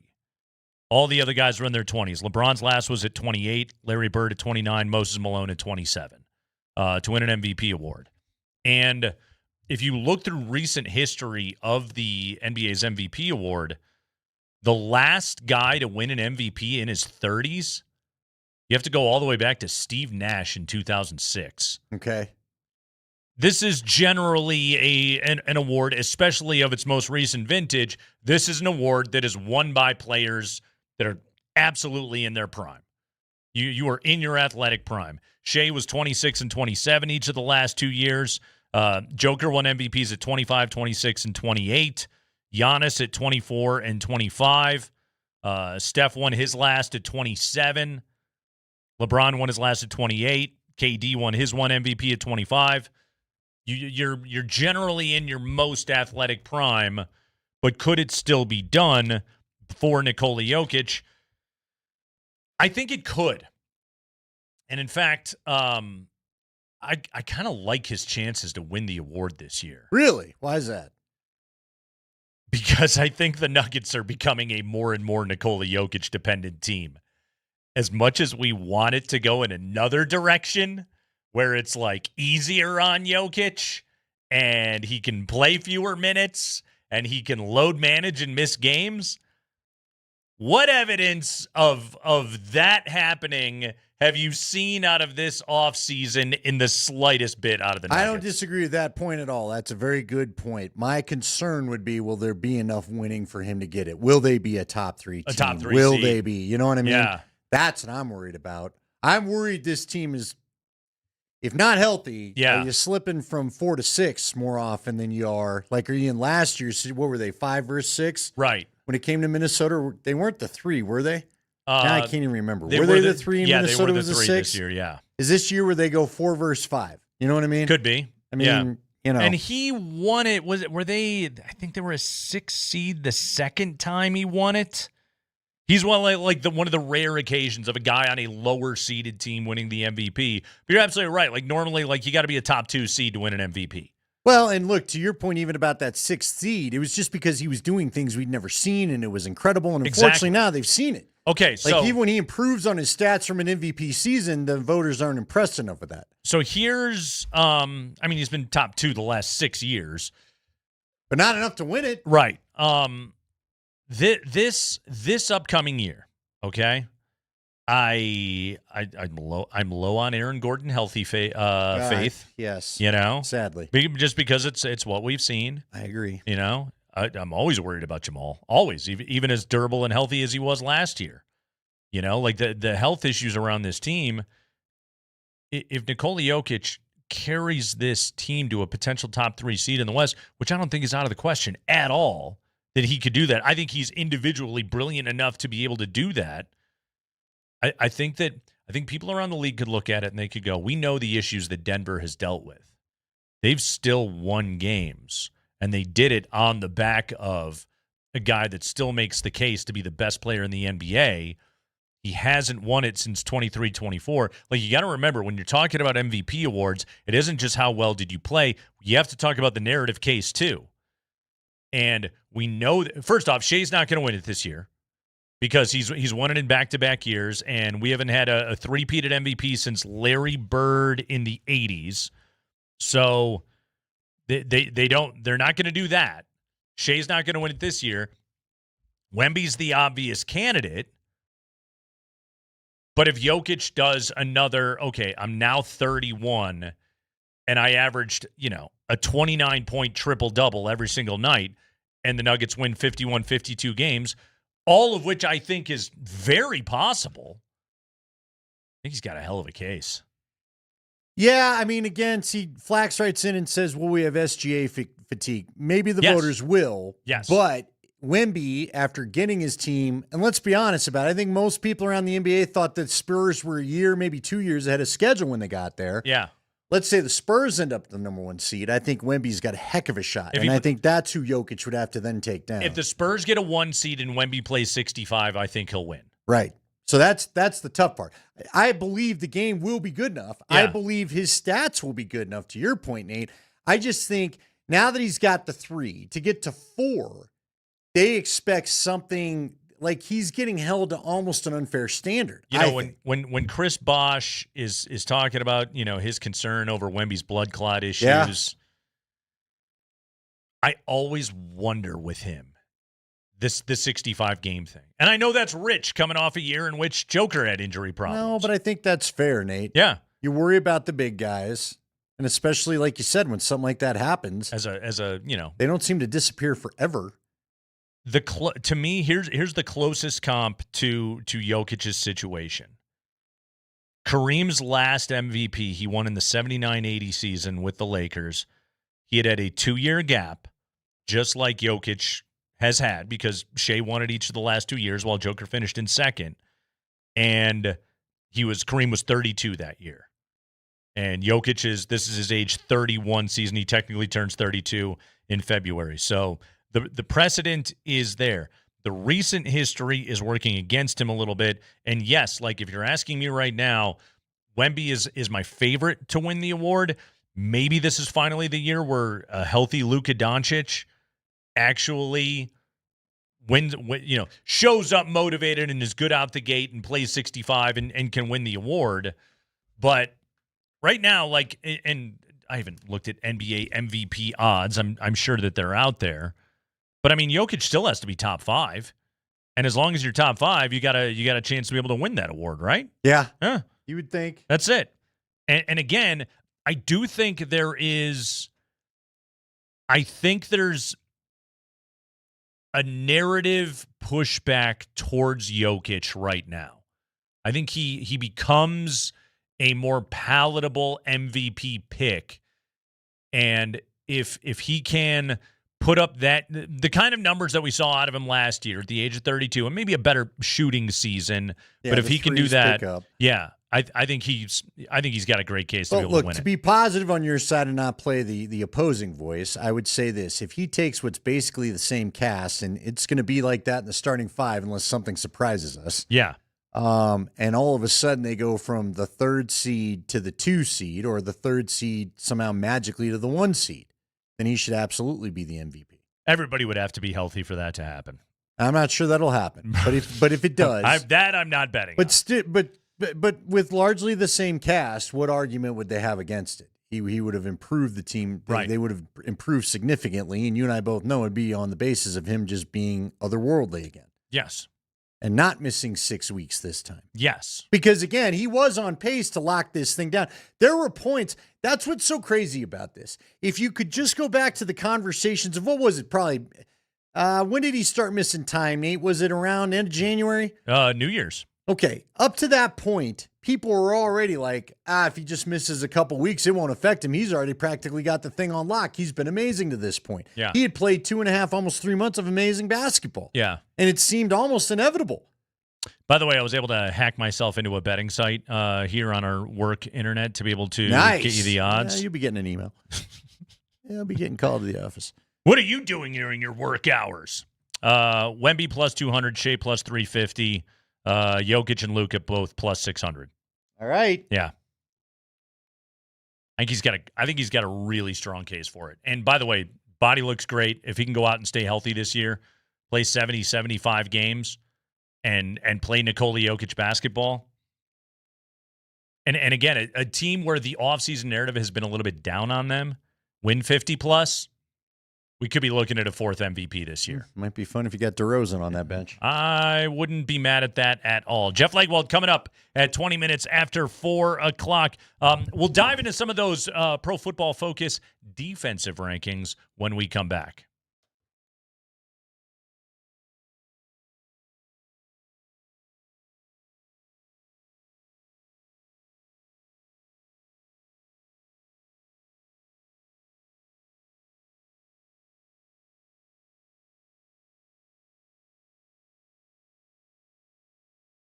Guys, Andy Lindahl for Southern Steer Butcher. Again, I had a couple buddies go by there this past weekend, and I hope you will do the same. If you go by Southern Steer Butcher, go in there and check out tomorrow's Tuesday. So if you want to swing by there tomorrow, that's when the steak tips I'm always talking about are on sale. You can get them for a little bit of a discounted price. Saves you about $5 a pound when you stop in there.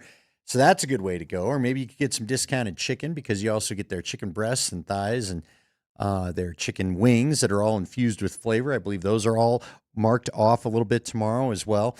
Anything that's vacuum tumbled in flavor, gets the flavor really locked in, it's on sale on Tuesdays. So you got to get in there and take advantage of that. They also have great fresh protein for you. I picked up some ground beef for my family, made some last night. Just it's fantastic. It tastes great. Made some tacos and some burgers. I prefer the burgers. And I'm just telling you, it just tastes better, and you'll notice the difference, whether it's the chicken or the beef, their fresh sausage or brats, or any of their sides. Matter of fact, we had some broccoli last night, and that was a big hit. So there you go. You just got to get on in there to Southern Steer and pick up some great quality protein for your upcoming weekend barbecue or whatever special occasion you may have in front of you, or maybe just call it Wednesday night.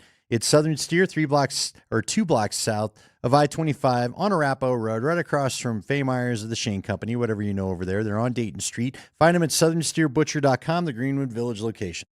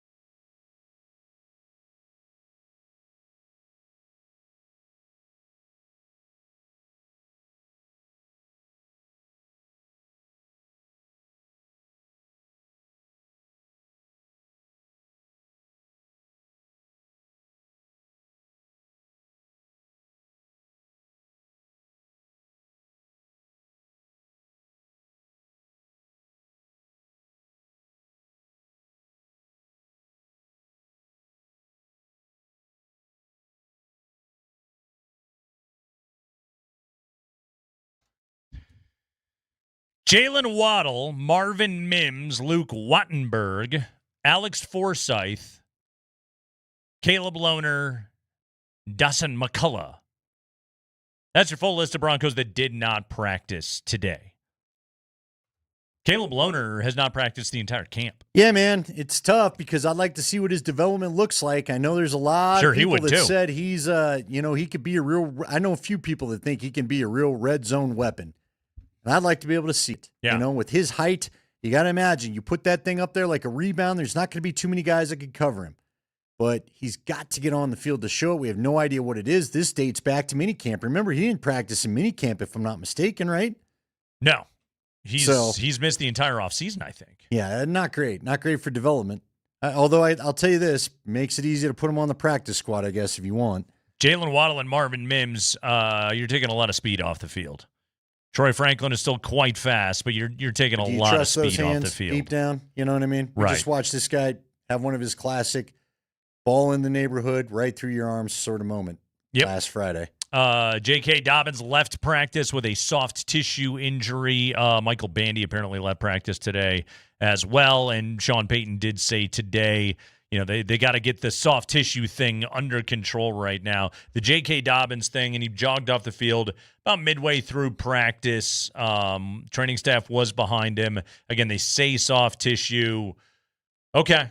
Hopefully he's going to be all right, and they'll get that fixed up, and hopefully it's just uber precautionary, and it's August 10th, and the first game isn't until September 14th, so we got over a month until they play the Chiefs on Monday Night Football, so all is well. We hope. Yeah, you hope. I mean, again, they're starting to add up, though, Andy. Well, they are, and I guess the history with this team, not to be Mr. Doubter, but, last year we heard it was no big deal for Dre Greenlaw. And then he missed 5 games into the season. Sure did. We don't ever really get an accurate. Now, the good news is nothing appears. We'll see what happens with Dobbins. But Mims has been around. Waddle has been around. Benito's already been back out there. You said Wattenberg got some work in today. So all these guys appear to have come back to practice or work on so nothing seems terrible, right? But, these are key guys. So Eric wants to know if the soft tissue was the pinky. It's again. Nothing can be blamed on me yet. He's not missed a game. We're not blaming Andy yet. All I did was take him up on the pinky swear. Heck, I didn't even start this thing. I haven't bought his jersey. I haven't done anything. No, that's on him. None of my usual, my kiboshes. Well, they haven't happened. Maybe we found a new one. The pinky swear? Right. All right. He's going to look at me and give me that. If Andy touches one of their digits, can that be the thing that then puts the whammy on the player? Yeah, well, blame me. He's not missed a game yet, though, so I refuse to take blame. Matter of fact, I might have done you a favor if he doesn't get a play coming up on Friday night. You're right. You're still in the clear as of right now. Till game 1 is missed. Yes. The swear was for 17. Now, if we get not 21, not 20. If we get a week 1 injury report that says J.K. Dobbins questionable soft tissue. Yeah, and you know what? It can't be the pinky, Eric. That's not a lower body. Although, could it be? Is there? My hands hang down below my waist. Is there any soft tissue in the pinky? Well, it could be. Is it like it's got to be bones? something, right? Phalanges? Phalanges. Is it like bones? There's a pinky ligament, right? Sure. What is that called? A ligament. Okay, now I have to Google it. Well, you'd have a sprained pinky, right? Pinky yeah, but it's got to have a medical term, right? By the way, can I just, since we're on the issue of hands. By all means. You and I shook hands with Malcolm Roach today. We did. In the midst of our doing an interview. I guess we'll bring you that again, 5:20? Yes. Or 5:30-ish? Sure. 5 o'clock hour. Those were the sweatiest hands I've shaken hands with in quite a while. It had felt like he just picked a fish out of the water or something. That's how much sweat I was getting. I don't know about you. I went in there and I probably shouldn't have. Did you try to stay on the periphery? No, it was gross. Yeah, it was gross. No, I mean, he was cool because he's like, I'm done practicing. Let's go. Let's do this. Again, that's his world. He's allowed to be sweaty and gross at work. Yeah. Man was practicing his craft. Right. Yeah. No, at one point I patted him on the shoulder as well. I wished I Did hadn't. You? Yeah. It was the old soaker? Yeah, it was no good. So I will tell you, the first thing I did when I left practice today was wash my hands. Yeah. Yeah. Yeah. Yeah. I was eating lunch going, I don't know if I ever. I washed hands before I ate. So I've told you about my adventures with Marty Cesario, the CSU sideline reporter, right? Yes. For those that do not know, Andy Lindahl is the CU football sideline reporter. Marty Cesario is the CSU football sideline reporter. And you would think the rivalry would extend to the sideline reporters, but these guys they're good buds, right? Yeah, you guys, the sideline reporter fraternity is tighter than I had realized. Yes, I didn't know. I'm not a sideline reporter. So Marty and I both went to worked at iHeart. Okay. We used to play basketball. There's a lot of people that use worked at iHeart in the past tense, I've noticed. Unfortunately. Yeah. Unfortunately. So, yeah, we both worked at iHeart. Don Martin, our boss, loved basketball. Okay. Wanted us to play basketball. Like a pickup game? Like a pickup game. Okay. So, I played Marty in basketball, and he had what only we could describe as a slather when he would get going. Okay. Because it was kind of a stick to you sort of deal. Uh-huh. And I imagine that's what you got when you smacked Roach's shoulder, where the hand, it's almost a peel off enough. You know what I'm saying? Yeah. Like there's the slapper, you're like, ew, that's wet. But then there's the slather where it becomes a sticky situation. You know what I mean? Yeah. Almost like a foam where the release is not quite as clean as you'd like it. There's a residue when you're done. And Marty had a little slather going. He's more of a slather than a sweater. So do you remember the Jeff Pearlman Showtime book about the 80s Lakers, which they then made Winning Time kind of based on that book? And one of the anecdotes that I remember reading in the book, and I had to really quickly Google it to see which player they were talking about, but apparently Magic Johnson whipped a no-look pass over to AC Green, and AC didn't see the pass coming. It hit off his head. And Byron Scott said they went and got the ball, and then they couldn't use it because the goop on the ball from AC Green's Jerry curl. Ooh, okay. He was letting his soul glow. Sure. And I mean, who hasn't? Right. And so, well, I haven't. But they had to get rid of the ball. And apparently they had to have a conversation with AC and be like, you got some less product before practice, okay? Dry it off a little bit. Clay just wrote in, please stop describing this in detail. Well, that's what you get with radio guys. The slather. We're drawing a picture for you. We are. Yeah. We need you to experience it. I can't remember if it's Along Came Polly or the cable guy where he gets his face all up against it. Yeah, that's kind of what we're talking about. Oh, it was Along Came Polly. Yeah. Where it's not like a slather, but he's hairy. See, Marty's at least not hairy. And Malcolm Roach had a shirt thing on, right? Yes. Yeah. Yes. He had the gloves. He was still taped up in his hands. So it was nice because he didn't make us wait. You know, but I kind of wished we'd have got the hands untaped. Along Came Polly as a movie was fine. Philip Seymour Hoffman, though, that's an all-time like comedy supporting role. Oh yeah, in that movie. Oh yeah, he's the highlight of the movie. Every scene that Philip Seymour Hoffman is in, he steals the movie. He's fantastic. Yeah, that is that scene. The text line. Listen, we're giving you get to hear the interview. Yeah. And yet now you get to feel the interview. You get to feel. Now the funny thing was he didn't stink at all. You go into a hockey locker room. That's true. And there ain't nothing but funk to the point where you walk out with said funk. See now, I've interviewed many a football player, and I will say this, for the three that we have interviewed in camp so far this year, we haven't had this issue.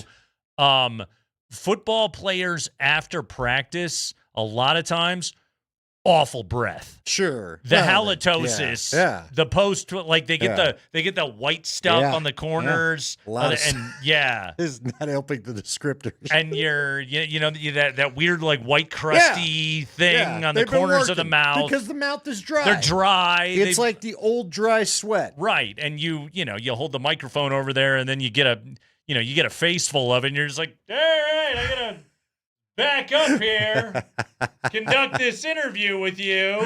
Yeah. Don't mind me, sir.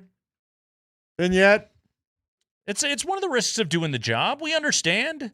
We get it. We have to be in close proximity of guys that are smelly. But again, the football players, now we've been open air to be fair, and I've done the interviews in the locker room, but nothing like the one that really got me to this day, and God bless him because I love him. He's one of my favorite of all time.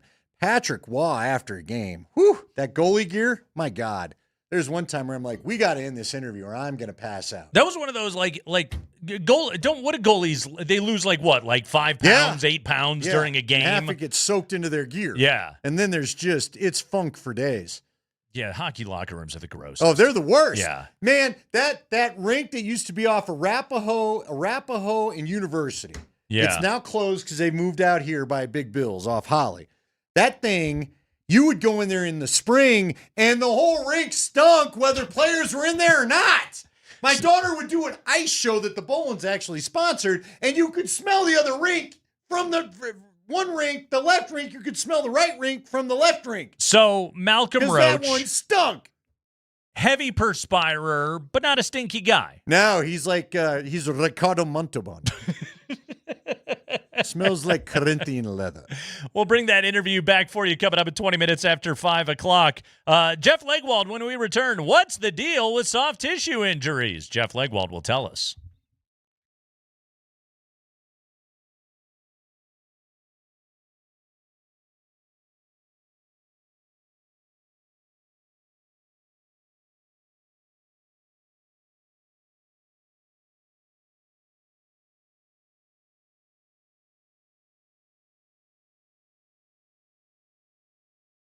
Guys, Andy Lindahl for Wahoo's Fish Tacos. Are you looking for something different? Whether it's for lunch tomorrow or dinner tonight, Wahoo's is the stop for you. They've got the Baja flavors. You could feel the beach every time you walk in there. You can just relax a little bit. They've got a great happy hour with triple frosted margaritas. You can also get some great cervezas there. They've got some great chips and queso. I'm always recommending that because I like it so much. I think it's some of the best in the state. And then, of course, there's their proteins, whether it's the blackened fish or the blackened chicken. Those are my two favorite. You can get the tofu if you want to. They always have some specials going on. They had a great steak and potato one going. They've got the teriyaki bowl that you could get. You can have it in a bowl. You can have it in an enchilada. You can have it in a burrito. And, of course, tacos. Just get it the way that you want it, but you're going to enjoy it over at Wahoo's Fish Tacos. And, again, great patios to enjoy the sunset. And we're supposed to be getting some cooler weather, so even perfect for the patio time this week.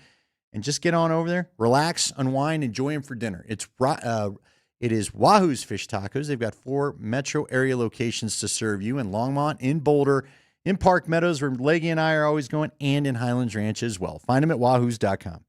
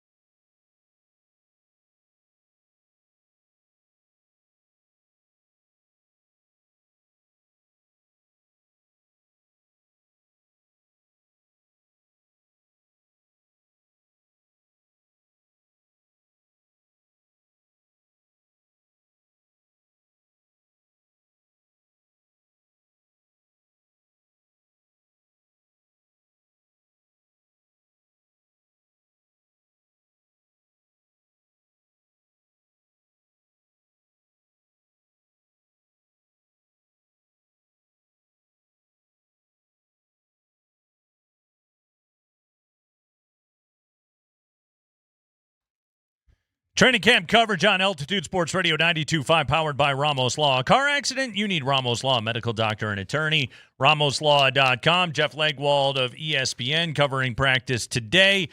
Jeff, some interesting revelations from practice today, but more than anything, the soft tissue injuries continue to not just be a story, but maybe the story of this training camp. J.K. Dobbins leaving the field today. What is Sean Payton and what are the Broncos trying to do to stem this soft tissue injury tide? Well, I mean, in some ways, maybe they tempted the universe in it all. After the last 2 years, Sean especially has been very vocal about, how and you would expect a guy to stick up for his staff, certainly, but he's been very vocal the last couple of years that he thought that, they had found a nice rhythm and a calendar and a schedule of doing things that enabled them to avoid a lot of injuries that other people had. And, this year a little bit feels like the pendulum has swung back, certainly. They've had, including players they've already released. They've had 5 or 6 already, including, Jalen Waddle, Marvin Mims, and now today J.K. Dobbins with what he characterized as hamstring, groin, and other strains. So, today he added a little more of a formal cool down work at the end of practice, and it was one of the longest practices of training camp today. So you have that as well. But he said they're going to keep this cool down, and in effect, for certainly while they're doing this part of training camp. And I think he also he studied kind of is there a common theme to the time of practice? What kind of practice period are they in right before these injuries are happening? So they are looking at it all, and he gets frustrated when these kinds of things sort of knock the train off the tracks a little bit. So, but today overall had the feel of, okay, the principal was gone for a couple of days. Well, today he's back, and it was a very long practice. They had moments in practice where they were really working through some of the, commentary with the players and coaches and all of it. You could tell he was very active today, and that I think he wanted to reassure everyone that he is indeed back on the practice field. Yes, he certainly reasserted himself, I would say, out there today. And then he also did talk about the plan for Friday night and the preseason game. And, Leggy, even with this spate of injuries that they're dealing with, he wants his guys out there. And if you're a starter and you're healthy, you will probably get at least a few snaps on Friday night. Yeah, I've expected that all along, Nate. That's his nature. It's in his DNA. How he was raised as a coach. He firmly believes if you're going to play football in the regular season, you at least have to play a little bit, if you're a starter in the preseason. Now, he's not endorsing guys, playing whole games or even whole halves. But if you're a starter on the Broncos, he is not going to let you believe that you are going to get baseball caps and T-shirts for preseason games. You are going to play some snaps, and even in the third preseason game, if you're a veteran player, a starter, and you don't play in the game, you are still going to put all your gear on and warm up like you're going to play, and then maybe at halftime you get to take the shoulder pads off and enjoy the rest of the game, even though you didn't play at all. How do you think this preseason is going to look play calling wise, Jeff? Are they going to let him? Are they going to let Davis Webb experiment a little bit? I mean, I know you want to keep it vanilla. You don't want to put too much on tape for the first game of the season and all that stuff because you want to have that element of surprise. But how much do you think they let him kind of mess around with this preseason play calling? Will it be much at all, or will it be like years past? And I think the guardrails will be up, and just simply because. Again, this is a Sean Payton thing, and actually a George Payton thing, too. they want to make evaluation decisions. So Sean has talked in the past, I think even today he talked about it a little bit, is you don't want to stray from the things the players can handle, because especially the young guys, because they want a real evaluation on them as players. So give them things they're comfortable with so you can see them at their best, and then you make a decision about practice squad, roster, whatever. So I think the evaluation component will keep things, simple and regular, because they want to see the young guys, especially this year. I mean, they don't have a lot of roster spots to squeeze in the young prospects, all over the place. So their practice squad, those are going to be really important decisions, and they don't want to goof those up. So I think, to your question, I think it won't be like simple and regular, because they don't think Davis Webb is ready for that, or, don't want to let him stretch his legs a little bit.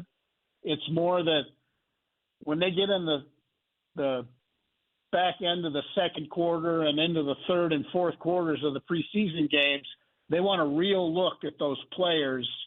So they're going to give them the parts of the play sheets on both sides of the ball that they're most comfortable with. And it sounds like Davis Webb is going to be trying to get everybody comfortable from the sidelines. That whatever question there was, Leggy had always made most sense that Davis Webb would be on the sidelines, but it sounds like he wants it, Sean Payton wants it, Bo Nix wants it. That's going to be the plan. Yeah, and usually an ex-player wants to be on the sideline, who becomes a coordinator on either side of the ball. It was funny. Vic Fangio is one of the few really veteran coaches I've heard say out loud he prefers up in the box, because of the view and the perspective you can get from up there. Even though they don't think it works for us, but they like the perspective from the box sometimes. But Vic's really the only guy publicly that, has been so adamant. Even as a head coach, he was trying to think of ways where he could be up there.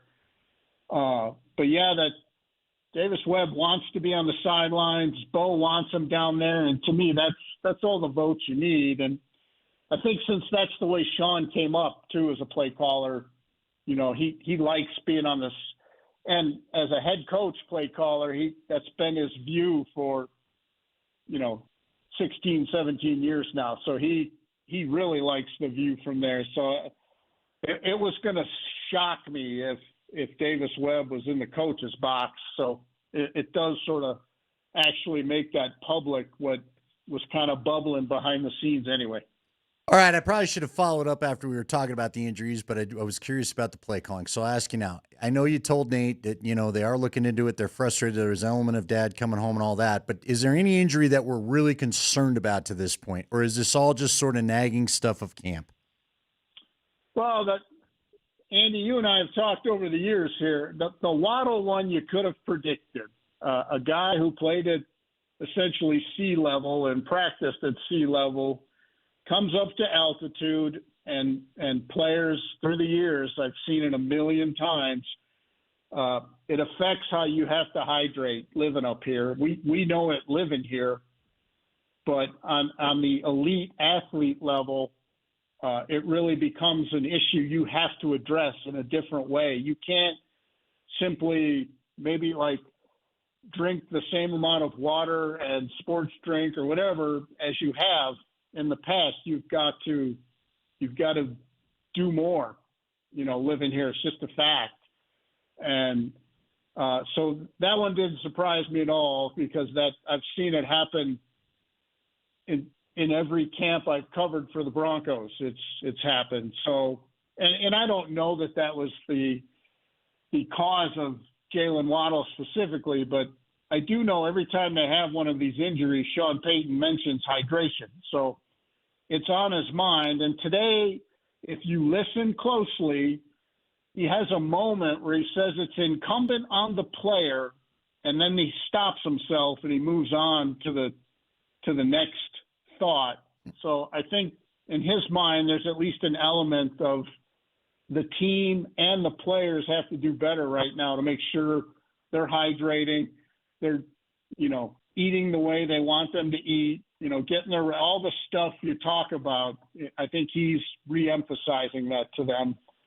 And the concern level, Mims was back today a little bit. Waddle certainly is moving much better than he was even just a few days ago when he had a very noticeable limp. And today he didn't practice, but he was catching passes from the quarterbacks early in practice before they got things going. And he had the gloves on like he was going to practice, even though he wasn't going to. So I think he's progressing. The Dobbins one, I don't think we know much yet. I don't think he was happy running off the field. And he did run off the field right next to me. So he was moving at least a little bit, not badly, but he did not look very happy when he went into the locker room. That's our buddy Jeff Legwold with all the latest on the soft tissue injuries for the Broncos. Jeff Legwold brought to you by the International Brotherhood of Electrical Workers. IBEW Local 68, start with a job, end with a career. Jeff, your colleague Kevin Seifert of ESPN reporting today that the NFL will allow head coaches to designate a member of their sideline staff to initiate replay challenges, according to a league official. As we know, head coaches previously had only been, the holders of the red flag and throwing it. This was not announced at the annual meeting, but apparently the head coach or the head coach's pregame challenge designee can initiate a challenge by throwing a red flag onto the field, which naturally leads to the question, Jeff. Sean Payton already gave up play calling duties. Is there a world where he gives up red flag duties as well? Now he has more time to concentrate on red flag duties. I was going to say, I don't know if that's a good thing. I was about to say, he doesn't have the highest success rate. Well, it's hard for me to believe, though, that any challenge would not have gone through his headset before anybody else gets to throw the flag. So, but I can see why. I mean, some coaches have play callers and, or are the play callers on either side of the ball, and, you can get wrapped up in all that. So I think in a game situation, but usually there's already somebody designated, either in the coach's box or on the sideline that makes the call. You may want to take a look at that, type of thing to get his attention. So I think it just formalizes that a little bit and gives the head coach – I think the coaches have said just give us the option to, one person still gets to throw the flag, but just give us the option to figure that out in the way we want to. Yeah, see, I got to be honest with you guys. I hate this rule change. Like Kevin Seifert wrote it right in his piece. Some coaches have acknowledged challenging calls for emotional rather than strategic reasons, and a designated staff member could provide a firewall for such decisions. Why do we want a firewall? I do want some coach flying off the handle and firing a red flag just because he's pissed off at a ref. Like, that to me is yet another game day challenge. Coaches are always talking about keep your emotions in check. Well, this is the test on them of whether or not they can actually do that. This is like hockey too, right? Where hockey's got the person, they're always praising the Avs guy on the broadcast if he's always perfect when telling the coach when to challenge and all that. Like you still have that guy, but I don't want it sterilized. You what? I want a fiery football coach, and especially like when they get really mad and then they throw the red flag halfway out onto the field. Yeah, that's good. I don't want to do away with that. Do you like the Belichick angry just the drop? See, it's just Jeff, it's just another example of them trying to do everything they can to sanitize pro football. I do like the I'm so offended drop better. Yes. That one's just like the ultimate I'm so done with all of you. I'm just going to drop this red flag right here. I'm going to throw it right at the ref's shoes. But I do. You're right, though. When you get the good one, like Harbaugh back in the old Colts day, looking to throw that thing. Yeah. All right, Jeff. The concrete company caved, and now they've got the concrete company property. What's left before they secure the whole desired site? Is it just the water building, or what's left to this? Oh, there's the Denver Water, how they're going to divvy up that relocation, and then just the whole community document. None of that is done, so there's still a lot of that to do. What the neighborhood benefit document, they haven't even agreed with the neighborhood groups as to what would be on that document right now. So still a ways to go. I mean, the actual footprint of the site, they've got most of it now. So and they had the stadium itself footprint before was ready. This is just more of the sort of the campus big picture project portion. Mixed use entertainment district, Jeff. Yeah, yes. of it now, but all of the community stuff is still ongoing, and you won't until all of that stuff goes to the city council for approvals, that there won't be any shovels in the ground.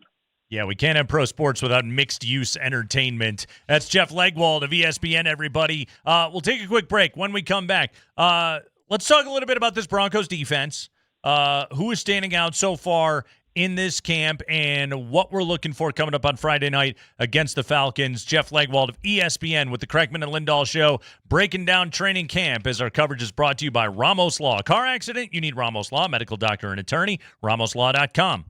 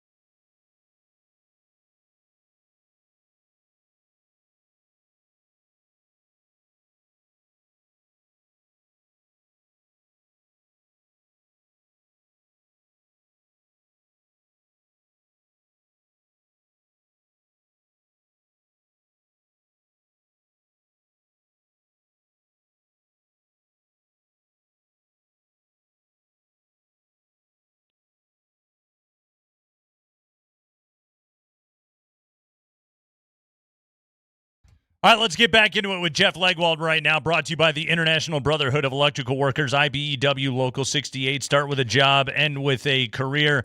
Jeff, let's talk about this Broncos defense. We had a good conversation with Malcolm Roach earlier today. Have you been able to identify an area where this Broncos defense might be even better, if that's possible, than they were last season? Well, if they add the turnovers and knockdown passes they've had in camp so far to the mix, that's really the only frontier they have.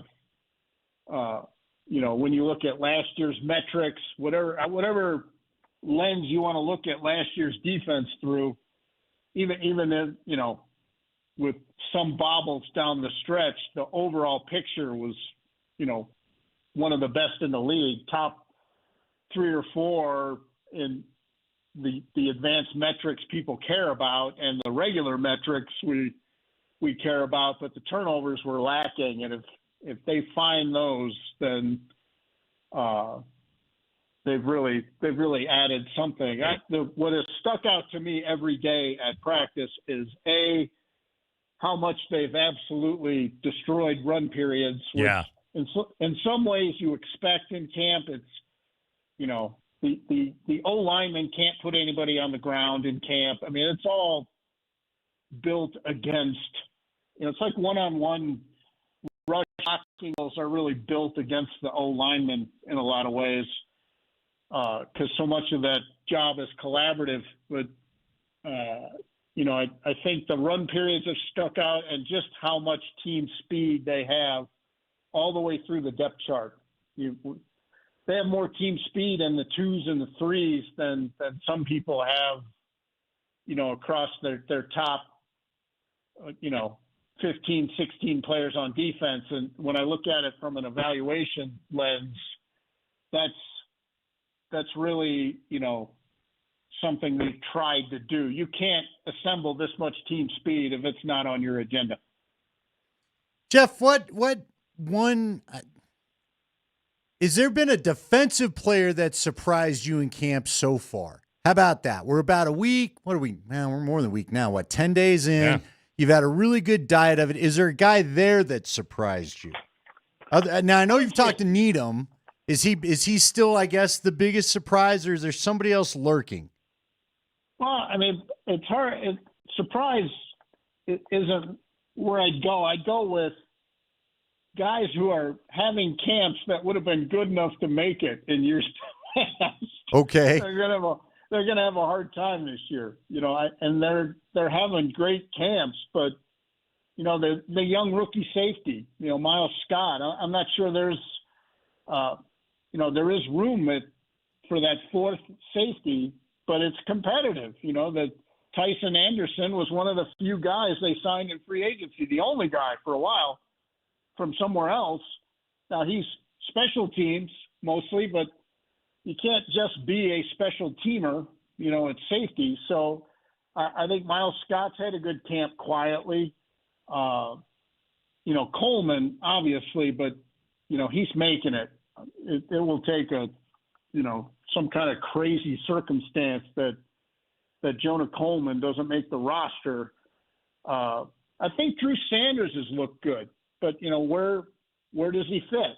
He's worked at edge most of the time. Are they going to keep more than 4 there? That there's just all these guys that are having good enough camps that there's sort of not room for along the way. Yeah, it's just there's a major lack of jobs available with this team. It just goes to show you how good that they are. And yet, Jeff, is there a guy or two on the defensive side of the ball that you think, like the preseason games, and I guess I'll even say offensive side of the ball as well. I think, a tight end job. I think there's a position battle for like the 4th tight end right now. But is there a guy or two that you think is, a couple of good showings in the preseason away from solidifying their spot on the 53? Yeah, probably an inside linebacker. Yeah. I think Red Murdoch. I think he's close. Would have been my first name too, Jeff. Come up with, right? Yeah. If he has moments in the games like he's had in practice, that the thing is in BJ's defense, that guy's making the calls, that position. And for him to be a rookie and to pretty seamlessly making calls in practice is really telling. And then you add in that he is starting to show, what else he does. He's not overthinking and playing slow. He's making all the calls, moving to the ball, playing with anticipation. And the other day he knocked the ball out, which is his absolute trademark. I've done the draft a little while, and I've seen very few guys have that kind of knack for getting the ball on the ground, in all that time. And if you even have an inkling of that at the NFL level, people are going to want you around. And the other guy, he's going to get playing time, but Q Robinson looks like a different player from last year. Last year he had flashes, and like today in the one-on-ones, just really showed a lot of quick. I mean, if you're a good drafting team, Q Robinson is the kind of player you find. He selects snaps at a big-time program, coached well in college, comes to you with all kinds of traits that you like in a player. He just didn't play much, but you see, the potential, what he could be. And he has made that proverbial jump between rookie and second year. And Cage Casey, I don't know if there's room for him on the roster. Yeah. I don't know if he'd make it through waivers, but that guy might be a 4-position player before he's done playing NFL football. And he's really stood out as a young lineman. He looks a lot more refined than just a rookie lineman. All right, Jeff.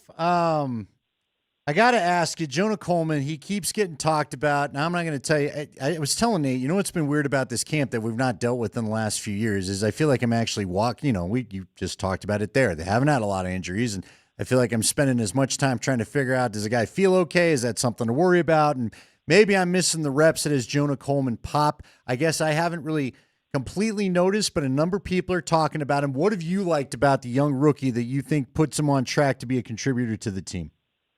But you're not going to notice, per se, a runner like that. And because he's physical?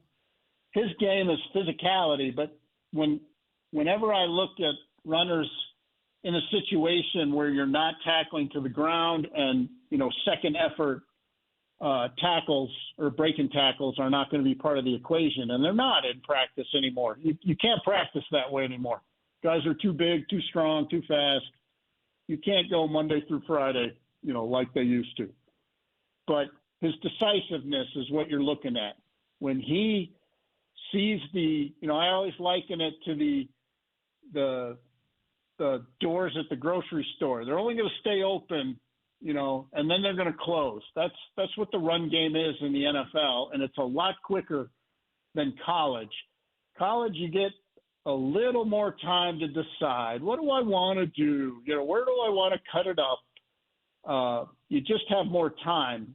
And with in the NFL, defenders are all fast for their size.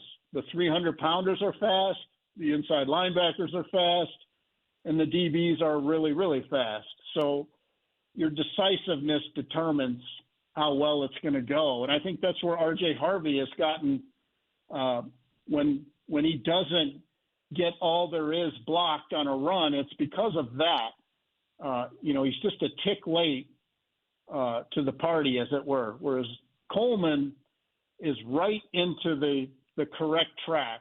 Most run plays, especially in the zone run game, coaches, Mike Shanahan, Kubiak, Mike Heimerdinger have always told me zone run game, especially at its best, you're going to have their optimum is that you have 3 choices as a runner, when it's time to cut it up the field, if they've done it right. So making the best of those the most quickly, that's when you're really going to get everything there is blocked in the run. And last year, that's what the metrics showed for the Broncos. They scored very well in advanced metrics and how they blocked the run game, but they didn't get the expected yards out of those plays. And that tells you there's a disconnect between how it's getting blocked in the backs, especially after Dobbins was out of the lineup. Yeah, I think Dobbins was a full yard over expectation, but everybody else was like well below. And that's a lot of advanced metrics you can kind of pick away at. And say, I don't know. What about this? That's a really good one. And Coleman addresses that. That tells you the team felt that way too, because he isn't gonna run away from defenders in the open field, and that's why some running back coaches were like, I want to move on to other guys. But to me, that's a pro runner. He's going to get what's there, and he's going to break tackles, and he's hellacious in pass protection, and that is hard to find in a young back. So that's why I think, from a football perspective, he's advancing so quickly, and he's taking snaps with the twos now. So this isn't some phony discussion we're having. This is a guy who's really rising, daily.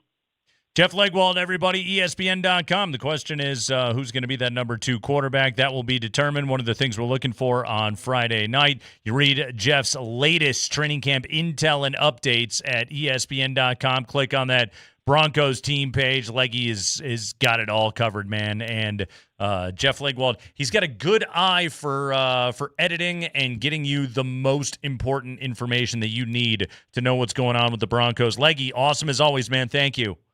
Thanks, fellas. I appreciate you. All right. Always good to have Jeff Legwold with us on the show. 5 biggest stories of the day from Broncos training camp when we come back, including, Andy, we got a salty kicker. You got to hear what Will Lutz had to say when we come back. Oh, Lutz? Oh.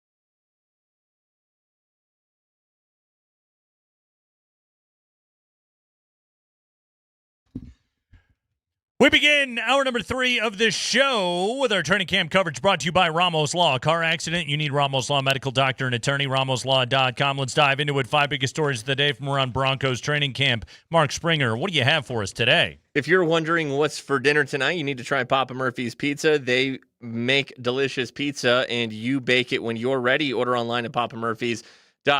Broncos running back J.K. Dobbins. It was a pinky promise unfulfilled. He left practice with a soft tissue issue today. Here is Sean Payton after practice. Yeah, it's soft tissue. I think he's going to be fine. We're just being smart with it. So it's back to what I was saying at the beginning. Soft tissue issue pops up. Now, to be fair, Spring, let's respect the pinky promise, okay? He said he'd play all 17. He hasn't missed a game yet. Again, this is not a great look a week after, first off, the verbal pinky promise, and then the actual consummated pinky promise with our own Andy Lindahl. Yep. He hasn't missed any time yet, but, I mean, Andy, one of the other things is like the knee and foot and all the different injuries this guy has had, like there is eventually also like these things add up and then strain on other ligaments and muscles and whatnot. Like it adds up a little bit. It is one of the things you got to worry a little bit about with J.K. Dobbins, as much as he wants to tell us it's all fluky because of a hip drop tackle. Yeah, I'm with you. But again, to be fair to JK, because I'm still rooting for the guy. I still think he's their best back by talent. You mostly just don't want this all to be your fault. Oh, no, I figure at some point he's going to be hurt, and then you can blame me, and that's fine. I know what I get into when I do these kind of things, I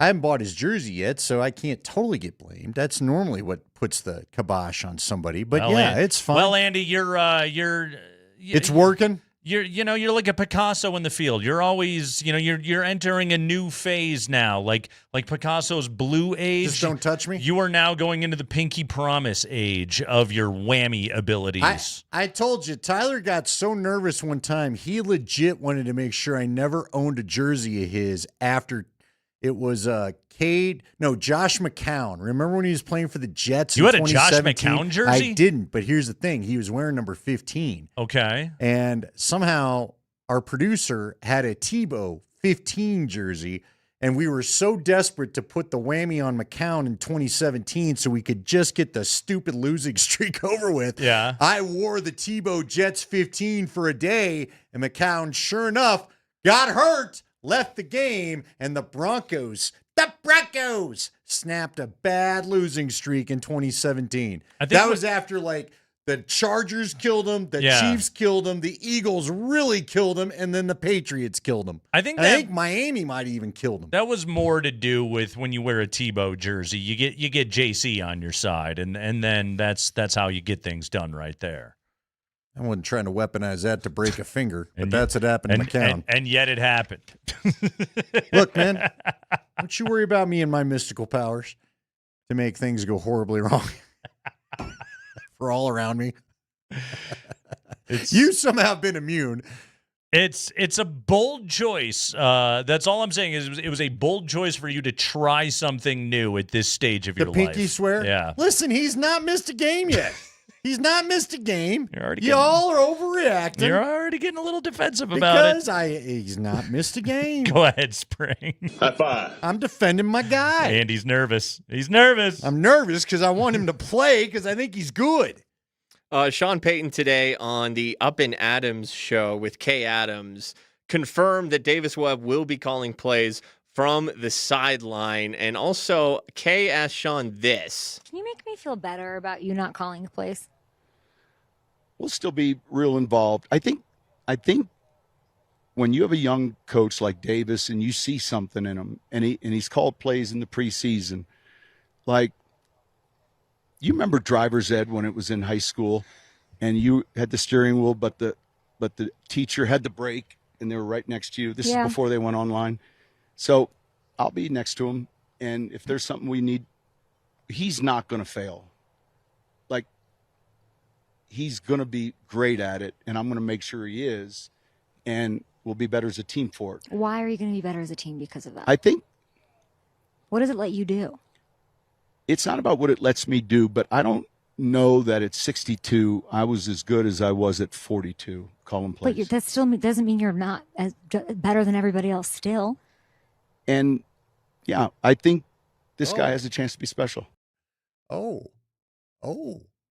He's got the break, Andy. I know. He's the domineering driver's ed teacher. That metaphor right there is why I'd like Davis up in the booth. Yeah, I kind of want him away from Sean. Right. Headset or not, man. It's if Davis calls 3 run plays in a row, is Sean Payton going to be standing there going, whoa? No. Call a screen. No. You know I want to see a screen now. Please call a screen. Yeah. Yeah, there was a lot of, don't worry. I'll be right there. I will be a domineering, annoying boss to this guy. Yeah, there really was a lot of that. That was a weird exchange. Yeah. Like, make me feel better about this. No, we all feel better about it. Yeah. We don't need to make Kay Adams feel better about anything. Yeah. Everybody, I think Sean Payton is a brilliant play caller. But everything that Sean said right there, which whether it's an excuse based on what he was told by his bosses or whether he really feels that way, and I'm not sure which one it is, but I do know it's accurate. He was getting too slow as a play caller. It was hurting the offense. They did need to make an adjustment, and Davis Webb, I think, is fully capable of being able to do that. Sean didn't stop designing plays. Sean didn't stop designing game plans. And yes, he's still going to have that voice in it on game day. But I'm thrilled that Davis Webb is calling plays right now for the Broncos. Yeah, I guess, again, where I just remain curious is we hear Sean, and again, Sean keeps saying he's going to be successful. I have no doubt. Yeah. And I'm very happy it's still Sean Payton's offense. Don't get me wrong. I really am. I think the guy's a great play designer. But basically everything he just said right there is I'm going to be looking over his shoulder on everything. And again, when you hear Bo talk about it, I feel like sometimes I get the impression from Bo that Bo thinks Sean's going to be less involved, and sometimes I get the impression that Sean thinks he's going to be. Yeah, Sean. So that's why I think this is all going to be interesting. Sean made it pretty clear right there. Less involvement is not what anyone's going to get. No, I'm going to be right there to Which make is sure you're calling it the way I want it. Not surprising. Let's hear from Bo Nix on Davis Webb. Spring. High five. Yeah, Bo was asked how beneficial will it be for Davis Webb to stay on the sideline. I've always loved, as from a quarterback to a play caller, when they're on the sideline with me, I feel like they get to feel the game a little bit differently. It's obviously seeing the game, a different vantage point, but I think they get to feel the emotions on the sideline. They get to feel, the comments from us coming off the sideline, what we're seeing and all that kind of stuff. I think it just, from his point of view, playing quarterback his whole career, I think that's just where he feels comfortable. A lot of former quarterbacks like to call it from the sideline. I don't know why that's the case, but that just seems to be how play callers roll. And I like when the play caller's there with me and I can come off and have the eye-to-eye conversation. We can sit down and look at the whatever that thing is, the pictures, and go through them together and really get to hear from him and not have to call up to the office or get on a headset. I think the eye-to-eye communication is really important, and so I'm excited that he's going to be down there with us. Yeah, and the subtext is it's somebody that he has a great relationship with. And you know what? I think no matter who the play caller is, I do think he feels that way. Yeah. The only way I feel like this is a little different is because this is different. This is different. He's the go-between. If the true play caller, get him up there. I think for this, Davis said it too. He's a former backup quarterback. He wants to be in that environment as well. I get knew all he'd that, be on the but sidelines the whole time. Because it's the environment he knows. So good for him. It'll help him be comfortable. Wherever he's going to be at his best. But just at some point, do you need some space between the two? Let's hear from Bo Nix talking about his ankle injury recovery with Kay Adams. High five. Yeah, Kay asked Bo if he'll ever get used to the questions about his ankle. Here's Bo.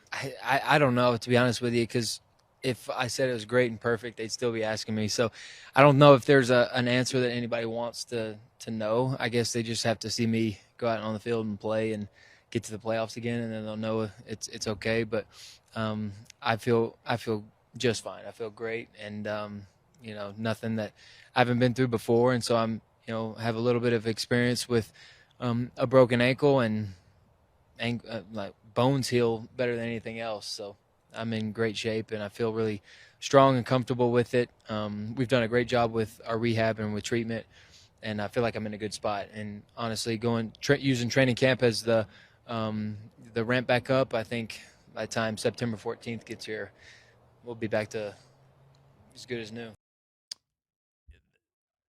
It's a story because of what happened with what Sean said and then what Bo said the very next day back in January.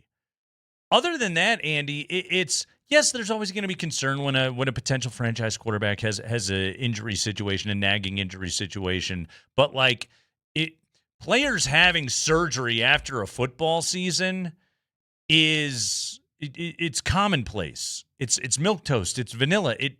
You see it all the time in this sport. It's not shocking. I bet half the quarterbacks in the NFL had some kind of surgery after last season. It's that you guys made it weird. Yeah, that's why. That's a great point. It's because then everyone went digging into something we weren't really digging into. Right, exactly. We'd not really heard about this until he said, had I known about this at the final press conference. Yes. And everyone's like, well, what's he talking about? Oh, look at this. There's been 5 ankle surgeries. The messaging has been the weird thing. It was the initial fumbled rollout of it between Sean and Bo contradicting each other, and then it was the coach and the GM and the owner all saying, hey, he's going to be good to go for OTAs, and then it's like, now he's going to have another ankle surgery, and it's like, well, what is really happening here? Again, as of right now, he's out on the practice field going to work every single day. And he looks fine. And he does look good. Doesn't look like he's got an issue. Right, exactly. Is it always in the back of your head of like, he's got a balky ankle? Absolutely.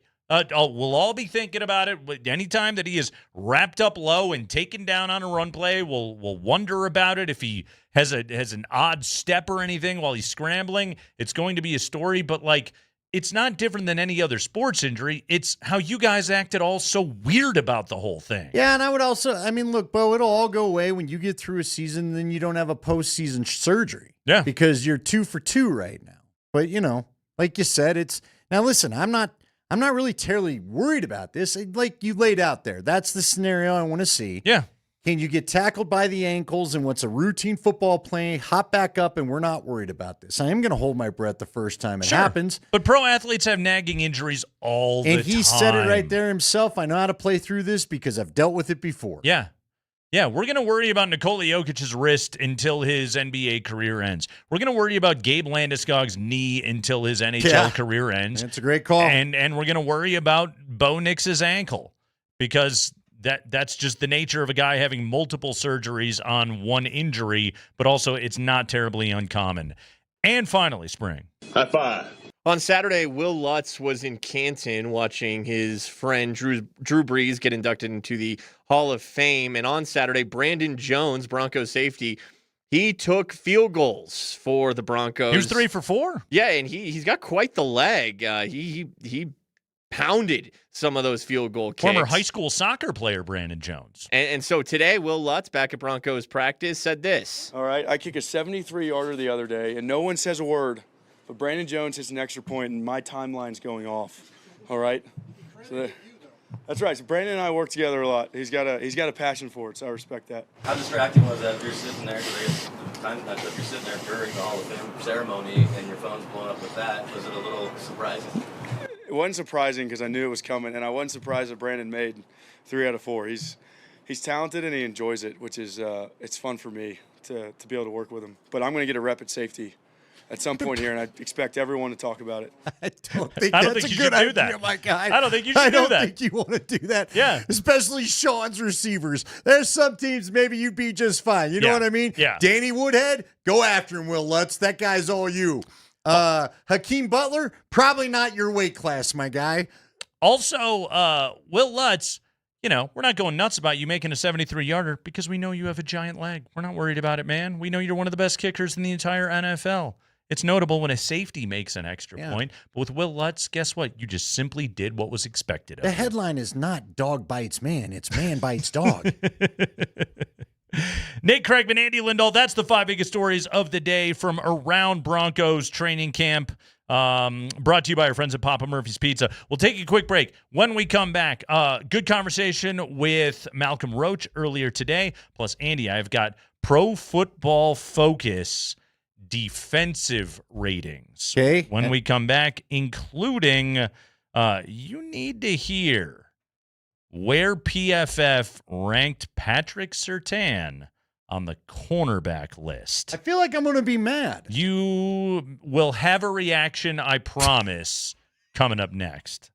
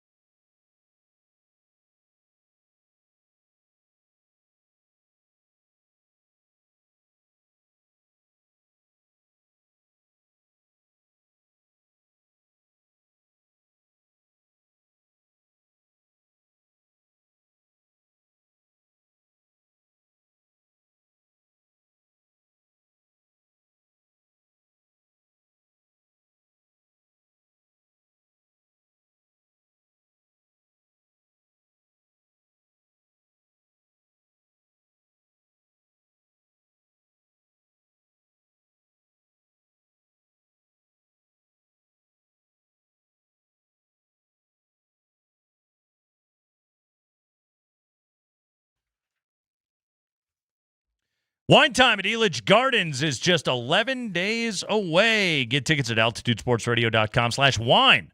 It's all brought to you by the Halliburton Law Firm, Colorado's own personal injury and employment firm. Learn more at the halliburtonlawfirm.com. All right, so earlier in the show, we went through the Pro Football Focus position rankings. Offensively. On the offensive side of the ball. Now let's dive through the defense really quickly. And, Andy, there were two Broncos that I thought were underrated on this list. But we'll go through the list nonetheless. Interior defensive lineman. Zach Allen comes in at number 10. Zach Allen, who was second in the NFL in total quarterback pressures last year. Again, this is interior defensive lineman, comes in at number 10. Jeffrey Simmons, Quinnen Williams. Quinnen Williams just got paid today, by the way. Chris Jones, Dexter Lawrence, and Leonard Williams of Seattle are all in the top 5. Zach Allen coming in at number 10. And apparently, according to PFF in their write-up, like he doesn't grade as well against the run as he does against the pass, which maybe he has a chance to move up this year because so far the Broncos' defensive line has dominated in run drills during practice. So Zach Allen at number 10. DJ Jones not listed in the top 32. A little surprised by that. I was as well. I feel like, man, he's been really good since he got here. I thought he would have gotten a little bit more love. By the way, John Franklin Myers of the Tennessee Titans is at number 20 on the list. Okay. Yeah. Really? Mm-hmm. Okay. Yeah. So he got at number 20, but again, DJ Jones not on here. Zach Allen at number 10. All right. Edge defenders. Nick Benito, 14. What? Yeah. Guy that was 9th in the NFL last year in total pressures, 5th in the NFL in total sacks, 14. And again, I know they do all this off of PFF grades. I know, like, if there's a knock against Benito, it's like his snap count is not as high as some. But, like, along with that being a little bit down, like, look at his pressure rates. They're through the roof. I was surprised that he was down at 14.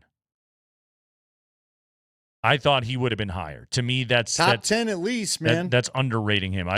Yes, exactly. Because wasn't he their best? Wasn't he even ahead of Surtain for DPOY odds through Vegas when you had those a week ago? He is. Yes, he is for DPOY.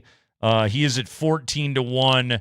PS2's at 50-1. Zach Allen 125-1. Top 3 on the Broncos. And yet he's not a top 10 guy. Yeah, by not PFF ranking. Not a top 10 edge rusher. All right. That's interesting. Number 1, Myles Garrett, no stunner. Will Anderson Jr. at number 2. Micah Parsons at number 3. Aiden Hutchinson 4. Josh Hines Allen at number 5. Come on, Josh Allen. Come on, what do we do? You might need to do your magic with that one there, Spring. Inside linebacker Alex Singleton comes in at number 27. Okay. But again, here's a weird one. Dre Greenlaw's at 19.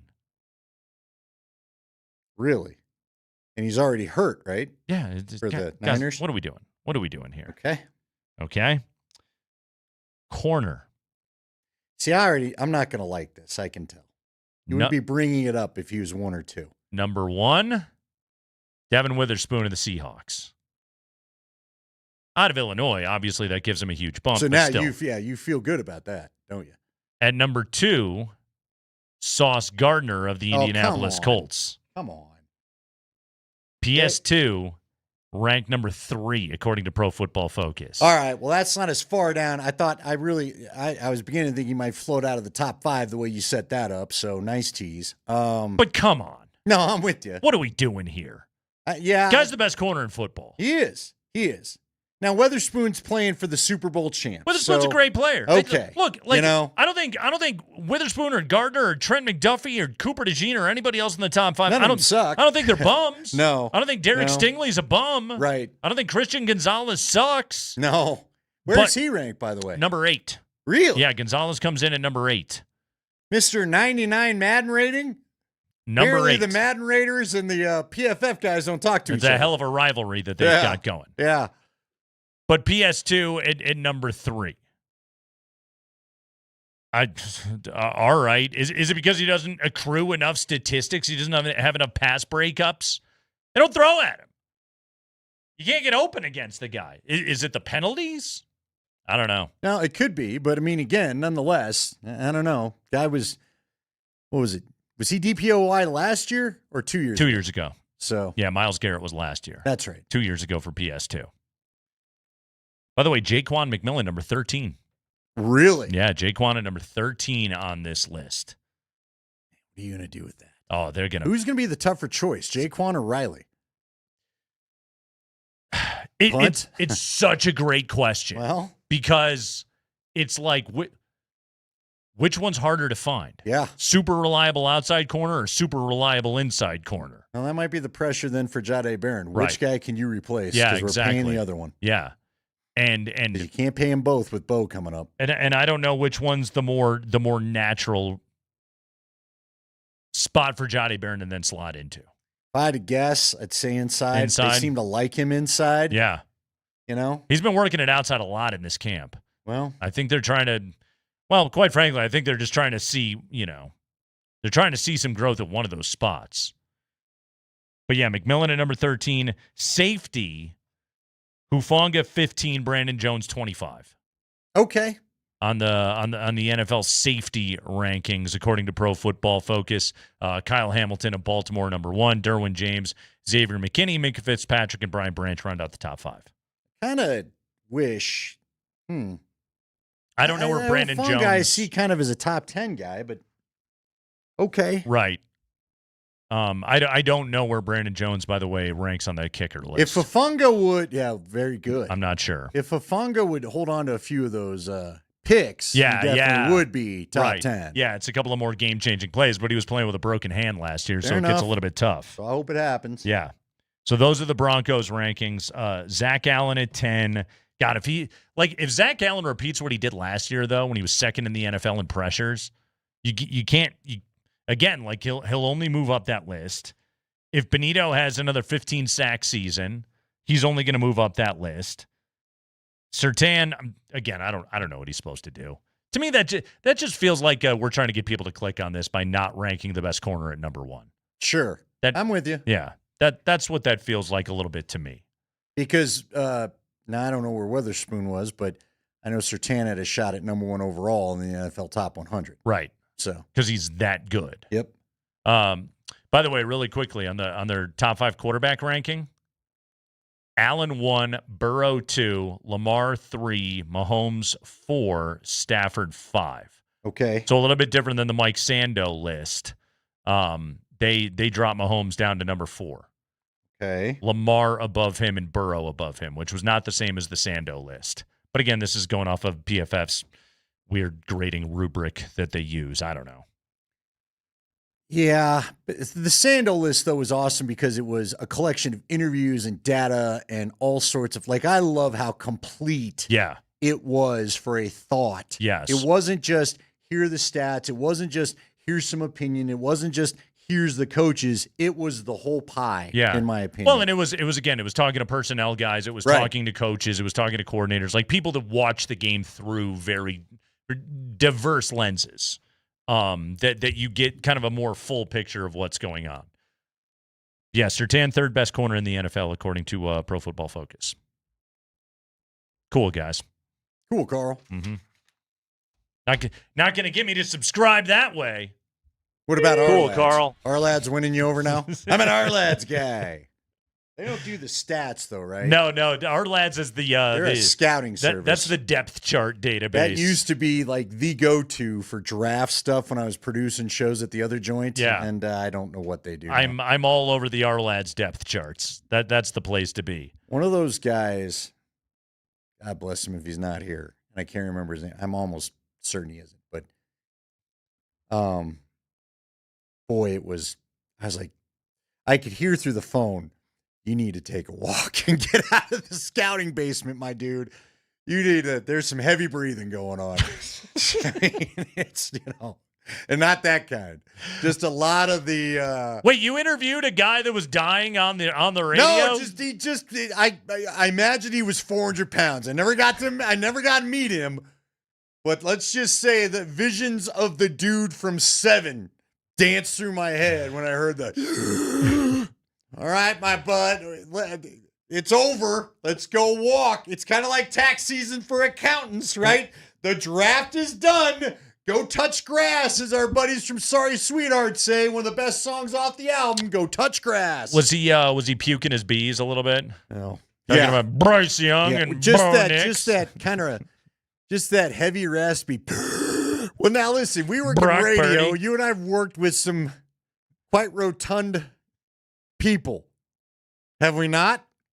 It's not the healthiest group of people in the world. We're not a lot of us are Not known really. for the old 5K. No, not really.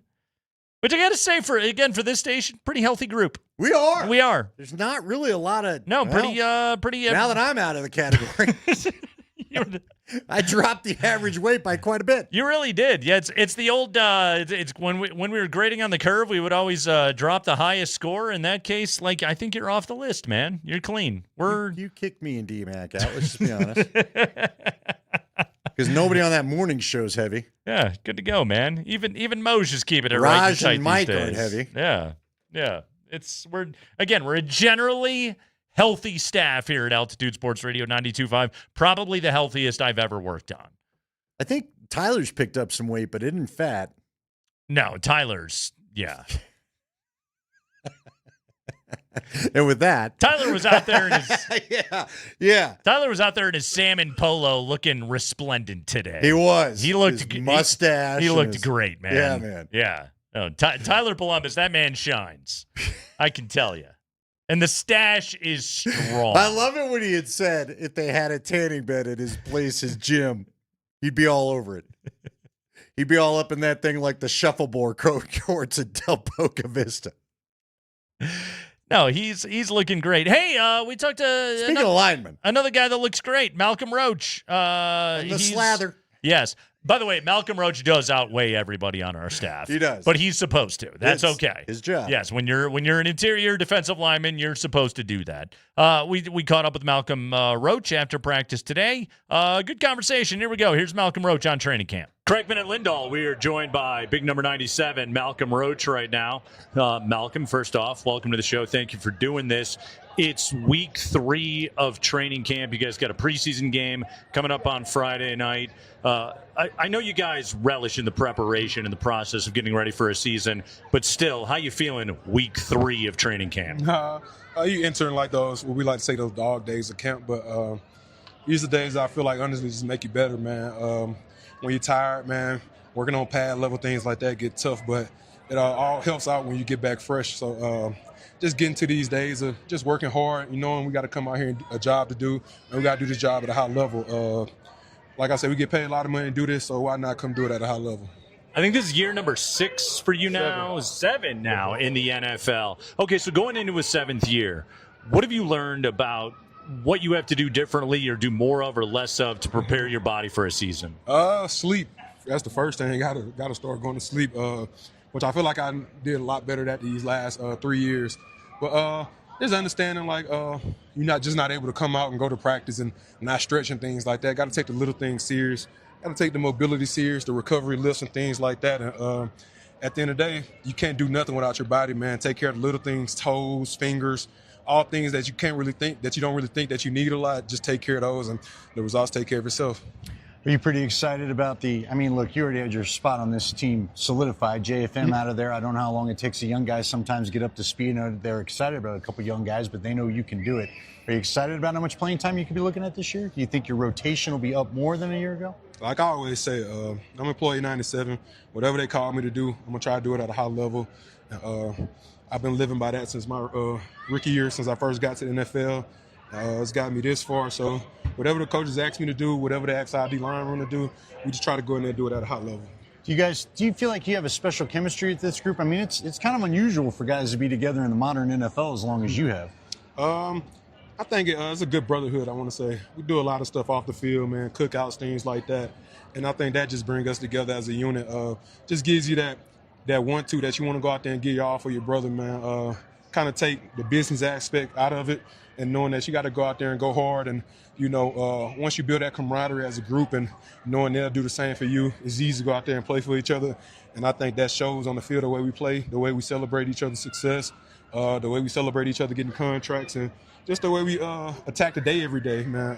I love coming to the building, sitting in meetings with these guys every day, watching film, getting better. So all that takes care of itself. And when you love the people that you're doing it with, the jobs get kind of easy. I gotta jump in. Who's the best cook if you do cookouts? Is it you on the grill? Who's on the grill? I'm about to say, I'm always on the grill. They always coming to my house and I'm cooking. And I bought crawfish and things like that for them, so they always coming over there. I mean, Malcolm, you talk about that camaraderie, that brotherhood that you guys have along the defensive line. And look, you got to be a good football player to get paid and to stick in this league. But also, you're one of those guys that, when people talk about Malcolm Roach, it's like you're a ray of sunshine in the building. You bring the laughs, the noise, you bring the fun. How much is that something that you think has helped you in your football career? Early on, I think it helped me out a lot. Just understanding what we do is a blessing. And also just loving what you do. I think that's half of the battle with me. Just coming out here and knowing, man, I get to play football for a living every day. Why not have fun? There's days you wake up hurting and things like that, but you look around and just understand how blessed you are to be in the NFL, how much of a privilege it is. So you got to enjoy what you do. And if you don't, I always say this business will get you out of here real, real quick. Being guys like being an energy vampire and stuff like that, it's not good, man. It don't help out the team, I want to say. So if you could bring one thing to the table, and that's not, you don't have to get coached at it. Just to have good energy, understand that you're blessed to do this job, and go out there and try your hardest to do it at a high level with high energy. Like my dad always told me, nothing great was ever accomplished without enthusiasm. And that's just words I try to live by every day. All right, we got video. We're going to try to overlay you dancing in warm-ups. Are you the best dancer on the team? You got some moves now. I think I'm all right. I just do whatever the beat tell me to do. I don't really do too much. Just try to have fun and try to use it as another opportunity to get loose and things like that, move the body. It'd be early in the morning, so just trying to wake those joints up, I want to say. If Dancing with the Stars called, would you try it? I might do Mad Singer more than Dance with the Stars, something that can cover my face. I might get a little stage fright. All right, so it's not 97, it's the beat. Malcolm, we'll use you as our defensive insider. Who's jumping out? Who's standing out in this camp? Who should Broncos fans be looking out for that maybe they haven't heard much about? I like to say my guy Pat is having a real good camp, man. PB, he's out here. He's getting a lot better every day. I can see he's taking that step, I want to say. My guy Savion is doing a real good job working on the technique, getting better every day. And it's just hard to pinpoint one guy, I want to say, getting better because, everybody's job works off each other. So PB wouldn't be able to catch the ball if Bo not throwing it. Savion wouldn't be able to do his job at a high level if, T.O. not doing a good job. You feel me? So I like to say everybody's coming out here competing, working to get better every day, I want to say. And then we could continue to do that as a group, as a whole team, as a unit. I think the results will take care of itself, I want to say, for us. And just come out here and compete every day, get better. But I like to say PB and Say, I think they've been doing a real good job out here. All right, this is my last one. As you can see, I like to have fun. But one of the guys I work at the station with, we used to like to go ghost hunting. Is the Greenbrier haunted? Because the thing about it, man, those folks at the Greenbrier did a great job taking care of us, man. I'd probably say the rooms were a little old, but no ghost showed up in your room? Nah, we ain't had no ghost show up, man. By the time we was getting back to the room, I was going to sleep, man. It was some long days over there, but like I said, the people at the Greenbrier, they did a good job taking care of us over there. It's a great setup they have over there in West Virginia. So, it's the time we use when we go there. It's camaraderie. We get to be together a lot. Probably is a little honey because everybody don't want to go to their room so fast. So, but now when we go there, man, it's always a great time. And, just a good time to come together and make you feel like you're almost in college again.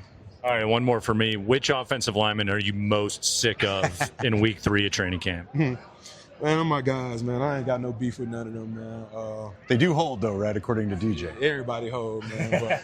But, like I say, man, those guys, I feel like they the best in the building. They the best in the business, man. So going against them, man, they make us better every day, and we try our hardest to make them better every day. So those are my guys. They know it's always love when we get off the field. All right, Malcolm Roach, politician's answer. Nice job right there. Big number 97, Malcolm Roach. Malcolm, thank you so much. Good luck this year, man. Appreciate y'all. Yeah, Malcolm Roach, we had fun with that one. Our training camp coverage is brought to you by Ramos Law. Car accident, you need Ramos Law, medical doctor and attorney. RamosLaw.com. The Rockies have a National League Player of the Week. Plus, Andy, before we get out of here, I do have a quick Rockies question to ask you about what faith we should have in the future of this pitching staff. We'll hit that before we roll out of here on a Monday afternoon. Kreckman and Lindahl, Altitude Sports Radio 92.5.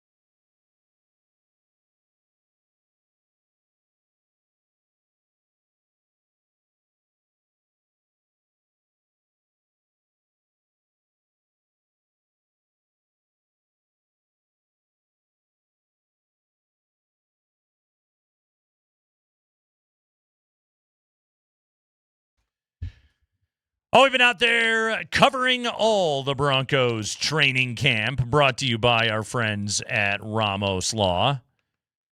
Bo Nix had a chance to talk to the media earlier today, and not surprisingly, Bo Nix had to weigh in on the story of training camp. PB13 himself, Pat Bryant. Pat Bryant.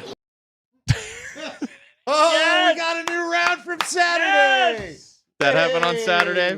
No way! My ears immediately perked. That's the first. It's got to be the first one. Since he's been back. Years. Was it fruitful for those? Was it fruitful? Did he? Or was give that us a the only couple one or on was that Saturday? the No, that only was the one? only one. That was the only one. Yeah. I mean, it's possible somebody asked about Pat, and he needed to differentiate between Surtain and Bryant. Well, there you go. True. Good day. He's got to be on it. Sure. Give me that one more time, Spring. Pat Bryant. Yes. Spring, just so the audience knows why we're so excited right now, can you just give us some of VJ's greatest hits of asking a player's name before he answers a question? And Virgil Green. Yes. Deep cut. Chris. DeMarcus. JJ Watt. That's my favorite one. Josh Allen. Yeah. Well, yeah. Yeah, and that's the original, which everybody else just does the VJ when they say Josh Allen's name. Yeah. All right. God, that was so exciting. Okay. Well, Yeah, you're all screwed up now. that lives on for. Well, Yeah. what's so funny is like to have both Virgil Green and Pat Bryant, like the span of Bronco history. Sure. That VJ's confusion has covered over the years. I mean, it just goes to show you the staying power. The one I love is Paxton. Paxton's Paxton. That's the best one. We got three different. It was one inflections. It was a sentence for a name with a name repeated 3 different times. Yeah, we all knew. Paxton's Paxton. Yes, that he is. That is the answer. I think that was in reference to you want him throwing. Do you want him running in 7-on-7? Paxton. Paxton's Paxton. Which means he's going to run in 7-on-7. I've tried. Bo Nix on Pat Bryant. Here we go. Well, I think for him, it's he's been extremely consistent, but also he's been available the whole training camp. He's gone. He's taken a lot of reps. He's just competed very well. He's just got a great edge to him, and I think when he gets out there against our DBs, he competes at a high level, and he makes great catches. And we see it all the time with him and other guys, and they're just continuing to improve. And for him, it's only year 2, so he's got a lot, left in his tank that we're able to see at practice that I think he's going to be able to show this year during the season. But overall, he's been just a positive part of training camp for sure. Bo mentioned it right there. He hasn't missed practice, so the more that other guys are out, the more targets Pat's going to get. He catches everything. That is, again, like in team sessions, I haven't seen a drop out of Pat Bryant so far this year, which is only going to make Bo trust him more, rely on him more. He starts to move into like security blanket status a little bit because Bo's going to look at it and go, well, I know he's going to make a play. I know he's going to get positioned and make a tough catch in traffic. So, hey, it's 3rd and 6. He may not be wide open, but I'm going in that direction.